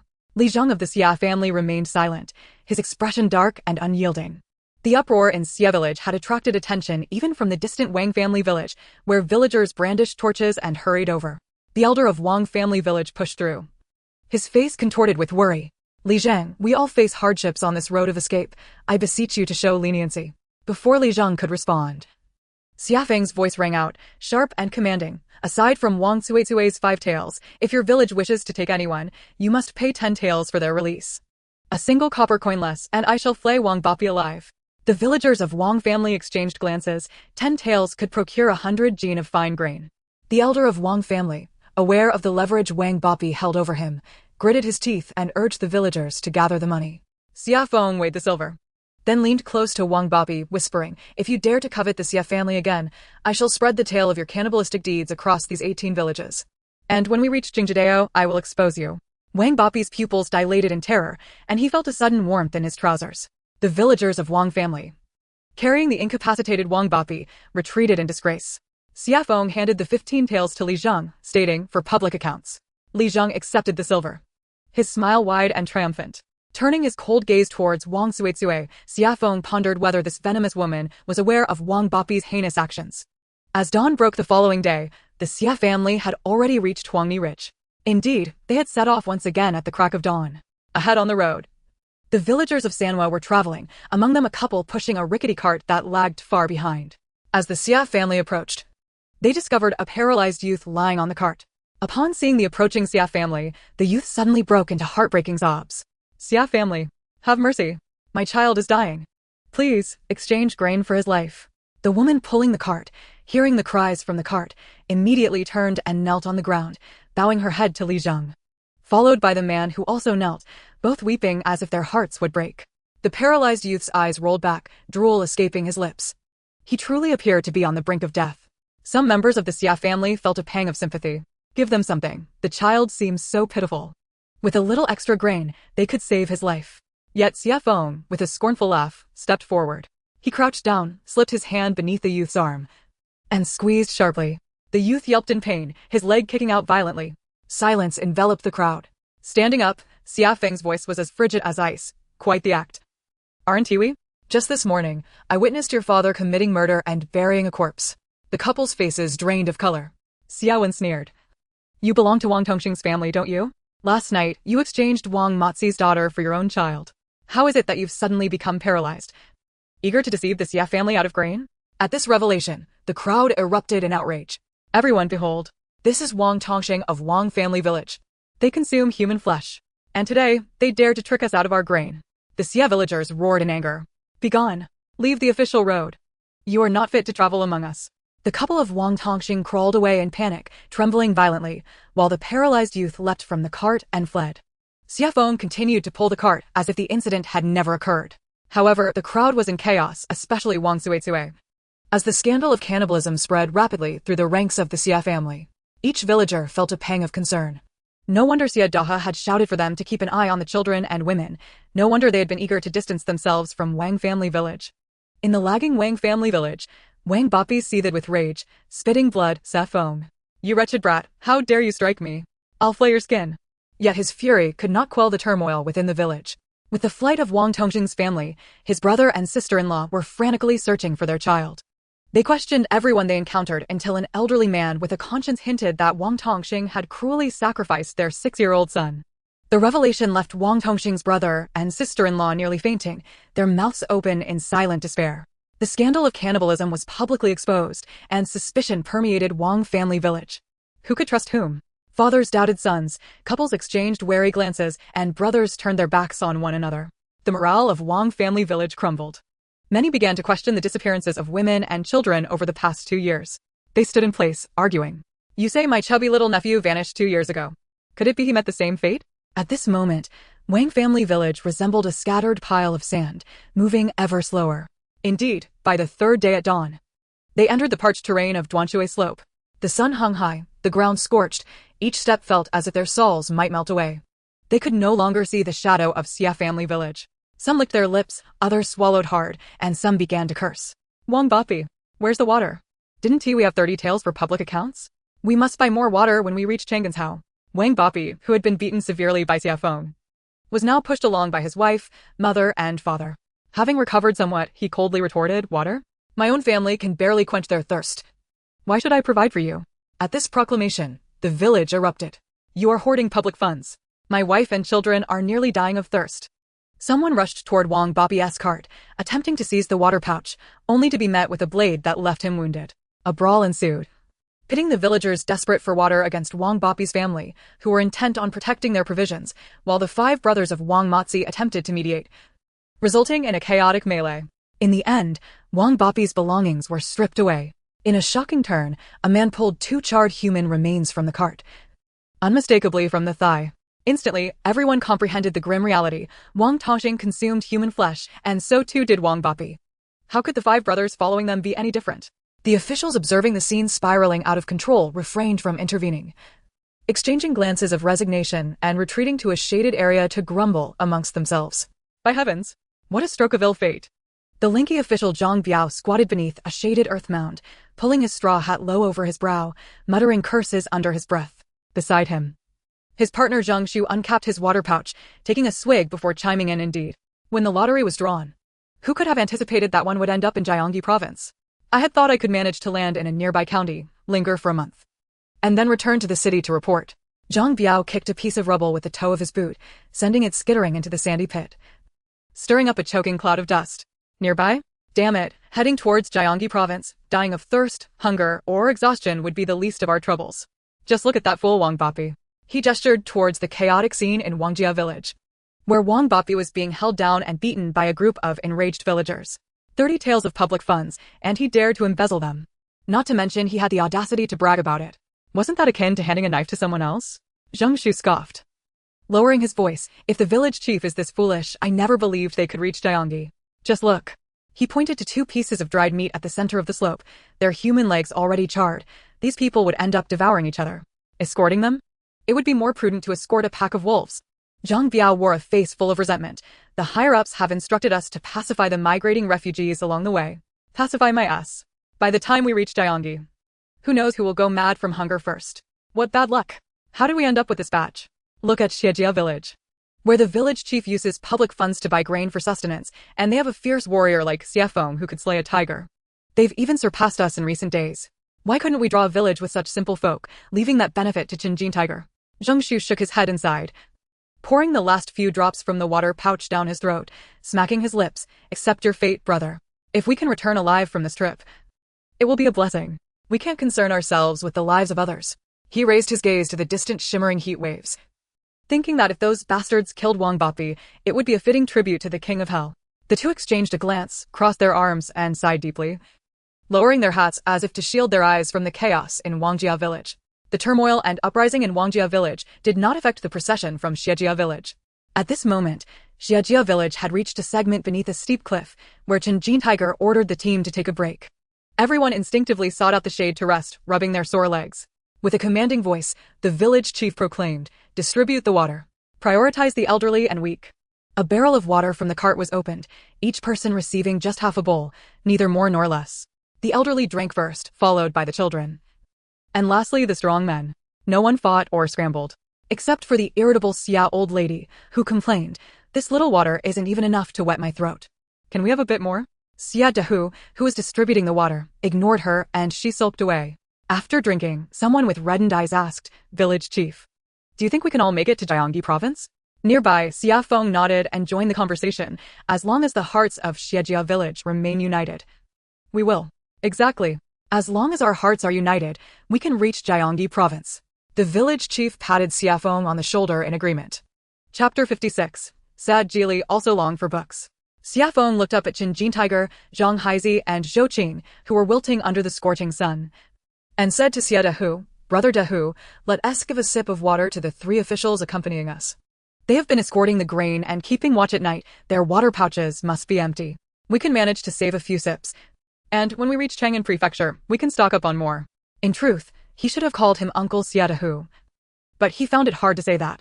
Xie Dahu was only 27 this year, and before his soul transmigration, Xia Feng was just 25. Moreover, despite currently being 18, his demeanor was far more mature and composed than that of Xie Dahu, making it impossible for him to use the term uncle.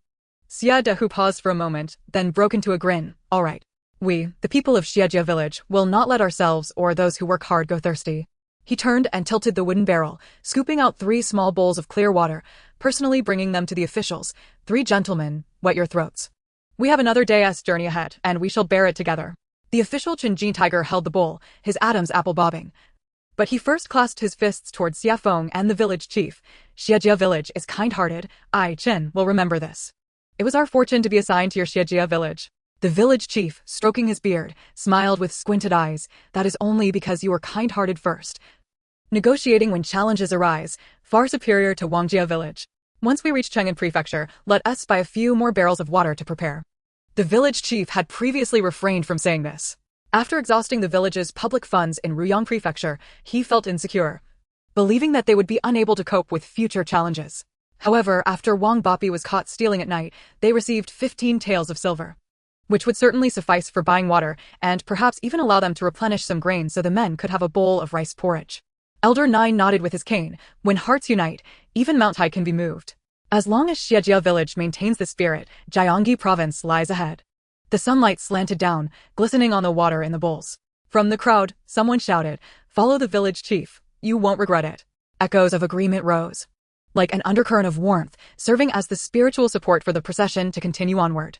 Seated in the shade of the cart, Xie Qiu Zhi and Xie Wen joined in the chorus. You won't regret it. After which, they laughed merrily and continued teaching Xie Xiaohua how to weave flower strings. Xie Xiaohua was an exceptionally obedient and sensible little girl, notably clever, picking up new things with ease. During their journey, Xie Qiu Zhi enjoyed teaching Xie Xiaohua various novel games. Sometimes it was weaving flower strings, and other times it was crafting dragonflies and butterflies from dried grass. Xie Xiaohua admired and adored Xie Qiu Zhi the most, always wanting to play with her upon waking, yet knowing it would be disruptive to rush in early. So she often held back her impulses and waited until Uncle Guangfu finished packing the cart before approaching. Xie Xiaohua had lost her mother at a young age, aware that her mother had bled to death during childbirth, and felt a profound sadness. Her grandmother had also passed away early. She was the village chief's first wife, who, while washing clothes by the river, jumped in to save someone who had fallen in. Although she saved the person, she lost her own life to the current upon returning to the shore. These two tragedies were scars in the hearts of Xie Dahu and the village chief, which is why they named Xie Jili, hoping for auspiciousness in the future. The household was filled with males, grandfather, father, and brother, leaving no one to truly play with Xie Xiaohua. Only Xie Qiu Zhi treated her as a friend, patiently playing with her and teaching her songs. Xie Xiaohua secretly regarded Xie Qiu Zhi as her sister. Xie Jili was not much better off, constantly pestering Xie Wen to play gamoku, to the point that Xie Wen was nearly worn out, with dark circles under his eyes. Yesterday, they had drawn a grid on the ground to play. After learning the game, Xie Jili became addicted and sought her out for matches whenever he had a moment to spare. However, his mind was currently preoccupied with the new books he had recently purchased. Playing gamoku was merely a brief diversion. Squatting beside Xie Wen, Xie Jili's eyes were wide, akin to a puppy witnessing snow for the first time. Xie Wen cradled 3 newly bound examination books, the blue cloth covers gently flapping in the sweltering wind. Brother one. Xie Jili licked his cracked lips, his voice barely audible. These books must be expensive, right? One book could buy a bride in our village. If Xie Feng has 3 books, it's as if he has 3 brides. Gazing at the books in Xie Wen's hands, he didn't even dare to touch them for fear of soiling them. Xie Wen smiled and held the book out to him. Touch it, take a whiff. The ink scent is still fresh. Xie Jili extended 2 fingers, lightly gliding them over the spine of the book, as if touching a hot ember, quickly retracting them. But his face flushed with excitement. Brother one, can you read? A sudden jolt coursed through Xie Wen's heart. Indeed, his persona was that of an illiterate. It was decidedly unusual to suddenly pull out 3 books for study. He feigned a cough, formulating his response. I can recognize a few characters. Back when we had tea split up, Xie Jinbao would often ask me to keep watch for him while he napped, and I inadvertently picked up some knowledge from him. In previous years, old lady Xie had hoped for Xie Jinbao to become a scholar, sending him to school. However, Xie Jinbao preferred to be lazy and often neglected his studies, retreating to his room upon returning home to feign diligence, while Xie Wen would let him off the hook. Thus, although Xie Wen had never truly studied, he could still concoct excuses from his interactions with Xie Jinbao. In the future, should anyone inquire about his reading, he could easily push the blame onto Xie Jinbao, for the slothful Xie Jinbao would never know whether Xie Wen had discreetly gleaned anything while pretending to study. Xie Jili, upon hearing this, suddenly knelt upright, hands clasped together, his eyes gleaming with an unprecedented seriousness. Brother one, could you teach me to read? Grandfather said that Xie village needs to produce a scholar, and I don't wish to spend my life merely playing Go. Xie Wen was both amused and pained by his earnestness. Can you truly recognize characters? He asked. Xie Jili nodded fervently, like a chick pecking at grains. He picked up a twig and awkwardly drew a person in the dirt, followed by a crooked depiction of a book, then looked up, his eyes shining brightly as if lit by a flame. Brother one, my grandfather sometimes teaches me a few characters. I can write my own name. Xie Wen could hardly suppress a grin, ruffling his hair. Reading isn't that simple. I don't have any suitable books for you here, but when the opportunity arises, I'll get you a copy of the 1,000-character classic and teach you then. Xie Jili happily nodded, his small frame curling up beside Xie Wen, overwhelmed with joy and excitement at the thought of studying alongside him, feeling certain he would have the chance to become a scholar. Not far away, Xie Lijing and Xie Daha had finished distributing water and were observing the scene, their mouths curling into broad smiles. On that day, Xie village traveled 55 miles, while Wang village barely managed 10 miles, with even the following Li village surpassing Wang village's ranks. Xie Lijing breathed a sigh of relief, realizing that if they departed early the next day, they could reach Chang'an Prefecture by morning. It was said that the court was opening disaster relief shelters in Chang'an, and their migrating group should be able to secure at least a half-full meal.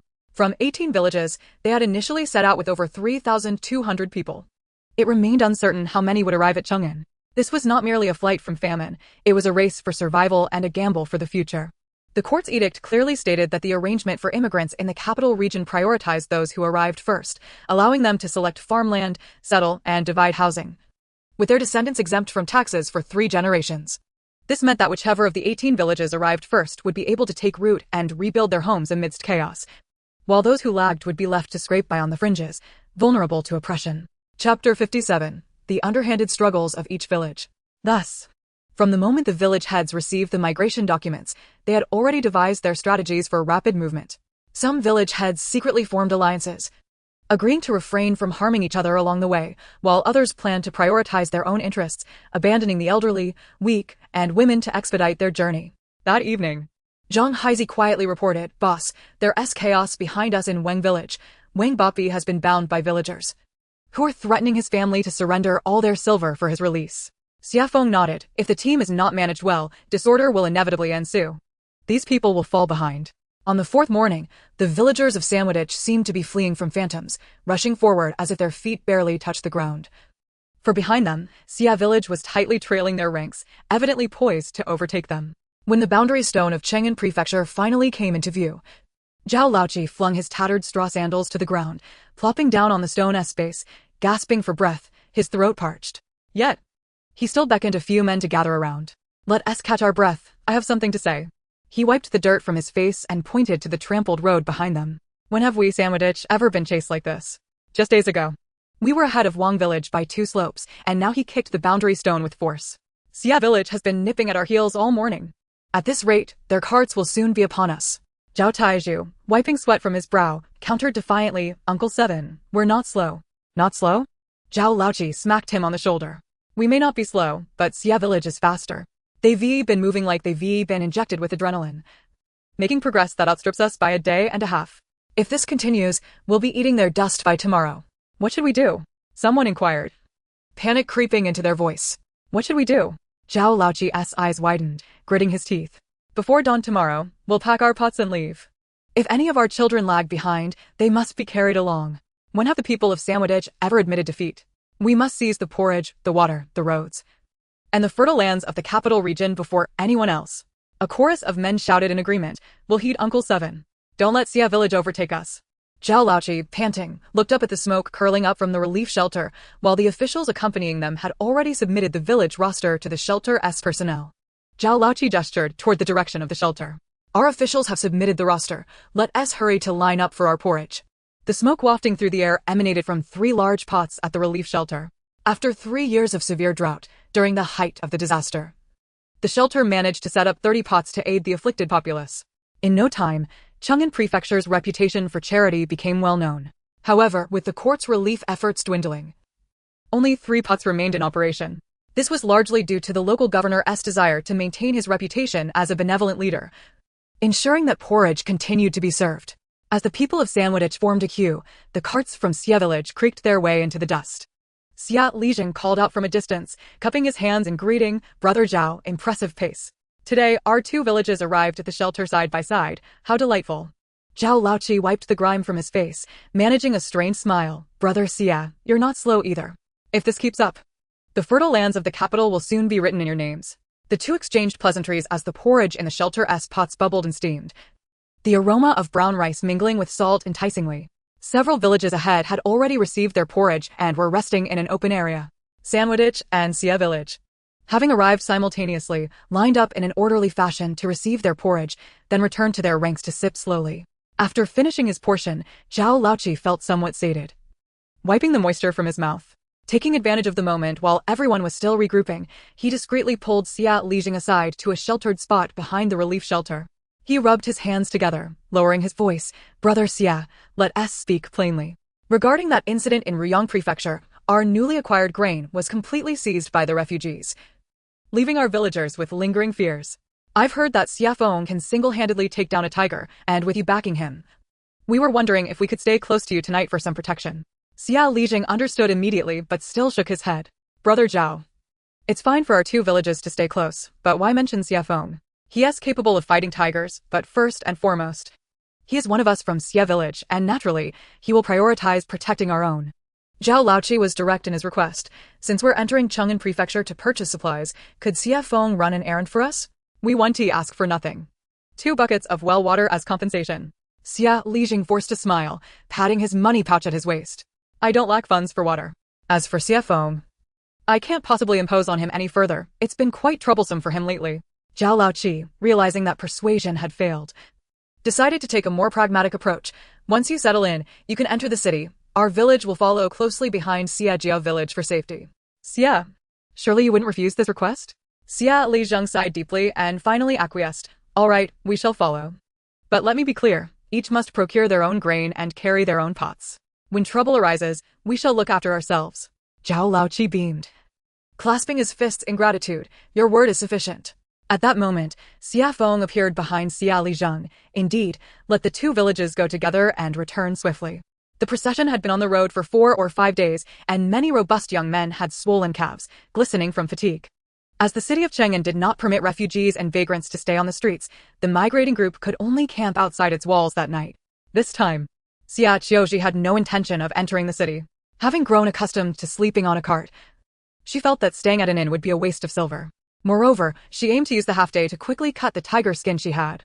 After witnessing the bustling atmosphere of Ruyangfu, Xie Wen had lost interest in the ancient city, preferring instead to immerse himself in studying the book Xie Qiu Zhi, an ancient guide to standard Chinese characters.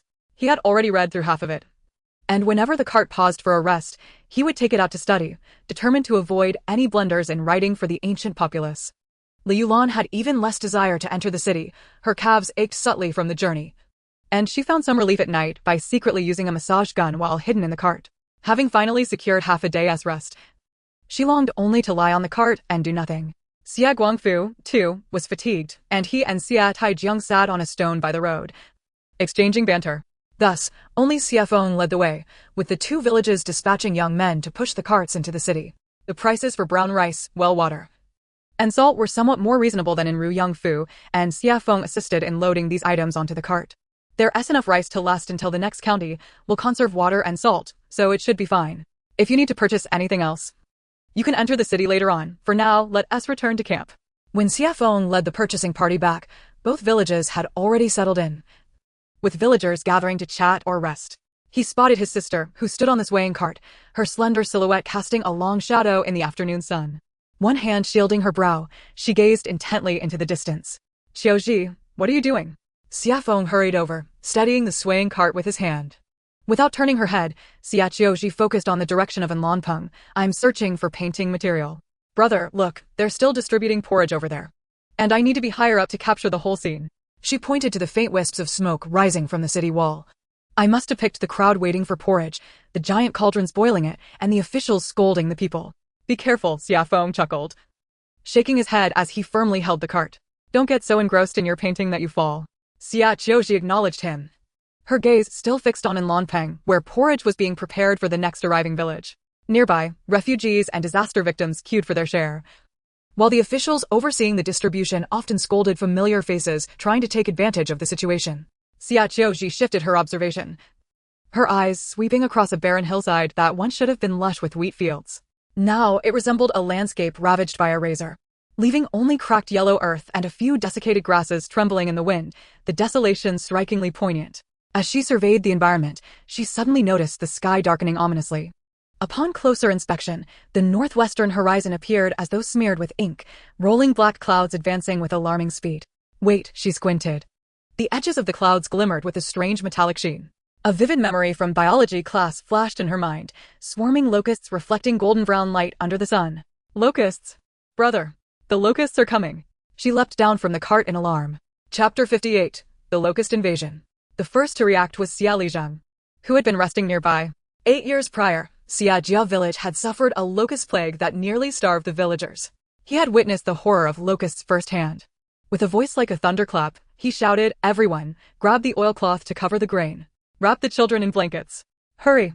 In the blink of an eye, the dark cloud loomed closer. It was no mere cloud but a death wave composed of countless locusts. The sound of their wings rubbing together buzzed like 1,000 dull saws scraping against nerve endings, and the foremost locusts revealed their ghastly compound eyes. Duck. Xie Qiu Zhi was pressed beneath the oilcloth on the cart by Xie Feng. The 5 members of their family huddled quickly under the blanket and oilcloth. The first wave of locusts crashed down upon them, the sound resembling hail pounding against the oilcloth. Xie Qiu Zhi heard the piercing screams of women outside and was tempted to peek out. Don't stick your head out. Xie Feng's large hand firmly pressed down on her head. Locusts have barbed legs. Don't let them scratch your face. Despite his warning, she could not resist and opened a small gap in the oilcloth to glimpse the hellish scene outside. A swirling mass of insects filled the sky like a living sandstorm, stripping the bark from trees and leaving only the stark whitewood beneath. The patch of wild alfalfa beside their cart was reduced to bare stalks within 3 seconds. Time lost its meaning as the buzzing gradually receded. When Xie Qiu Zhi lifted the oilcloth, the camp of both villages was littered with the crushed bodies of locusts, and their cart had been significantly damaged. The once yellow-green oilcloth was now partially shredded by the locusts, and, even more revolting, all exposed items were coated with a layer of slime, a defensive toxin secreted by the locusts. Sister Qiuzhi, Xie Xiaohua, emerged from her family's blanket, her face ashen. Xie Qiu Zhi reached out to comfort her. Why don't common folk eat locusts if they're protein? Xie Feng asked curiously. Li Yulan sighed. Because the disaster locusts are toxic. Years ago, during a locust plague, someone in Li Jia village, driven by hunger, roasted locusts to eat. And that night they broke out in purple spots and died. Mother is right. Xie Wen dissected a dead locust's abdomen, pulling out viscous yellow fluid that stretched into strands. Solitary locusts are harmless, but in swarms, they secrete potent toxins. There is also a saying that the word for locust sounds like royal in the imperial context, hence, it has been taboo since ancient times. Is there no way to deal with locusts? Xie Jili asked, intrigued. Of course, raising ducks would suffice. A single duck can eat 200 locusts a day. If every household raised a flock of ducks, we wouldn't need to fear them. At that moment, Zhao Laoqi from Sanwadi happened to walk by, intending to lament to Xia Lijang about how the grain and salt they had just purchased were ruined by locusts. Upon hearing Xia Wen's words, both he and Xia Lijang exchanged astonished glances, their tongues clicking in disbelief at the idea of every household raising ducks. What a lofty ambition, they thought. Yet, despite their current inability to afford even one duck, they could still dream. Xia Lijang, with a glint of yearning in his eyes, mused. Once we reach Jingjidao and divide the land, stabilize ourselves, and have some silver, let us aim for every family to raise 20 ducks. Zhao Lijang from Sanwadi suddenly forgot his intention to complain, drawn into the beautiful vision of life that Xia Lijang painted. If our 2 villages could be close together, you raise ducks, and we in Sanwadi will as well. Ducks can not only eat locusts, but also do other things. Li Yulan laughed as she shook off the locust corpses from the seams of the oilcloth. What else can they do? Xia Guangfu leaned closer, having been busy clearing locust bodies from the cart. The ducks are capable of unearthing locust eggs buried in the soil, and their droppings serve to enrich the fields. Once we arrive in Jiangyidu and raise ducks, we can indulge in savory old duck stew. Zhao Laoqi let out a rueful chuckle. Little sister, I am currently in no mood to enjoy old duck stew. The salt and grain we just transported back to Sanwadi have been ruined by locusts, resulting in considerable losses. I came here to inquire if your son, Feng, could make another trip. We in Sanwadi are truly on the brink of starvation. As an old man, I cannot safeguard either our grain or our silver. I intend to use my last remaining coins to procure some sustenance for the elderly and children in the village. We in Sanwadi also wish to learn from your village, to expend our public funds to save lives. You are aware of our misfortunes. Last time in Ruyang Prefecture, the grain we purchased was pilfered, resulting in the deaths of 3 women. This time, we have yet to taste the grain we bought, as it has been devoured by locusts. Now, I am left with only a smidgen of silver, and I cannot afford another mishap, hence, I have come to plead with you. On behalf of the 150 souls in Sanwadi, I extend my heartfelt gratitude. Li Welan, upon hearing this, could not help but feel sympathy for the plight of Sanwadi. They had spent a considerable amount of silver, and yet had not been able to consume a single morsel of grain. She turned to her son. Xie Feng nodded at her, tightened the pouch at his waist, and stepped out to accompany Zhao Laoqi. Jigan Prefecture lies in a low-lying area with abundant underground water, and there is still usable well water for daily life. However, it is annually beset by the locust god. The elders of Qingan Prefecture lament, 3 harvests in a year cannot withstand 3 feasts in a year, referring to the devastation of spring seedlings, summer wheat, and autumn rice. Thus, the locals have dubbed the locust plague 3 feasts and their existence suffering. This year, the first 2 locust swarms arrived early, and the people have grown numb to it. Each time the locusts strike, they hastily shut their windows, replacing torn paper with new. and mixing the paste with mugwort and realgar. Once the windows are sealed, darkness envelopes the rooms, leaving only a faint glow from the hearth. In every household in Chigon, bamboo tubes filled with dried mugwort, Sichuan pepper, and sulfur dangle from the window frames, believed to repel locusts. Some have even resorted to pasting old fishing nets over their windows, creating a dense veil. After the locusts pass, they reopen their windows to find the ground littered with insect carcasses, which crunch underfoot as they sweep them into a dustpan. Their movements as practiced as those gathering fallen leaves. In the afternoon, Chigon was once again plagued by locusts. Governor Wang Song hunched over his desk, which bore a pile of memorials. At 47 years of age, he had served in Chigon for 5 years, having drafted 5 memorials regarding the locust plague, each time imploring the imperial grace for the swift dispatch of relief grain, a task he had grown accustomed to. After the second locust swarm this summer, only foxtail millet remained in the fields, and the common folk had resorted to digging up roots to stave off hunger. The state granary held 3,000 shur of old grain, but 1,200 had been dispensed in the spring relief, and another 1,500 this summer. Now less than 300 shur remained. Whenever I hear the cries of the night, I throw on my clothes and patrol the streets, witnessing both young and old weeping around their stoves, for there is not a grain to cook, he lamented. Yet I dare not disturb heavenly ears with the plight of the people. I only hope that the benevolence of the sacred dynasty will not permit tens of thousands of innocent souls to perish in the ravines. I humbly beseech that 5,000 shur of grain be allocated for relief, or allow me to employ labor in lieu of aid, to dig canals and build embankments, so that the hungry may have porridge and the national revenue remains intact. I am fully aware of my unworthiness to receive such a grant, but should I be favored, I shall plant a locust tree before the prefectural office as a testament to the imperial grace. If my plea is denied, I shall have no face to show the people and will await punishment. He penned a lengthy memorial, and as he reached the end, the ink suddenly blurred. Master Xie Pu beside him clacked the abacus, the beads rattling in a cacophony.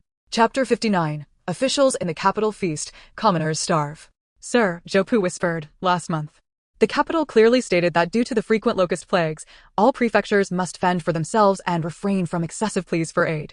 Once again seeking 5,000 shur will be perilous, Governor Wang scoffed. How can we continue in Anlin Pavilion? We have endured for 3 years, we cannot simply cease. I may agree, but others will not.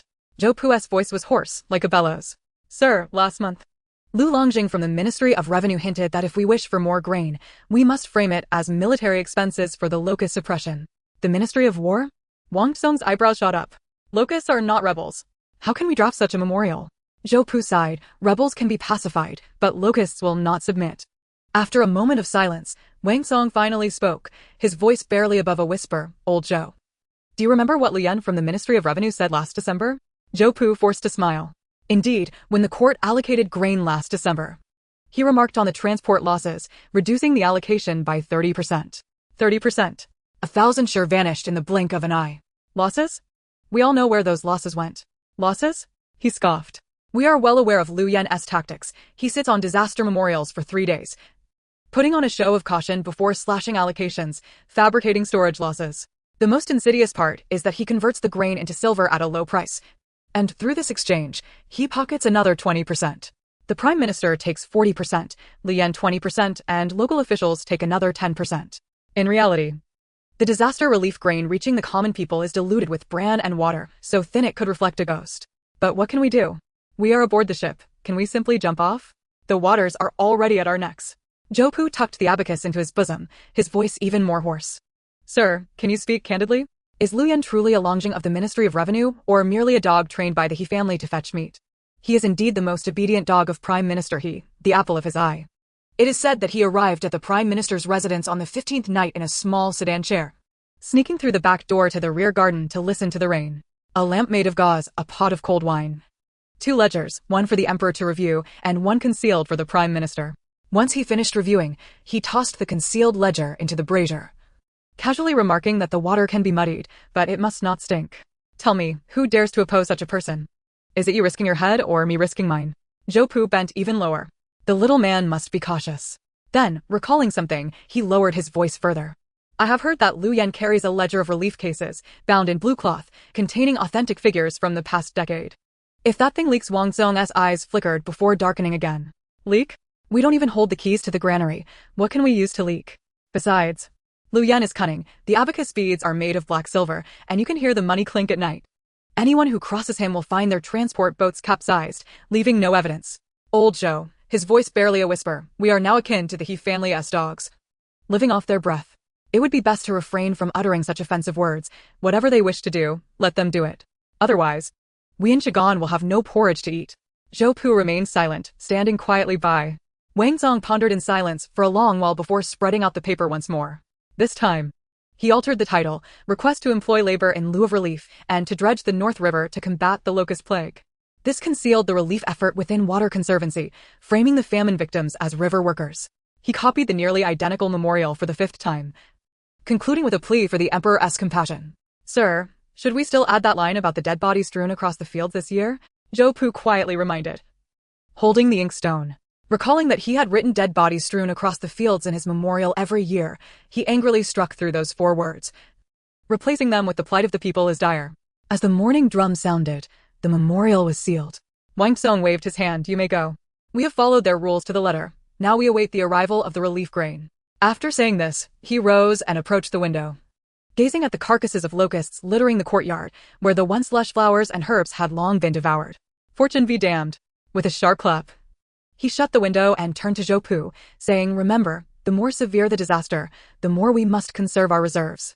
The Prime Minister is watching from the capital. The reputation of Anlin Pavilion must not falter. A little less porridge is acceptable, but we must maintain our prominence. The entire world must know of Anlin Pavilion's existence, or we shall not survive. Since Xinyan departed from Ruyang Prefecture, he has been hastening back to the capital with his loyal guards on swift steeds, taking a shortcut through the back roads to present himself before the emperor. Upon reaching the fork near the official road close to the capital, Xinyan reined in his horse as 2 riders from the Xuanzi Guard galloped towards him, their hooves splashing mud high into the air. At the forefront of the fork, Xinyan, with only a pair of piercing eyes visible beneath his rain hat, observed the surroundings. The closer he drew to the capital, the greener the mountains became, and the more abundant the rain. A stark contrast to the desolate landscape he had witnessed prior to his time at Ruyang Prefecture. This was precisely why the court mandated the relocation of entire villages from the severely afflicted areas. He retrieved a secret letter from his sleeve and quietly instructed Zhang Feng. You must return swiftly. This letter must be delivered directly to the general's residence in the north before midnight. Zhang Feng accepted the command and turned his horse onto a hidden path. Xinyan then flicked the reins, continuing to gallop along the official road with the 2 newly joined Xuanzi guards. Amidst the rain, all the clues in his mind gradually crystallized, ultimately pointing towards a singular name, Lu Yan, the deputy director of the Ministry of Revenue in Shandong. In the southern city of the capital, a nondescript courtyard adorned with gray tiles housed a solitary green lamp. Beneath its glow lay 3 ledgers. The first, titled Request for Disaster Relief from Various Prefectures, bore the crimson stamp of Lu. The second, Ministry Treasury Withdrawal Ledger, was sealed with the purple clay seal of the Ministry of Revenue. The third, dark accounts of Haidongqing, chronicled the illicit flows intercepted by the Xuanzi guards. The 3 ledgers stood side by side, yet the figures from the reports, allocations, and actual expenditures were glaringly disparate. Lu Yan's private seal marked the seam of the second ledger. Under the flickering light, the Xuanzi guards diligently transcribed the crucial pages of the 3 ledgers onto thin, delicate sheets of paper, which would be dispatched to the general's residence by the carrier pigeon of Haidongqing at midnight. Observing the fraudulent ledgers, Xinyan felt a sense of inadequacy. This was merely the first blow. Lu Yan was but a pawn, with a slight tap of his fingertip. Xinyan mused that the true mastermind resided within the grand hall of the Ministry of Revenue. He turned to another guard and commanded, keep a close watch on Lu Yan. Investigate the shipping routes for grain, ascertain how the relief supplies have been redirected. Secretly audit the accounts of Lu's household and investigate the records of silver transfers. Within 3 months, deliver to my desk copies of all correspondence between Lu Yan and Hishin. After issuing his orders, Xinyan closed the latest intelligence report, a cold smirk playing on his lips. Lu Yan was merely the first incision. Chapter 60. Xia Ingdi's rumor-mongering leads to retribution. On the 10th day after leaving the territory of Qing'an Prefecture, as the sun began to rise over the mountain ridge, the leading flag was planted on the earthen slope outside the western gate of Pingcheng Prefecture. The flag, still that yellow guide flag emblazoned with the words Xia Family Village, fluttered in the wind, now considerably dirted since their departure. At the foot of the slope, the contingent from Sanhua Dizi had just arrived, with Zhao Laoqi leaning on a shoulder pole, panting heavily yet still grinning. In the end, we didn't let you shake us off. For the past 10 days, They had intertwined like two serpents biting each other's tails, moving north while shedding dust and death behind them. Leaving the three slower villages that had initially been ahead far behind, their shadows barely visible. The first village to be overtaken was called Xie Qiu Zhi, which had commenced its journey with 177 people but dwindled to only 109 by the time they reached the western border of Donghua Prefecture. The village head, surnamed Han, was a scholar who had brought along 2 boxes of books, hiding 15 taels of silver at the bottom, all contributed by the villagers. It was said that on the very first night of their flight, someone pried open the boxes, stealing the silver, and the village head suffered a head injury. Succumbing to a high fever the following day, the group could not afford to pause, leaving Han and 3 other elderly villagers behind in a dilapidated temple with a jug of water and 2 liters of fried flour. Subsequently, the village appointed a new head. But the children of Xie Qiu Zhi began to lag behind. The youngest was merely 4 years old, unable to be carried by his mother. So his father had to bear him, but with swollen feet that could not fit into straw sandals, he could only tie the child to his chest. When the binding loosened, the child slipped down, tumbling into a ditch, suffering a fatal head injury. Later, the people of Xie Qiu Zhi learned that Xie Family Village and Sanhua were closing in from behind, prompting them to step aside from the main road, watching enviously as their pursuers sped past.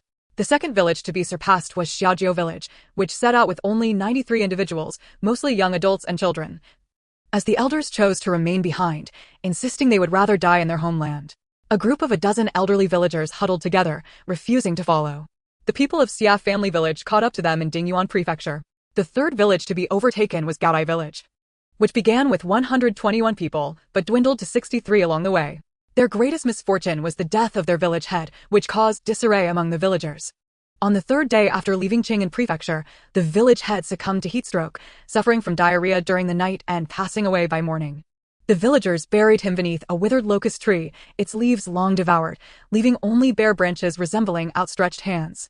Following the village head's death, the people of Gaodai Village scattered, some headed north, while others went south, like chaff blown by the wind.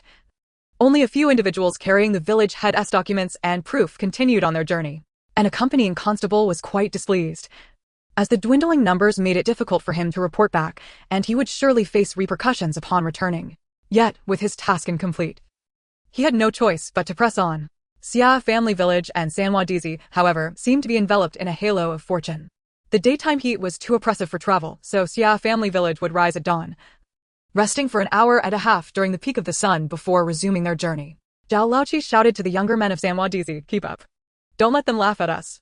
The tracks of the 2 villages' carts intertwined like 2 twisted ropes. At night, they camped with a fire pit between the 2 villages. It must be noted that during these 10 days, there were occasional discordant incidents.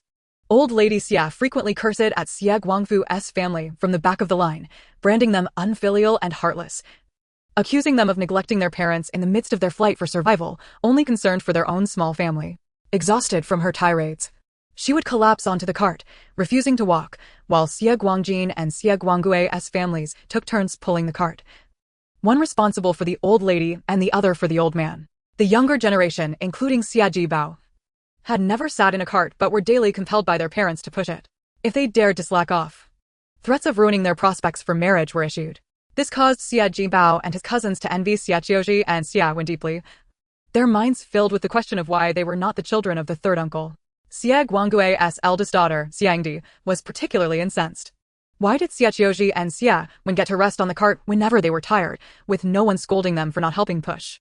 They only knew how to play, while their meals remained plentiful and they appeared healthy and tall, walking much more easily. Consumed by her feelings of injustice, Xiangdi, under the indulgence of her mother, Li Ping, began to slander Xie Guangfu's family. She made every effort to tarnish their reputation, insinuating to fellow travelers that Xie Qiu Zhi was involved with the constable, otherwise how could they be living so well, becoming increasingly sprightly? She also claimed that Xie Guangfu had sent his wife, Li Welan, to sleep with Xie Daha to curry favor with the village head, suggesting that Xie Guangfu was being unfaithful. Furthermore, she accused Xie Wen of being a thief, alleging that he had stolen silver to buy books. How else could a poor family like his afford to purchase books? She mocked him for barely being able to recognize a few characters, claiming he could not even write his name, and deriding him as a pretender to scholarship. Even Xie Feng did not escape her malicious gossip, as Xie Ingdi subtly brought up the night he killed a tiger, questioning why, if he was capable of killing a tiger, he did not save the person. insinuating that he must have intended to wait until the person died to steal the silver from their possession. Thus, the rumors snowballed, rolling from the back of the line all the way to the front. Some individuals shook their heads, while others laughed openly. Yet many felt a clarity in their hearts. Everyone had been together daily, and they were all aware of one another's actions. Thus, some speculated that the elder Mrs. Xie was likely feeling discontented upon seeing the rise of the Xie family, seeking to tarnish their reputation. However, the whispers eventually reached Xie Qiu Zhi's ears, inciting such anger within her that her hands trembled, causing her charcoal pencil to snap in two. Xie Feng clenched his fists, the sound of his knuckles cracking echoing ominously. If this continues, I shall shatter her mouth. As dusk settled, he strode towards the back of the crowd, his voice booming so that it reverberated along the official road. Xie Engdi, come out here this instant. Upon being confronted, Xie Engdi found herself half-pushed behind her mother, Li Ping. With no other option, she straightened her neck defiantly and declared, I merely spoke carelessly. Carelessly? Xie Feng scoffed, then allow me to casually enumerate your transgressions. He raised his hand. Slap. 1. Defaming a sister from the same village. Slap. 2. Tarnishing the reputation of our elders. After delivering 13 resounding slaps, Xie Engdi's cheeks glowed with a painful redness. Xie Feng seized her collar, lifting her as one would a chick, considering you are merely 14. I shall grant you an additional lesson. The final slap sent Xie Engdi sprawling to the ground, sobbing uncontrollably. Li Ping trembled with concern, her lips quivering, yet ultimately, she did not dare to step forward. Behind Xie Feng, the constables stood with their arms crossed, their gazes cold enough to kill. Chapter 61. Pingcheng Prefecture. A haven for refugees. As evening descended, the boundary marker of Pingcheng Prefecture emerged through the twilight, showcasing a damp, lustrous gray-blue hue. Xie Lijian glanced back at the winding official road behind him. The dust of 10 days past seemed starkly separated from the verdant scenery of today, the line drawn distinctly. When they set out, the sun hung like a red copper coin above their heads, the dry wind stinging their faces with a coarse saltiness. The earth was cracked, wide enough to fit an adult's fist, producing a sharp sound upon stepping on it, sending up a choking alkaline dust. The wooden yoke of the cart was scorched from the sun, and, even at night, the ground still radiated warmth, making everyone feel as though they were sleeping on a hot griddle. The closer Xie Qiu Zhi drew to Pingcheng Prefecture, the more she could sense a hint of briny freshness in the air, as if it had clandestinely crossed from a distant water surface. Although the temperature remained sweltering, the sun no longer blazed blindingly, as lead-gray clouds began to gather on the horizon. Pingcheng Prefecture resembled a spring well suddenly unearthed, drawing in all the parched souls from the surrounding wilderness. This time, refugees from almost every village would find respite in Pingcheng Prefecture. Xie Qiu Zhi held tightly to Xie Xiuhua's hand as they slowly entered the city through the west gate. Unlike other places, Pingcheng Prefecture's city gate was not fortified with a formidable barrier of wooden stakes. Instead, a dozen or so constables, armed with waste knives, maintained order at the entrance, their red cloth tassels fluttering in the wind, lacking any menacing aura and instead resembling welcoming banners. All villages could rest for 2 days in Pingcheng Prefecture. Qin Jinhui wiped the sweat from his brow and pointed toward the towering bell and drum tower within the city. Lord Lu has graciously commanded that the fleeing villages may camp in the military drill ground to the west of the city. The military drill ground to the west, once a place for troops to train during the previous dynasty, measured 300 paces wide and 500 paces long. The yellow earth compacted solidly enough to accommodate thousands of riders. After the current dynasty disbanded the old army, the barracks lay in ruins. Upon taking office, Lu Han surveyed the half-collapsed structures and, with a wave of his hand, ordered the old walls to be torn down completely, leveling the ground to create the largest open space in the city. During the harvest season, townsfolk casually dried wheat, soy sauce, and cotton bales. Yet an unspoken rule prevailed. Whatever was lost here could not be reported to the authorities, for the government would not file a case over a mere quilt. At night, this place transformed into an open square where the sky served as a blanket and the ground as a bed.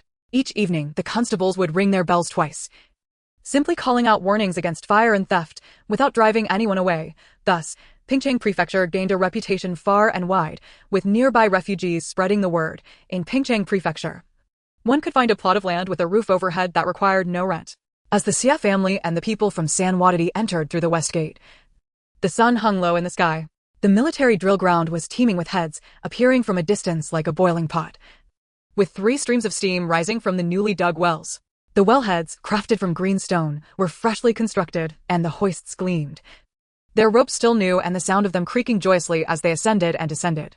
The rejuvenation shed was set up in the southwestern corner of the drill ground, Partitioned into a large porridge kitchen with bamboo mats, its thatched roof sheltering a row of 10 large iron pots steaming with heat. A wooden sign stood beside the pots, proclaiming, "Porridge relief, 1 ladle per person, no seconds allowed." Xie Qiu Zhi squeezed into the crowd, her nose dripping with sweat while her back felt chilled. The wall of bodies surrounding her made it hard to breathe. Xie Feng led the way, his arms moving like oars, parting the crowd to create half a foot of space for his sister. "Do not let go," he hissed. Qiuji clutched the tiger-striped pouch she had prepared earlier against her chest, her fingers brushing against the hard sketchbook within, calming her racing heart. When their turn arrived, the cook was a plump woman donning a red scarf, her voice booming. Bowls.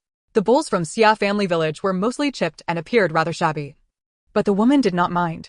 With a single iron ladle, she scooped rice grains from the bottom of the pot, revealing a faint sheen of rice oil, akin to a delicate layer of moonlight. The porridge contained only a few grains of coarse salt, yet the enticing aroma of rice could not be masked. Wang, the blacksmith's wife, received her bowl, her hand trembling slightly as she whispered, "Heavens, how fragrant." "Mother, I'll watch you drink." Behind her, Zhao Laoqi from Sanwadadi boldly extended his bowl. "Give me another half ladle, I'll pay 2 coins. The plump woman struck the ladle's handle against the edge of the pot. Rules are rules, not a coin more, not a grain less. Zhao Laoqi shrank back, sheepishly retreating. Once the porridge was distributed, the crowd automatically parted to queue at the 3 wells for water. A long line formed at the edge of the well, stretching all the way to the center of the drill ground. People laid out wooden buckets, clay pots, bamboo tubes, and teapots with missing lids on the ground, resembling a row of uneven teeth. The well rope creaked as a bucket of clear water splashed down, droplets splattering onto Xie Qiu Zhi's pant legs, leaving them feeling icy against her skin. The Xie family stood in line ahead of them, unable to contain himself. One of them took a sip and exclaimed, his lips quivering, "This is sweeter than the well in Xie family village." Xie Guangfu felt his eyes well up at this cry. While their family did not lack water and often secretly filled their village buckets to sustain themselves in this moment, he felt a pang of nostalgia. Heaven had finally provided a way out. Some wept, while others laughed. Zhao Changju from Sanwadadi, clutching a chipped wooden bucket, knelt suddenly, resting his head against the edge of the well. "Mother, if you can hold on for 3 more days, you'll be able to drink this sweet water." A man in his 30s, he cried like a lost child, his shoulders heaving in despair. Beside him, a young boy laughed through his tears. "When I could no longer walk, my water was all gone. And I thought of tossing my water pouch aside and lying down to die, but thankfully I didn't. Heaven has opened its eyes, truly opened its eyes." As he spoke, he directed the opening of his pouch toward the well, his hands trembling with excitement as the clear water rushed in, splashing all over his face. He then lined up his patched water pouch, his cracked clay pot, and even his broken ceramic jug, filling them to the brim while chanting, "Fill them up all the way. This time, no one shall let me die of thirst." The small medical tent beside the rejuvenation shed was even more bustling, with a wooden plaque hanging outside, "Free clinic, herbal remedies negotiable." The physician, an old man with a grizzled beard, tightly secured his sleeves with twine as he examined a man with swollen legs and abdomen. On the small table beside him lay several herbal remedies, Rehmannia glutinosa, Plantago asiatica, and bitter gentian, their prices steep enough to startle anyone. "Do not move. Here lies a pit, 3 inches deep, that takes a while to rebound. This condition is known as damp toxicity obstructing the meridians. I understand you have fled from hardship, but if you continue on this path, in 2 days your legs and abdomen will shine and harden, resembling water-filled pig bladders. In 3 days, the skin will break at the slightest friction, with yellow fluid oozing continuously, attracting flies and maggots. By then, don't even think about traveling, you may lose your life." He raised his gaze, fixing his eyes on the patient as ashen, bluish circles. "You now feel tension, swelling, and throbbing in your calves. And at night it feels as if ants are gnawing at your bones. That is the blood vessels obstructed by turbid water. If you endure any longer, the dirty water will invade your heart, making each breath feel labored, and you will swell like a bloated coffin. I have encountered many like you, and when they die, their mouths cannot close, their faces puffed up like dough." The man was evidently frightened by the physician's words and stammered out what he should do. "If you wish to survive, there are 3 things to do from today. First, lie down flat and elevate your legs above your chest to allow the water to flow back. Second, boil adzuki beans and plantain leaves in well water. Drink 3 bowls a day with the dregs to facilitate urination. Third, soak your legs in hot well water at night, adding a handful of coarse salt and a handful of Sichuan pepper until the water cools. If, after 3 days, shallow pits can be pressed out, and after 5 days there is no yellow fluid seeping, only then may you slowly begin to move. Should you continue to overexert yourself, He pointed to a recently moved thin coffin in the distance, his voice turning cold. It would be others stuffing copper coins into your mouth. Xie Wen watched in horror from the side, tightly clutching the tiger crossbody bag made for her by Xie Qiu Zhi, quietly memorizing the names of the herbs and treatment methods in her heart. Chapter 62. Aspirations Under the Starry Sky.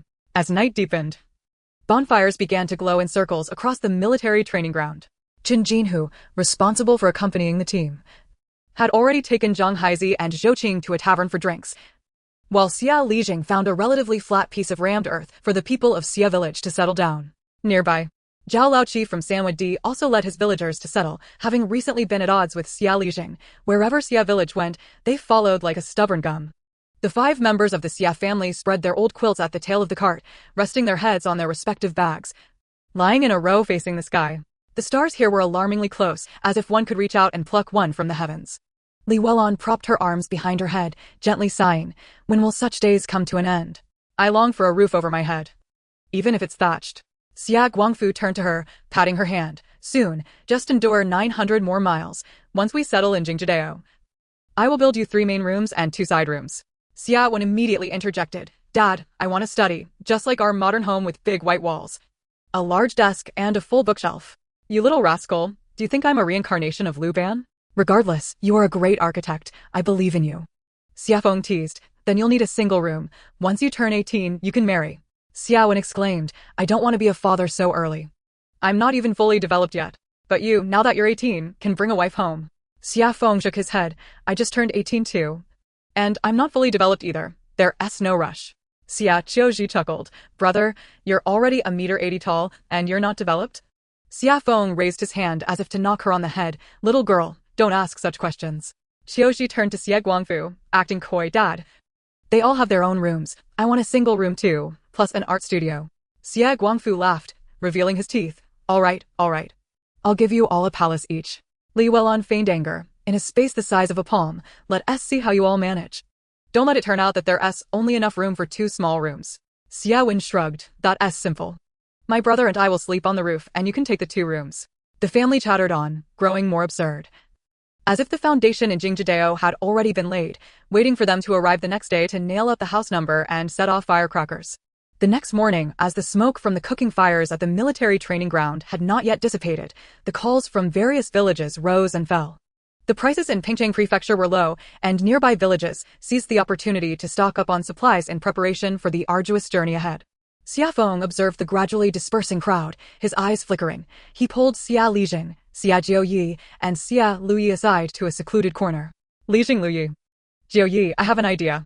Xia Feng lowered his voice. With 7 villages ahead of us, if we follow the main force tomorrow morning, we will still be lagging behind and gain nothing. Xia Lijing squinted. What do you mean? We set out tonight at midnight, 3 hours in advance, catching them off guard.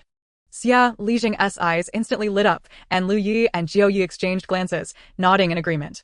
Good idea. Xia Lijing made the decision. But this matter must be kept confidential. The news cannot leak. Xia Feng nodded. We must notify everyone now, at dinner tonight. We will gather the whole village for a meeting, leaving no one behind. In the evening we will depart early, and everyone must keep this matter a secret, packing their things in advance, ready to set off at night when all is quiet. The cart makes a lot of noise. Let us arrange for the cart to wait at the western city gate, and let Xia the blacksmith bring people to guard it, Lu Yi added. It's settled then. Xia Feng noticed that Xia Lijing from Sanwadi was watching them not far away, immediately ending the conversation and returning to his family. The sounds of chatter rose and fell at the military training ground. The officials have allowed us to rest today. We will set out early tomorrow morning, fellow villagers. Let us all buy some food to take on the road. I've inquired. The salt in Pingcheng Prefecture is 10 for a tael. And coarse cloth is 31 feet, which is much better than the deceptive Linzhong Prefecture. Xie Guangfu fastened his waist pouch, speaking with bravado. Let us go. We'll also visit the morning market. The morning market in Pingcheng Prefecture was set up along the street on the eastern side of the military training ground, with stalls stretching half a mile. The prices were astonishingly low. Rough rice was 81 per jin, more than half cheaper than in Linzhong Prefecture. Coarse salt was 31 for a large bowl, its grains sparkling. Straw sandals were 10 a pair with sturdy soles. Dried ginger slices, Sichuan pepper, and dried tangerine peel were sold by the handful, 10 per handful. Xia Wen squatted in front of an old bookstall, finding a copy of the 1,000-character classic for 500 won, unable to contain his joy. The 1,000-character classic is composed of 1,000 unique characters selected from the legacy of Wang Shiji, crafted into a 4-character rhythmic verse, totaling 250 lines with 4 characters each, featuring couplets and rhymes, encompassing various topics such as astronomy, geography, history, self-cultivation, agriculture, diet, residence, gardens, and sacrifices. Each character is unique, making it exceedingly convenient for beginners to learn and recite, although a modern printer could produce the complete text. Xie Qiu did not know how to explain the origin of such paper, and with the daily travel burden, he lacked the energy to teach Xie Qiu to read. Thus it had been postponed. With this old book, Xie Qiu could already envision the surprised expression on Xie Qiu's face. Xie Feng, meanwhile, focused on essential goods, iron nails, hemp ropes, tongue oil, and fire starters, all to be bundled together. Li Welan selected needles and thread, coarse cloth, a jar of lard, and even mustered the courage to buy half a jean of brown sugar, breaking the sugar into pieces to savor in her mouth, sweet and delightful. Ji girl would surely love it. At this moment, the most displeased individual was undoubtedly Zhao Laoqi. This morning, he spotted Xie Feng, Xie Lijing, Xie Luyi, and Xie Jiuyi huddled together, whispering in tones lower than a mosquito's buzz, like 4 snakes conspiring. Zhao Laoqi felt a jolt in his heart, itching with curiosity, and tiptoed closer. Just as he got within 10 steps, Xie Feng suddenly lifted his head, his gaze slicing through the air like a knife. Zhao Laoqi was startled. Once they dispersed, he quickly donned a smiling face like that of a Maitreya Buddha, rubbing his hands together to approach Xie Lijing. "Oh, brother Xie, what military matters were you discussing just now? Let this old Xi have a listen." Xie Lijing cleared his throat and tapped the smoking pipe against the sole of his shoe. "It's nothing, just contemplating buying an additional 2 liters of salt tomorrow." Zhao Laoqi chuckled, his smile so broad that it seemed his teeth might vanish. "Do you really need to hide here to buy salt? Do you think I'm a 3-year-old child?" Xie Lijing was abruptly seized by the arm by Zhao Laoqi, and after struggling fruitlessly, his beard trembled with urgency. "Old Qi, stop tugging at me, there truly is nothing to it. If there is nothing, then why hide?" Zhao Laoqi leaned closer, sticking to Xie Lijing like a piece of chewing gum. "Old brother, we've been fleeing together for so long, sharing trousers. And you still want to keep secrets from me?" Xie Lijing found himself ensnared, and thus lowered his voice. "Oh dear. It's merely the fear of too many prying ears." Observing this, Zhao Laoqi plopped down on the ground and wrapped his arms around Xie Lijing's thigh. "If you don't speak, I'll just stay right here." Xie Lijing was at a loss whether to laugh or cry, bending down to pry Zhao Laoqi's hands away. "Zhao Laoqi, your tantrums are of no use. I really cannot say." Faced with the futility of force, Zhao Laoqi quickly switched tactics, producing a half-piece of hard malt candy from his pocket and pressing it into Xie Lijing's hand. "Old brother, try this. It's from Donghua Prefecture, quite sweet." Fearing that he might be tempted, Xie Lijing turned to leave, but Zhao Laoqi clung to him like a shadow. Xie Zheng went to fetch water from the well while Zhao Laoqi squatted by the edge, counting the water buckets. When Xie Zheng stepped away for a moment, he stood guard outside the latrine. When Xie Zheng returned to the cart for his hand-rolled tobacco, Zhao Laoqi casually tossed his bedding roll by Xie Zheng's feet, declaring, "If you don't speak, I'm sticking to you today." Xie Lijing, unable to shake him off, turned his back in avoidance. "Old brother, can you really not say?" Zhao Laoqi probed with a whisper. Ignoring him, Xie Lijing's silence only heightened Zhao Laoqi's anxiety, making him feel as though he were harboring a restless rabbit within. Throughout the day, while others rushed to purchase coarse rice and rough salt, he remained fixated on Xie Zheng. Whenever Xie Zheng coughed, he would instantly follow. And when Xie Zheng scratched his head, he would immediately lean in. "What are you thinking? Planning to leave in the dead of night?" Chapter 63. Departing at midnight to seize the advantage. Xie Lijing was taken aback by his words. Could it be that this fellow had guessed his intentions? Fearing that he might inadvertently reveal too much, he feigned a stomach ache and slipped into the rejuvenation tent to seek a doctor's advice. Outside the tent, Zhao Laoqi squatted, chewing on a stalk of grass, his gaze forlorn, reminiscent of a forsaken young wife. Inside, the doctor inquired of Xie Lijing, "Elder, what seems to be the trouble?" With a sigh, Xie Lijing replied, "I've been followed by illness." Zhao Laoqi muttered from behind the grass curtain, "If you don't speak, I'll follow you all the way to the capital." In the evening, the entire village gathered around a fire, and the heads of households were discreetly informed of the plan to depart early. Most agreed, though some felt they had not yet rested sufficiently and wished for another night's reprieve. However, considering the principle of the majority and the allure of preferential land distribution, they ultimately acquiesced. That night, the smoke from Xie family village's chimneys extinguished an hour earlier than that of other villages. At the military parade ground, While other villages were still idly chatting and mending clothes, the people of Xie family village had quietly bundled their belongings and retired early, conserving their energy in preparation for an imminent departure. Even the typically rebellious Xie old lady was warned that if she dared to cause trouble, she would be left behind in Pingcheng Prefecture. Only then did she settle down, obediently directing Xie Guangjin and Xie Guangfu to pack their things. Xie Feng personally approached the inn to find Qin Jinhui and his companions, explaining the midnight plan. Naturally, Qin Jinhui had no objections. The solidarity of Xie family village, with its high survival rate, also benefited them. If they could be the first to report to the capital, his own salary and rewards would surely increase. Xie, the blacksmith, had already led 7 or 8 young men, taking advantage of the chaos to stealthily push a creaking cart toward the west city gate. As night deepened, the people at the parade ground gradually fell asleep. However, the members of Xie family village were roused by Xie Dahua and others, quietly rising to pack their belongings. "Be quiet, don't wake anyone," Xie Dahua whispered. The Xie Qiu Zhi family swiftly rolled up their bedding and joined the ranks. "Are we really leaving early?" Xie Wen asked in a hushed tone. "Yes, this way we can get ahead and not have to eat anyone's dust," Xie Feng replied. Xie Guangfu patted Li Yuelon's shoulder. "Let us go, while no one has noticed."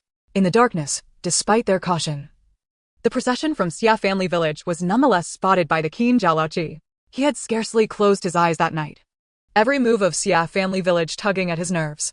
When he saw them stealthily rising in the dead of night, he inwardly cursed Xie Rijing. "You sly dog.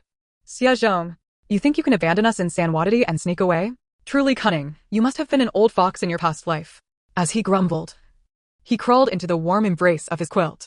He first roused his eldest son, Zhao Dajuan, whispering urgently, "Get up. Those rascals from Xie family village are making a run for it.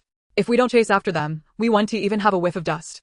Zhao Dajuan, still half asleep, rubbed his eyes in confusion. "Dad, how do you know? Am I gifted with ears? I have a nose like a dog's," he continued. "Their smoke has extinguished half an hour earlier than everyone else. Something's amiss." Zhao Laoqi proceeded to awaken everyone, his chatter relentless. "Li Si, stop dawdling. If you sleep any longer, your wife will belong to someone else. Wang Gosheng, forget about your broken shoes. I'll buy you new ones in the capital. Widow Zhang, put the child on your back. If they cry, that'll serve as my trumpet." The people of Sanwadity, bleary-eyed, gathered their belongings while listening to Zhao Laoqi's complaints. "That old rascal Xie Zhong, playing Tai Chi with me by day, and running a relay race with me by night. Fine, Zhao Laoqi, may lack many skills, but my endurance is unmatched." Meanwhile, Xie family village had quietly reached the west city gate. Xie Feng led the way, with Xie Rijing providing support. The cart wheels, wrapped in damp grass, rolled silently like a cat's footsteps. Xie Qiu Zhi discreetly pinched her brother Xie Wen's palm, stifling a giggle. "Don't we look like thieves sneaking out at midnight?" Xie Wen, suppressing laughter, trembled. This experience of fleeing at such an hour is truly unique. At the city gate, the night watchman leaned against the wall, snoring. Xie Feng gestured, and Xie the blacksmith crept forward, offering a small flask of murky liquor. The night watchman smacked his lips, glanced at the official seal and documents of the leading officer, Qin Jinhui, and rose to open the gate, allowing them to pass. A stream of shadows poured out, resembling a silent river. Once outside the city gates of Pingcheng Prefecture, Xie Feng finally struck a fire starter. As the torch flared to life, it cast a warm glow upon their faces, their shadows dancing on the ground like animated silhouettes. Xie Rijing exhaled deeply. "All right, from this moment forward, we of Xie family village shall lead the entire fleeing procession. Remember, no one is to lag behind." Yet their celebration was short-lived. They had scarcely traveled 3 miles when hurried footsteps echoed from behind, clattering like a broken drumbeat. Xie Feng straightened up, muttering under his breath, "Damn it. The dog's nose is here." Zhao Laoqi's voice drifted through the night air, breathless yet jovial. "Xie Rijing, brother Xie Zhong. Don't run so fast. I, Laoqi, am here to deliver your belt, lest you lose your trousers." Xie Rijing turned back, cursing inwardly. Why is he everywhere? It seems I cannot shake this piece of chewing gum. Zhao Laoqi led the people of Sanwadity in a rush, their torches forming another fiery dragon trailing behind Xie family village's procession. He hurried to Xie Rijing's side, hands on his hips, feigning indignation. "Brother, is it not a matter of principle to abandon comrades on the road of fleeing? Next time you set out at midnight, could you not take me along?" Xie Rijing glared at him, raising the torch high. "Who is your brother? War is fraught with deception. Do you not understand that? We shall rely on our own skills to see who reaches the capital first." Zhao Laoqi grinned. "I refuse to believe that such a long road can shake me off. I must confess, Zhao Laoqi, have no other talents but to follow." Xia Zheng, infuriated, exclaimed, "You old dog, are you a leech? You simply can't be shaken off." Zhao Laoqi, unperturbed by the insult, snorted twice and ambled back to the group from Sanwadi. In truth, the reason Sanwadi had managed to cling tenaciously to Xie Qiu village without being cast off was not mere fortune, but rather their lighter equipment, fiercer resolve, and the tenacity of Zhao Laoqi, the crafty old fox, which allowed them to stay closely aligned with Xie Qiu village on their journey. Xie Qiu village was equipped with 17 carts, laden with pots, bowls, quilts, wooden boxes, and various other belongings, while Sanwadi possessed only 8 small unicycles, with a portion of people carrying their belongings in woven baskets. Covering the same 10 miles, the creaking carts of Xie Qiu village lagged, while the baskets of Sanwadi had already surged ahead by 20 steps. In essence, Xie Qiu village relied on their carts, whereas Sanwadi depended on their legs. Xie Qiu village burdened with possessions, while Sanwadi prioritized survival. As dawn broke, the village heads from various locales at the military training grounds erupted in chaos. "Where are the people?" they cried. Last night, Xie Qiu village and Sanwadi were bustling, and now not a soul remains. Cursed be it. They have fled ahead of us. Is this not a case of running away? Even if they have escaped, they did not even bid us farewell. Do they truly regard us as fools?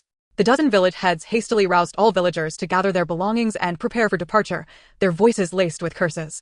I barely dozed off at midnight, only to awaken and find myself a street behind. They cursed, "A gentleman does not seize the advantage, yet they have done so." The most unfortunate among them was Wangjia village, which had just appointed a new village head. Wang Bapai had embezzled public funds, and following the exposure of their cannibalistic practices, they had become the pariahs of the village. Yet, under the protection of the clan elders, they had not been expelled. For the village dynamics were intricate, blood ties were not easily severed, and every family bore some kinship. The newly appointed village head, Wang Yuji, was the nephew of the clan elder. They had only arrived in Pingcheng Prefecture yesterday afternoon, a whole day's journey behind the others, and even now, their legs were sore. Wang Yuji, clutching the ledger, lamented, "Our public funds were squandered by Wang Bapai. And the grain we hastily purchased last night has yet to warm before we must pursue them." The crowd buzzed with voices, akin to a pot boiling over. "I heard those 2 villages slipped away at the midnight hour. Let them flee, but they even deliberately pushed their carts to the west city gate to settle, fearful that we might hear them. Huh. Discussing military strategy while fleeing from disaster, the best course is to escape. They have oiled their feet, but we shall chase them with hot pepper. My wife just stitched the soles of my shoes. They will wear out again. Let them wear out. It's better than eating dust." An elderly man urged, "Young ones, stop cursing. Can cursing bring them back? Let us set off quickly." "Yes, the monk may flee, but the temple remains. Pursue." Beneath the west city gate, dust soared high. The throngs of multiple villages surged forth like a whip-cracked top, pouring out of the gate. The guards, startled, exclaimed, "What day is it? Even the refugees are up so early?" The tide of humanity swept forth, accompanied by shouts, footsteps, and the creaking of wheels, merging into a gray dragon that surged towards the official road. Chapter 64, Verdant Hills in Search of Treasure. Departing from Pingcheng Prefecture, the next stop was Guangling Prefecture, 250 miles away. If they hurried, they could arrive in 4 days. If they took their time, 5 days would suffice. The caravan from Xie Qiu village led the way, having quietly departed at midnight and only pausing for a brief hour en route, hastily advancing under the moonlight. Traveling by night allowed them to evade the scorching heat of the day, and with the village head prepared with torches and fire strikers to illuminate their path, they had ample water, making the journey relatively bearable. As noon approached, the sun blazed fiercely, and even the dust beside the official road seemed ready to ignite. Jinjin, who turned to glance back at the clearly exhausted caravan behind him and finally raised his hand, pointing to several towering old locust trees casting dense shade alongside the road. "Let us rest for an hour. Hurry and prepare something to eat. Be quick about it," he commanded from his horse, full of vigor. The more he observed the people of Xie Qiu village, the more he found them agreeable. Almost instantly after his words fell, the previously lethargic crowd sprang to life as if responding to a command. Only those watching over their belongings remained, while the rest surged eagerly towards the slopes flanking the road. Jinjin, who was taken aback, muttering, "They were just listless. How did they suddenly gain energy upon hearing we could rest?" Their excitement was hardly surprising. The closer they got to Guangling Prefecture, the more the scenery transformed. The locust and willow trees along the road grew denser, and the cool breeze carried a hint of moisture. Most importantly, to those fleeing famine, such terrain suggested that the nearby slopes might harbor edible treasures. The people of this era seemed innately equipped with the skill to forage in the wild, their understanding of the land far exceeding Xie Qiu Zhi's imagination. They not only recognized anything edible, but could also articulate its name and how to prepare it. In the realm of foraging for wild vegetables, Xie Qiu Zhi could not help but commend them. Seeing the villagers rush towards the hillside, Xie Qiu Zhi pulled along Li Yulan and Xia Wen, heading up the eastern slope. She strained to recall the memories of her former self, bending down to search the ground meticulously. Initially, all she could see were wild grasses, more wild grasses, with no sign of edible green leaves. Suddenly, a woman in the distance exclaimed in delight, "Ah, gray vegetable." That single call acted like a summons, causing a rush of people to converge. In no time, the patch of gray vegetable was stripped bare. There were no villages nearby, and the wild vegetables on the hillside had gone unpicked, as long as one could identify them. There would be a bounty. However, Xie Qiu Zhi and her companions were always a step behind. Each time they discovered wild vegetables, by the time they arrived, the ground was often left with only footprints and scattered roots. Feeling somewhat disheartened, Xie Qiu Zhi straightened her back and patted it, saying, "Well, it's no use competing with them. Let us wander towards the less populated areas and see if there are any overlooked treasures." Xia Wen shrugged nonchalantly, "All right. It's not as if we are solely relying on these wild vegetables to fill our bellies. Any find is a bonus, and if we find nothing, it's just a stroll."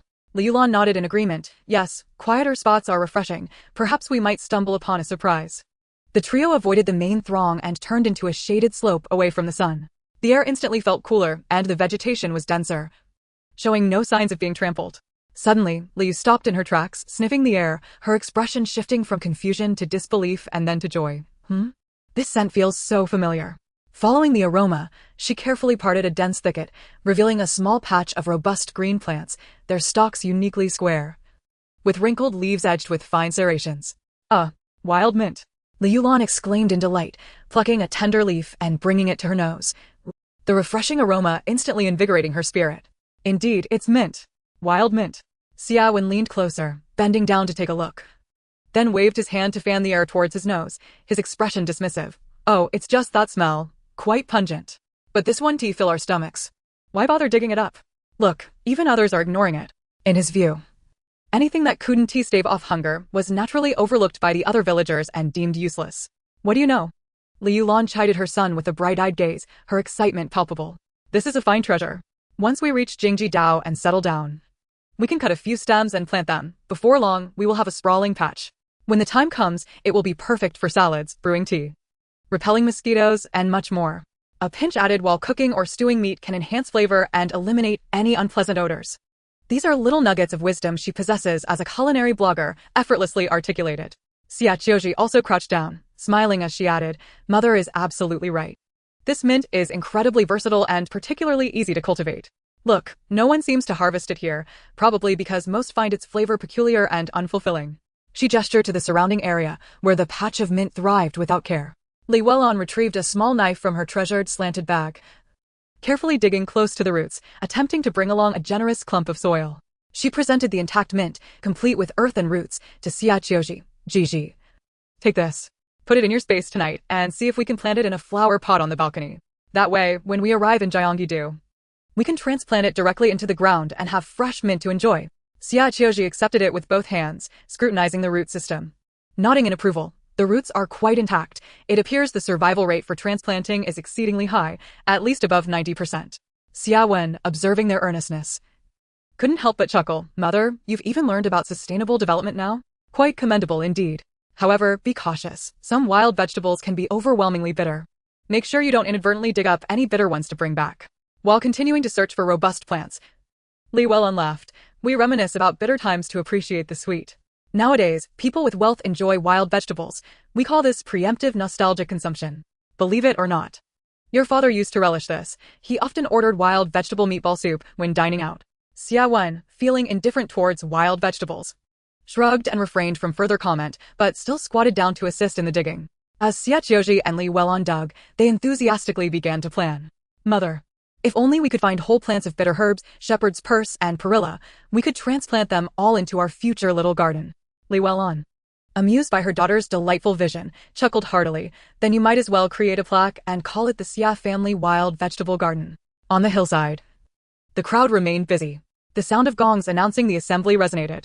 Reluctantly, everyone began to make their way back, nearly every person cradling some wild vegetables, many unwilling to part with the old roots as they too could be consumed.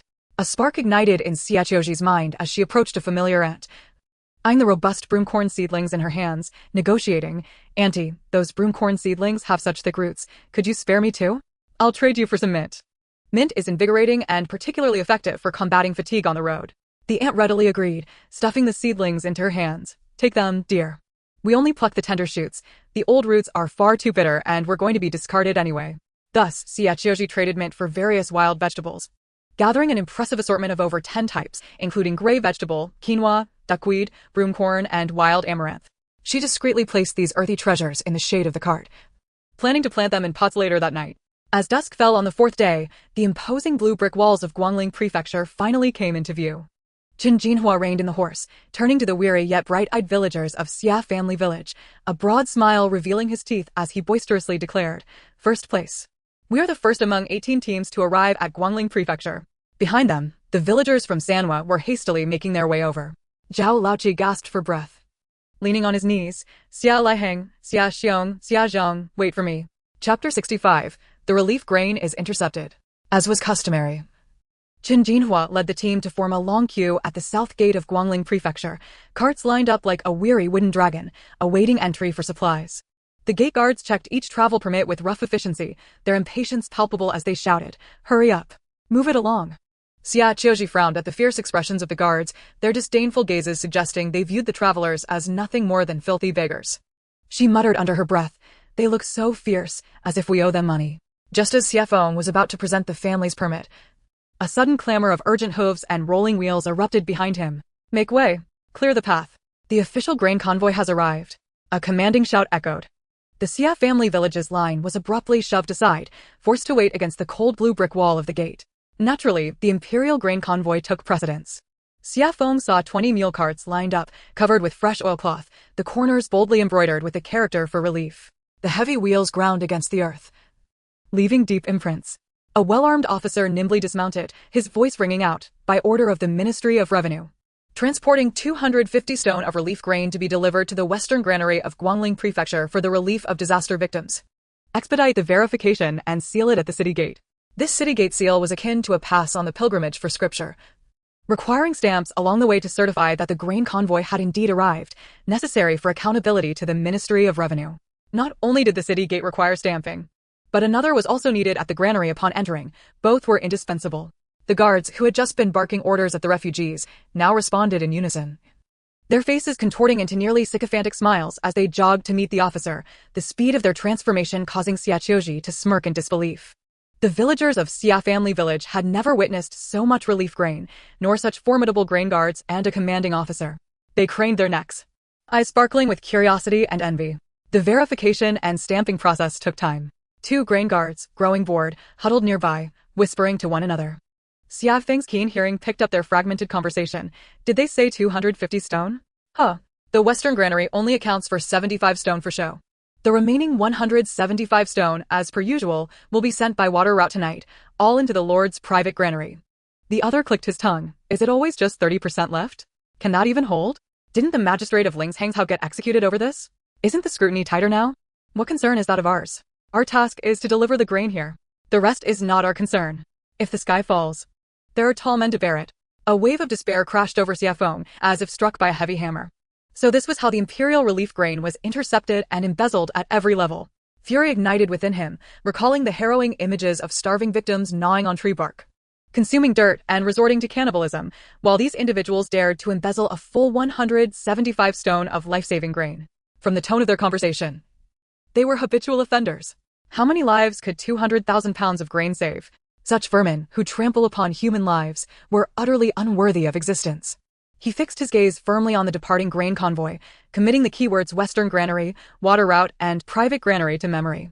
The designated area for porridge shelters within Guangling Prefecture was a vast open space, ample enough for Xie Family Village and Sanhua to set up camp and rest. At this moment, the other villages behind had yet to even glimpse Guangling Prefecture, having lagged a full day behind. This should have brought relief. Yet Xie Feng's brow remained furrowed. By the flickering firelight, Xie Wen and Xie Qiu Zhi whispered and chuckled amongst themselves, while Xie Guangfu quietly inspected the wheels of the cart. This brief and precious moment of tranquility stirred a deep sense of bitterness within Xie Feng. Their village was fortunate, possessing the imperial edict and a destination for refuge. A chance to rebuild in Gyeonggi-do. But what of the villages without connections? What of the disaster victims who awaited the government as relief? Were they to receive only the meager, sand-filled rice that had been embezzled? The flames danced in his eyes, yet his gaze drifted beyond the fire. Toward the shadowy outlines of rooftops cloaked in darkness, the direction of the western granary. He took a deep breath, as if steeling himself, and gently cleared his throat to capture the attention of his family. In a voice barely above a whisper, he stated plainly, "Father, Mother, I intend to venture to the West Granary tonight."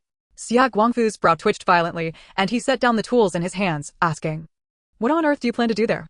Is that place one you can just waltz into?" Xie Feng leaned in closer, his voice dropping even lower until it was almost a mere breath. "I overheard the 2 grain guards this afternoon. They mentioned that only 30% of each grain shipment is allocated to the West Granary for show, while the rest vanishes into personal pockets. Zhao Dequan of Linzhong Prefecture was just executed for embezzlement, yet they dared to operate brazenly. The depths of this matter are likely unfathomable. Since I've heard it, I cannot feign ignorance. I must verify it with my own eyes." Xie Wen immediately clenched his fists, anxiety and concern etched across his face. "Brother, the West Granary is a fortified area. Surely there are soldiers guarding it. It's far too dangerous for you to go alone." Li Welan and Xie Qiu Zhi turned their gazes upon him, their faces a portrait of worry. Xie Feng raised his wrist, revealing an inconspicuous black smartwatch. "Do not fret. I have this. It can tell time and, if necessary, send a signal of safety. Qiu Zhi, hand me your electric baton and my black tactical uniform, along with that watermelon knife and the high-intensity flashlight. I know what I'm doing." Li Welan gazed into her son's resolute eyes, her heart tightening. She understood him. He possessed an inherent stubbornness and sense of justice that could not be quelled. The harrowing sights he witnessed during their flight from famine weighed heavily on his heart. And now, having heard of such corruption firsthand, to act as if he were oblivious would be more painful than death. The truth would pierce his conscience like poisonous thorns, leaving him restless. It reminded her of the days leading up to the revelation of the Wang family village incident of cannibalism, when the entire family felt suffocated by unspoken tension. Xie Feng sighed heavily, his tone laden with gravity. "Had I not overheard, I could deceive myself into believing the court had its reasons for the scant supply of grain dispatched. But now that I am aware of the truth, to feign ignorance would be akin to pushing those desperate for food over a cliff. If I shrink back now out of fear, I will carry this burden for the rest of my life and find no peace in sleep. The skies over the Daning Dynasty are indeed dark, and the waters run deep, yet I refuse to believe there is no justice to be found. Zhao Dequan's execution proves that there is still righteousness in the court. I shall uncover the truth tonight, and if corruption is indeed afoot, we will find a way to expose it. These parasites must not be allowed to thrive." Xie Guangfu fell silent for a moment, then let out a heavy sigh. Once one's conscience awakens, it is no longer one's own. And one can no longer pretend to be blind or deaf. Very well, go ahead. But remember." He fixed his gaze on his son, enunciating each word with care. "Be cautious. Safety is paramount. If the situation proves too perilous, retreat immediately. We shall await your return." "Rest assured, I know what I'm doing," Xie Feng replied, nodding with conviction. Finally, Xie Qiu Zhi retrieved the electric baton, high-intensity flashlight, watermelon knife, black tactical uniform, and lightweight running shoes from her space. Xie Feng took the black baton, pressed the button with his thumb, and it crackled to life, emitting a chilling blue-white arc of electricity. "See, this contraption Qiu Zhi bought is quite effective. A mere touch can incapacitate someone for a while. If trouble arises, I can easily extricate myself." He practiced swinging it a couple of times, his movements deft and practiced. Xie Guangfu remained furrowed in thought. After all, this is someone else's territory. A strong dragon does not trample on the local snake. Exercise utmost caution. Li Yuelan's eyes glistened with unshed tears as she repeatedly urged, "Do not act impulsively. Always consider your family. Your safety is paramount." "I understand. And precisely because this is their territory, it is all the more necessary for someone to pierce through this shroud of darkness. Remain here and await my news. I shall return before dawn," Xie Feng assured them. Xie Qiu Zhi sniffled, pointing to her smartwatch, emphasizing, "Brother, you must absolutely report your safety." Xie Feng smiled, tucking the baton at his waist and ruffling his sister's hair affectionately. "Fear not, I was once the best of the best in the army. This reconnaissance is nothing to fret over. Do not underestimate your brother's capabilities." With that, he swiftly donned the dark tactical uniform and running shoes, ensuring all his gear was in order. He cast one last glance at his family before turning, blending into the deep night of Guangling Prefecture like a true shadow, swiftly vanishing from sight. Chapter 66, Shadows of the West Granary. The night in Guangling Prefecture was thick as ink. The distant sound of the watchman's clapper muffled and faint. Xie Feng moved like a specter melded into the darkness, employing the skills of a modern special forces operative and the instincts of his body to swiftly navigate to the granary district west of the city. The high walls of the west granary bore shards of broken porcelain embedded in their 2-meter-high ledges, glinting ominously like the fangs of some monstrous beast, warding off every uninvited guest. Beneath the archway, 2 sentry soldiers, spears in hand, leaned against each other, dozing off, completely oblivious to the approaching night traveler. Xie Feng crouched deep in the shadows, suppressing his breath, his gaze sharp as that of a hawk, quickly scanning the environment for the slightest irregularities and fissures in the wall. Found it. His eyes narrowed, and in an instant, he sprang forward like a tightly coiled spring. His left foot accurately pressed into a crevice of bricks, his right knee propelled upwards, core strength surging as he shot upwards, his body nearly parallel to the vertical wall. As he approached the 2-meter-high ledge, his fingertips found purchase in a crack along the edge, artfully avoiding the sharp shards of porcelain. And with a powerful thrust from his waist, he vaulted over the wall and into the west granary's rear courtyard. The storage doors in the back were tightly secured, and he looked up at the roof structure. With a series of agile leaps that seemed almost inhuman, using the shadows and columns as cover, he slipped through a ventilated window into the granary's interior. Inside, the air was thick with the earthy scent of grain and the musty odor of decaying wood. Holding his breath, he heightened his senses to their utmost, confirming that he was alone before retrieving his high-intensity flashlight, adjusting it to its dimmest diffuse mode. The light revealed 6 double-yoked mule carts lined up in a row, their pristine oilcloth covers still visibly emblazoned with the glaring word relief even in the weak light. These were the grain carts he had seen during the day. On the ground, fresh and chaotic wool tracks were clearly visible, the marks curiously pointing towards a small door on the opposite side of the warehouse. Xie Feng's expression hardened, his lips pressed tightly together. Those scoundrels had indeed secretly transported away 70% of the disaster relief grain. He inhaled deeply, suppressing the swirling anger and doubt, extinguishing the flashlight as he once again melded into the darkness. Following the faint scent of livestock still lingering in the air and the tangible evidence of wool tracks on the ground, he silently approached that small door. Following the tracks led him to the back courtyard of the prefectural magistrate's residence, sending a chill coursing down his spine. The corruption behind the scheme extended to a regional official. The depths of the Daning Dynasty's corruption were indeed terrifying. The wheel tracks did not end at the magistrate's residence, they were merely a link in the chain. Trusting his honed tracking instincts from modern battlefields, Xie Feng evaded the patrolling officials and continued to pursue the deeper, more concealed traces of the wheel marks. The tracks wound through several deserted alleys, ultimately directing him southeast beyond Guangling Prefecture to a long-abandoned wharf known locally as Old Crow Crossing. Its remote location and silted waterways had long rendered it obsolete in official use, yet it was precisely such places that were favored for clandestine dealings. The air was thick with the pungent scent of river water. Xie Feng concealed himself in the shadows, his sharp gaze sweeping over the dock. Indeed, 2 unflagged flat-bottomed boats lay quietly alongside the decaying wooden pier, while a dozen robust men swiftly and silently transferred grain bags from a cart onto the vessel. The actions were deft and the coordination seamless, clearly indicating this was not their first foray into such dealings. "Hurry! We must depart before the hour of the rabbit," urged a man of authority, his voice lowered as he glanced nervously towards the downstream of the canal. Indeed, they planned to transport the goods via water. A cold smirk graced Xie Feng's lips. Utilizing the extensive canal system that spans north and south for their illicit trade, without arousing any suspicion, such a clever stratagem.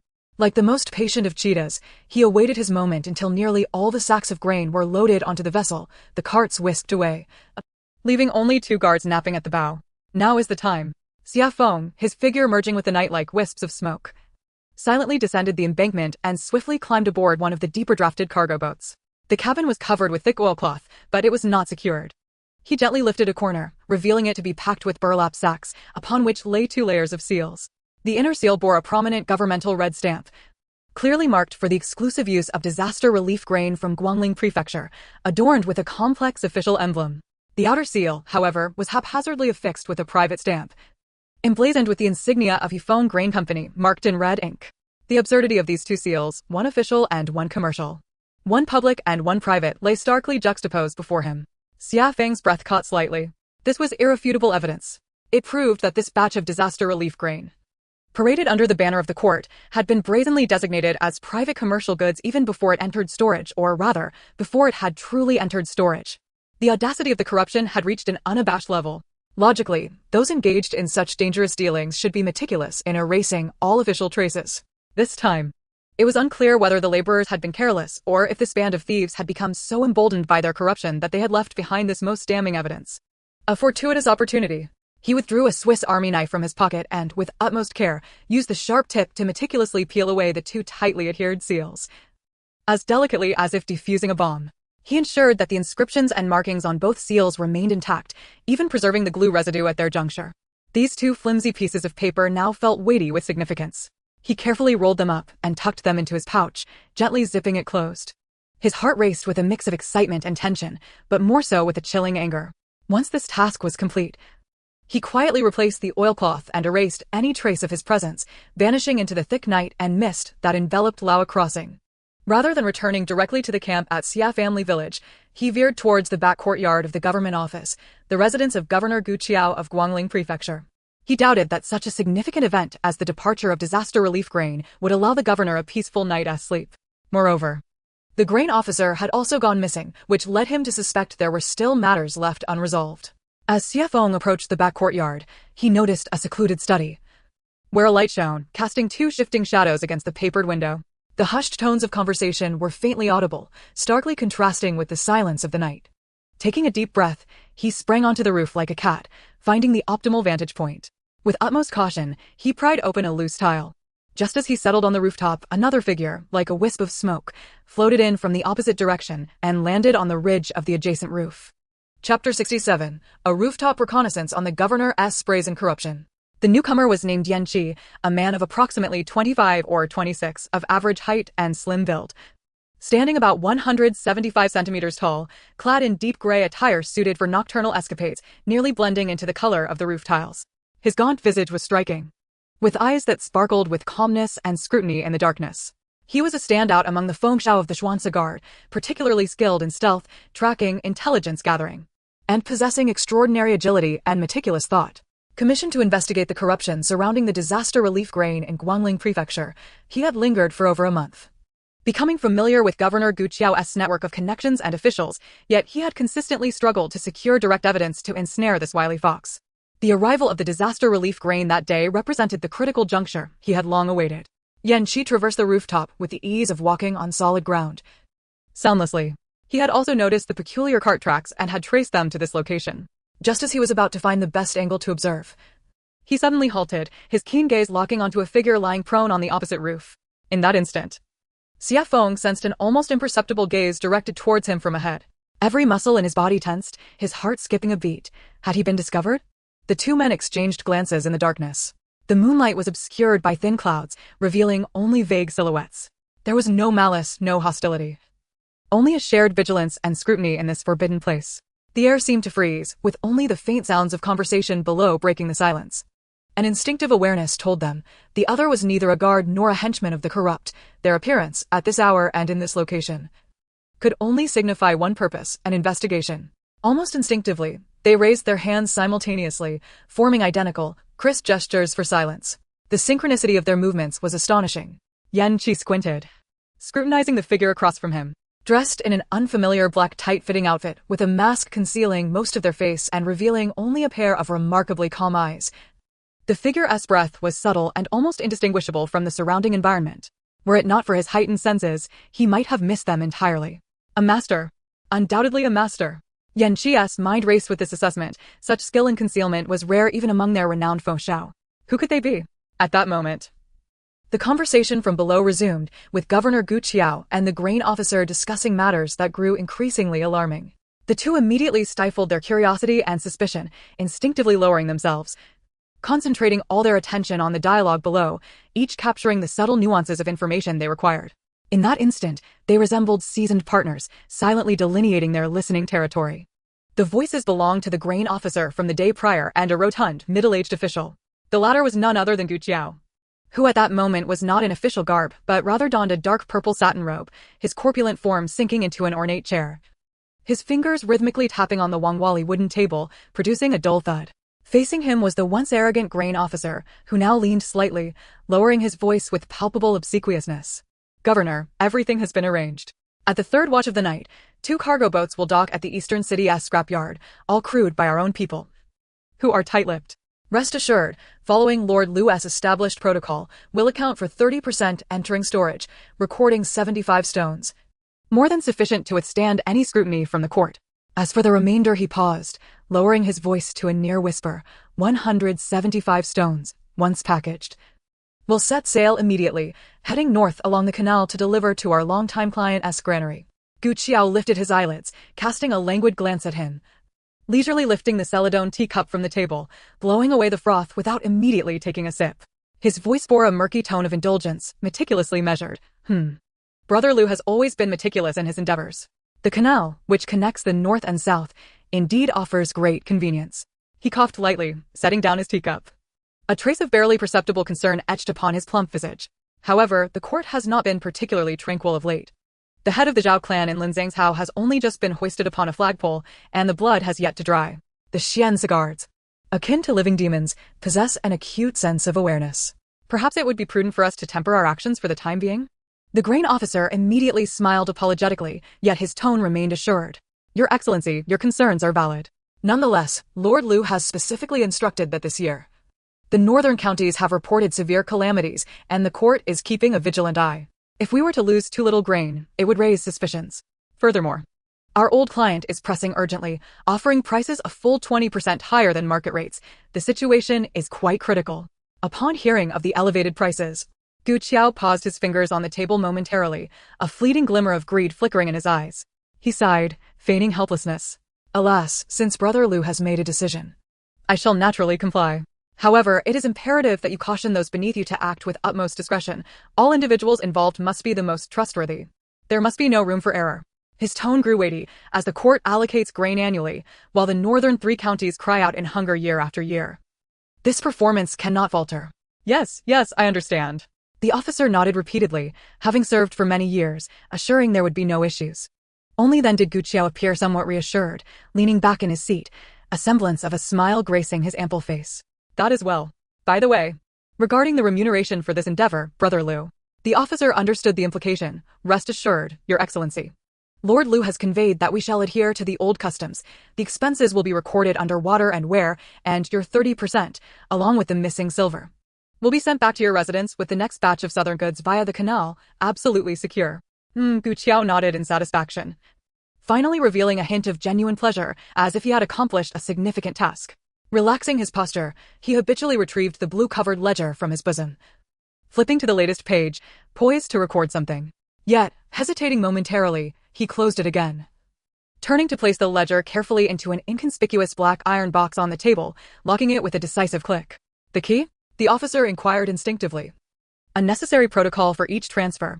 A comical expression of pride crept across Xie Qiu's plump face as he patted a smooth jade pendant at his waist, lowering his voice to chuckle. It's right here, even with me when I sleep. This item is more crucial than my official seal. On the roof of the back courtyard, Xia Feng held his breath, absorbing every word of this conversation, each utterance striking his heart like a hammer. The canal, Lord Lu, the northern 3 counties, the old client.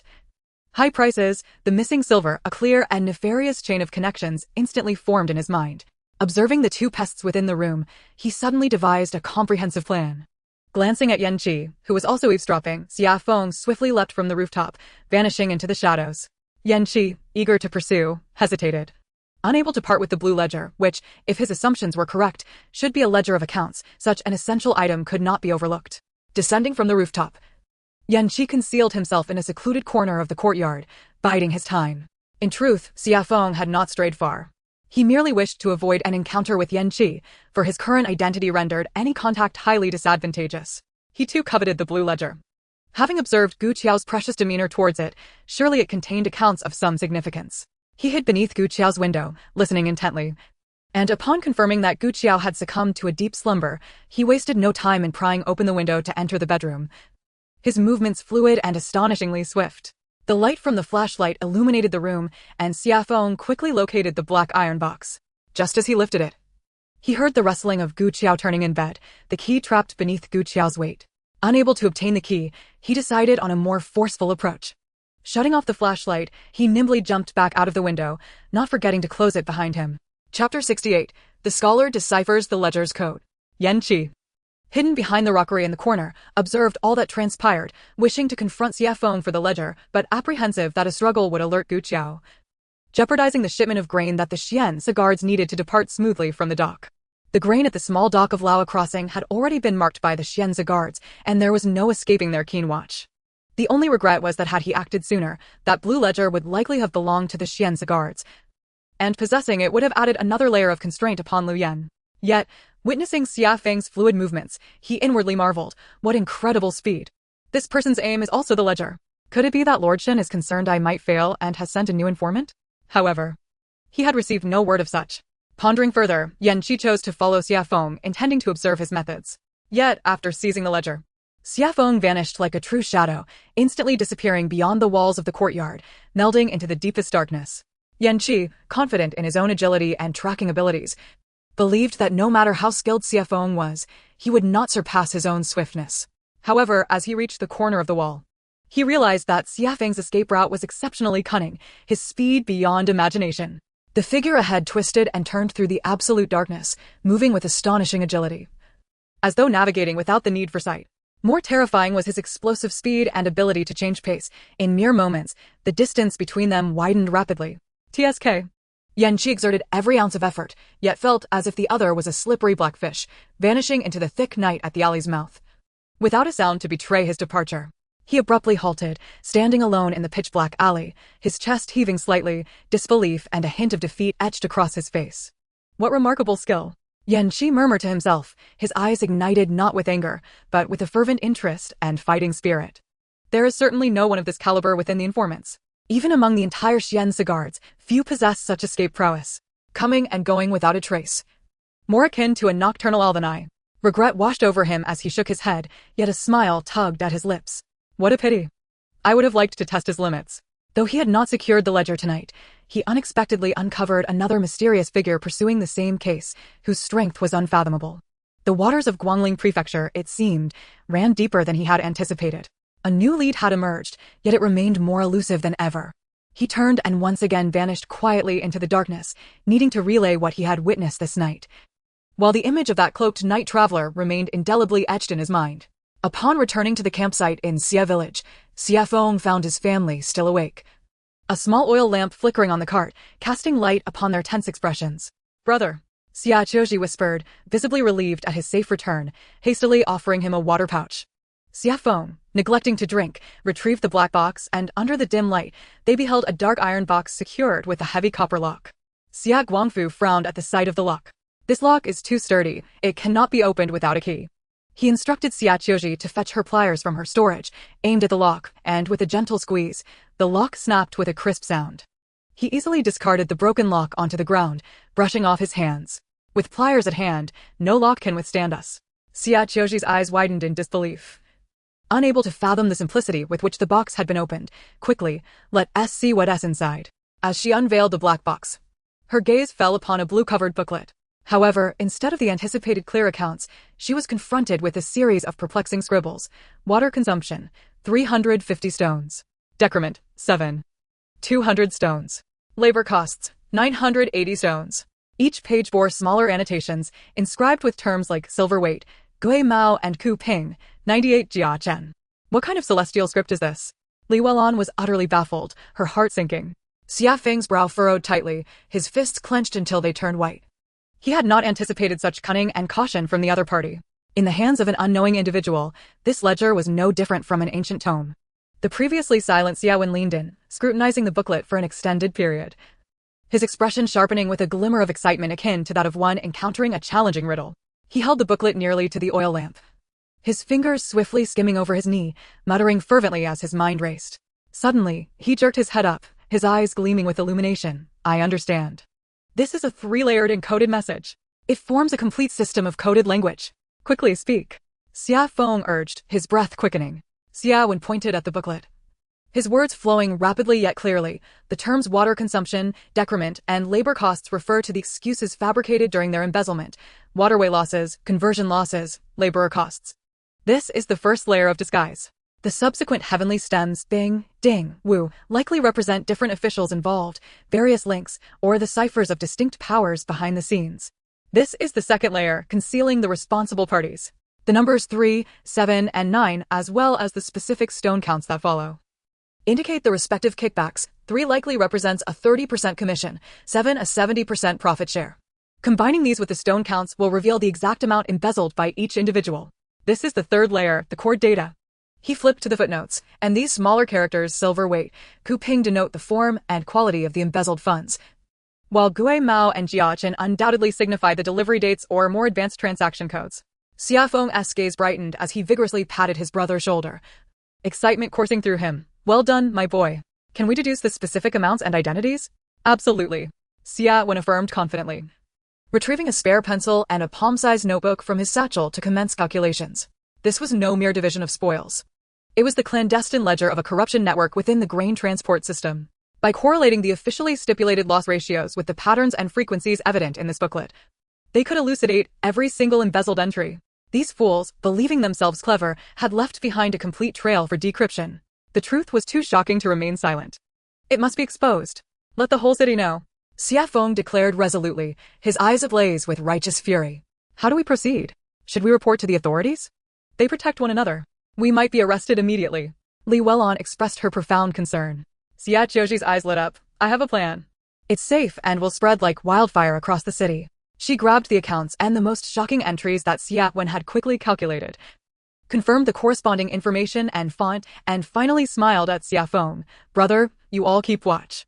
Returning to the cart, she lowered the oilcloth and instantly vanished with the ledger into her own realm. 20 minutes later, she reappeared, cradling a stack of pristine, crisp A4 paper that seemed utterly out of place in this era.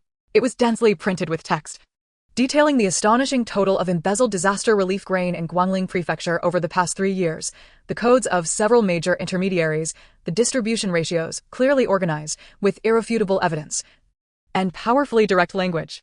Most remarkably, the uniform, lifeless song typeface showed no trace of any individual handwriting, resembling a divine decree from the heavens. Xie Wen picked up a sheet, staring in awe at the excessively clear printed text. If only we could print faster. If we wrote by hand, we'd be at it until dawn, and it would easily reveal our handwriting. Hurry! Before dawn, let us distribute these flyers to every corner of the city. Let them be exposed to the light of day. Xie Qiu Zhi explained succinctly, her tone laced with urgency. Xie Feng took the stack of light yet weighty paper, reading the text with utmost seriousness. The title reads, The Shocking Truth Behind the Embezzlement of Disaster Relief Grain in Guangling Prefecture. To the suffering citizens of Guangling Prefecture, do you know that the disaster relief grain allocated by the court each year has been largely embezzled by the prefect Gu Qiao and the grain transport officer under Lord Liu? Following is the shocking truth regarding the embezzlement of disaster relief grain in Guangling Prefecture over the past 3 years. Total embezzled grain over 3 years, 12,000 stones. Annual embezzlement details follow. Xie Feng glanced at the text, nodding thoughtfully. The content on the paper was profoundly thought-provoking, resembling a contemporary eye-catching publicity flyer. This stack of A4 paper contained at least 100 sheets. Xie Guangfu enjoyed printing blueprints at home, and Xie Wen and Xie Qiu Zhi needed to print study materials. So there was an entire unopened box of A4 paper in their space. Distributing this stack throughout the city would not cause them any regret. Chapter 69. The veil of Guangling Prefecture has been torn. The following morning, the skies over Guangling Prefecture felt as if a red-hot branding iron had been plunged into icy water, causing the entire city to erupt in fervor. Hundreds of pristine, crisp, and unnaturally smooth sheets of paper appeared to materialize from thin air, scattering throughout the streets, alleys, tea houses, taverns, and even slipping through the cracks of grand mansions with the morning breeze. The first to discover them were the early risers and vendors, who stood in stunned silence. They picked up this unfamiliar divine paper, cold and slick to the touch, harder than the finest rice paper and smoother than silk. The text upon it sent shivers down the spines of all who could read. It was identical. Each character appeared to have been carved from the same mold, size, thickness, spacing. All meticulously precise, exuding an inhuman chill and accuracy. This is not human writing. An elderly scholar trembled, his hand shaking violently, his face ashen. This is divine scripture. The pen of the gods. Heaven has opened its eyes. A woman suddenly knelt, bowing her head to the sky, tears streaming down her face. It is the gods. The gods could not bear to see the corrupt officials embezzle our life-saving grain and have delivered a divine decree. Yes, it is divine retribution. It is the Thunder Lord and Lightning Mother inscribing it with lightning. Another man shouted excitedly, pointing at the perfectly uniform characters. How could a mortal write such script? Look at these strokes, the force. It is clearly not a brush. Panic and reverence swiftly transformed into an overwhelming fury. The cold, clear numbers and distinctly outlined accusations on the paper, under the halo of this miraculous event, wielded an undeniable power. So, the court allocates so much grain every year, and we only receive 30%. The rest has been devoured by these treacherous officials Xie Qiu and his ilk. They even utilize the canals to transport and sell it. The deaths of the hungry in the northern 3 counties must be laid at their feet. By noon, the enraged citizens had blocked the gates of the government office. Wielding hoes, carry poles, and wooden sticks, their shouts resonating thunderously. Corrupt official Xie Qiu, come out. Return our grain. Blood-sucking fiend, come forth. Does the court know of your corruption? The crowd descended into complete madness, some shoving the papers into the hands of the guards and officials summoned to disperse the throng. The soldiers, upon reading the shocking content and feeling the strange paper, turned as pale as the sheets, trembling so violently that they could barely hold their weapons, as if grasping a red-hot branding iron or a lawsuit from the underworld. Inside the government office, chaos had already ensued. As Xie Qiu rose from his slumber, he was met with the alarming news that throngs of enraged citizens had gathered outside. Before he could express his indignation, the head of the constables burst in. Tumbling over himself, clutching a pristine sheet of A4 paper, his voice pitched in panic, "My lord, this is dire. A proclamation from the heavens has descended upon us. It is everywhere in the city." Xie Qiu seized the paper, casting a mere glance upon it, and felt as though the very marrow had been extracted from his bones. Collapsing back into his grand chair, cold sweat instantly soaking through his undergarments. The paper's texture, coupled with the bizarre script, transcended his comprehension entirely. Moreover, the contents detailed accusations directed squarely at him. "This is sorcery. Sorcery," he stammered, his lips trembling, his voice a feeble shriek. Yet the terror in his eyes betrayed his bravado. The head constable, ashen-faced, quavered, "My lord, the populace believes this to be divine retribution, inscribed by celestial beings. They are in an uproar, blockading the magistrate's office and the city gates, preventing the grain convoy from departing yesterday. They demand a human sacrifice. Rebellion. Rebellion." Xie Qiu sprang to his feet, only to falter and collapse back into his seat, shouting, "Mobilize the troops. Quickly. Dispatch soldiers to suppress these unruly commoners." "My lord, you mustn't." The head constable, though still somewhat composed, lamented with a grim expression. "This divine paper is widespread. If we act now, it will only confirm their claims. The public's fury has reached a boiling point, and any attempt at force will surely lead to calamity. Our only recourse is to sever our tails and seek survival. Useless. A bunch of inept fools. What good is it to sever our tails now?" He growled in a low voice, unsure whether he was cursing his ineffectual subordinates or the mysterious figure who had incited this chaos. How could the account books vanish? "Go investigate at once." Several loyal constables knelt before him, not daring to breathe. At that moment, the usually silent Qian Zhiyu, an astute old man with sharp eyes and a goatee, finally spoke. He was Xie Qiu's foremost advisor, the architect behind many dubious schemes. "My lord," Qian's voice was raspy and low, akin to a serpent's hiss, "please, temper your anger. Now is not the time to scrutinize the missing account books. Our immediate priority is to stabilize the situation and buy ourselves time." "Time? How do we procure that?" "The entire populace is at our gates," Xie Qiu retorted, his voice trembling slightly. "They've exposed the grain transport and the issues of the northern 3 counties. This isn't mere embezzlement, this is a catastrophe." "Indeed, it is a catastrophe," Qian's triangular eyes glimmered with a cold light. "Precisely because it is a catastrophe, we must remain calm. Why are the people rioting? They're starving, feeling hopeless about the grain supply. What if we distribute the grain?" "Distribute grain?" Xie Qiu halted abruptly, staring at him. "Wouldn't that confirm we have grain in our granaries? And that meager supply? My lord, can we even transport the grain from the West Granary and the Treasury?" His words struck Xie Qiu like a lightning bolt, snapping him back to clarity. Indeed, the sheer volume of grain made it impossible to transport under the watchful eyes of the public. Qian continued, "Since we cannot take it away, leaving it there serves as damning evidence. Shall we wait for the winds to change or for an imperial inspector to come and confiscate it? Instead, we should proactively distribute it." He leaned closer, lowering his voice. "Let us declare it a self-investigation to address the deficit accumulated over the years, and open the granaries to distribute grain. Not only should we distribute it, but we must do so with great fanfare. Let the entire city come to claim it. Anyone holding a verification ticket, whether local refugees or outsiders, should receive their share. The more we distribute, the better. The more chaos, the better. When the numbers don't match, won't that work in our favor?" A gleam of understanding ignited in Xie Qiu's eyes. He grasped the cunning plan of his advisor. "Brilliant," he exclaimed, slapping his thigh. "Once the grain is distributed, the warehouses will be empty, and even if the court comes to investigate, there will be no accounts to confront, no grain to examine. we will have no evidence against us.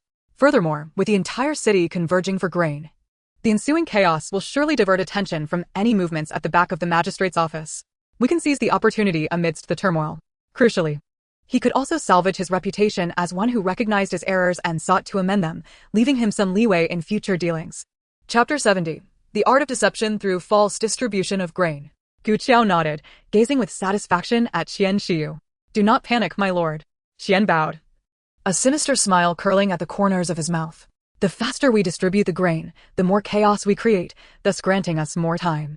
Once the grain is distributed and the populace disperses, it will suffice as an explanation for this debacle. You can then buy time in front of the magistrate's office while I arrange for your family and valuables to escape through the back courtyard. By the time you finish your affairs, your wife and children will have already been escorted away by trusted aides, slipping out of the city via waterways or back roads. When the time comes, you can depart with ease. Excellent. Let us proceed with this plan. Gu Qiao felt a wave of clarity wash over him, as if grasping a lifeline. Inform the subordinates to be generous with the grain distribution. Do not be stingy. The quicker we finish, the better. Verify the tickets merely as a formality. There is no need to scrutinize. Yes, his subordinates immediately accepted their orders. Thus, a farcical display masquerading as repentance and disaster relief, yet fundamentally aimed at obliterating incriminating evidence and inciting chaos, unfolded urgently before the magistrate's office in Guangling. Meanwhile, Gu Qiao and Qian Xiu were anxiously plotting each step of their escape in the back hall. The grain that had been distributed became a smokescreen for their evasion from judgment. At that moment, amidst the tumultuous crowd before the magistrate's office, Yan Qi, clad in plain garments, effortlessly procured a copy of the miraculous proclamation. With a mere glance, he discerned its essence. Indeed, it was the same enigmatic figure from the previous night. Yan Qi caressed the smooth surface of the paper, a mixture of admiration and a wry smile flickering in his eyes. What a masterstroke. Truly an exceptional maneuver to orchestrate such a shocking event. Furthermore, how could the script be reproduced so uniformly? How was such a feat accomplished overnight? Could it be some exotic craft from distant lands? He grasped the implications more profoundly than the common folk, immediately realizing the human hand behind it, likely linked to the mysterious expert he had encountered the night before. Yet the effect was undeniably miraculous. The heavens of Guangling have indeed been breached, Yan Qi murmured to himself, carefully folding the paper away. Gu Qiao is finished. This paper serves as both a death warrant and a catalyst. The grain transport and the Ministry of Revenue must have many sleepless individuals tonight, hastily preparing their valuables for flight. He gazed toward the direction of the canal, exhaling in relief. Fortunately, the two ships departed at the midnight hour, and the intelligence I gathered is nearly complete. Now, coupled with this widespread divine decree and the impending civil unrest, the upper echelons will find it impossible to conceal the truth. He felt an unprecedented curiosity about the mysterious figure clad in black. Who was this person? And what were their intentions? Before the Guangling magistrate's office, an unprecedented spectacle was unfolding. Constables were hauling in bags of grain hastily transported from the treasury and west granary. Gu Qiao stood at the top of the steps, wearing an expression of profound sorrow and guilt, addressing the seething masses with a resounding declaration. Dear villagers, it is due to my lax governance that the granary officials engaged in corruption, leading to this calamity. The fault lies with me. Today, we open the granaries, not only to remedy today's grain shortage, but also to rectify the deficits of past years. All citizens of Guangling, upon presenting your verification tickets, shall receive 5 pounds of grain each. This is my sincere attempt at atonement and to redeem myself before the people. His words rang out with grandiosity, steeped in accountability and remorse. The starved populace, having never heard such a heartfelt apology from their magistrate, was stirred into fervor upon witnessing the white grains being brought forth, their voices rising in praise for the magistrate, drowning out the earlier shouts of anger. Observing the fervent crowd, Gu Qiao nodded in satisfaction. The stratagem meticulously devised by Master Qian, a delaying tactic and the first step of a clever escape, had indeed borne fruit. The mass distribution of grain would inevitably incite a commotion throughout the city, drawing the attention of all to this spectacle. Even the destitute and the wandering souls within the city would heed the call. The greater the chaos in Guangling Prefecture, the more advantageous it would be for him. The inhabitants of Xie Family Village and Sanwa District, naturally, would not let this opportunity slip by. They jostled in the throng, observing the officials and soldiers frantically maintaining order as they distributed the grain. Hurry! Next! The official responsible for verifying the identification documents was drenched in sweat, his voice hoarse from shouting. The officers were solely concerned with expediting the process, neglecting to meticulously check the details on the identification, as long as one possessed a document. They hastily marked it and proceeded to weigh the grain. The jubilant cheers of the crowd nearly threatened to lift the roof off the Guangling Prefecture's yamen. Exclamations of praise for the benevolent magistrate echoed throughout, while hands, eager and desperate, reached for the white grains as if this were not a delayed relief effort, but a divine blessing. Xie Qiu stood atop the high platform, surveying this spectacle, an adulation of the masses orchestrated by his own hand. The pained expression on his face struggled to hold back a smirk of triumph. Master Qian's scheme had indeed proven effective. These foolish commoners could be silenced with mere handfuls of grain, their vision clouded by the spectacle before them. The people from Xie Family Village and Sanhua District, caught in the surging tide of humanity, also received their unexpected bounty. Xie Lirong hefted the 5 pounds of millet in his hands, his face barely concealing his excitement. Hey, we actually received it. It seems the officials of Guangling Prefecture aren't so bad after all. Beside him, Zhao Laoqi clutched his grain sack tightly as if it were a lifeline, grinning as he muttered, exactly. Regardless of their motives, any official who provides grain is a good-hearted one. This scoundrel, well, at least he has done something decent. However, in stark contrast to this fleeting joy was the gravity that enveloped the Xie family. Li Welon and Xie Qiu Zhi quietly stowed the grain in the safest place, exchanging a glance that revealed their mutual apprehension. Li Welon whispered, Gigi, don't you feel that this good fortune is too uncanny? Since when does a pie fall from the sky, especially right into our heads while we are fleeing famine? Xie Qiu Zhi nodded vigorously. Mother, I too sense something amiss. The distribution is too rapid, too chaotic, as if they are eager to finish it all. At that moment, Xie Guangfu, who had been silently observing, leaned closer to Xie Feng and spoke in a tone audible only to them. Eldest brother, what are your thoughts? Xie Feng's keen gaze swept over the tumultuous scene. The mountain of grain sacks visibly diminished at a rapid pace. The officials mechanically repeated their tasks, focused solely on speed while neglecting to verify, the lines stretching into the horizon, with people still pushing forward frantically. Meanwhile, Xie Qiu, who had been performing on the high platform, had vanished without a trace. His brow furrowed, his voice low and laced with a chilling undertone, he remarked. This matter is far from simple. Look. He subtly pointed towards the distribution point. The officials are distributing grain indiscriminately, regardless of household or number of mouths. Each identification document receives 5 pounds. This is not disaster relief. This is plainly a dispersal of wealth. Which government distributes aid without accounting for the number of mouths? This is not relief. This is a clearance sale.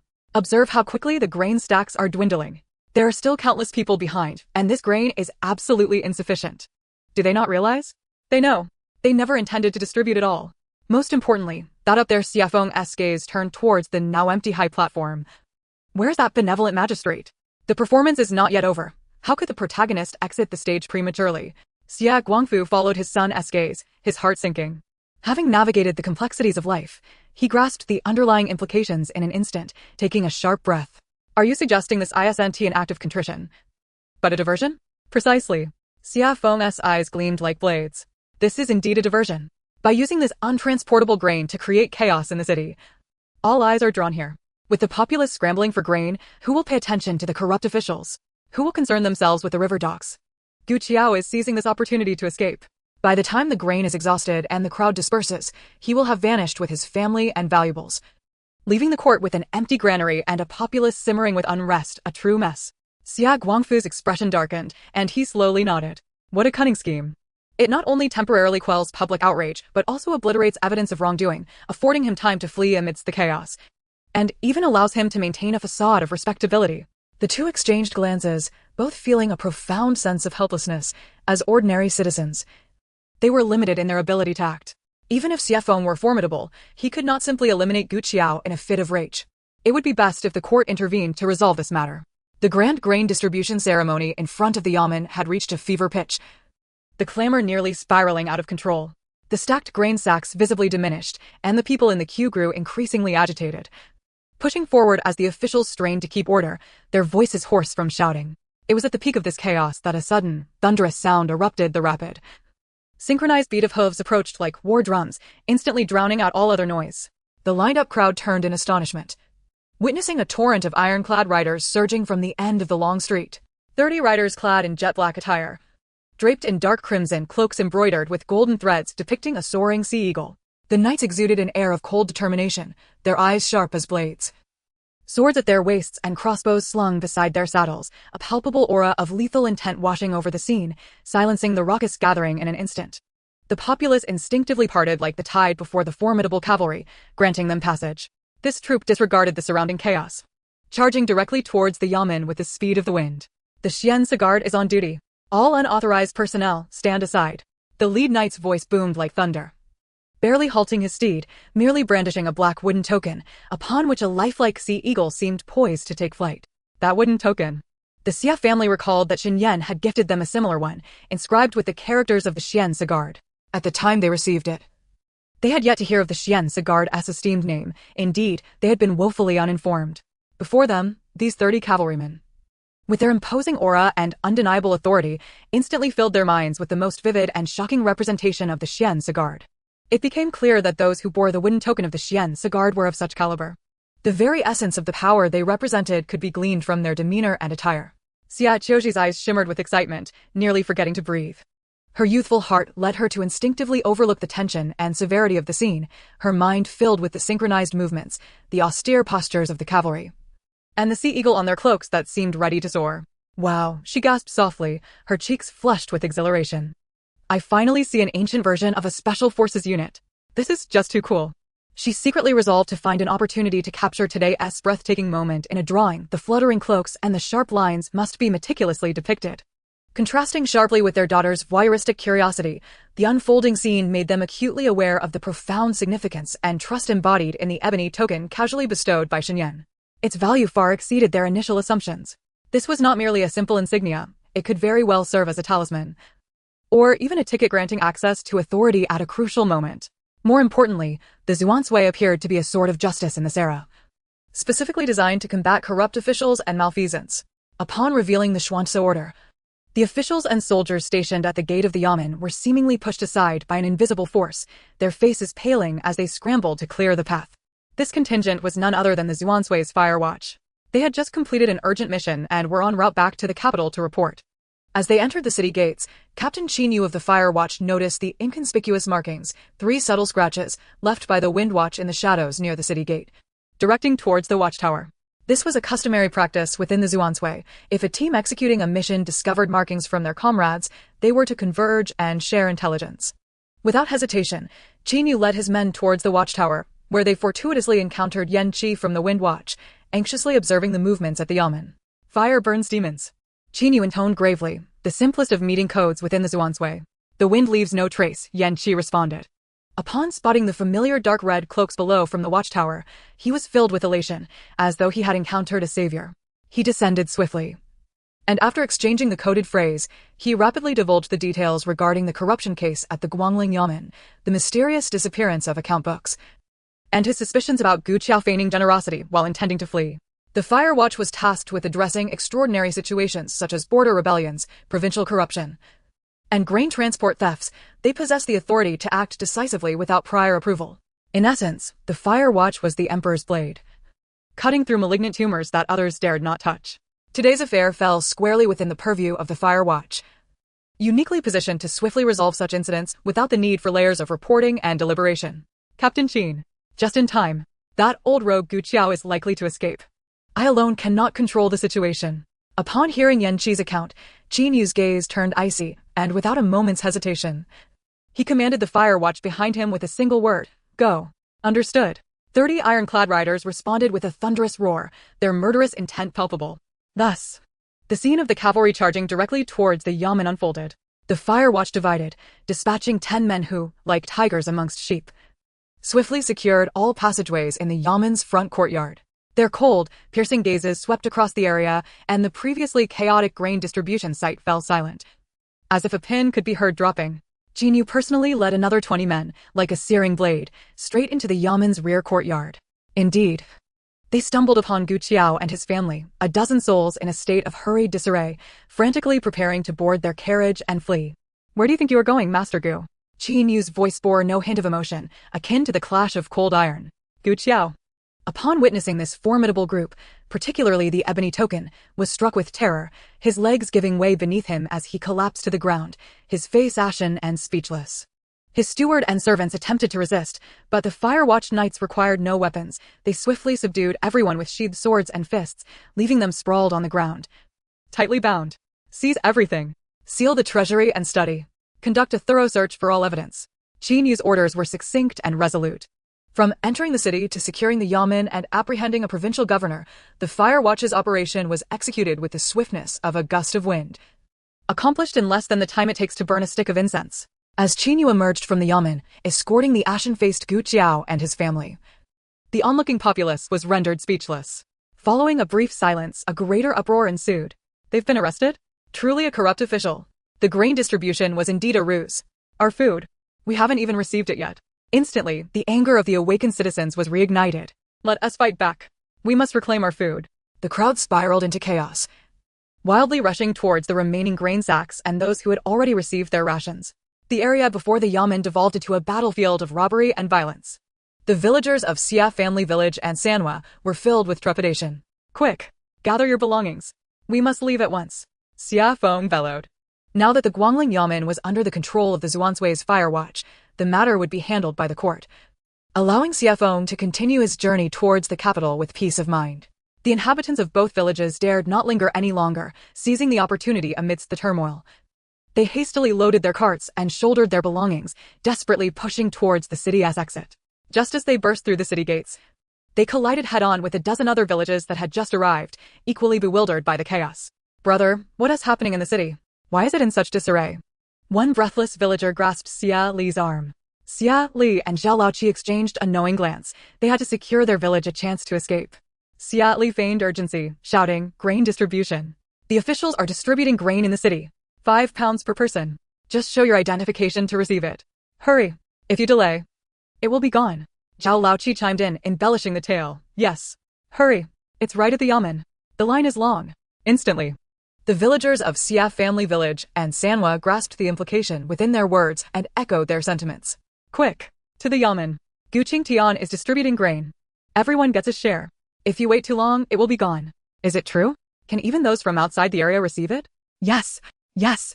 I just received 5 pounds of millet. Hurry. The words grain distribution exploded like thunder among the newly arrived refugees. They had endured far greater hardships than those from Xie family village and Sanhua, and upon hearing of the distribution, their eyes gleamed with hope. No longer able to contemplate the repercussions, they cried out and surged towards the city. Xie Li glanced back at the now chaotic Guangling city, feeling little remorse. After all, he had not lied. Grain was indeed being distributed, albeit it was now being fought over.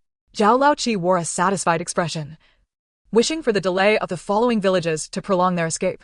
Meanwhile, Xie Feng cast one last look at the contingent of Fire Watch knights clad in black and red as they escorted Gu Qiao away like a mere parcel, coldly departing the tumultuous scene.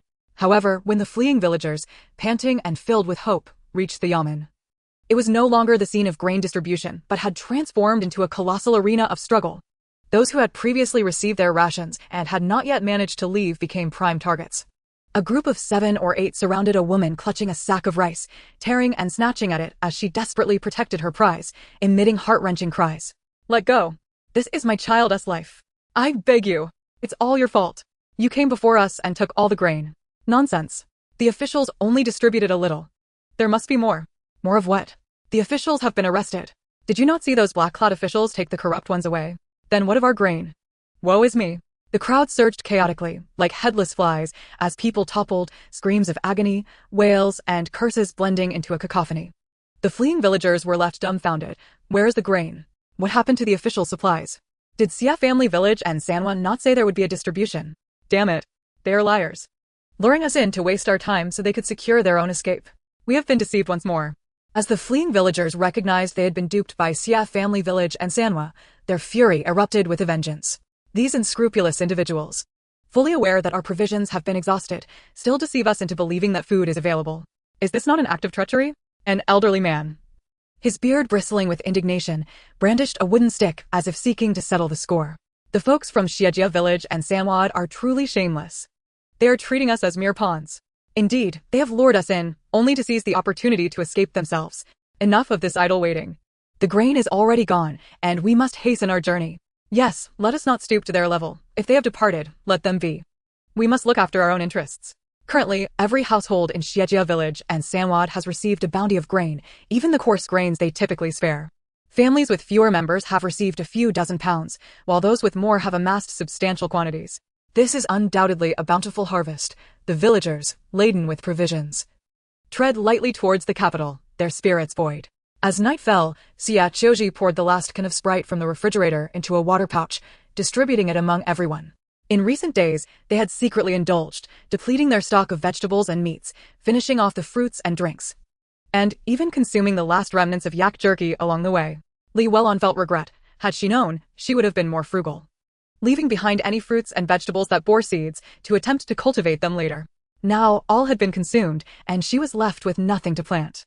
This regret had begun to fester after their last encounter with wild mint, when Xie Wen had mentioned sustainable development, and she gradually realized the opportunities she had missed. Chapter 73, An Inspiring Journey Towards Yongding Gate. Li Weilong was still lamenting her carelessness, while Xie Qiu Zhi hid on the cart, sketching the appearance of the Xianzi guard she had observed during the day. Her technique was exceptionally professional, imbued with a precision and efficiency that seemed out of place in this era. Rather than adopting a conventional eye-level perspective, she chose a slightly lower upward angle, as if the observer were amidst the chaotic crowd, gazing up at the knights who appeared as if descended from the heavens. This perspective instantly imbued the figures in her drawing with an oppressive sense of grandeur and strength. In delineating the muscular contours of the horses, she employed resilient and powerful curves. In rendering the texture of the armor, she shifted to short, sharp lines, as if one could hear the clash of metal. When depicting the capes, her lines became fluid and unrestrained, perfectly capturing the dynamic flutter of the fabric in motion. In the span of a mere incense stick's burning time, a vivid and dynamic Xianzi fire whistle reinforcement illustration took shape in her sketchbook, the essence of the Xianzi guard immortalized with her brush. The entire piece brimming with palpable tension, as if the figures might leap forth from the paper at any moment. Outside the cart, Xie Feng, Xie Wen, and Xie Guangfu were still engaged in conversation. Brother, what shall we do next? The Guangling prefecture has fallen. Is our ledger of any use now? Xie Wen felt the ledger was akin to a hot potato, impossible to handle correctly. Xie Feng gazed towards the capital, now shrouded in darkness, his tone grave. The corruption of the Guangling prefecture's magistrate is likely just the tip of the iceberg. Those behind him, referred to by their codenames, are the true architects of the rules, devouring immense profits. Given our current status, we have already pushed matters as far as we can. Pursuing further will lead us to a dead end. He paused briefly, lowering his voice even further. Once we enter the capital, we must find an opportunity to hand this ledger over to someone capable of toppling them. Who? The Wind Observer, Lord Shen. A hint of hope laced Xie Feng's voice as he uttered the name. Following this incident, I made a point to inquire about the Xianzi Guard.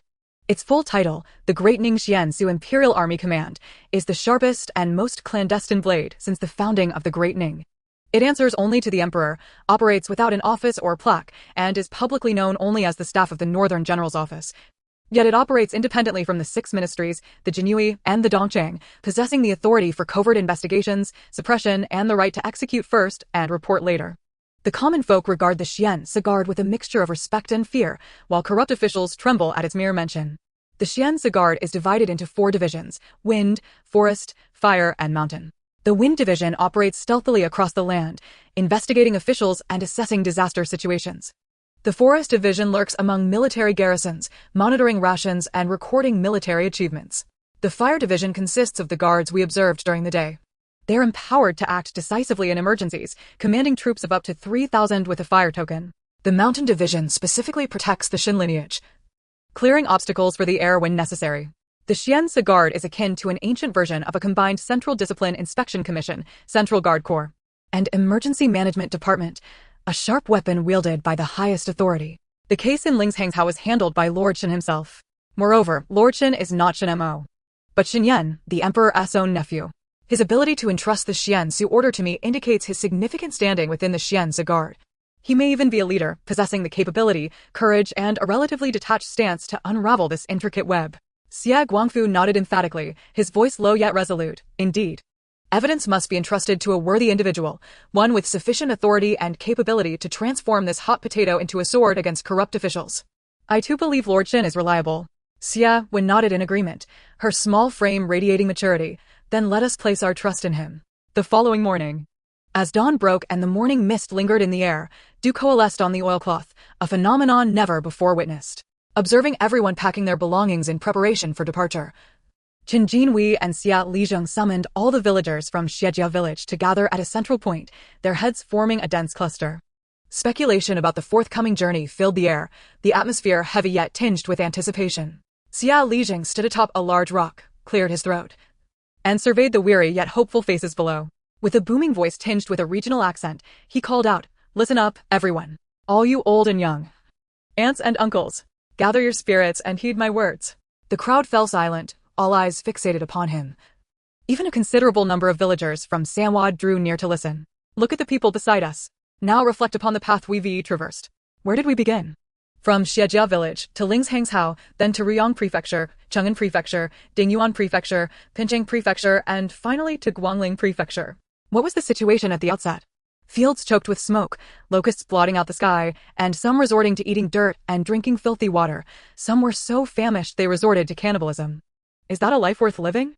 No. The crowd fell into a hushed reverence, many elders and children recalling the initial despair, unable to suppress their tears. But we did not falter. We persevered. Step by step, we inched forward until we reached Pinching Prefecture.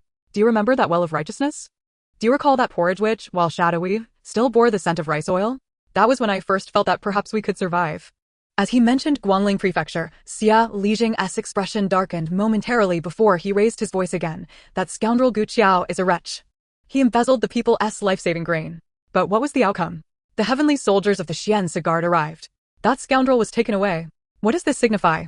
It signifies that in this world, there is still a law. Justice may be delayed, but it will not be denied.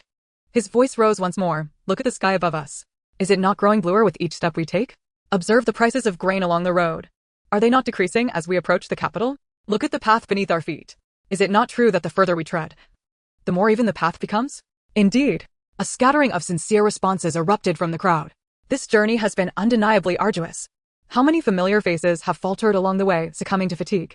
That we have made it this far is not only a testament to our resilience, but also a sign of divine favor. We owe it to ourselves and to the departed loved ones. Now, the capital is within sight. A brighter future awaits us ahead. Can we afford to falter at this final juncture? Can we allow those behind us to catch up and seize our fertile lands and opportunities? Absolutely not. This time. The reply resonated with fervor, imbued with his spirit of defiance and determination. Xie Qiu Zhi's voice bore a gritty authenticity. Thus, we must maintain our current advantage and not allow anyone to surpass us. Our next destination is Qinghe Prefecture, and beyond that lies the capital. Under the feet of the emperor. Upon reaching the outskirts of the capital at Yongding Gate, there will be not only porridge but also new opportunities awaiting us. Do you understand what this signifies? It means we will have the privilege of selecting our future homesteads. The early arrivals can choose prime lands, close to the river, fertile, and near their homes. Those who arrive later can only settle for the less desirable remnants. Why have we exerted ourselves to reach the forefront? Is it not for this very purpose? Xia Guangfu immediately interjected. Uncle Li Jing speaks wisely. By selecting land first, we can secure the best irrigated fields, ensuring a steady yield. We can choose plots close to the woods, making it convenient for firewood and construction. We can opt for locations near the main roads, facilitating the future sale of grains, chickens, and ducks. If we delay, the good lands will belong to others. Has all our toil along this journey been in vain? These words struck a chord with every farmer present. Land is their lifeblood. There is no more tangible reward than a piece of good land. The crowd instantly became animated, whispering among themselves. Xie Qiu Zhi, we shall heed your words. Yes, let us give it our all. Just one last push. We absolutely cannot let anyone surpass us. Qin we observed the re-energized morale of the group, and with a sweeping gesture, he declared, "Excellent. This is the spirit we need. Gather your belongings. Our goal is to head straight for the capital." Yet, a villager voiced his confusion. "Sir, did you not say that our next stop is Qinghe Prefecture? Shall we not rest there for a night?" Qin we replied loudly, "That is precisely what I wish to address." After conferring with Xie Qiu Zhi, we have decided to press on directly to Yongding Gate without stopping at Qinghe Prefecture in order to secure an entire day's advantage in reaching Yongding Gate sooner. Do not worry too much. There will be streams along the way. If anyone needs water, they may fetch it from the river. I noticed that you all received rations in Guangling Prefecture yesterday. You should have enough provisions for the coming days, which is why I made this request. The crowd immediately buzzed with discussion, and soon, a few clear voices emerged. We shall heed the officials' words and charge straight for Yongding Gate. Chapter 74. No worries by the stream. The villagers of Sanwa and the village chief Zhao Laoqi mingled within the throng of Xie family village. Hearing Qin Jinhui's decision to forge ahead towards the capital, they collectively gasped in disbelief. How could they fathom the reckless pace of Xie family village? For heaven's sake, how far must we travel to Yongding Gate? Someone tilted their head, counting their dusty fingers. Surely, we must still traverse at least 800 miles. How long will that take? Goodness, these folks from Xie family village have some audacity, not even pausing at Qinghe Prefecture. Let us hope they don't collapse from exhaustion. Yet, amidst their murmurs and complaints, Zhao Laoqi's keen eyes remained fixated on Xie family village's procession. He observed how Xie Feng attentively coordinated the group, managing everything with composure, and noted the determination of the villagers, even as they struggled to keep pace. Gradually, his initial reluctance and fear morphed into an inexplicable admiration. By heavens, these people from Xie family village possess remarkable courage. He cursed inwardly, albeit with a hint of respect. Since Liming Prefecture, they have demonstrated sharp wits, boldness, and, it seems, a stroke of luck that surpasses others by a hair's breadth. Following them, though the journey is fraught with hardships, appears to yield tangible benefits. He still clutched the 5 pounds of grain he had secured at Guangling Prefecture. Despite the perilous path, it was a solid gain. Looking back at the villages still shrouded in uncertainty, he couldn't even catch a whiff of that 5 pounds of grain. Damn it, fortune favors the bold. On this path of escape, the brave may thrive while the timid perish. Zhao Laoqi steeled himself, his gaze resolute, though Xie Zhang is a cunning fox. His vision is astute, and his methods are unconventional. If he dares to lead the entire village in this gamble, then I shall follow. He mused, immediately seeking out the 2 officials accompanying the group. With a smile plastered on his face, he eagerly addressed the officials. Gentlemen, urgent news. Xie family village has made a decision. They will not stop at Qinghe Prefecture, but will head directly to Yongding Gate to secure the best land. Should we not hasten to keep pace? One official furrowed his brow. Skipping Qinghe Prefecture? That's quite a distance. Can the people endure it? Rest assured, sir. Zhao Laoqi thumped his chest confidently. Xia Lijing and Master Chen have conferred and assured us that there are streams along the way, so water will not be an issue. I notice that you two are not familiar with Xia Lijing. He is astute and cautious, never engages in uncertain endeavors. Whatever Xie family village does, we shall follow suit. It is sure to be wise. He is our leading goose, and we shall soar alongside him, conserving energy and avoiding getting lost. At this critical juncture, to lag behind would mean losing out on the best lands to Xie family village. What will become of our fellow villagers in Sanwa thereafter? Another official exchanged glances with his companion. They had witnessed Xie family village's methodical approach and stability throughout the journey, and although Zhao Laoqi seemed like a mere follower, his unwavering loyalty often proved prudent. They nodded in agreement. Very well, if they are brave enough to press on, we have no reason to hesitate. Inform everyone to gather their belongings and follow Xie family village's lead. We shall also make haste towards the capital. Excellent. Thank you, gentlemen. Zhao Laoqi was overjoyed, turning to his fellow villagers in Sanwa and shouting, stay close. Do not fall behind. If Xie family village feasts, we too shall savor the broth. Miss this village, and we shall find no other. Just imagine the fertile lands in the capital.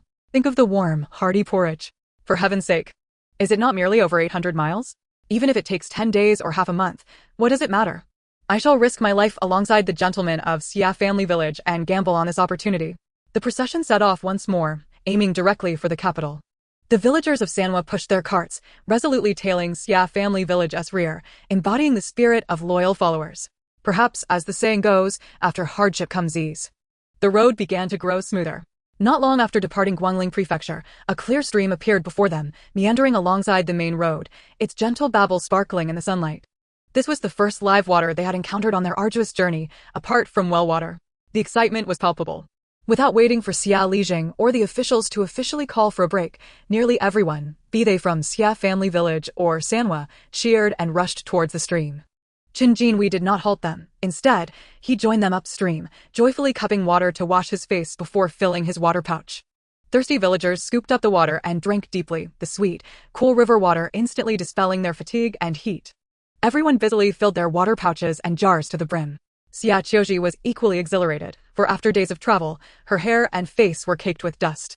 Upon seeing the clear, unpolluted waters, her eyes sparkled as she and others squatted by the riverside, stepping on stones to wash their hands and faces. Many men, in a fit of abandon, shed their shirts and leapt into the deeper puddles, reveling in the refreshing cleanse from the dust of their journey. Much to the amusement of the women, who responded with a chorus of laughter and playful rebukes. With a gasp, Xie Qiu Zhi hastily covered her eyes, adhering to the principle of discretion, and urged Li Welon to venture towards a less populated area upstream. Suddenly, her keen eyes spotted a familiar patch of serrated, heart-shaped leaves along the muddy bank. It was Hautuinia cordata. Mother, come quickly. There's fish mid here. Xie Qiu Zhi exclaimed in an excited whisper, beckoning Li Welon closer. Li Welon's face lit up with delight upon seeing it. Indeed, this herb cools the body and alleviates heat. It will make a perfect dish for everyone tonight. We can even save some seeds. The mother and daughter immediately set to work, carefully excavating the roots of the plant with a small knife and wooden stick. However, their good fortune could not remain concealed for long. They had barely collected a modest handful when a woman, also fetching water upstream, caught sight of them. "Oh? Xie Guangfu's wife, what treasures are you unearthing?" she called out, instantly recognizing the edible wild vegetable, her voice rising in excitement. This shout triggered a ripple of curiosity, and soon the news spread like wildfire. "There's fish mint upstream. Hurry and find it." In no time, the small patch of Hautuinia cordata discovered by Xie Qiu Zhi, along with similar spots upstream and downstream, was thoroughly stripped bare by the eager onlookers, leaving no tender sprouts unscathed. Observing the ravaged ground, Xie Qiu Zhi found herself both bemused and exasperated. She could only safeguard the little she had managed to gather, hoping to plant it in her space's flower pot to ensure its survival. For 3 consecutive days, the group trudged along the official road, encountering several streams along the way. However, the chaos of their initial encounter had subsided, supplies were replenished as needed, and personal cleanliness was attended to, leading to a notable reduction in the prevailing odor of sweat. As they progressed towards the capital, the flanking landscape transformed into a dense mountain forest, with towering trees intertwining their branches, casting heavy shadows at dusk. As twilight approached, with no village in sight and no inn nearby, Qin Jinhua decided to establish a temporary campsite within the woods. The villagers, accustomed to sleeping under the stars, quickly settled against tree trunks, leaning on carts or hastily erecting makeshift shelters with oilcloth. They kindled fires to prepare wild vegetable porridge, while some, utterly fatigued, curled up to drift into slumber. In the dead of night, Xie Qiu Zhi was jolted awake by an unexpected chill. Since her soul had traversed into this world, she had only experienced the relentless heat of the sun, the parched earth, and the drought's harshness. Though nights were cool, she had never felt such a biting cold. Rising to peer outside by lifting the edge of the oilcloth, she was met with a rising crescendo of howling winds. The fierce gusts swept through the dense foliage, stirring countless leaves and creating a cacophony, as if the entire forest was in a state of restless agitation. An inexplicable sense of trepidation gripped her, a profound reverence for nature's might and an ominous premonition. Xia Feng and Xie Guangfu, sleeping outdoors, were similarly roused by the wind, with complaints about the changing weather echoing through the camp. "Mother, wake up, quickly," Xie Qiu Zhi urged, shaking the sleeping Li Welan. Her voice tinged with a subtle mix of joy and anxiety, elated that it was finally raining, yet concerned about getting soaked. "It seems like rain is on the way." Li Welan, still in a daze from sleep, mumbled. "Rain? Qiu Zhi, are you dreaming? Since we began fleeing from the famine, has it ever rained a single drop? Go back to sleep." Before she could finish her sentence, a cold, large raindrop plummeted onto the oilcloth with a resounding thud, splattering a small area with moisture. Following that, a deluge of rain began to fall, relentless and unannounced, battering the long dry leaves, the earth, and the oilcloth, producing a cacophony of sounds as it swiftly transformed into a curtain of rain. Chapter 75. A rainy night in the dense forest, seeking the missing. Li Yuelan's drowsiness vanished in an instant as she sprang up to check if the oilcloth on the cart was waterproof. Xia Feng and Xie Guangfu also roused Xie Wen, rolling up their bedding to pile on the cart for shelter. Xie Wen huddled between Li Welan and Xie Qiu Zhi to evade the rain. Due to the limited space on the cart, Xie Feng and Xie Guangfu had to don additional oilcloths and straw hats to shield themselves. "Oh dear, it's really raining. Get up. It's raining. The grain. Don't let the grain get wet." The villagers, initially thrilled, quickly realized their predicament of sleeping outdoors without any cover. With their belongings, including bedding and grain, at risk of becoming soaked, there was no time for complaints. Everyone's instinct was to leap up and rush toward their precious grain sacks and moisture-sensitive belongings. "Quick! Secure the oilcloth tightly. Move the cart under the trees. Oh no! It's leaking under the trees too. Bring in the bedding." Men shouted, tugging at the oilcloth, while women frantically gathered their possessions and children, awakened in confusion, helped pass items along. In the darkness, Xie Qiu Zhi could only hear the rain, the wind, the calls of the people, and the chaotic footsteps merging into a single symphony. Yet, as the initial panic subsided, someone extended their hand to catch the precious rain, murmuring softly, "It truly is rain." Gradually, someone began to voice the suppressed, incredulous joy, which blossomed into jubilant cheers. "It's raining. Oh heavens! It's finally raining. The heavens have eyes. It's raining. The earth is saved. The crops are saved." Many tilted their heads to the sky, oblivious to their drenched state, their faces radiating an almost manic joy. This was the rain they had longed for over 3 years. It had finally come. Amidst the downpour, a figure stumbled towards Xia Lijing, the village's only hunter, Xie Biao's wife, Li Xiujin, soaked to the bone. her hair clinging to her pale face, her eyes filled with panic as rainwater mingled with her tears. Xie Lijing. It's terrible. My husband, Xie Biao. He has gone. Hasn't he returned? Li Xiujin's voice trembled with desperation, nearly drowned out by the rain's roar, her words tumbling forth in disarray. Xie Lijing's heart sank as he quickly pulled her to a somewhat sheltered spot. Calm down, Biao's wife. What happened? In such heavy rain. Where could he have gone? Is he truly missing or just delayed? You must clarify. When they set up camp in the evening, he had observed the forest and remarked on his eagerness to hunt. Li Xiujin, nearly inconsolable, cried. He said he hadn't seen such a lush forest in years. During the drought, the mountains were barren, and not a single rabbit would show itself. He couldn't resist, taking his bow and sneaking into the mountains, promising to return quickly with some game for Luan. But it's been so long, and now the rain is pouring down, he still hasn't come back. I'm so afraid something has happened to him. Though Xie Biao was the only hunter in Xie village, swift and experienced, even the best of hunters were still mere mortals. In this unfamiliar, rain-soaked wilderness, any number of misfortunes could befall him. Xie Lijing's expression turned grave. He quickly alerted Qin Jinhua and summoned Xie Feng and the clan elders. Upon hearing the news, everyone felt the weight of despair settle upon them. What nonsense! This is sheer folly. Xie Liuye exclaimed in anger. In this pitch darkness and pouring rain, is it the time for hunting? This discussion is futile, Xie Feng interjected calmly, turning his gaze to Li Xiujin. Aunt Biao, in which direction did you last see him? Li Xiujin strained to recall, trembling as she pointed toward a direction deep within the dense forest. It seems to be over there. He mentioned that the terrain rises, possibly indicating a den for wild game.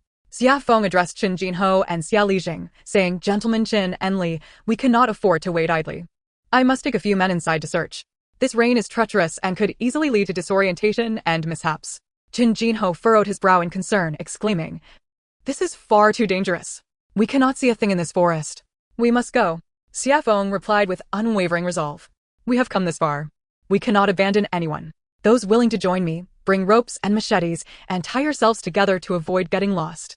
Uncle Biao, who had relatives in the village and was known for his sense of justice, soon had 3 or 4 men rise to express their willingness to accompany him. Father, mother, we are going in to search for them. Please wait for our return. Rest assured, we shall be fine. Xie Feng, Xie Wen, and Xie Qiu Zhi typically referred to Xie Guangfu and Li Welon as their father and mother in public, reserving the more intimate titles for private moments. Knowing they could not deter Xie Feng, Xie Guangfu and Li Welon opted to maintain a calm demeanor. Li Welon merely nodded, be careful and return soon. Xie Guangfu patted his shoulder. The mountains are perilous. Exercise utmost caution. Before long, a search and rescue team of 7 or 8 men led by Xie Feng was formed. They ignited as many torches as they could. Though the flames flickered erratically in the torrential downpour, casting intermittent light, it was preferable to utter darkness. Each person tied a thick rope around their waist, forming a chain, wielding machetes or wooden sticks as they ventured into the oppressive, shadowy unknown, battered by the storm. Upon entering the forest, it felt as if they had stepped into another realm. Above them loomed a pitch-black canopy formed by wildly swaying branches, with rain cascading down like a waterfall. Underfoot lay treacherous mud, gnarled roots, and a thick carpet of fallen leaves, making each step exceedingly arduous. The torchlight was constricted to a mere circle, barely illuminating the ground beneath them, while the surrounding darkness roared endlessly.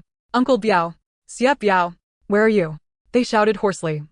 But their voices were swiftly swallowed by the cacophony of wind and rain. After approximately 20 minutes, Xie Feng suddenly halted, raising his torch to illuminate the path ahead. Before them lay a chaotic scene. Several trees, as thick as a bowl, had toppled over, creating a disarray of obstacles, with muddy water pooling in a small depression. Murky and uninviting. Be cautious. These trees seem freshly fallen. Xie Feng warned loudly, an ominous premonition swelling within him. At that moment, a scream and the sound of a heavy object hitting the ground echoed from behind. Ouch! My foot. I'm stuck. It was the voice of Xie Tieshing. He had inadvertently stepped into a concealed beast pit, fortunately shallow, but his ankle was undoubtedly sprained. The group hastily rushed to assist him, and amidst the commotion, a torch fell into the muddy water with a hiss, extinguishing and plunging their light into darkness. At that instant, as the light diminished and anxiety gripped their hearts. Chapter 76. In the deluge, the forest encounters a pack of wolves. A long and haunting wolf howl pierced through the relentless rain, echoing clearly from the nearby pitch-black hillside.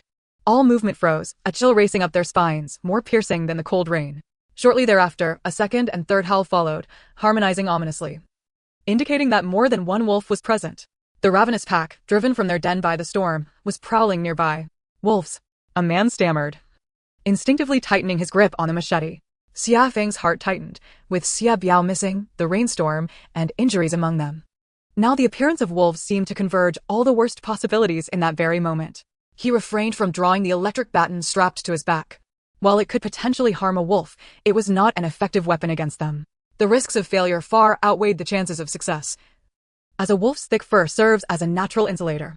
For the electric baton to be effective, both electrodes must penetrate the fur and make direct contact with the skin to complete a circuit. If the electricity merely traveled through the fur, its effect would be negligible, if not entirely futile. A single failure might provoke the pack into a more ferocious and relentless assault. This would effectively sever their escape route. And with an adult wolf weighing over 50 kilograms, its adrenaline-fueled resilience to pain surpasses that of a human. The power of the civilian-grade electric baton purchased by Xie Qiu Zhi was insufficient to incapacitate them instantly. Xia Feng slowly unsheathed his bone-cutting knife, the blade glinting coldly in the residual light, and lowered his voice to address the anxious crowd. Do not panic. Gather close. Back to back. Protect the injured in the center. Bring forth anything that can ignite a flame. Wolves fear fire. The remaining flames were clustered together, and the group huddled tightly, blades and sticks poised outward, eyes darting nervously towards the encroaching darkness that might flicker with the glint of green eyes.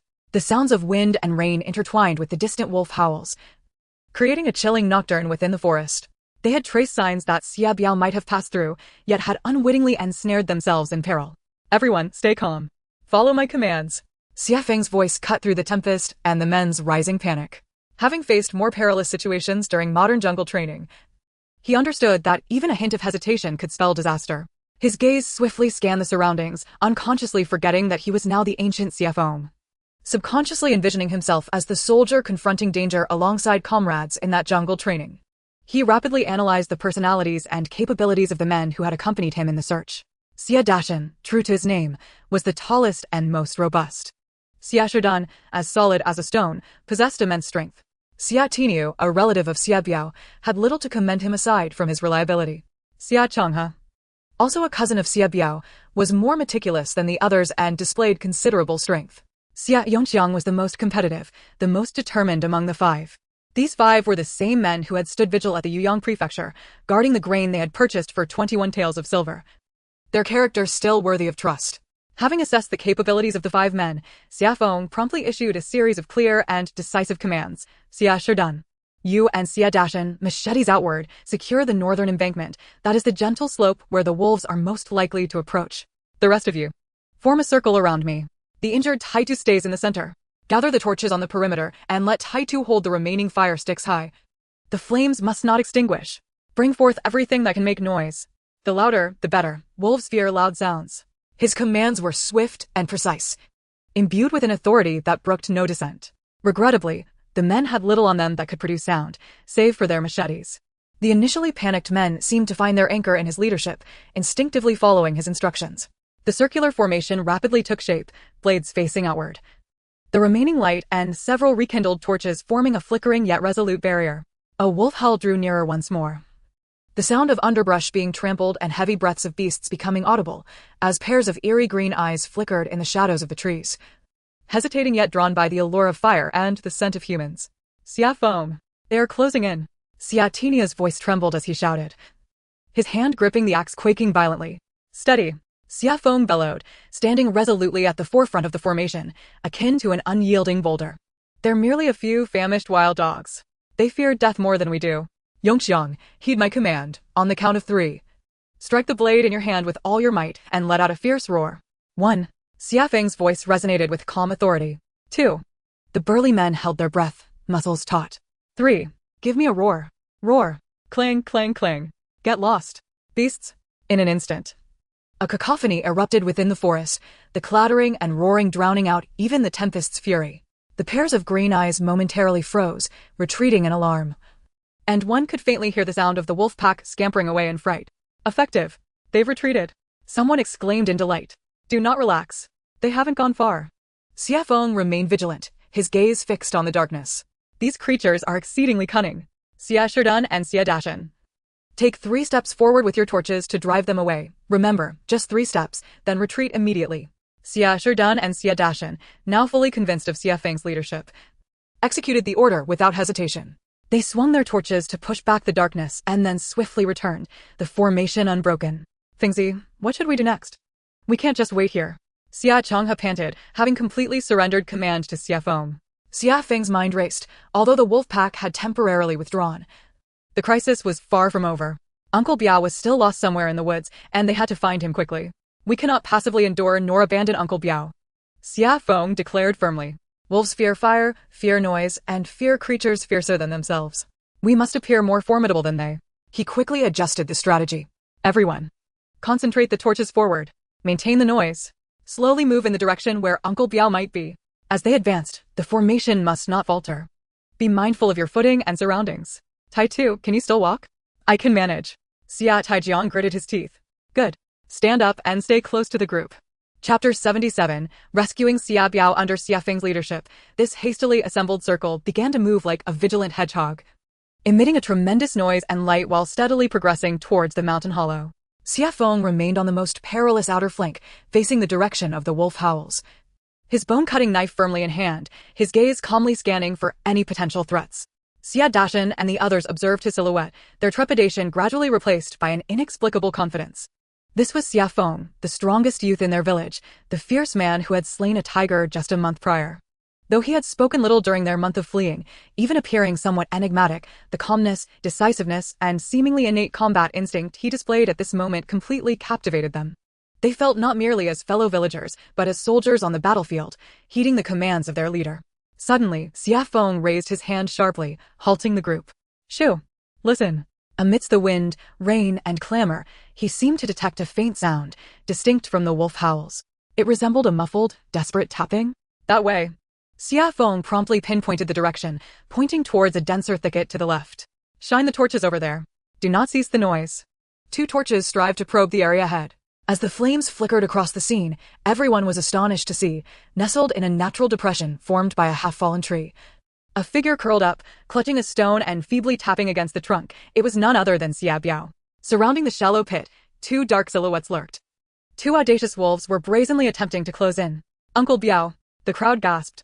The 2 wolves, startled by the sudden surge of light and sound, whimpered and retreated into the shadows. Xie Feng charged ahead, rushing over. He found Xie Biao pale, his left leg bent at an unnatural angle, his hunting bow discarded nearby. The quiver emptied, evidently the aftermath of a fierce struggle. Upon seeing his rescuers, especially Xie Feng at the forefront, Xie Biao's eyes sparkled with a euphoric disbelief at having escaped death. Fengzi, you all, he stammered, overwhelmed. Uncle Biao, don't speak, conserve your strength. Xie Feng crouched down to swiftly assess his injuries, a broken leg and severe hypothermia, but he had survived. His tone was calm yet imbued with a reassuring strength.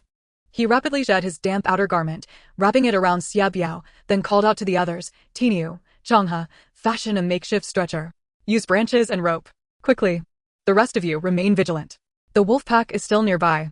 At this moment, the group followed Xie Feng's instructions without question, springing into efficient action.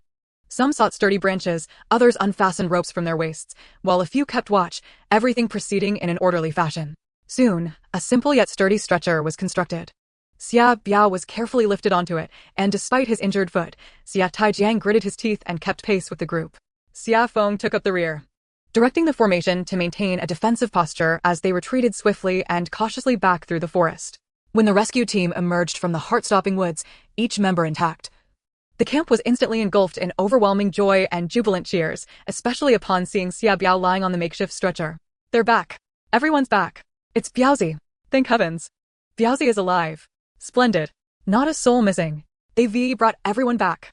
The villagers rushed forward, excited yet careful, assisting in transferring the stretcher to the temporary shelter constructed of oilcloth. Xia, Li Jing, and Qin Jinhua hurried over, their eyes scanning each drenched, mud-caked man emerging from the woods.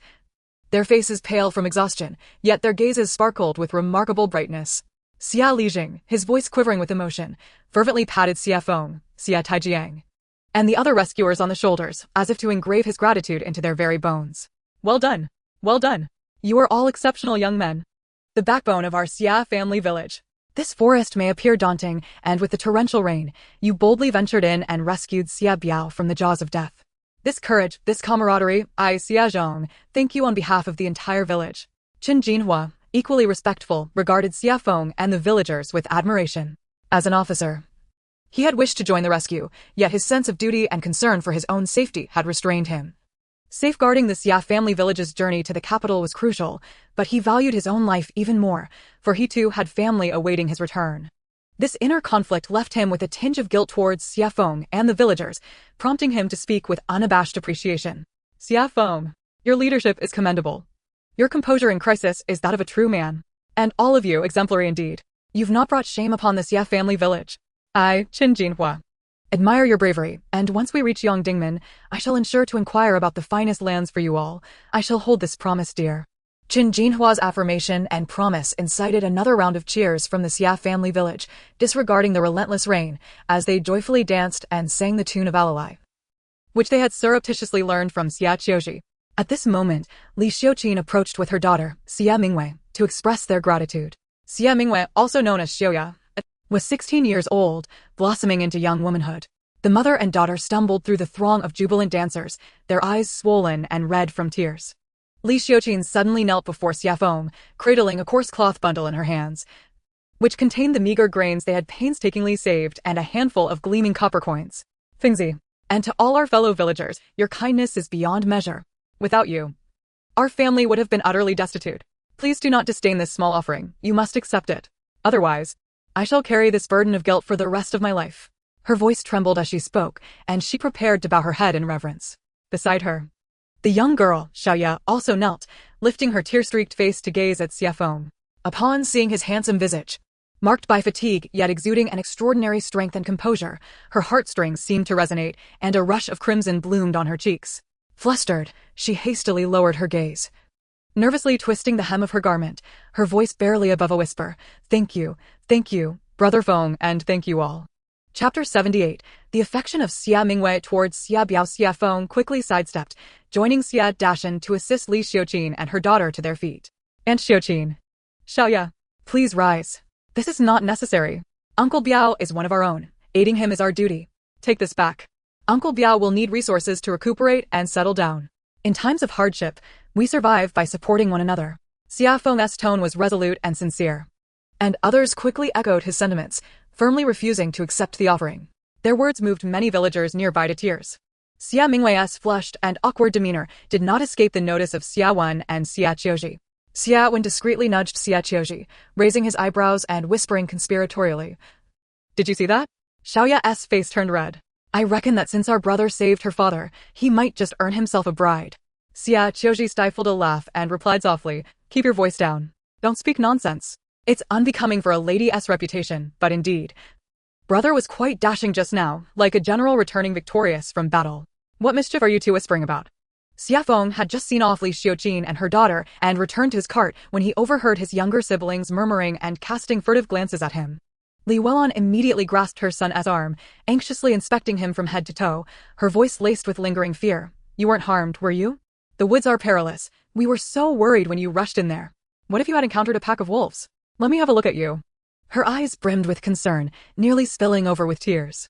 Xie Guangfu, though quiet, repeatedly patted his son's shoulder with a heavy hand, his gaze filled with silent, profound pride and affirmation, conveying volumes without a word. Xie Wen then threw his arms around Xie Feng's neck. Brother, we were just praising how incredible you are. From now on, you're my real brother. No, even closer than a brother. What nonsense. When have I not been your real brother? And stop clinging to my neck. You're not a monkey. What kind of habit is that? Xie Wen quickly released his grip, chuckling sheepishly. Xie Qiu Zhi hurriedly fetched a water pouch from the cart, filled with warm ginger tea, her eyes sparkling with unwavering trust and admiration for her elder brother. Xie Feng smiled, accepting the ginger tea and drinking it in one go, his tone lightening. I'm fine, truly. There's no need for you to worry anymore. The real concern is for Tai Tu's foot and Uncle Biao's injury. They might struggle to travel. The village chief and elders are deliberating on how to transport the injured tomorrow. Don't worry about it, you've done enough. The rain won't cease tonight. You sleep in the cart, and we'll set up an oilcloth outside, Li Welon instructed, her heart aching for her son. During the day, They had to take turns pushing the cart, but Xie Feng adamantly refused assistance, even risking himself in the woods at night to search for others, leaving him exhausted without proper rest. No, you and Qiu should sleep in the cart. I'll take the outside. The cart is too short for me. I can't lie comfortably. Xie Feng spoke the truth. The cart was just right for Li Welon and Xie Qiu Zhi, who were both petite and slender. But he found it difficult to rest. Even turning over was a struggle. Very well, but if something arises at night, remember to call us. Qiu Zhi and I won't be sleeping too soundly. After giving her instructions, Li Welon pulled Xie Qiu Zhi onto the cart. Xie Qiu Zhi went into the space to fetch more oilcloth and also cooked another pot of ginger tea. Seeing that the kitchen stove was devoid of ginger, save for a few sprouting ginger roots, Xie Qiu Zhi hesitated to discard them, burying the sprouted roots in a flower pot. At that moment, the 7 or 8 pots of wild vegetables were densely packed. After burying the ginger roots and watering them, she found no more room available. Amidst the torrential rain, Xie Guangfu and Li Welon were busy setting up the oilcloth when a voice echoed in the distance. Li Xiuqin's voice. You heartless wretch. What are you doing? Recklessly venturing into that man-eating forest in this black storm? If you perish, how will we survive? She wailed, pounding her fists against her husband's unharmed shoulder, her emotions unraveling completely. Under the cramped oilcloth shelter, several of Xie Biao's relatives hurriedly approached to offer consolation. Xie Biao grimaced in pain, feeling both shame and fear. Yet he was at a loss for words. Stop scolding. Look at Biao's injury. Xie Biao's cousin, Xie Changhe, reminded them. Only then did everyone's focus shift to Xie Biao's distorted left leg, where the wound was swollen, the skin torn, and blood mingled with mud, presenting a ghastly sight. Quickly summon old Wang. Just as Xie Changhe voiced the request, Xie Lerzheng, who had come to visit Xie Biao, instinctively called out. Old Wang was the only doctor in the village. The moment the words left his mouth, the crowd fell into a hushed silence. Xie Changhe murmured. Old Wang passed away last winter. He starved to death. A weighty gloom enveloped everyone's hearts. Indeed, due to drought and famine, many of the elderly and weak in the village had not survived, let alone the aged doctor. Now, in this desolate wilderness, with rain pouring down, where could they seek help? Would they merely stand by and witness Xie Biao's leg become useless, or worse, his injury worsen? Amidst the clouds of despair, Xie Feng stepped forward, parting the crowd. He crouched down, meticulously examining Xie Biao's injury, his brow furrowed. Fingzi, he heard Xie Lerzheng call to him. The bone is fractured. It must be set and stabilized immediately, or he will truly lose the leg. Moreover, prolonged pressure from the swelling will complicate matters further. Xie Feng's voice was calm to the point of being cold. With no doctor available, we must rely on ourselves. Rely on ourselves? How is that even possible? Xie Lerzheng was taken aback. Xie Feng did not respond but began issuing orders. Go find several straight, sturdy wooden sticks. They should be this long and this thick. He gestured with his hands, and gather some clean cloth strips. The more, the better. Oilcloth will do. Tear it into strips. Hurry. His tone carried an undeniable authority. And the reputation he had just established in the woods came into play, as Xie Changhe and Xie Tinia turned without hesitation to search. Those who had ventured into the woods with Xie Feng earlier that day had been thoroughly impressed by his wisdom and bravery. And now they felt an eagerness to regard him as their elder brother. Next, Xie Feng turned to Xie Biao, his gaze piercing. Uncle Biao, can you endure this? Without anesthetics, it will be excruciating. Xie Biao gritted his teeth, cold sweat beading on his brow, and nodded firmly. Fingzi, do it. I trust you. It's better than becoming a cripple later. Chapter 79. The brutal setting of bones and the malice of Grandma Xie. The items were quickly procured, and Xie Feng used rainwater to wash his hands and the wooden sticks with simplicity. He then swiftly bound 2 sticks side by side with cloth strips, fashioning a rudimentary splint. The most tense moment had arrived. Everyone held their breath, their focus unwavering. Xie Feng took a deep breath, firmly grasping the injured calf of Xie Biao. Changhe Tainyo, come here. Hold Uncle Biao's shoulders and right leg down. Do not let him move, he commanded. Aunt Biao, hold the cloth strips. As soon as I give the signal, wrap and secure it immediately. Once arrangements were made, he turned to Xie Biao and said, Uncle Biao, look at me. Grit your teeth and endure. No sooner had he spoken than Xie Feng exerted force with both hands, and a jarring, painful crack echoed through the air. Accompanied by Xie Biao's heart-wrenching scream, his twisted leg was forcefully straightened by Xie Feng in a manner that bordered on brutality. The bone realigned. The entire action was swift, precise, and ruthless, devoid of any hesitation or delay. Gasps of shock filled the air, and many of the onlooking women shut their eyes in fear. Xie Lizheng gasped, nearly fainting from the shock. Only the silent Xie Mingwei gazed at Xie Feng's back as he set his father's bone, her heart brimming with sweetness. Xie Biao was nearly unconscious from the pain, drenched in cold sweat. Yet, Xie Feng did not falter, immediately applying the prepared splint to the sides of the injured leg, shouting, "Aunt Biao, the cloth strips." Startled from her stupor, Li Xiuqin sprang into action, quickly joining several nearby women, wrapping the splint tightly with the cloth strips. The entire process flowed seamlessly, from the bone setting to securing it, taking merely a few breaths. Once all was completed, Xie Feng exhaled deeply, fine beads of sweat appearing on his forehead. After confirming the splint's security, he addressed the exhausted Xie Biao, "Uncle Biao, the bone is set. Now you must not move, take good care of yourself. Whether you fully recover depends on what fate has in store for you." A profound silence enveloped the scene. Everyone was astounded by Xie Feng's thunderous method. Xia Lijing was the first to react, slapping his thigh in amazement, exclaiming, "Incredible! Young Feng, you possess such skill. That technique was remarkable. My heavens, I nearly buckled at the knees witnessing that. Brother Feng is extraordinary. To have dared to act so decisively, and it truly worked. If it weren't for Feng, Uncle Biao's leg would surely be ruined." Waves of admiration and astonishment flooded in, and the crowd gazed at Xie Feng with eyes full of disbelief and reverence. This was not merely courage, it was a genuine life-saving skill. However, just then, a sharp, piercing voice abruptly shattered the atmosphere. "What a calamity! Xie Feng, you scoundrel! Are you saving a life, or taking one?" Xia Laodai, accompanied by Xie Guangjin and Wang Zuizue, squeezed her way forward, pointing an accusatory finger at Xie Feng. "Did that crack mean you shattered his bones? What are you even doing? How dare you attempt to set a bone? Strutting about with false bravado. If Biaozi dies because of you, you will be a murderer." Xie Guangjin chimed in with a sarcastic tone. "Exactly. Mother is right. If you lack the skills, do not take on such tasks. Do you think you are the reincarnation of Huatua? I see you merely wish to show off, treating Uncle Biao's life as if it were nothing." Wang Zuizue raised her voice even higher. "Everyone look. Xie Feng is playing with lives. He is just a mere peasant. What does he know of medicine? He is surely just guessing. Biaozi's wife, do not let him deceive you. Quickly dismantle that splint. Do not let him ruin everything." Their family's words fell like cold water into hot oil, instantly reigniting the previously eased tension. Some villagers, already on edge, began to waver in their belief, their gaze shifting uneasily between Xie Feng and Xie Biao. Faced with this unfounded accusation, Xie Feng's expression turned icy. Before he could respond, Xie Biao, lying on the stretcher, abruptly opened his eyes, enduring the excruciating pain, and shouted, "Shut your mouth, Xie Guangjin. Your family should be quiet. I know my own leg. That leg was lifeless. But now Feng has said it. Though it hurts like hell, I know the bone is aligned. The intense pain has subsided. I feel much better now. Feng is saving me. If anyone dares to speak ill of him again, once I recover, I will stab him with a hunting spear." Li Xiuqin, wiping her tears, stepped in front of Xie Feng, glaring fiercely at Xia Laodai's family. "Feng saved my husband's life. What are you plotting? Cursing others? Are you unable to bear seeing others do well? Get out of my way." Xia Lijing, infuriated, pointed at Xie Guangjin, scolding, "You scoundrel.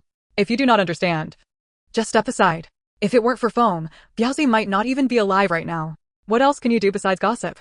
If you continue to disturb the peace, I will have your family expelled from Xia family village." The majority of villagers voiced their support for Xie Feng, condemning Xia Laodai's family for their unjustified accusations. Xia Laodai, confronted by Xie Biao's thunderous roar, Li Xiuqin's tears and anger, Xie Lijing's reprimand, and the disapproving gazes of the surrounding villagers, turned pale, her lips trembling. Yet she found herself unable to utter another word.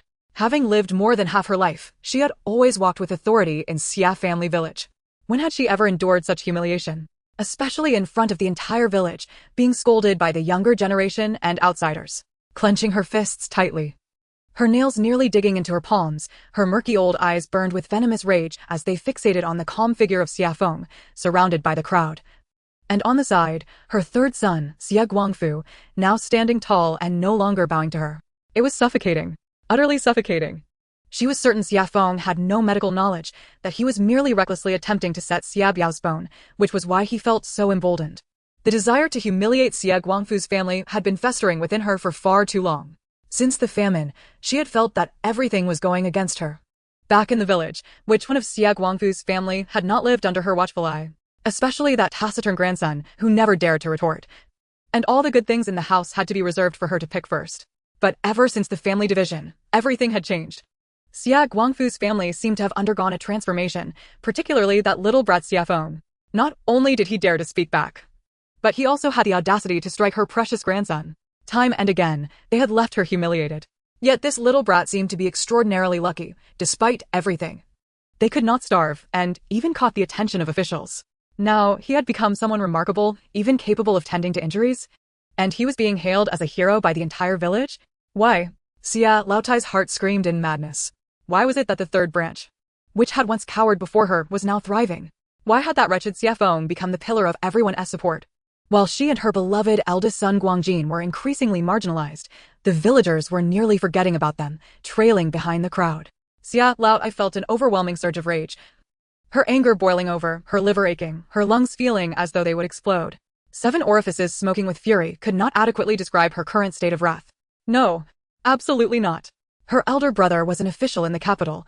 Once her family reached the city, these peasants would be nothing. She thought malignantly to herself.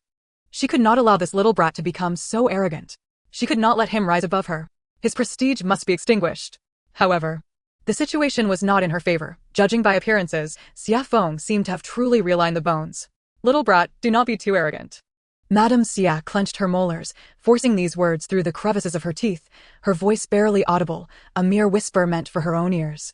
Just wait. Old woman has consumed more salt than you have rice. There will come a time when you stumble. Her icy gaze swept back and forth between Xie Feng and the villagers supporting him. A malicious thought began to fester in her mind. Chapter 80, A Night of Torrential Rain and Brotherhood? Do not jest. Do you not desire fertile land? She mused. My own brother serves in the Shuntian prefecture. Should you offend me, when the court distributes farmland to the disaster victims in the capital, your Xie family village will receive only the most barren, remote, and inhospitable rocky land. Let us see how haughty you remain then. However, she knew she could no longer act recklessly as before. She must bide her time. Lurking like a venomous snake, waiting for the opportune moment to strike decisively. She intended to make this ignorant grandson understand that, due to his actions, the Xie family village would be allocated the worst land, rendering him the villain of the village. She pulled her eldest son, Xie Guangjin, who was still muttering in defiance, and whispered, "Let us go. We must return." Xie Guangjin wished to argue further, but was cowed by his mother's unprecedented grim expression, begrudgingly closing his mouth. He assisted Madame Xie back to their shabby dwelling, under the disdainful gazes of the villagers, feeling utterly humiliated. After Madame Xie departed, Xie Feng regarded the villagers who were defending him, casting a cold glance at Madame Xie's shelter, ultimately choosing silence. Yet an unshakable thought lingered in his mind. Once Madame Xie's family reached Yongdingmen, he must devise a way to sever their ties to the Xie family village. This family was a malignant tumor, and he found their presence irksome. He needed to distance himself from them, lest they cause further troubles in the future. Having departed from Xie Biao's side, Xie Feng did not pause to change out of his drenched garments, hastening towards the corner where Xie the blacksmith's family was taking refuge. Xie the blacksmith, despite his sprained ankle, was laboring to assist with the stretcher, currently seated on a half-dry stone beneath a patched oilcloth, his injured foot swollen grotesquely, resembling a steamed bun, appearing particularly alarming in the dim light of the fire. His frail wife, Wang, and elderly mother were gathered nearby, discreetly wiping away tears, their faces etched with worry. Xie Feng crouched down, meticulously examining the injury, gently pressing along the seams of the bone with his fingertips, his brow furrowing slightly. Brother Taitu, you have sprained your foot quite severely. I fear the tendons may also be damaged. Fortunately, the bones are intact. You must refrain from exertion for several days and allow for proper recovery. I will teach you a massage technique. You'll be on your feet in 3 days. As he spoke, he retrieved a small vial of blood-activating oil that Xie Qiu Zhi had surreptitiously given him. Although the oil was from the space, it was discreetly contained in a small porcelain bottle, ensuring no suspicion would be aroused. He handed the vial to the blacksmith's wife. Sister-in-law, use this to massage his foot. But be gentle and follow the tendons, it will aid recovery. The blacksmith's wife trembled as she accepted the seemingly extraordinary vial of oil, profusely expressing her gratitude. Xie the blacksmith gazed at Xie Feng, the young man he had watched grow up, now appearing so reliable and formidable. He thought to himself that had it not been for Xie Feng's decisive leadership during the search today, he might have perished in that trap. As he contemplated the generous gesture of sharing such precious medicinal oil, tears welled up in his eyes. Suddenly, he exerted himself, disregarding the agony in his injured foot. And with a resounding thud, he knelt on one knee in the mud, grasping Xie Feng's arm, his voice choked with emotion. Fengzi, you have saved my life. This kindness, I shall remember for a lifetime. From now on, my life belongs to you. Should you ever need anything, through fire and water, I shall not hesitate. I will follow you. His words were profoundly sincere, each syllable seemingly drawn from the depths of his soul, his gaze burning with an almost reverent determination. Xie Feng was taken aback by this unexpected display and hurriedly attempted to help him rise. What are you doing? Get up. We are all from the same village. It is only natural to lend a hand. This gratitude is too much. I cannot accept it. Yet Xie, the blacksmith, stubbornly refused to rise until Xie Feng adopted a stern demeanor. If you persist, I shall take back this oil. Only then did he awkwardly use Xie Feng's support to stand, though the resolve and loyalty in his eyes remained undiminished. Xie Feng regarded him, then glanced at the gaunt, worried faces of his mother and wife behind him, sighing inwardly. Very well, I appreciate your sentiments, but the most pressing matter is your recovery. Your wife and mother are counting on you. His words were pragmatic, and Xie the blacksmith nodded earnestly. After soothing the blacksmith's family, Xie Feng exhaled in relief, turning to return home to change into dry clothes and rest. However, upon turning around, he nearly collided with 5 individuals, Xie Qiu, Xie Qiu Zhi, and 3 other robust young men who had accompanied him into the woods for the search. They had gathered nearby, all equally soaked and muddied, yet standing erect, their eyes shining remarkably in the darkness, fixated on him with complex expressions of admiration, excitement, and an indescribable fervor. Xie Feng felt a shiver run down his spine under their intense scrutiny, instinctively stepping back and warily inquiring, Brother Qiu, Zhi, is there something amiss? What has happened? The atmosphere was somewhat disconcerting.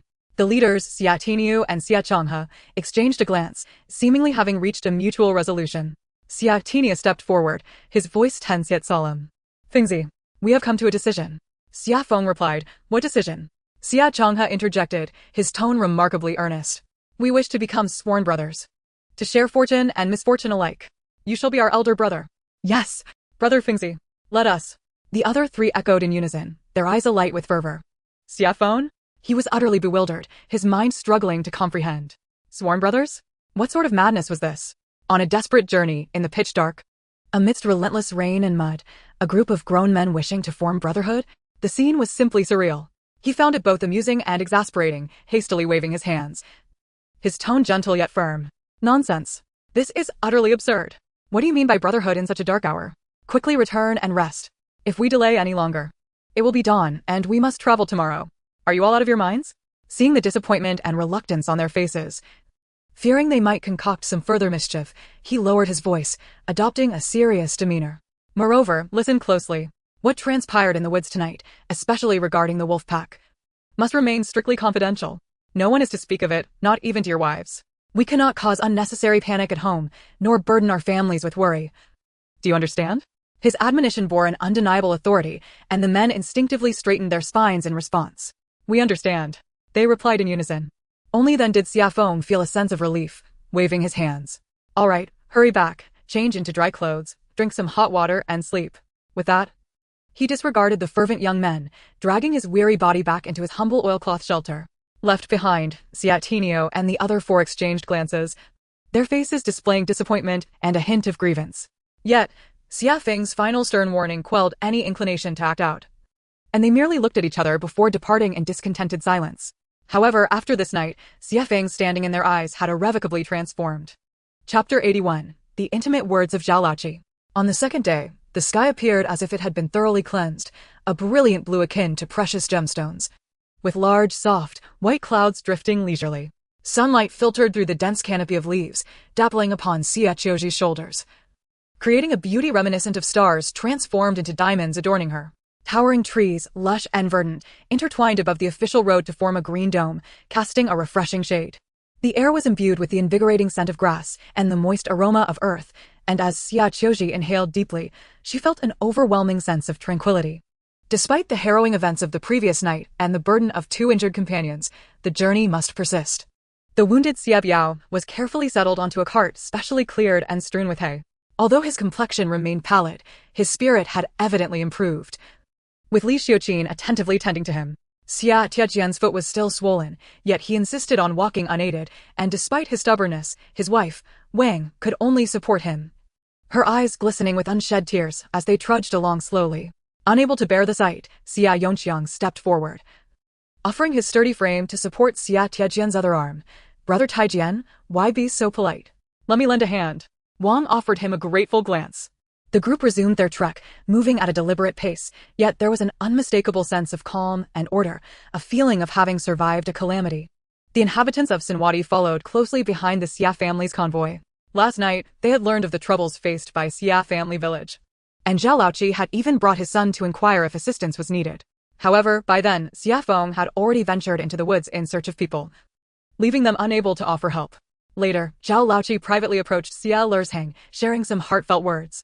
At that moment, the calculating expression usually adorning Zhao Laoqi's face had faded, replaced by sincerity and trepidation as he leaned closer to Xie Lursheng and lowered his voice. "Brother Xie, are you resting? I hope I am not disturbing you." Xie Lursheng, upon recognizing him, sighed and rubbed his weary brow. "Ah, it's you, Laoqi." "Not yet, my mind is troubled, making sleep elusive. Thank you for coming to check on me tonight." Zhao Laoqi waved his hand, his tone earnest. "Brother Xie, we have known each other for quite some time. Though our journey has been fraught with challenges and disputes, at the core, we are all unfortunate souls, clawing our way through the remnants of death in search of a livelihood for our families." He paused, lowering his voice further, conveying a sense of heartfelt sincerity. "To be frank, upon hearing of your troubles last night, my heart sank with worry. The wilderness is perilous. I intended to bring my son Daju in to assist, but alas, I missed the chance. Your group, truly commendable." He extended his rough hand, patting Xie Lursheng's arm with utmost seriousness. "Brother Xie, after all that we have endured, I, Zhao Laoqi, have come to admire and respect you. Your family village embodies benevolence, responsibility, and talent. I genuinely wish to regard you as brothers." He emphasized, "From now on, your matters will be my matters in Xinhuadi. Should you require manpower or assistance, do not hesitate to call upon us. I assure you, there shall be no second thoughts. I only ask one favor of you, brother." At this juncture, a hint of bashfulness crept onto his face, yet he felt compelled to voice his request. "As we approach our destination, selecting land for settlement is of utmost importance. Your village possesses many capable individuals, keen insights, and extensive networks. If you happen to catch wind of any valuable information regarding land, what is good and what is not, I implore you to give me a heads up. Let us in Xinhuadi share in your good fortune, rather than blindly picking through the leftovers." His words were refreshingly candid, laying bare his intentions and requests before Xie Lursheng. The message was unmistakable. Xinhuadi was willing to follow the lead of Xie family village, eager to be a subordinate, merely hoping to share in the benefits when the time came, seeking not to be kept in the dark regarding pivotal information. Listening to this, Xie Lursheng understood completely. He recognized that Zhao Laoqi had been thoroughly impressed by the capabilities and unity demonstrated by Xie family village, and he was contemplating the village's final settlement. After a moment's contemplation, he refrained from immediate agreement and instead replied slowly, "Laoqi, I grasp your intentions. Our journey together has not been easy, and Xie family village does not hoard resources for itself. If there is a genuine opportunity, we will surely lend a hand to our fellow villagers. However, some matters are still premature to discuss. Once we reach our destination, the government's regulations will dictate the course of action." His words trailed off. Yet Zhao Laoqi had already comprehended the underlying message. Collaboration and communication were possible, but only under the condition that it did not contravene established rules and safeguarded the interests of Xie family village. Zhao Laoqi promptly nodded. "Understood. Rest assured, brother Xie, I, Zhao Laoqi, am not one to overstep boundaries or disregard propriety. As long as you are willing to guide us and illuminate the path forward, Xinhuadi will undoubtedly remember your kindness." The two men exchanged further words, the contents of which remain unknown, yet it was noted that Zhao Laoqi departed humming a cheerful tune. Xie Qiu Zhi and Xie Wen walked at the forefront of the procession, trailed closely by two little shadows, Xie Xiaohua and Xie Jili, who chattered away like two little tailgaters. Xie Daha pushed his cart, beads of sweat dotting his forehead. Yet a smile graced his face as he observed how understanding little Hua and Jili had become with each passing day, filling his heart with sweet delight. Leading the way for the Xie family village were the clan elders, Xie Lui and Xie Jiui, who occasionally slowed their pace to assist Xie Dahu, allowing him a moment to catch his breath. This natural camaraderie among kinfolk made the journey considerably easier for Xie Dahu. As they continued along the path, the scenery grew increasingly splendid, with towering trees providing shade and coolness, while clusters of wildflowers bloomed in abundance, dotting the lush grass. Squirrels could occasionally be seen leaping among the branches, accompanied by the melodious calls of unknown birds hidden deep within the forest. Most importantly, they no longer worried about water.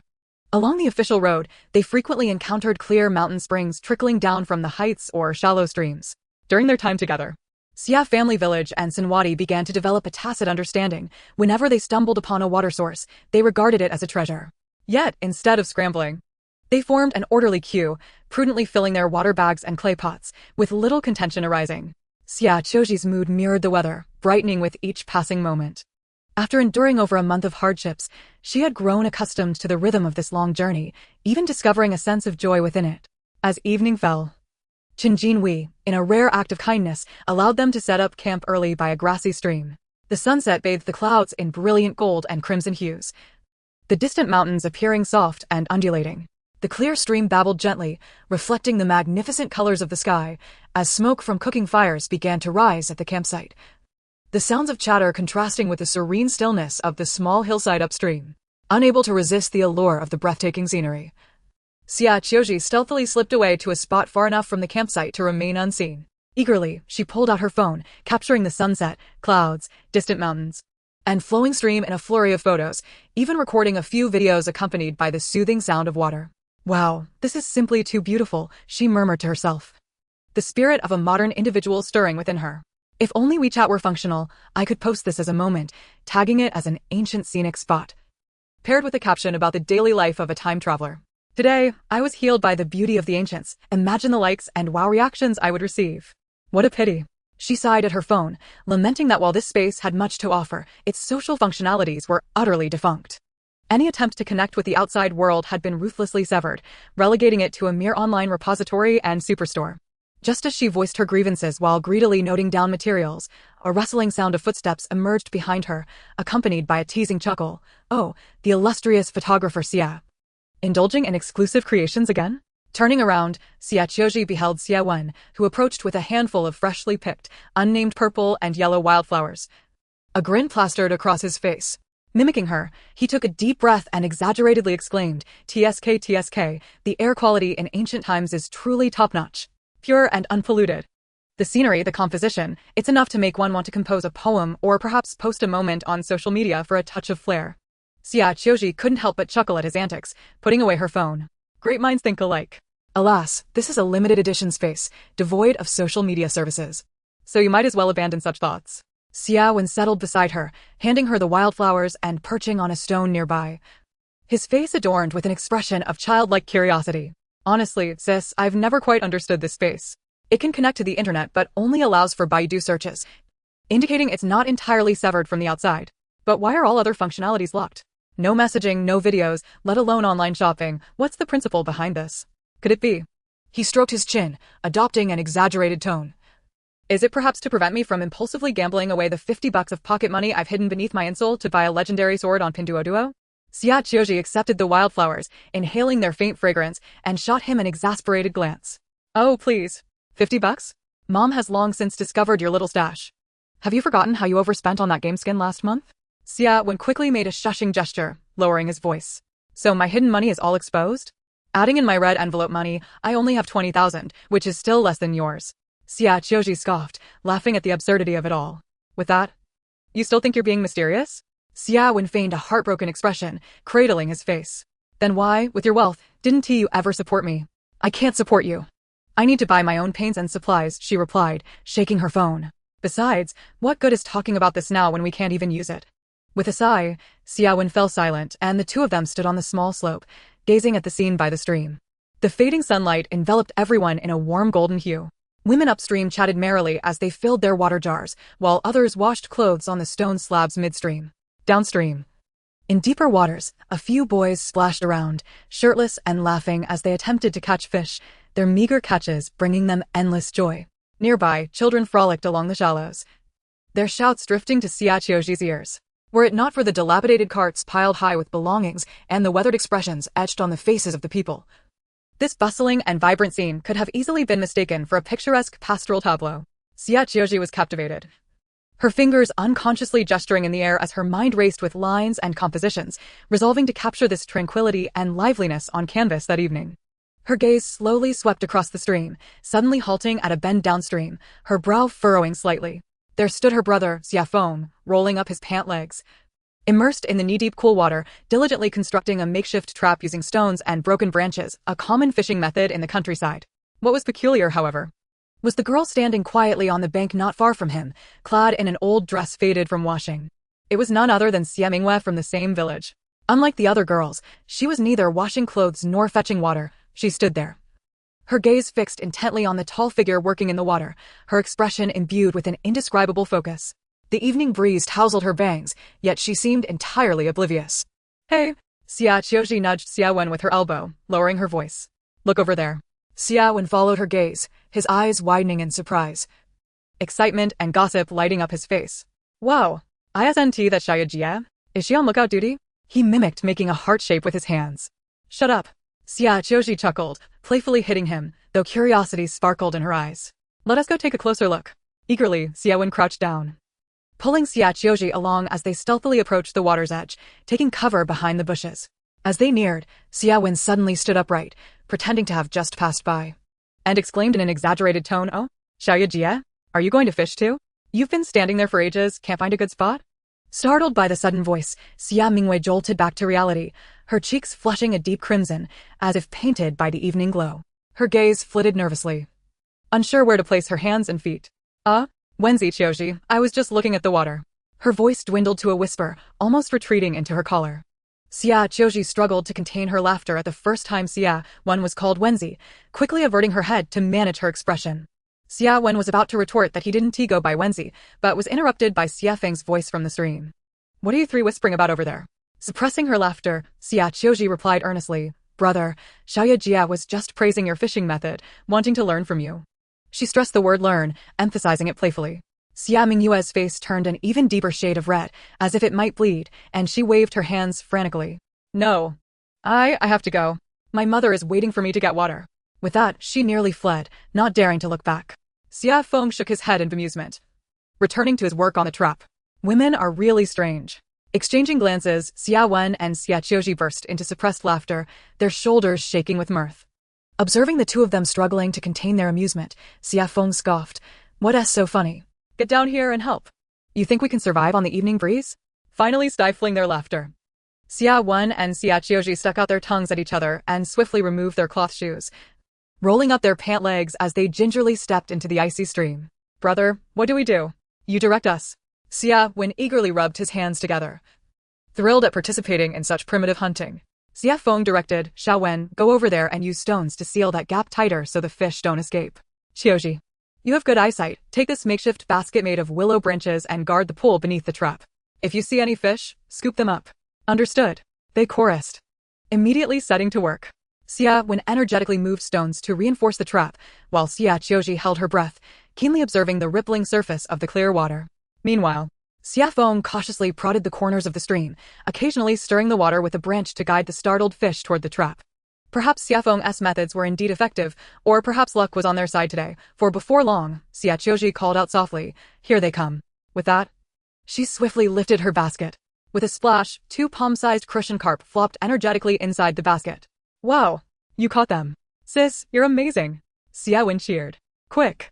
Place it into the small pond I hastily constructed from stones earlier. Xie Feng commanded with a smile.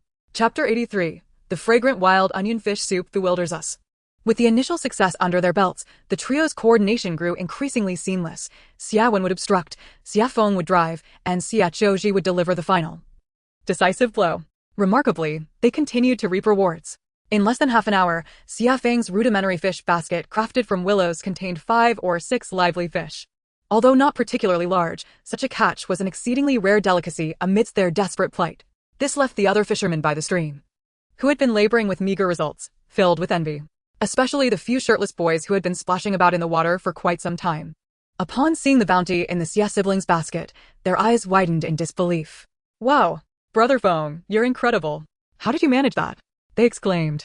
Sister Qiuzhi, your eyesight is astonishing. You scoop them up with such precision. Little Wen, please teach us. Many gathered around, both envious and curious, prompting Xie Feng to share his simple methods without reservation. He generously offered the completed fish trap he'd constructed, not merely out of kindness, during such times. Indulging oneself while leaving others empty-handed would inevitably incite jealousy. Satisfied with their haul, Xie Feng nodded approvingly at the small pond and declared to his siblings, All right.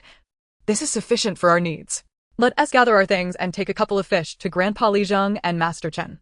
The trio ascended the bank carrying their heavy basket, instantly transforming the area where they had fished into a lively scene akin to a bustling market. The men, eager to emulate Xie Feng's trapping technique, soon erupted in cheers. Another one.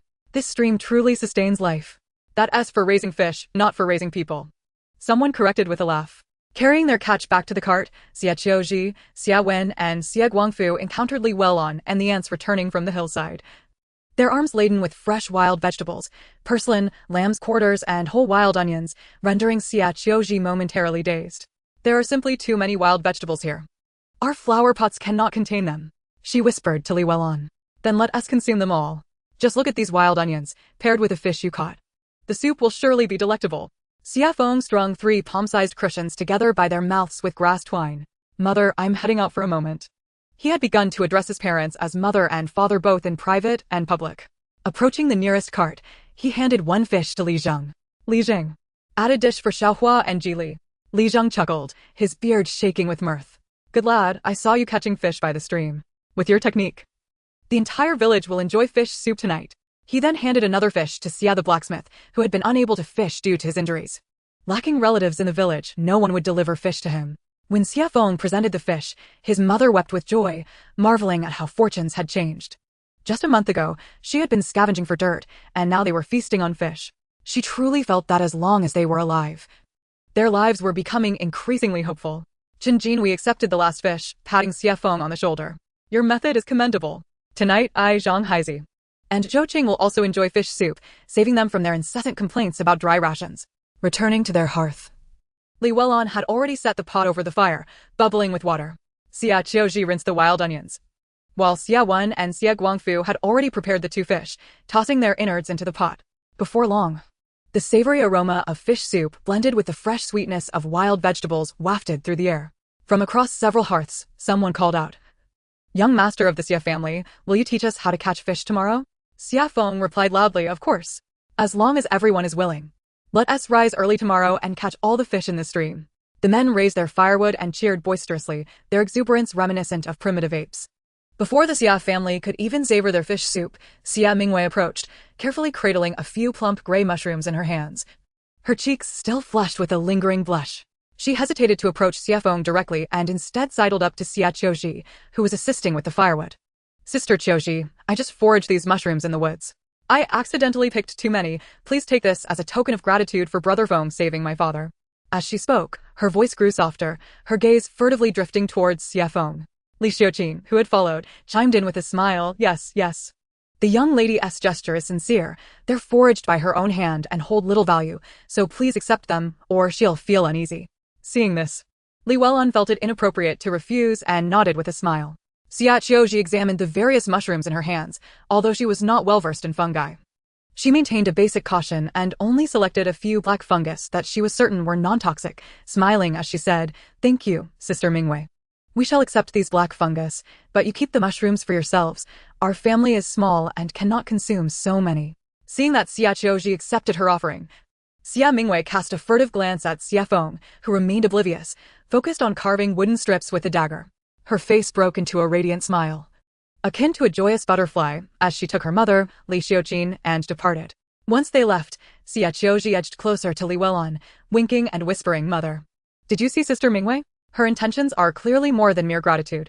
Xie Wen joined in, nudging Xie Feng with his elbow. Brother, impressive. Saving the damsel's father, this young lady is surely harboring feelings for you, isn't she?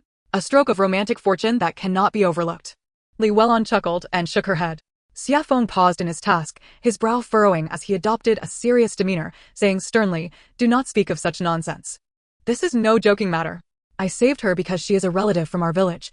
I would do the same for anyone. If you casually spread such talk, what will it reflect upon her? It could tarnish her reputation, and are you prepared to take responsibility for that?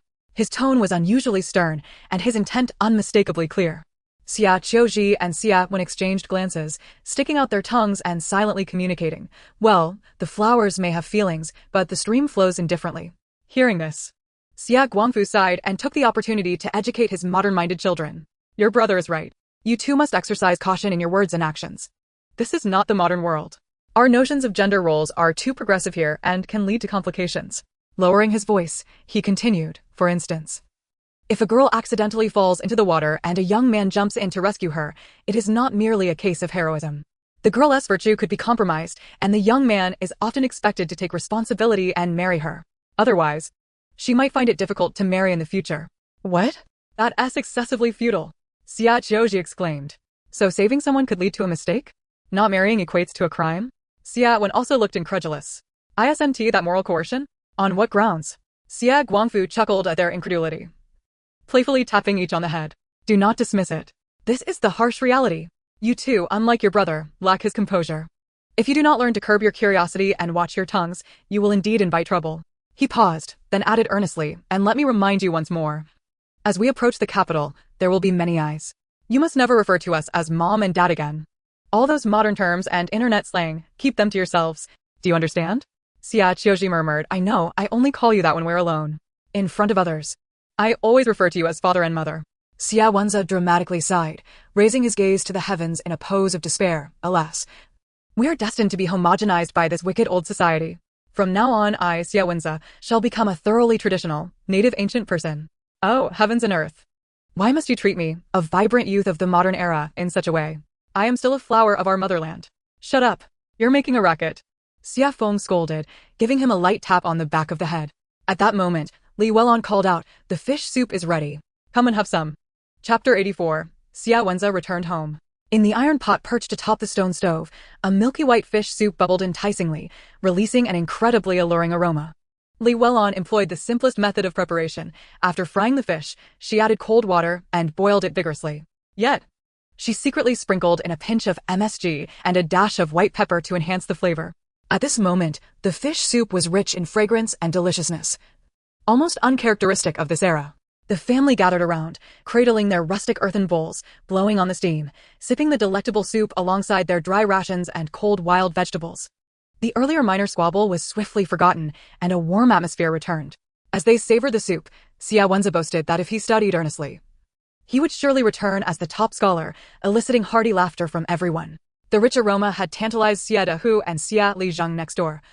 Xie Dehu inhaled deeply, gazing longingly at the fish soup in his own pot, which had a distinctly fishy scent.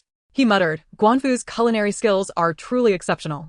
Beside him, the two children, Xie Xiaohua and Xie Jili, tugged at his clothing, their innocent faces alight with curiosity, asking, Father, when will you find us a stepmother like Aunt Guanfu, one who can make such fragrant fish soup? Xie Dehu flushed at the children's question, awkwardly clearing his throat and jokingly rebuking them, Go, go. What nonsense are you spouting? Drink your soybean porridge. Yet, he couldn't help but sigh inwardly, gazing at the lively and warm scene of the Xie family with a glimmer of envy in his eyes. As night deepened, the sounds of snoring and murmuring filled the campsite. Sandwiched between Xie Guangfu and Xie Feng, Xie Wenza listened to their steady breathing, yet his eyes remained wide open, staring at the starry sky, utterly unable to sleep. The words of his father and brother weighed heavily on his heart. Caution, integrity, responsibility, these words spun in his mind, and he restlessly turned over, glancing at the serene profiles of the two sleeping beside him. A wave of profound grievance and disappointment surged within him. He longed to return to the modern world, free and unburdened, where he could casually drape an arm over his friend's shoulder or openly discuss academic topics with female classmates, inviting them to the library or for camping trips without fear of judgment or the weighty notions of integrity and responsibility. He missed his room, his computer, and his collection of limited edition sneakers, which lay pristine in their boxes, awaiting his affection. The more he pondered, the heavier his eyelids grew with homesickness. After an indeterminate time, in a haze of consciousness, he seemed to detect the familiar sense of home, the faint aroma of floor cleaner and the sun-dried scent of blankets. Wait, the scent. Xie Wenza suddenly jolted awake, realizing with horror that his surroundings had drastically changed. No family beside him, no wilderness darkness or earthy smells. He found himself lying in the entrance of his modern apartment. The familiar pattern tiles beneath him, the walls adorned with charming cartoon hooks. I'm back? Xie Wenza could hardly believe it as he pinched his thigh. Ouch, that hurts. This isn't a dream. He was so exhilarated he nearly jumped up, racing around his home like a madman, the living room with its sofa, television, and gaming console. The study piled high with textbooks and exercise books. His bedroom, his bed, and in the shoe cabinet, the pair of limited edition AJs he had pleaded with his mother for ages to buy. Everything was exactly as it had been before his electric shock-induced time travel. This is wonderful. I'm truly back, he exclaimed, his voice echoing through the empty house. However, he soon sensed something amiss. His sister had clearly stated that they had nearly depleted all the edible supplies at home, and the kitchen's fruits and vegetables had long been consumed. Yet now, on the kitchen counter lay the groceries his mother had bought at the market that day, looking remarkably fresh. He yanked open the refrigerator door, finding it brimming with food. vegetables, fruits, yogurt. Drinks, even the bag of winter jujubes they had devoured on the first day of their journey was still intact in the fridge. What on earth is happening? Bewildered, Xie Wenza's mind conjured an absurd yet exhilarating theory. Could it be that I haven't entered a space like my sisters, but instead traveled back to the exact moment of my electric shock? With a heart racing with trepidation, he tremblingly picked up the juicy winter jujubes, recalling his sister's method. Closing his eyes tightly, focusing all his intent, and silently chanting, I want to go out, I want to return to the ancient times, I want to see my father, mother, brother, and sister. He even recited incantations like urgently as per the law, and just then, he vaguely heard what seemed to be his family calling out anxiously from an extremely distant place. Xie Wenza? Xie Wenza? Where have you gone? Shortly after Xie Wenza entered the space, Xie Feng, half awake, instinctively reached out beside him, only to find emptiness. He abruptly opened his eyes and, by the faint moonlight, saw that the spot where Xie Wenza had been sleeping was completely vacant. Up again? Xie Feng mumbled, turning over to resume his slumber, but after a prolonged silence, he felt an unsettling chill in his heart. He quickly sat up, scanning the surroundings carefully. In the dark campsite, aside from the sounds of snoring, there was no sign of Xie Wenza. Xie Wenza? Xie Wenza? He called softly, but received no response. A dreadful premonition gripped Xie Feng, and he shook Xie Guangfu awake beside him. Father. Father. Wake up. Xie Wenza is missing. Xie Guangfu jolted upright. What? Missing? Did he go to relieve himself? It doesn't seem so. It's been a while. Xie Feng's tone was urgent as he got up to rouse Li Welan and Xie Qiu Zhi, who were resting nearby. The four of them instantly awoke, their hearts racing. On this treacherous journey, the sudden disappearance of a living person in the dead of night conjured terrifying possibilities. Had he fallen into a dark pit? Was he snatched away by a wild beast? Or, most chilling of all, had he been taken by someone driven mad by hunger, their eyes glinting with a lust for flesh? The mere thought of the last possibility made Li Yuelan's legs go weak, her voice trembling with the threat of tears. My son, he wouldn't. Don't frighten yourself. Xie Guangfu forced himself to remain calm, though his voice trembled as well. Quick, let's split up and search nearby the campsite. Keep your voices down, don't alert the others.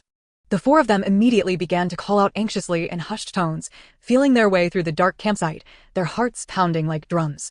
However, after searching high and low, there was still no trace of Xie Wenza. Just as Li Welan was on the verge of breaking down in tears, Xie Qiu Zhi suddenly halted, an absurd yet possibly singular explanation flashing through her mind. She grasped her parents and elder brother tightly, her voice barely above a whisper, trembling with incredulity. Father, mother, brother. Do you think that my younger brother has perhaps returned home? Home? Xie Guangfu and Li Welan were momentarily taken aback. Yet, Xie Feng instantly comprehended his sister's implication. His pupils dilating in shock. You mean like you did? This conjecture was exceedingly bizarre, yet in the face of the inexplicable circumstances, it became the sole lifeline they could cling to. The four of them promptly turned on their heels, hurrying back as quietly as possible, intending for Xie Qiu Zhi to immediately enter the space for a thorough inspection. As they hastily approached their cart, they abruptly halted, eyes wide with astonishment at the sight beside it. There stood Xie Wen, seemingly unfazed, scratching his head with one hand while the other held a transparent plastic bag emblazoned with the supermarket logo, a bag they recognized yet found strange. Within it lay the succulent, red-green winter jujubes that should have already been devoured by his mother. Chapter 85. New Regulations of the Space Reset. You little rascal. Xie Wen. The four were simultaneously astonished and elated, nearly crying out as they rushed over to cover his mouth and pulled him into the most concealed shadow of the cart. Where have you been? Where did you get this? Li Welan anxiously examined her youngest son, confirming he was unharmed, while her eyes remained fixated on the out-of-place winter jujubes. Xie Wen, startled by his family's reaction, finally grasped how terrifying his earlier disappearance had been, given their pale faces and fearful eyes. He quickly recounted in detail how he had returned home, discovered everything intact, and made his way back. After listening intently, Xie Qiu Zhi furrowed her brows, murmuring, We have been in this era for precisely 40 days. Could it be that every 40 days another person can enter? And that the items inside reset automatically when consumed? This revelation left her astounded. Li Welan pressed her hand to her chest, feeling as if her heart might leap out. This is utterly inconceivable. Yet, considering that their entire family had experienced such a surreal journey, it seemed they could reluctantly accept any further oddities. Xie Qiu Zhi took the bag of winter jujubes from Xie Wen and handed it to Xie Feng. Brother, stash this away. Then, glancing at the stillness of the night around them, she decisively whispered, Father, mother, brother, keep watch for us. My brother and I will venture inside once more to ascertain the situation. We will return swiftly. Before her parents could respond, Xie Qiu Zhi seized the still-dazed Xie Wen and swiftly climbed onto their cart covered with a thick oilcloth, vanishing from sight. Xie Guangfu, Li Welan, and Xie Feng immediately gathered anxiously around the cart, their backs turned to it, vigilantly scanning the darkness, their hearts racing. They soon reappeared at the entrance of their modern home, enveloped by the bright lights and familiar comfort. This time, being mentally prepared. They did not panic excessively, but instead began to meticulously explore their home, which had undergone subtle changes. They spent a full 2 hours inside, examining every corner like detectives, comparing details to their memories. Sister, come look. Xie Wen exclaimed excitedly, pointing at the desktop computer in the study. Didn't you say that aside from the browser, which can access Baidu, all other software was grayed out and inoperable? Look now. The icons for Taobao and JD are lit up. Upon hearing this, Xie Qiu Zhi rushed to her laptop and indeed, the shopping applications that had previously failed to launch were now functioning perfectly. The pages loaded smoothly, showcasing an array of products as if nothing had changed since before their time travel. Xie Qiu Zhi paused for a moment, then scrutinized Xie Wen with an oddly bemused gaze. Teasing, well, comrade Xie Wen, could it be that your profound yearning for online shopping has somehow activated the shopping feature in this space? Xie Wen felt a bit embarrassed, scratching his head. It's possible I just really wanted to buy something nice for our brother and parents. But sister, if this function is operational, does that mean we can? His eyes began to gleam with excitement. Let us try, Xie Qiu Zhi declared decisively. The two quickly logged into their accounts, browsing products and adding them to their cart as they had done before, to test whether the items would truly appear. If their previous bank cards were still valid, and to explore the new mechanisms of the space, they decided to purchase only 2 items as an experiment. Xie Qiu Zhi settled on ordering 100 pounds of rice and 100 pounds of flour, the most essential supplies for them at the moment. Xie Wen, without hesitation, ordered 3 smartwatches identical to those of his siblings. He had long wished to equip their parents and himself with these multifunctional gadgets. At the moment of clicking pay, both of their hearts leapt into their throats. The account balance confirmed the payment was successful, the order status changed to paid, awaiting shipment. They held their breath, eyes darting between the living room and the doorway, anticipating the next moment when a delivery package would materialize out of thin air. However, 1 minute turned into 2. Then 10, and the house remained unchanged. Neither the bags of rice and flour nor the boxes of watches made an appearance. It seems like it didn't work? Xie Wen's shoulders slumped in disappointment. Xie Qiu Zhi frowned. It appears it's not that simple. Perhaps it requires time? Or other triggering conditions. Although their online shopping experiment seemed to have failed, they quickly discerned other resetting patterns. The handcrafted hairpins Xie Qiu Zhi had pawned previously did not reappear in the jewelry box. The A4 papers she had scattered did not return beside the printer. The spot where the flower pots had once sat on the balcony remained empty. Those pots had been moved to the living room to plant wild vegetables, which did not multiply due to the reset. I understand, Xie Wen exclaimed, slapping his thigh. Sister, look. Anything that has been taken out and interacted with by outsiders won't reset. He counted on his fingers. For instance, those winter jujubes, if we had eaten them ourselves, they would reset. But if we gave them to someone else, they might truly be gone. The A4 papers were picked up by the people of Guangling Prefecture and viewed. So they disappeared. Your hairpin was touched by the pawnshop owner, hence it didn't reset.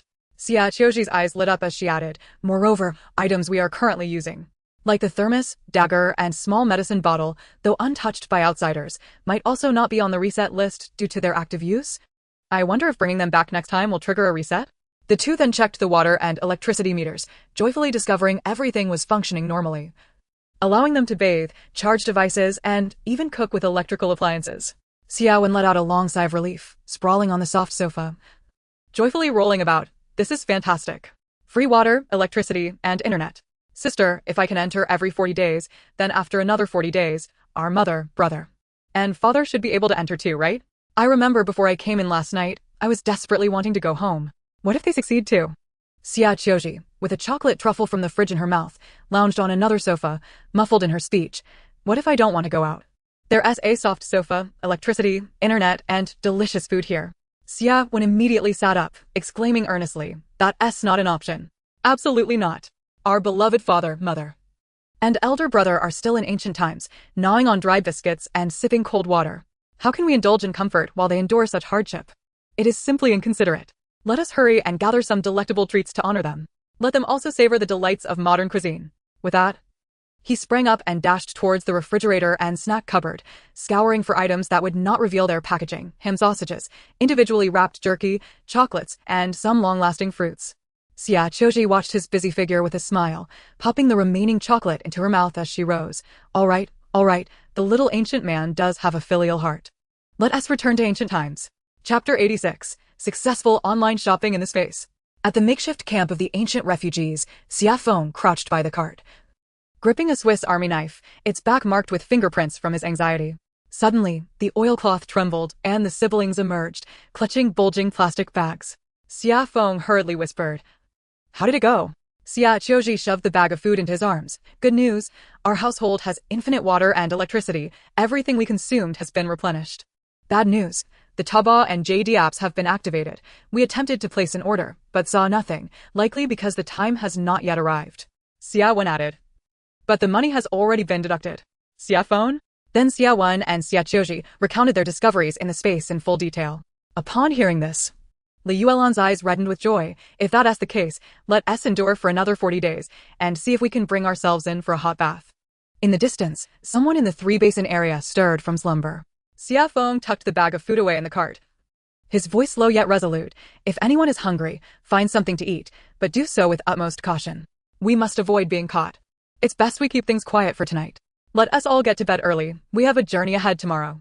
The following day, just as dawn broke and the sun lazily hid beneath the horizon, the camp was shrouded in a thick, impenetrable white mist, the air damp and chilly. Xia Feng was deeply asleep, having been restless until the late hours of the night, barely having closed his eyes. Suddenly, he felt a gentle push, accompanied by hushed, excited calls. Brother Feng? Brother Feng? Wake up. Xia Feng, irritated, waved his hand and turned to continue sleeping, muttering, "Stop making noise, I'm tired." Brother Feng, hurry up. Big news. We're going fishing. The force of the push increased. It was Xia Tinia's voice. Soon, several more hands joined in the way-up effort, nearly dragging him from his warm cocoon. With heavy eyelids, Xia Feng opened his eyes, still groggy, and grumbled in a low voice. "Xia Tiniu. Xia Changhe. Are you all asking for a beating? What kind of ruckus is this so early in the morning?" Before him squatted 5 robust young men, led by Xia Tiniu and Xia Changhe, their eyes gleaming with excitement and urgency, undeterred by his irritation. Xia Tinia chuckled and quickly explained, "Brother Feng, don't be mad. Look how thick the fog is. The team won't be able to move for a while. Let us hurry and catch some big ones by the creek. That fish soup you made last night has whetted our appetites." Xia Changhe eagerly nodded in agreement. "Yes, Brother Feng. We still have at least 10 days of travel ahead. If we can catch more fish to fill our bellies, everyone will have more energy to walk. This will benefit the entire village." Rubbing his throbbing temples, still not fully awake, Xia Feng asked, "Is that all?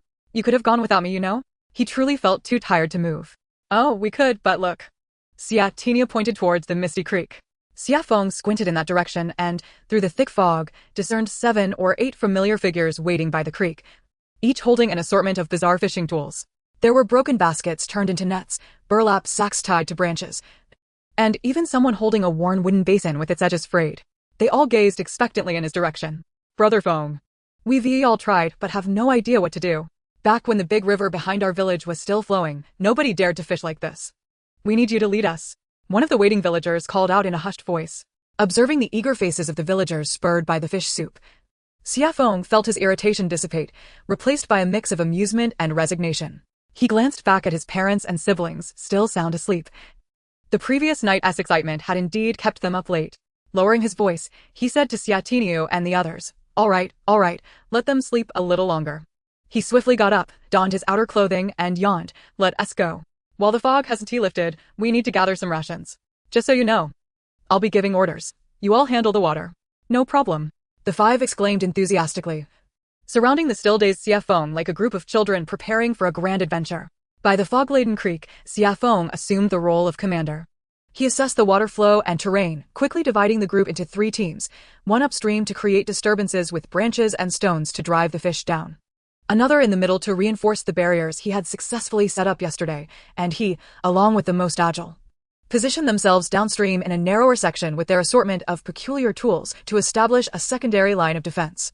"Tiniu, hold that broken basket net steady, and scoop when I signal. Changhe, take 2 others to the shallow end. If you see any fish jump, grab them by hand. Don't be afraid of getting wet. Upstream, make more noise. Drive the fish down. His instructions were clear and precise, and although the villagers had rudimentary tools, they executed their tasks with remarkable coordination under his guidance. In no time, the creek was alive with human voices, splashing water, and the flurry of fish, creating a lively scene. The haul exceeded expectations. While there weren't many large fish, palm-sized crucian carp, grass carp, and even some tiny shrimp were continuously pulled from the water. The few wooden buckets and baskets they had quickly filled to about half, estimating around 20 pounds. This delighted everyone, their faces beaming with joy, the early morning fatigue and damp chill forgotten. From a distance, Zhao Laoqi, upon witnessing the bountiful catch, quickly gathered a dozen men, eagerly offering their assistance. Brother Feng, we're here to lend a hand. Many hands make light work.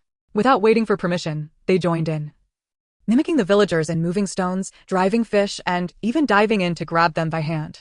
Xie Feng observed quietly, signaling to his own villagers to keep an eye on their hard-earned catch. Amidst the crowd, Zhao Laoqi and his men truly did manage to catch quite a few fish, grinning widely at their unexpected luck and growing increasingly impressed with Xie village. That night, as they camped, Xie Qiu Zhi and Xie Wen could hardly wait to enter the space again. Meanwhile, Xie Feng and the other three, after processing the 7 or 8 crucian carp they had caught in the morning, decided to freeze half for Xie Qiu Zhi in the space's refrigerator and skewer the remaining 3 to prepare smoked fish over the fire. As Xie Qiu Zhi and Xie Wen stepped into the space with 4 crucian carp, they were taken aback. In the center of the living room stood a bag of vacuum-sealed rice and a large bag of flour, alongside a delivery box, which, upon opening, revealed 3 brand-new smartwatches. We did it. Sister, online shopping was a success, Xie Wen exclaimed, nearly jumping with excitement, waving his arms in joy. Quick, go tell our parents and elder brother. I'll put the fish in the fridge. Xie Qiu Zhi was equally thrilled. Xie Wen immediately emerged, suppressing his excitement, and pulled his parents and elder brother, who were still busy smoking fish, to the most secluded corner of the cart, where they engaged in hushed conversation. Li Yuelan's eyes widened in astonishment, and she stifled a gasp with her hand, her eyes reddening with emotion. Oh heavens, can we truly purchase it? From now on, I shall spare no expense on cooking condiments. Soy sauce, vinegar, monosodium glutamate. Once we run out, we shall buy more. It seemed as though she could already envision a future replete with culinary freedom, her thoughts immediately branching out. Oh right, we must also acquire seeds. What Xiao Wen mentioned about sustainable development. Once we settle down, we must procure seeds for various vegetables and grains. Tomatoes, cucumbers, peppers. Xia Guangfu's face also radiated with delight as he rubbed his hands together, exclaiming, wonderful. This is splendid. Now I feel much more assured.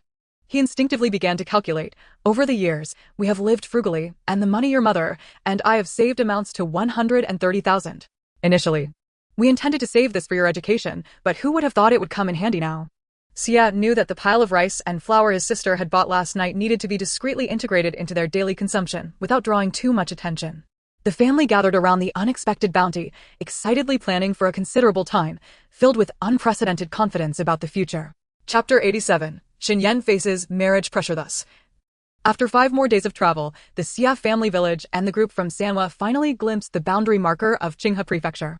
As they drew nearer to Qinghe, the official road became increasingly smooth and wide, accommodating 3 horse-drawn carriages side by side with ease. Along the way, they could even see lush green wheat fields and industrious farmers, a scene brimming with vitality. In the distance, the grand and prosperous city gate of Qinghe Prefecture came into view. The area around the gate bustled with vehicles and throngs of people, with numerous calls of vendors faintly reaching their ears. Many villagers, especially the youth and children, could not help but stretch their necks to look, swallowing hard with anticipation. After enduring days of rough travel, who wouldn't want to enter the city to witness the lively atmosphere, even if only to savor the aromas wafting from the street food? However, the elder clan members at the front exchanged glances with Qin Jinhua, showing no intention of halting. Qin Jinhua even urged, "What are you all staring at? Pick up the pace. Our supplies are sufficient. There's no need to waste time entering the city. Arriving in the capital sooner is paramount." The procession had no choice but to continue forward, carrying a sense of regret and curiosity as they passed directly by the bustling city gate of Qinghe.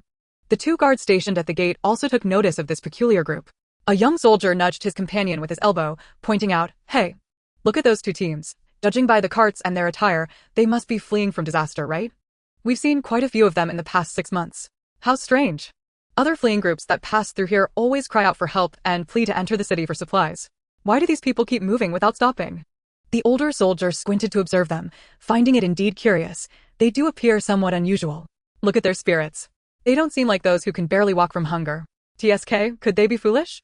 Don't they know that Lord Han in Qinghe Prefecture is benevolent enough to offer them some porridge? Who knows? Perhaps they have higher aspirations and disdain our small place. Heading straight for the capital to seek the Son of Heaven? The young soldier joked.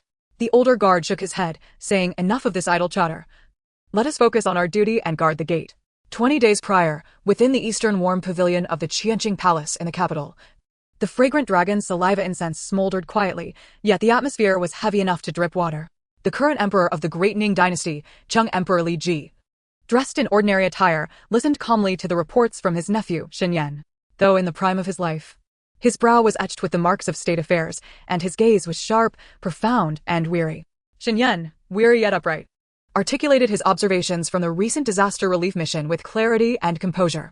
A barren land stretches for thousands of miles, with corpses strewn across the fields, people resorting to cannibalism, and, more shockingly, how corrupt officials exploit the disaster relief funds as if they were their own bounty, employing despicable methods that are utterly outrageous. He specifically highlighted several officials who had already been executed by the Xian Guard as a warning to others. The governor of Linzheng Prefecture, Zhao Dequan, embezzled 8,000 stones of relief grain and colluded with grain merchants to inflate prices. He has been executed.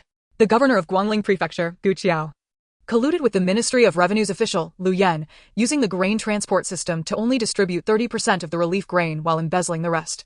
He has been escorted to the capital for trial. Lu Yan is entangled in other cases and has not yet been apprehended. He also mentioned the corruption in Ruyang Prefecture and Wangsong, along with the intricate and convoluted accounts that made the emperor's expression grow increasingly grim. Bang! The Qing emperor could no longer contain his fury. He slammed his palm on the imperial desk, causing the jade brush holder to vibrate in response. His chest heaved, and flames of wrath ignited in his eyes. Parasites. They're all parasites. They drain the blood of the people and feast on their marrow. They deserve to die. All of them must die. He turned sharply to Xinyan, his tone resolute and imbued with the undeniable authority of an emperor. Xinyan, the Xian's Guard. This sword hanging over the heads of the officials must not be sheathed. Continue the investigation. Conduct it secretly, no matter who is involved or how deep their backgrounds. I want a thorough investigation. I want no one in this court to dare lay their hands on the disaster relief funds again. If you need money or manpower, report directly to me. Xinyan bowed in acknowledgement, saying, I shall comply. Once the serious matters were addressed, the Qing emperor looked at his exceptionally capable yet still unwed nephew, his tone softening with a hint of concern and helplessness, as he sighed, Huiqing. While your duties are indeed pressing, your lifelong matters are a constant worry for the Empress Dowager. I can hardly bear to hear about it anymore. You are already 24. Ordinarily, young men of your age would be surrounded by children. Look at your useless cousins, they have already. The Qing emperor casually mentioned a few of his inept sons. While they may not be capable, at least they understood the importance of starting a family. Your mother has approached me, requesting to arrange a marriage for you. What are your thoughts on this? The Qing emperor spoke earnestly. Xinyan's expression remained unchanged, even growing a shade colder as he raised his head, his gaze clear and resolute as he looked at his imperial uncle, his voice cool yet firm. Uncle. The rampant corruption in the Great Ning Dynasty has brought suffering to the people, and the land is riddled with wounds that urgently need healing. My personal affairs pale in comparison to the well-being of the countless lives in the realm. Until corruption is eradicated and peace is restored, I have no heart to concern myself with romantic entanglements. His words were logical and heartfelt, demonstrating his concern for the world while deftly deflecting the marriage topic once again. The Qing emperor gazed into his clear eyes, fully aware that his nephew was even more stubborn than himself, and could only helplessly wave his hand. All right. It seems I cannot persuade you. Go, attend to your duties, but do not be too harsh on yourself. Upon returning to the Duke of Zhenbei's residence, located on the illustrious Juke Street in the capital, where noble families congregated, the imposing entrance bore the imperial plaque, showcasing its master's illustrious military achievements. Xinyan's father, Xin Wei, was the general of Zhenbei, and the Xin family had a long lineage of military prowess. Xin Wei, having earned noble status through his military exploits in his youth, was favored by the emperor, which led to the marriage of the eldest princess into the Xin family. However, as soon as he returned to his courtyard, having changed into his ordinary attire in the Xuanga, and before he could even sip his tea, a maidservant from his mother, Princess Zhao, arrived to summon him, stating that the old matriarch, Grandma Xin, wished to see him. Xinyan sighed inwardly, already aware of the reason for her summons. Indeed, upon arriving at the Pine Crane Hall where the matriarch resided, he found his grandmother seated in a position of authority, her expression grave. His father, Duke of Jinbei Wei, and mother sat beside her, both wearing expressions of hesitation. As soon as Grandma Shen saw him, she began to speak. Yenner, you are now a dignified first-rank commander of the Xianzi Guard. Indeed, he is the youngest Jinshi since the establishment of our great Ning Dynasty. A paragon of both martial and literary prowess, favored by the heavens. Among the illustrious young ladies of the capital, who does not gaze longingly upon you? Yet, here you are at 24, without even a concubine. How am I, your grandmother, to hold my head high? Are you unaware of the idle gossip circulating outside? The esteemed Princess Zhaohua hastily interjected to soothe her mother-in-law. Mother, please do not be upset. Yan is merely preoccupied with official duties. Preoccupied? Is there anyone busier than the emperor? The matriarch interrupted her daughter-in-law, turning her attention to Xin Yan. Pray tell, what kind of partner do you seek? Just express your desires, and I shall go to great lengths to procure her for you. Lord Xinwei coughed softly, attempting to interject on behalf of his son. Mother. Yan has his own thoughts on the matter. Silence. The matriarch shot a glare at her son, exclaiming, this is all your indulgence.